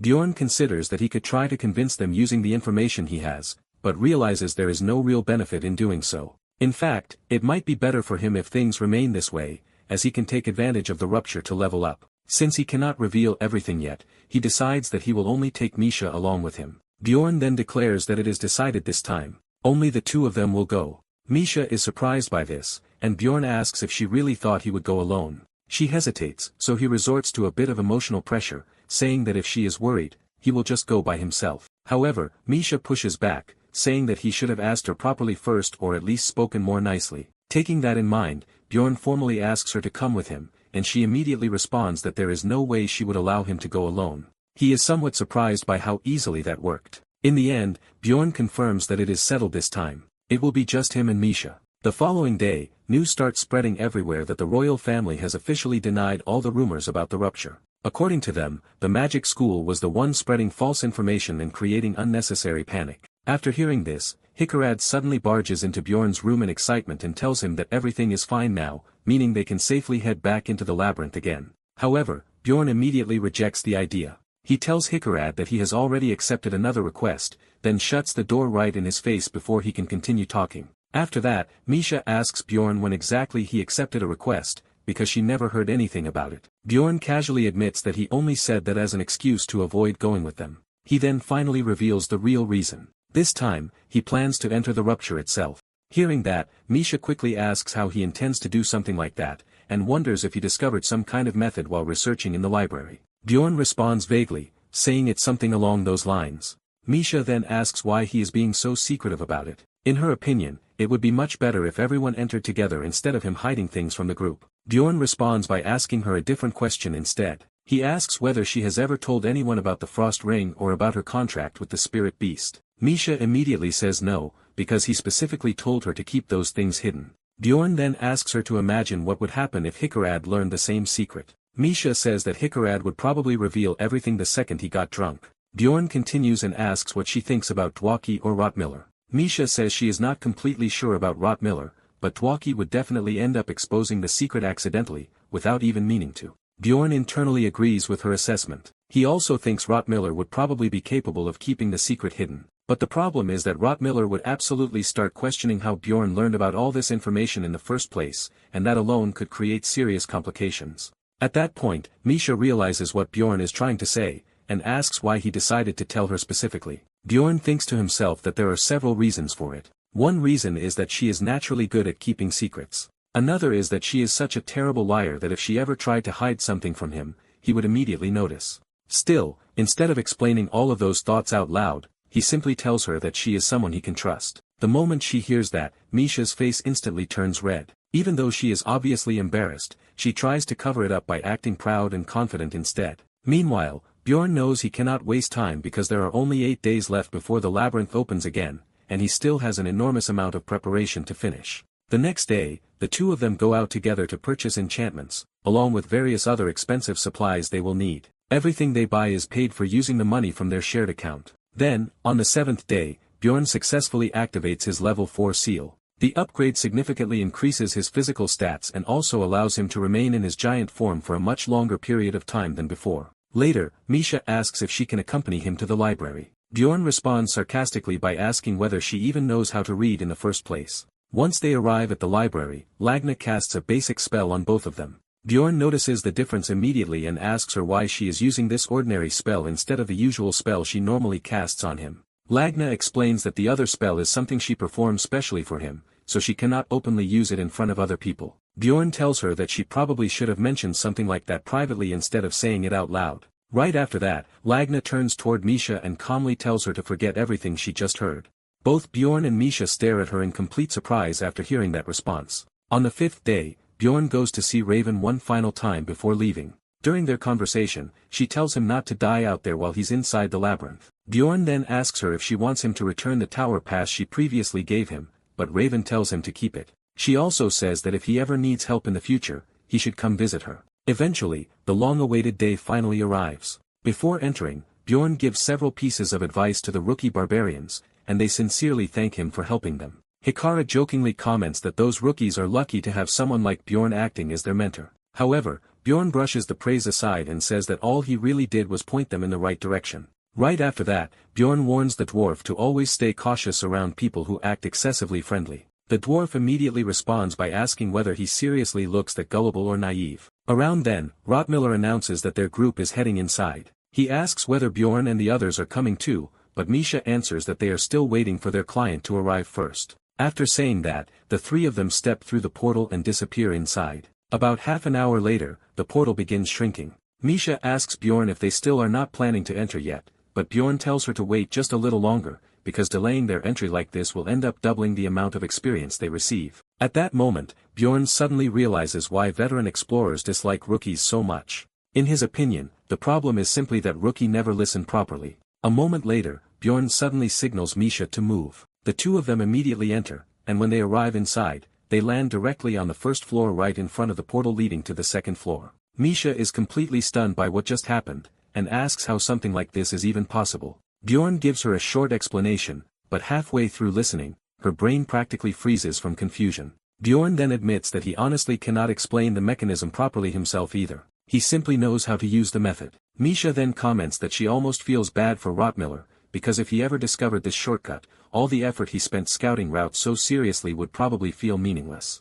Bjorn agrees with her, and says Rottmiller would definitely become depressed over it, since he takes his role far too seriously. Soon afterward, they are transported onto the second floor, which turns out to be a massive stone desert. The moment Bjorn sees the environment, he curses their bad luck. He already knows that to obtain the magic crystal they need, they must travel east toward the beast lair, meaning they will now have to backtrack through the area. For the next 2 days, they continue traveling east while killing monsters they encounter along the way. During this time, Misha complains non-stop about having to pick up all the magic crystals after every fight. As she grumbles, Bjorn quietly thinks to himself how much easier everything would have been if Dwaki were there to help collect them. Not long later, Misha notices a group of people approaching them and asks Bjorn what they should do. Bjorn is unsure at first, but he guesses the group is probably attempting a speedrun considering how quickly they managed to reach this area. Soon, a team rushes past them at high speed. Misha notices that every member is equipped with extremely expensive-looking gear. She wonders aloud whether explorers need equipment that fancy in order to open shortcuts like the one Bjorn used earlier.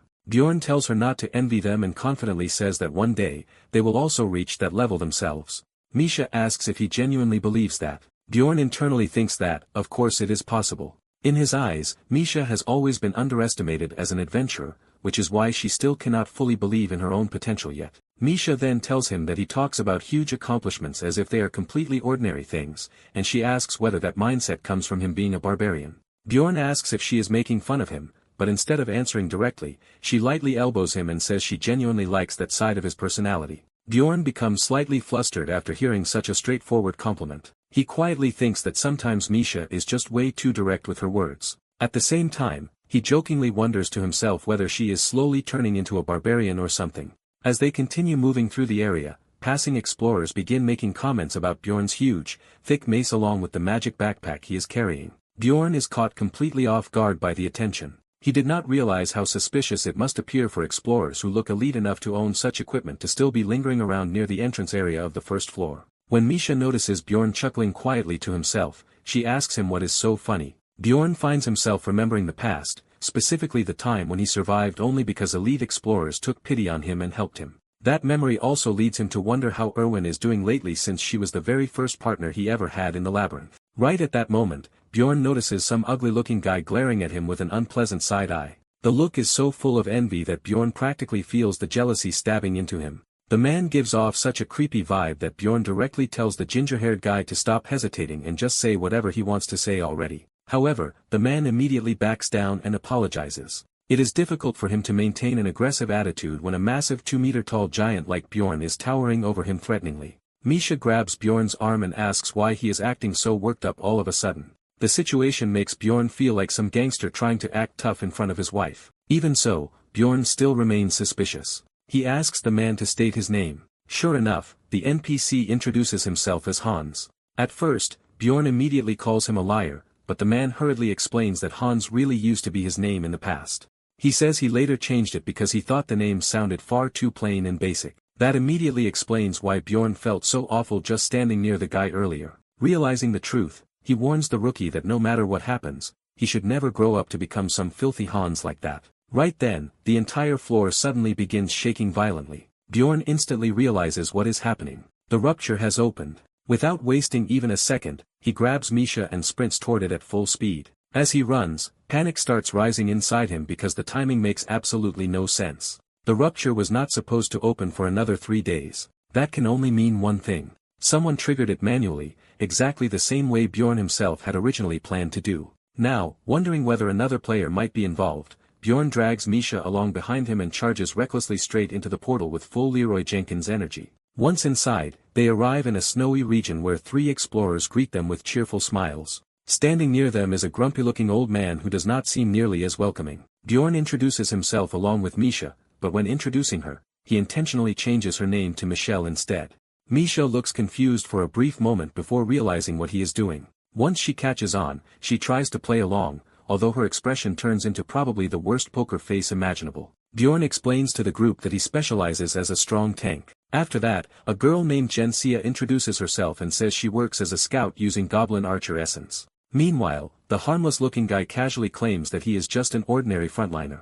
After observing them for a bit, Bjorn estimates that most of them are probably 2nd or 3rd level explorers. The thought worries him slightly because they seem inexperienced and somewhat beginner-like. Still, when he thinks about it more carefully, it makes sense. Truly experienced professionals would never willingly enter the rupture before it naturally opened every 5 or 6 months. That means one person in the group must have forcibly triggered the rupture, while the other 2 likely entered simply because they got lucky enough to be nearby. Even while thinking through all this, Bjorn cannot shake the suspicion he feels toward the overly hairy man. The man casually mentions that his weapon is the absurdly huge crossbow strapped to his back. Then the guy complains that Bjorn is being rude for questioning others before properly introducing himself first. Afterward, he confidently boasts that he is actually a 5th-rank explorer. Bjorn immediately begins trying to interrogate him subtly, hoping he can figure out whether this man was the one who opened the rupture. However, the hairy man skillfully turns every single question back onto Bjorn instead, completely reversing the interrogation. After their exchange, Bjorn starts wondering whether an archer using a weapon like that could realistically survive alone without a team supporting him. Still, the man's aura feels heavy and intimidating enough that Bjorn cannot dismiss him completely. Meanwhile, the sweaty, loser-looking guy and the scout girl are much easier to read. Neither of them hides their abilities or personalities very well, making it obvious what kind of explorers they are. Even so, Bjorn remains obsessed with figuring out who triggered the rupture. Internally, he swears to himself that he will uncover the imposter just like a game of Among Us. Once they finish discussing how the loot will be divided and everyone agrees to the terms, the group officially forms a party and begins advancing deeper inside. As they travel, they soon encounter a Yeti. The monster terrifies Janessa immediately. Seeing her panic, Bearman calmly turns toward the nervous scout girl and tells her that the correct route is always the one guarded by monsters. Bjorn immediately tells the weaker members to stay back while he handles things, but Bearman suddenly shuts him down and basically tells him to hold his beer first. The huge man then pulls out his monstrous crossbow and fires with unbelievable force. The shot is insanely powerful, yet the Yeti still manages to defend itself enough to avoid being instantly killed in one hit. After firing, Bearman casually tells the others to finish the monster off themselves. That attitude surprises Bjorn because the man genuinely seems willing to share the workload instead of hogging everything.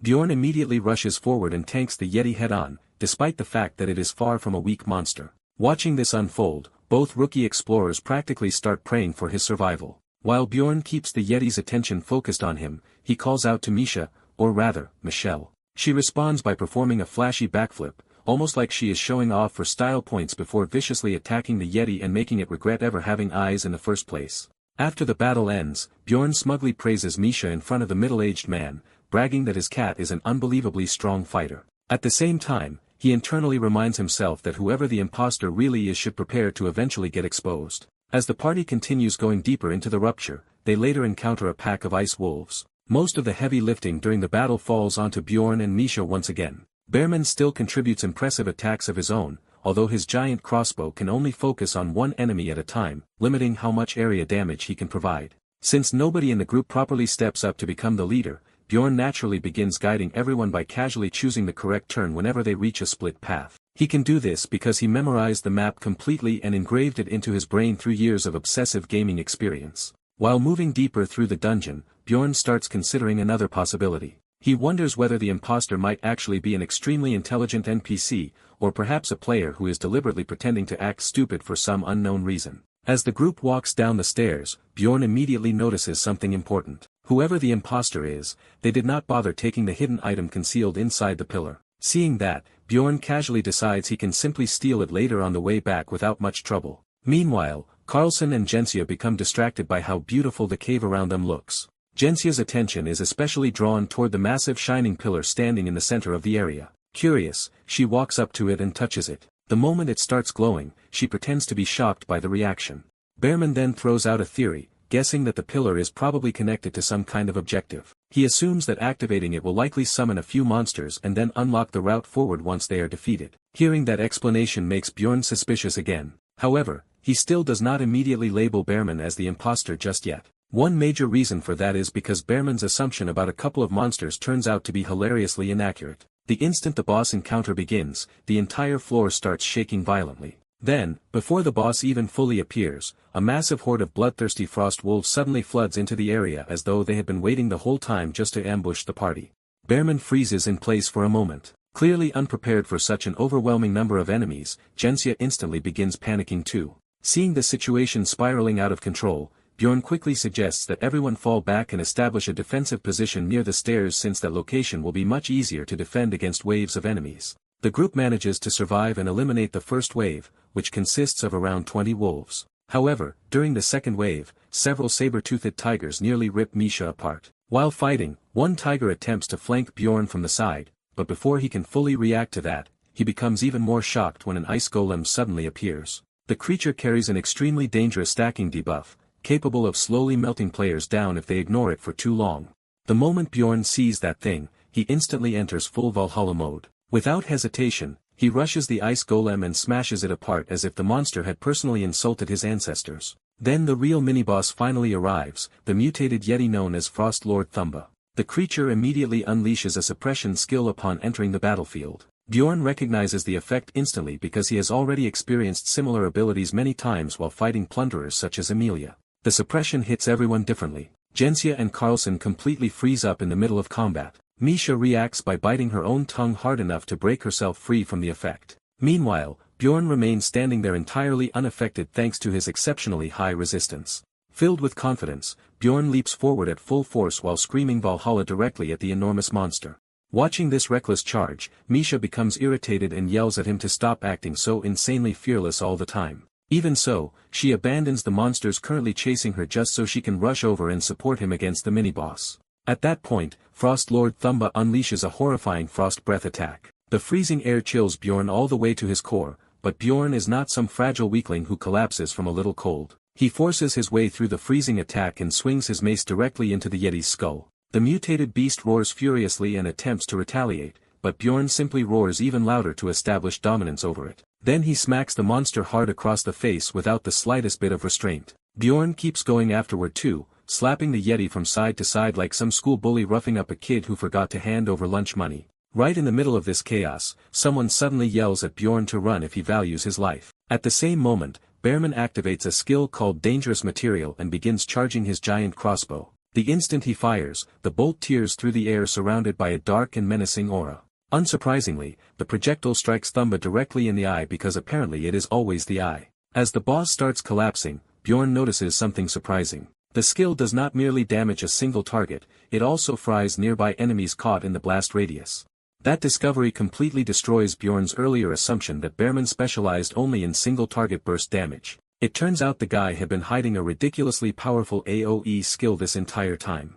With Bearman helping them properly now, Bjorn and Misha managed to clear 9 entire waves of monsters together. After the battles, 2 essences drop much earlier than expected. Bearman politely tells the inexperienced explorers that they can choose first when dividing the rewards. However, Bjorn immediately steps in before they decide anything. He announces that he is claiming the Yeti essence first, but generously says the others are free to take the Frostwolf essence instead. For a brief moment, Carlson looks annoyed and almost seems ready to argue about it, but the second Bjorn turns toward him with an intimidating angry caveman glare. All of Carlson's courage immediately disappears. Misha immediately congratulates Bjorn on the new power-up, assuming he plans to use the essence himself. However, Bjorn quickly corrects her and tells her that the essence is actually meant for her instead. Hearing that completely catches Misha off guard. She nervously starts fidgeting with her thumbs and, acting all innocent, asks him how exactly he expects her to repay him because essences are definitely not cheap items. For a moment, Bjorn completely blanks out after hearing that question.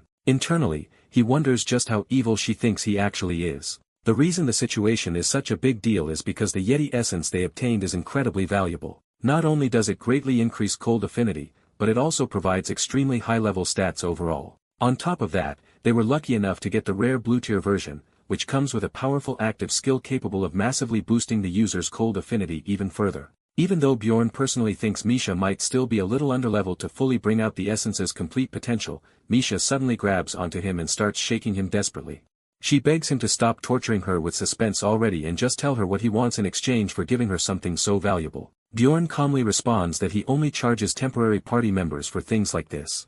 Since he plans on staying together with her for a very long time, she does not owe him anything at all. Misha is left completely stunned by that answer, and at the same time, she becomes extremely flustered after Bjorn adds that if she also plans on remaining by his side forever, then she should stop hesitating so much. After hearing that, Misha finally gives up resisting. She says, the moment she does, she instantly starts feeling strange from the change taking place inside her.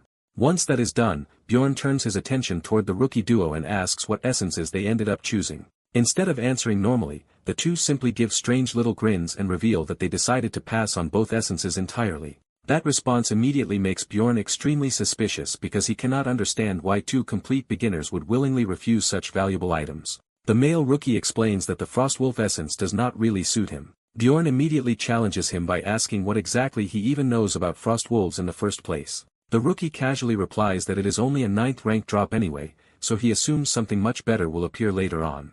The moment Bjorn hears that answer, quiet alarm bells start ringing in his head. Even so, he still refrains from openly accusing anyone yet. Instead, he shifts his focus toward Jensia. She also declines the essence. Her reason is that removing essences later costs a huge amount of money. Bjorn admits that she has a point since the essence would not really suit a swordswoman like her anyway.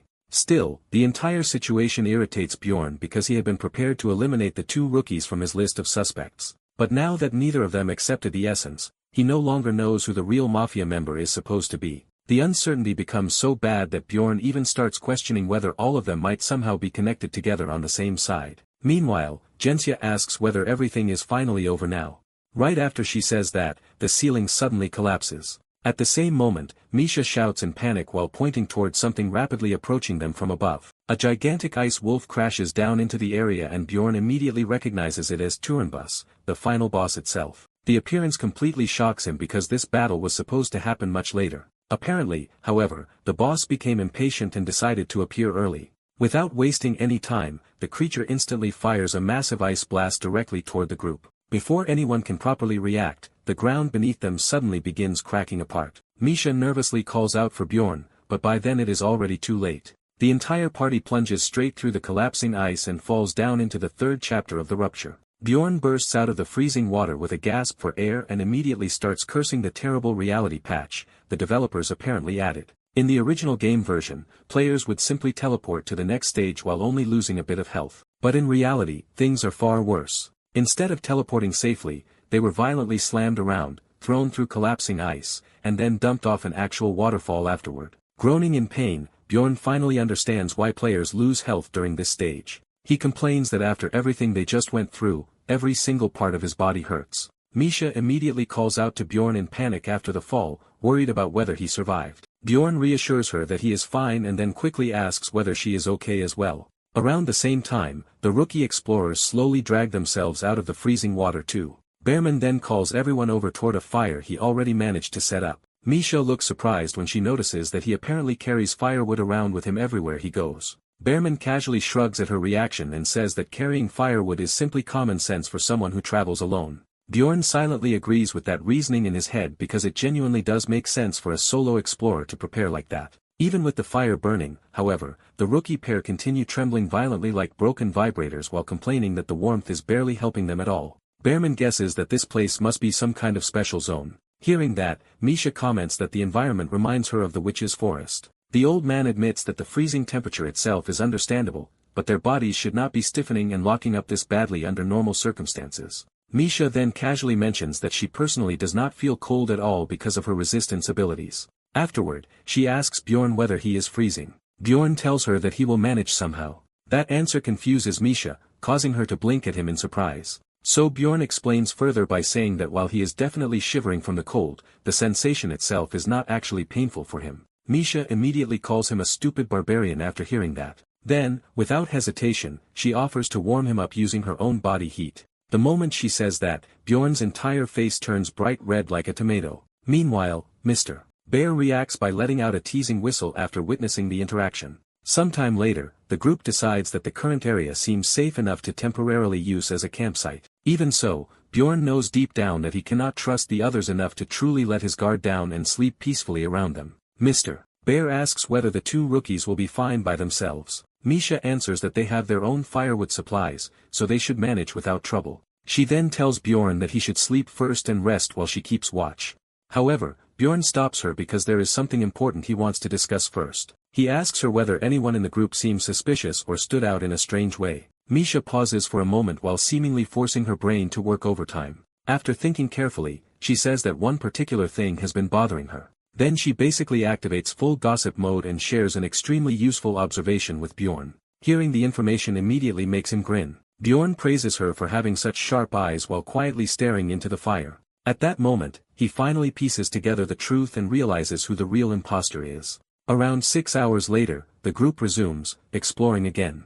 Fortunately, from that point onward, they only need to continue following the main route in order to reach their destination. As they advance, 8th-rank monsters begin leaping out from the icy walls around them. But Bjorn crushes them one after another without difficulty. Misha keeps up with him perfectly and does not fall behind either. During one battle, the rookie manages to block an incoming attack and immediately calls out to Jensia. He warns her that attacks feel much heavier and more painful in this area because of the zone's debuff effect. Meanwhile, Bjorn internally finds all of their complaining extremely annoying. From his perspective, they are not even fighting properly on the front lines and are contributing so little that they may as well disappear entirely. Several hours later, the party arrives inside a chamber filled with frozen ice orcs. Every single one of them is a dangerous 7th-rank monster. Jensia nervously asks whether they are really going to have to fight all of them. Bearman does not waste even a second responding verbally. Instead, he simply locks eyes with the frozen orcs. Immediately afterward, the monsters break free from their icy prison and begin charging toward the group without giving anyone time to prepare themselves mentally. Bjorn instantly shouts at everyone to stay calm and get into formation properly. As the ice orcs rush closer, Bjorn narrows his focus. Internally, he admits that he still has no idea what the mafia member is truly planning. For all he knows, that person may genuinely just be trying to clear the rupture alongside everyone else. Even so, Bjorn refuses to lower his guard. While blocking one of the orcs' heavy attacks, he realizes that this exact moment would be the perfect opportunity for someone to betray the party. Because of that possibility, Bjorn deliberately decides not to reveal his full strength yet and continues holding back just in case something goes wrong. The rookie explorers barely manage to dodge an incoming attack in time. During the chaos, Avman turns toward Misha and asks why she is not helping her big strong, hunk fight on the front lines. Misha casually replies that she is simply staying behind and watching for now. At that point, Bearman realizes that the rookies are basically dead weight in this battle, so he finally decides to step in seriously. His body suddenly begins glowing, and to everyone's shock, he casually summons an actual bear. Even Bjorn is caught completely off guard by the sight. The summoned beast immediately starts tearing through the ice orcs effortlessly, like it is just another normal day for it. Watching the bear fight, Bjorn finally understands how Avman managed to survive all this time as a solo explorer.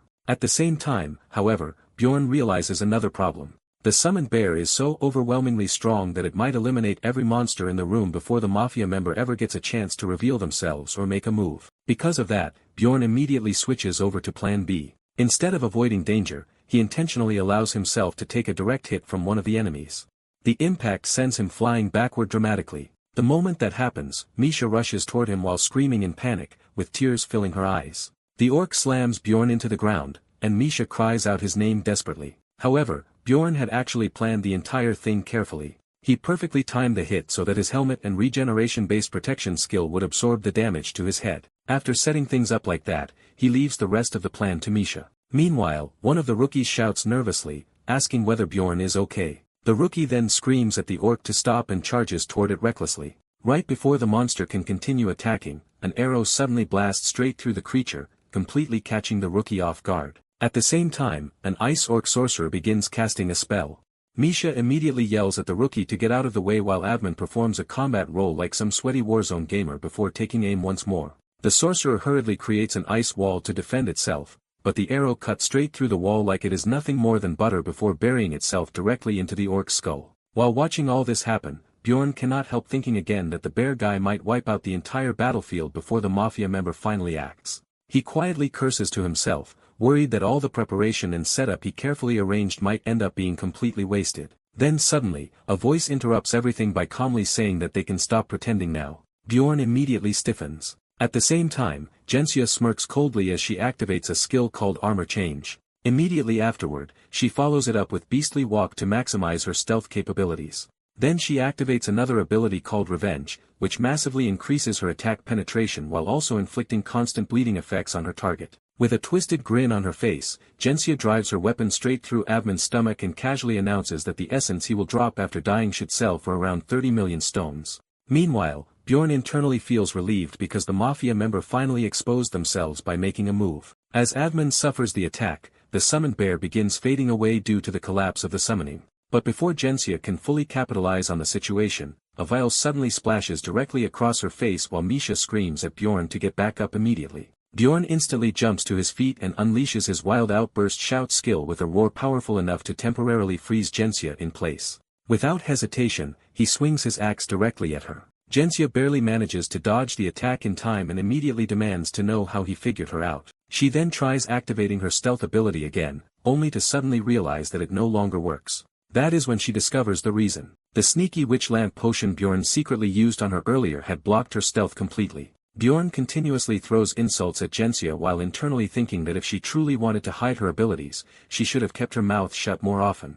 From the beginning, she had raised way too many red flags. She constantly asked questions that were strangely obvious and suspiciously specific, almost as if she already knew exactly how the zone was supposed to be cleared beforehand. Bjorn had already noticed that pattern earlier. Jensia kept pretending to be clueless while conveniently steering the group toward important steps and decisions at exactly the right moments. Then, a few hours earlier, Misha had quietly given Bjorn another critical piece of information. After everyone fell into the water, Misha noticed that Jensia's scent had changed. Before that moment, Jensia smelled like the beast lair itself. The only explanation for that was that the dirt stuck to her boots originally came from the beast lair area. That single detail immediately pushed her to the top of Bjorn's suspect list. The moment Jensia reveals herself as the traitor, Misha does not hesitate at all. She instantly charges straight toward her, trying to kill her before she can escape. Jensia barely manages to dodge the attack again, but while retreating, she accidentally moves directly into Bjorn's range. Without missing even a second, Bjorn swings his mace into her body with crushing force,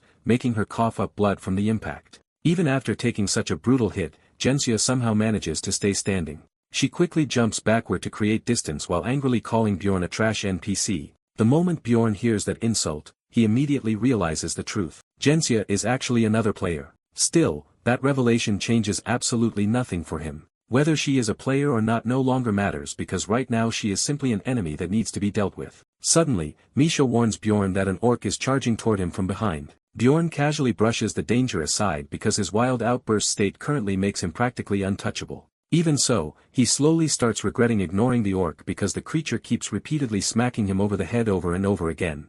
Despite the annoyance, Bjorn refuses to properly deal with the monster because killing too many enemies or progressing too aggressively might trigger the appearance of the final boss earlier than intended. So instead, he simply continues tanking the hits. Meanwhile, Jensia attempts to escape while Bjorn is distracted. However, Bjorn is not worried in the slightest because he already knows there is nowhere she can run to. In his eyes, she is clearly still a rookie player because she apparently does not know one important mechanic of this area. Once the ice orcs awaken, the ceiling collapses and seals off the only exit available. Bjorn narrows his eyes and focuses entirely on the fleeing rat. Unfortunately, the orc behind him suddenly goes full creep mode and sneaks up behind Bjorn again before continuing to repeatedly bonk him on the head. At that point, Misha almost pities him and offers to handle the annoying orc herself in order to keep it occupied. Soon, Bjorn and Jensia face each other once again. At that moment, Jensia suddenly tries using talk no jutsu, attempting to talk her way out of the situation and manipulate him with words. However, Bjorn immediately sees through her intentions.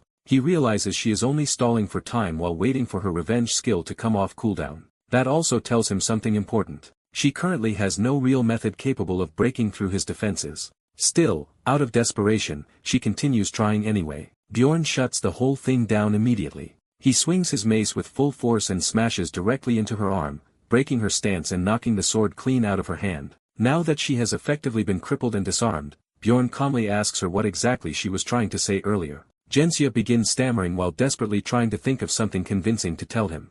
But Bjorn has no intention of waiting around for excuses. Bjorn suddenly swings his mace directly across Jensia's face and then wonders to himself how she actually managed to fall for his trap so easily. After subduing her, he takes a closer look at her equipment. From what he can tell, her gear is obviously designed specifically for direct combat. Seeing that, he briefly considers taking some of the equipment later and giving it to Misha. However, before deciding anything like that, he figures he should properly question Jensia first. Before starting the interrogation, Bjorn makes absolutely sure she cannot resist anymore. He brutally smashes all of her limbs to cripple her completely. On top of that, he even forces her to switch forms so he can confiscate her second armor set as well. At that point, Jensia begins desperately begging for her life again. Bjorn ignores the pleading at first and asks why she targeted their group in the first place. Jensia explains that she could not risk her identity being exposed. According to her, she believed it was safer to attack them first before anyone discovered the truth about her. Bjorn immediately follows up with a far more important question,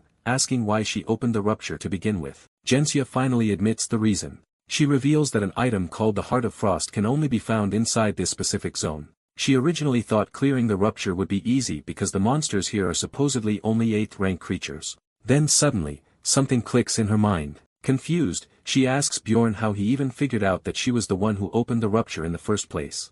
The moment she asks that, Bjorn freezes internally because he realizes he accidentally revealed more information than he intended to. He immediately tries pretending he does not know what she is talking about and attempts to play dumb. However, Jensia suddenly breaks down crying. Through tears, she begs him to let her live. She sobs while saying that she worked incredibly hard just to survive this long and insists that all she ever wanted was to go back home someday. She repeatedly apologizes over and over again. Jensia then desperately explains that if she had known Bjorn was also a player, she never would have attacked him in the first place. She pleads with him not to kill an actual real person. But surprisingly, despite everything happening, he remains extremely calm. Instead of seeing her as another human being, he labels her as nothing more than an evil spirit. Even while Jensia continues crying out for her mother, Bjorn silently finishes her off without another word. Immediately afterward, the system acknowledges what he did and grants him an achievement for killing another player, which also increases his mental strength stat. Afterward, Bjorn quietly walks back through the darkness while trying to process what just happened.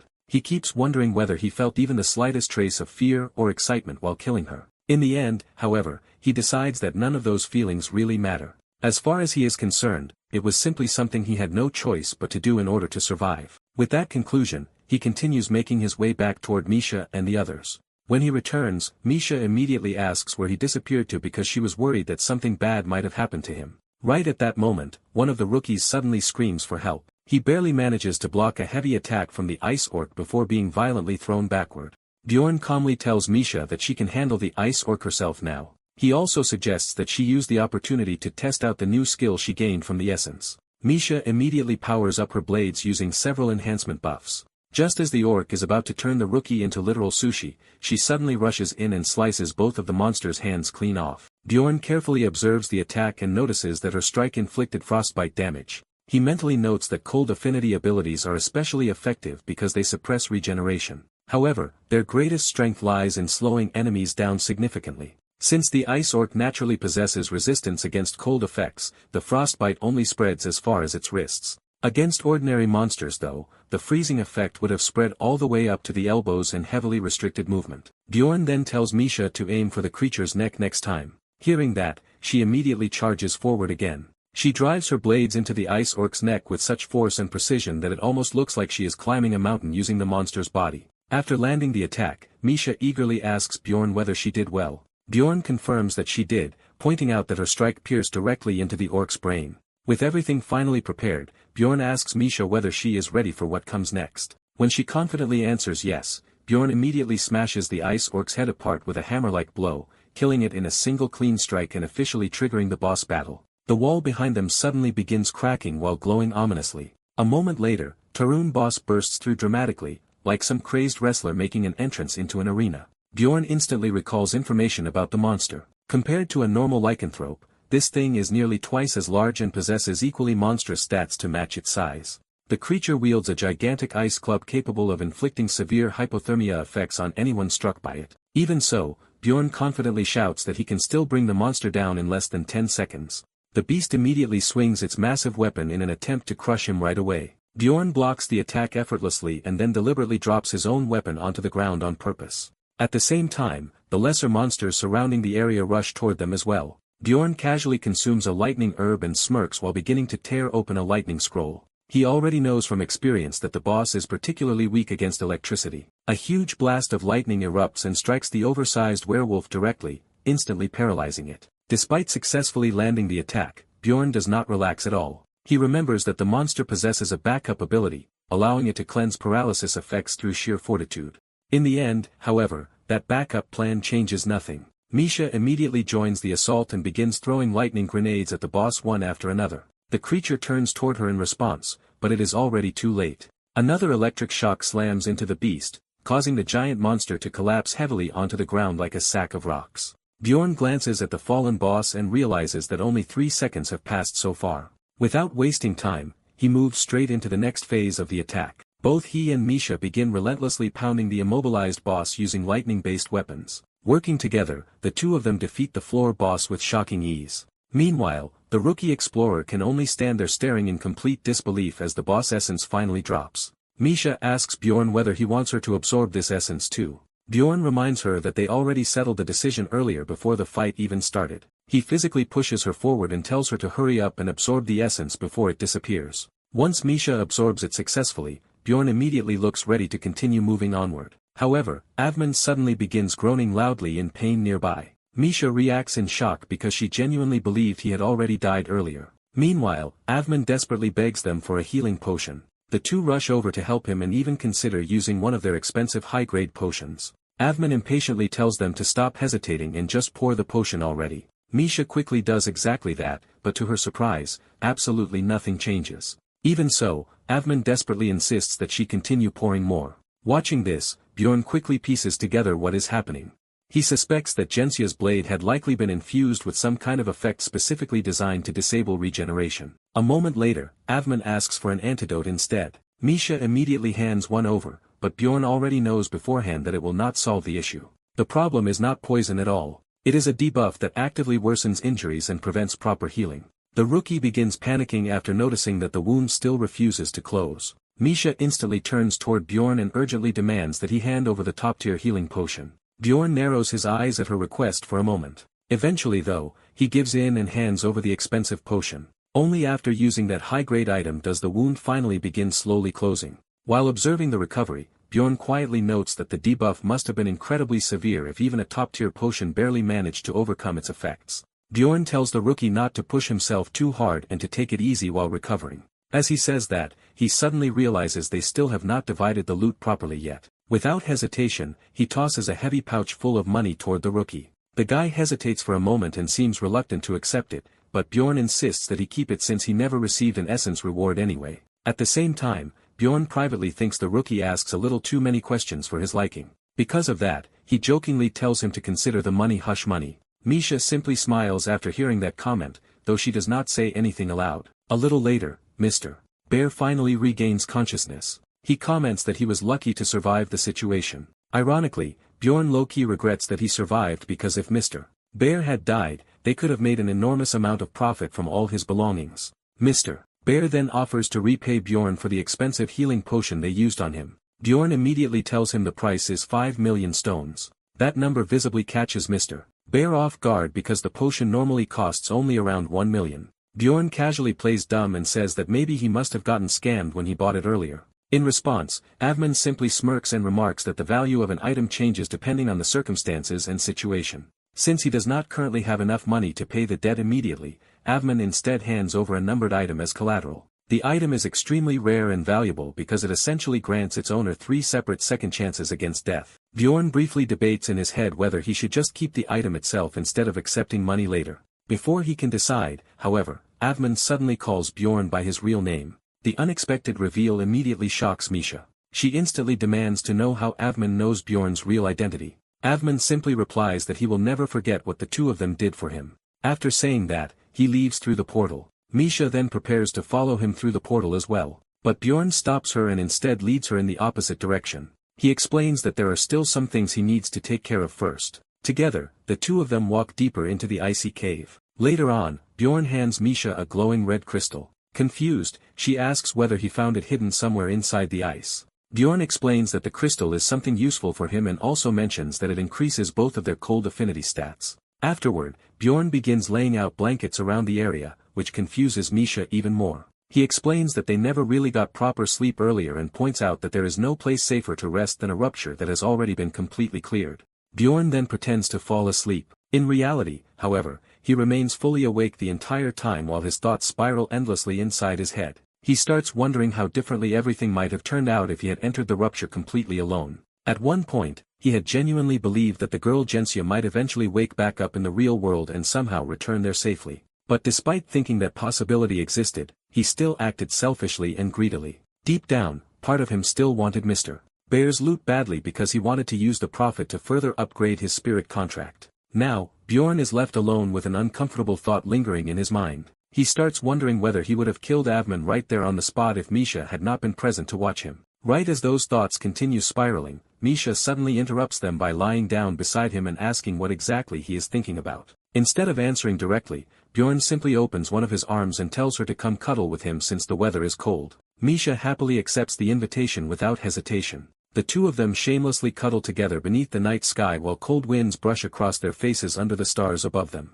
Despite all the thoughts weighing on his mind earlier, Bjorn ends up falling asleep almost instantly. By the third day, the two return to the crystal cave again. While exploring the area, Misha begins testing out her newly acquired equipment and weapons. She cuts through monsters so effortlessly that it barely even looks difficult for her anymore. Watching her performance, Bjorn quickly realizes that the equipment must actually be a numbered item. The discovery immediately catches Misha's attention and she asks whether the item is extremely expensive. Then, without pausing even for a moment, she offers the item to Bjorn instead. Hearing that irritates him slightly because he starts wondering what kind of person she thinks he actually is. He responds by saying that he has not even decided yet whether he wants to sell the item at all. Meanwhile, Misha continues clearing monsters with little trouble and then asks whether they are planning to head down to the second floor next. Bjorn agrees, explaining that she still needs more practical combat training and experience. After several more hours of hunting monsters, Misha comments that she is slowly becoming more comfortable and accustomed to using her weapons.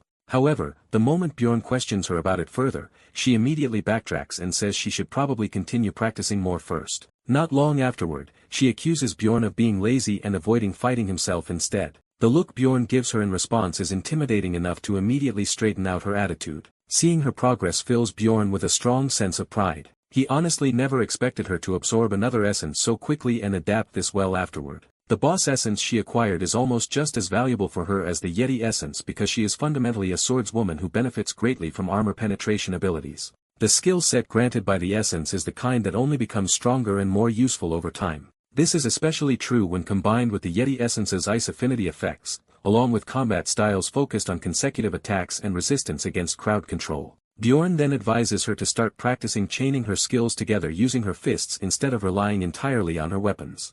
Otherwise, the monsters are simply dying too quickly from her blades for her to properly train the abilities. Even with that advice, however, the monsters still continue getting killed in a single hit anyway. Because of that, Bjorn finally tells her that they will perform a more serious and proper test once they reach the second floor. Bjorn gets the feeling that Misha probably thought she was finally about to get a chance to relax for once. He starts opening his mouth to lecture her, but before he can even say anything, she cuts him off and says there is no such thing as an easy path anyway. She flashes him a smug grin afterward and says they should stop wasting time and keep moving already. Bjorn quietly wonders whether she is simply that happy about successfully predicting what he was going to say. Still, instead of pointing it out, he lets it slide and goes along with it. As the two continue traveling down the path, the crystals around them suddenly begin glowing bright red. The sudden change causes Misha to freeze in place immediately, but Bjorn calmly tells her to relax because it is only the floor lord beginning to awaken. He casually tells her to keep walking. At first, Misha nods along happily. Then the actual meaning of his words finally sinks in and she instantly starts panicking. Bjorn places a hand on her shoulder and tells her to calm down. Switching into explanation mode, he begins talking about the situation more seriously. He explains that they can still avoid direct confrontation by sneaking past the area and using the portal before the floor lord fully becomes a problem. While talking, he physically shakes Misha around like a ragdoll in an attempt to calm her nerves down. Eventually, Misha asks who could possibly have summoned the floor lord in the first place. Bjorn assumes it was done intentionally. He theorizes that some powerful clan is probably attempting to hunt it down right now, especially because he previously sold information about the floor lord back in the spirit realm. What bothers him most is how quickly everything moved. Only 2 weeks have passed since preparation supposedly began, which feels suspiciously fast to him. Eventually, the two of them finally arrive on the second floor. Bjorn feels slightly irritated because reaching this point ended up taking an entire day. The long journey makes him miss having Rottmiller around since traveling was much smoother with him. As he looks around the area, Bjorn realizes it has been quite a while since he last came here. That thought reminds him of his old adventure alongside Enner. Unfortunately, those memories leave a bitter feeling in his mouth because they also bring back thoughts of the plunderer incident. The recollection causes Bjorn's mood to suddenly worsen. Noticing the change in his expression, Misha asks whether he really hates this place that much. She then admits that she personally does not like it here either. Bjorn explains that he specifically chose this location for a reason. From this point onward, the route leading to the third floor simply requires heading north. On top of that, because there are only 2 people in the party right now, this setup makes it much easier to summon a Death Knight for a raid encounter. For Bjorn, that makes the area perfect. Not only can they earn a large amount of experience points here, but it is also the ideal opportunity to properly test how much Misha has improved and how far her abilities have progressed. Not long afterward, Bjorn and Misha encounter a pair of death fiends. Bjorn immediately tells Misha to focus on attacking while he keeps the monsters distracted himself. The two of them charge forward at the same time while shouting loudly. Bjorn takes the lead position and raises his shield to block the first incoming attack directly. At the same moment, Misha circles behind the creatures and starts slashing into them repeatedly. One of the death fiends quickly begins freezing from the waist upward after getting trapped between the effects of cold concentrate and icy destruction. Misha continues relentlessly attacking the creature, causing the fiend to scream violently before summoning undead minions in response. The moment the undead appear, Misha immediately yells at Bjorn to watch out. However, the zombies rushing toward him end up experiencing something far worse than expected. The instant they bite into him, they are hit by the effects of Bjorn's acidic blood. Their mouths begin burning horribly, forcing them to recoil backward in agony almost immediately. Seeing that, Misha quickly dashes over and asks whether he is okay. But the moment she gets closer, she notices his wounds regenerating and healing almost instantly, right before her eyes. She jokingly comments that he might actually be some kind of monster himself. Her remark makes Bjorn blush slightly, and he awkwardly tells her to stop getting distracted and focus on the fight instead. At the same time, he secretly wonders what kind of reaction she will have once he levels up even further in the future. Not too long afterward, the two successfully defeat the death fiends. By this point, Misha has finally started getting comfortable with using her newly acquired powers properly. Later on, they encounter a chimera wolf possessing an extremely powerful crowd control ability. Even so, Misha simply activates her fortification skill and forcefully pushes through the monster's control effects. Bjorn immediately warns her to be careful because fortification consumes a massive amount of mana. Misha casually ignores his warning completely. As expected, sometime later the consequences catch up to her. She starts collapsing from exhaustion after burning through too much mana. Bjorn ends up carrying her around by the collar like an annoyed owner dragging a grumpy cat. While carrying her, he tells the exhausted sleepy kitten to stop overdoing things and recover her strength properly. Eventually, the two settle down near some ruins to rest for the night. While there, Bjorn overhears several unexpected explorers talking nearby. The group has absolutely no idea that a barbarian is currently resting close enough to hear every word they are saying. At first, Bjorn decides it is probably better not to bother with them since Misha will need to wake up soon anyway. Then suddenly, one specific comment stops him cold. One of the voices starts joking about another barbarian, supposedly sleeping somewhere nearby. The group laughs while talking about stealing the barbarian's heart. The situation becomes even worse when one of them casually jokes that mages prefer their ingredients fresh.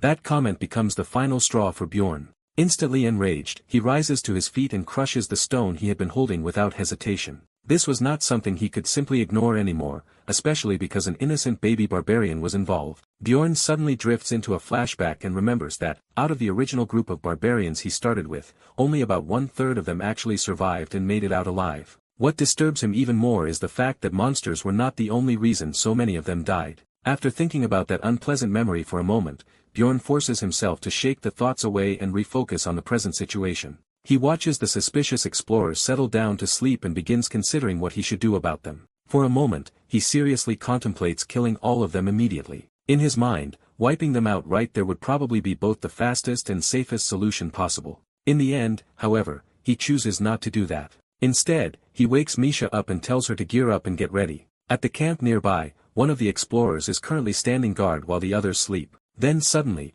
Bjorn takes a deep breath and unleashes an enormous shout into the sky loud enough to violently wake everyone in the area. Misha immediately looks irritated and asks why he suddenly started screaming like that. Bjorn casually replies that he simply felt like doing it. Afterward, the two of them calmly walk toward the camp while pretending to be surprised that other explorers are nearby. However, the man carrying a hammer immediately warns them not to approach any closer. He quickly tells someone named Lewis to wake up the barbarian sleeping nearby. The sleepy barbarian wakes up in confusion, looks around groggily, and asks whether monsters have appeared. When he learns that it is only other explorers nearby, he groans in annoyance and asks why they bothered waking him up for something so trivial. The hippo explorer quickly reminds him that explorers can sometimes be just as dangerous as monsters. However, the barbarian simply shakes his head and says that the man standing in front of them is one of his own people. That statement completely catches the hippo man off guard. The moment the two barbarians recognize each other, they immediately go into full bromance mode. They enthusiastically embrace each other in a huge hug while simultaneously flexing their muscles proudly. Bjorn then introduces himself using the fake identity, Beyond, son of Thor.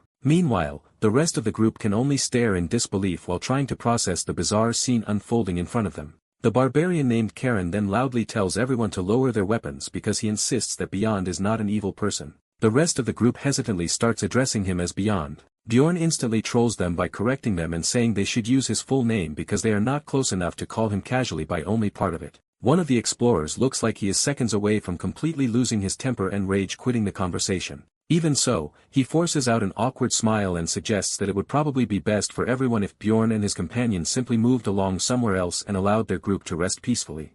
Instead of taking offense, Bjorn reacts as though the idea sounds wonderful. He cheerfully says that they were actually searching for a place to rest too and enthusiastically offers for the groups to become overnight companions. The suggestion completely throws the explorers off. The other two members of the group look utterly confused while Bjorn internally thinks of this as merely the first course of the meal. The man carrying the hammer tells Bjorn that he seriously needs to get his brain examined because people only bother forming temporary overnight companion groups on the first floor of the labyrinth. Bjorn then tilts his head innocently and asks whether that means they are refusing the proposal. The hammer guy visibly relaxes for a moment, believing the discussion is finally over. Then suddenly, Bjorn loudly declares that something must clearly be wrong with their heads. He explains his reasoning enthusiastically. Since their current group only has 4 people, adding 2 more companions would allow everyone to sleep longer and rotate proper guard shifts more efficiently. Karen's brain practically explodes from hearing what sounds to him like a divine revelation. He immediately announces that it is a bloody brilliant idea.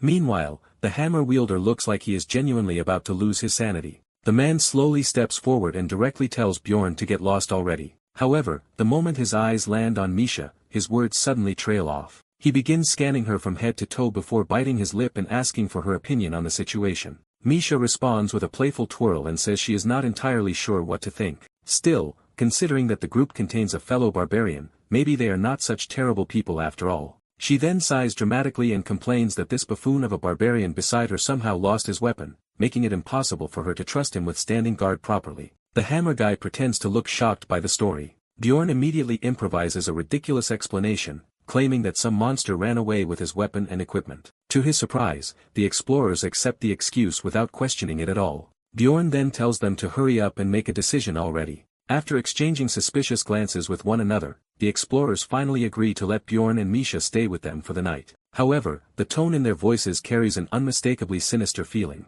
Later on, the explorers tell Bjorn and Misha to go ahead and sleep first while claiming that their own group will handle the final watch shift. Bjorn and Misha lie down together and pretend to fall asleep. While doing so, Misha quietly whispers with a red face, asking whether they truly have to go through with this entire act. Bjorn calmly promises that if she cooperates, he will grant her one wish later.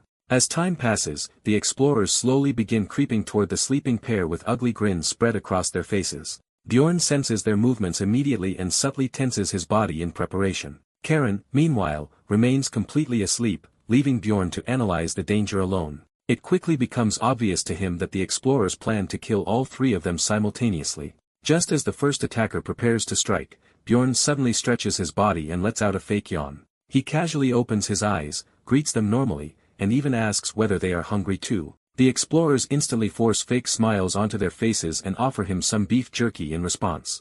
At the exact same moment, however, the hammer wielder secretly prepares a massive downward swing and calls Bjorn a fool before smashing the hammer directly onto his head. Then the man experiences the shock of his life. The attack accomplishes absolutely nothing. Bjorn coldly asks him whether his hand accidentally slipped. Sweat immediately starts pouring down the attacker's face as he hurriedly claims that it was all just a mistake. Bjorn does not wait to hear any further explanation. He instantly drives his fist directly into the man's face with crushing force. The second explorer watches the entire thing unfold in complete horror. Meanwhile, Bjorn casually remarks that perhaps his own hand slipped too because he happened to be hungry. At that moment, Karen finally wakes up and groggily asks what is happening around him. The panicking explorer immediately screams for Lewis to shoot. Karen notices the incoming arrow through the reflection visible on the surface of his axe. Reacting at the very last second, he barely manages to block the shot with his arm. Immediately afterward, he storms toward the hippo-looking explorer, grabs him by the neck, and lifts him straight into the air.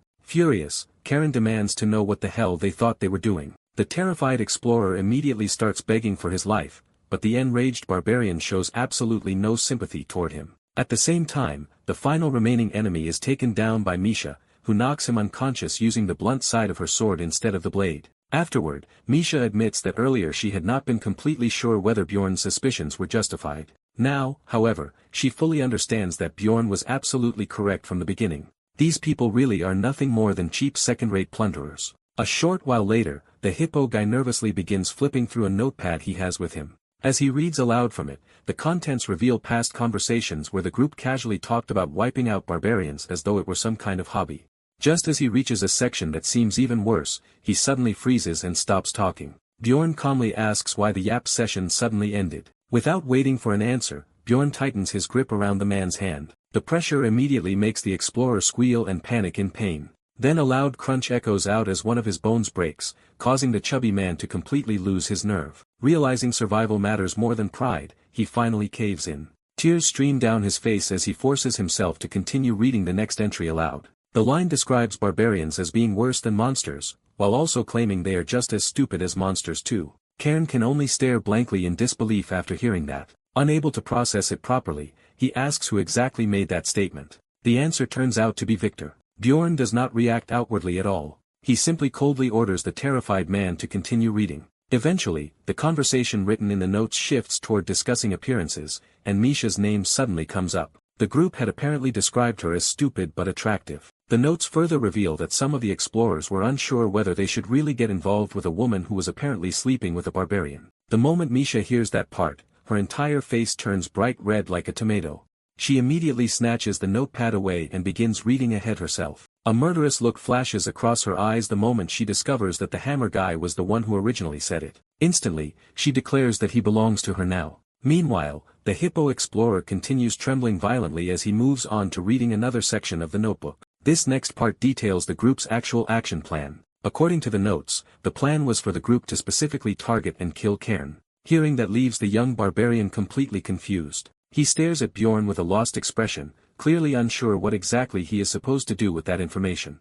Before anyone can properly explain the situation to him, Cairn suddenly acts on instinct. Without hesitation, he swings his weapon in a massive arc and instantly gives the archer what could only be described as a severe case of sudden head loss syndrome. At nearly the same time, Misha brutally attacks the leader, turning the man's family jewels into soup before finishing him off on the spot. Now only one survivor remains. The last explorer immediately starts begging desperately for his life, which makes sense because his life genuinely depends on it. Bjorn then decides to toy with him slightly by pretending to give him some kind of moral test. He asks whether the man plans to become a good plunderer from now on. Terrified beyond reason, the man agrees with absolutely everything Bjorn says without question. Bjorn, however, has already made up his mind. While internally thinking that the only good plunderer is a dead plunderer, he grabs the man's head and twists it clean off like he is unscrewing the lid from a jar. After the fight ends, Cairn uses a healing potion on himself. Bjorn notices immediately that Cairn is intentionally being stingy with the potion, instead of fully healing the wound. He realizes the young barbarian wants the injury to leave behind a scar, since scars are considered proper badges of honor among barbarians. Bjorn then tells Cairn that he is free to loot whatever equipment or items he wants from the dead explorers. Cairn hesitates awkwardly and admits that he does not really feel like he deserves the rewards. Eventually, after some thought, he chooses a battle axe. Bjorn silently approves of the decision, especially because the dual-wielding fighting style fits barbarians well. Bjorn and Misha encourage him to take more loot instead of holding back. At first, Cairn still tries acting humble, but then he suddenly realizes he could simply sell the remaining gear for money later. That realization finally makes Bjorn smile. Seeing the kid come around, Bjorn offers to personally escort Cairn all the way back to the first floor safely himself. Later, back inside the crystal cave, Cairn tried speaking first, but Bjorn jumped in and introduced himself again. The moment the younger barbarian realized he was actually talking to little Valken, the guy almost lost his damn mind from excitement. Cairn quickly accepted the earlier deal and decided he would sell the loot to finally buy proper equipment instead of running around with trash gear. Bjorn kept throwing more fatherly advice at him about becoming stronger, and every single word only pushed the kid's motivation even higher. At this point, barbarians were still treated like the weakest race around, basically walking prey in everyone's eyes, even though they had insane untapped potential hiding underneath all that bullshit reputation. Bjorn started thinking that maybe if more talented barbarians began rising up, the whole cycle could eventually change, letting their people become strong enough to survive for the long run. Honestly, it would help him too, because stronger barbarians meant fewer useless cannon fodder deaths and way more respect for their race. In Bjorn's eyes, mages only carried such huge reputations because of the magic tower backing them up. Without it, most of those arrogant bastards would just be loud crybabies pretending to matter. Our boy fully entered dad mode after that and started dumping every useful trick he knew onto Cairn, covering everything from equipment setups to mindset and attitude during fights. But then both of them suddenly froze after realizing the kind of monster they had accidentally created. Cairn's voice turned ice cold as he casually said that if his next so-called human knight buddies tried any funny business again, he would crush their skulls like cracking a damn walnut. He even added that if he ever met another rookie barbarian, he would pass down the same lessons himself. Bjorn silently nodded after hearing that, already understanding that anyone dumb enough to cross this guy again was absolutely getting flattened.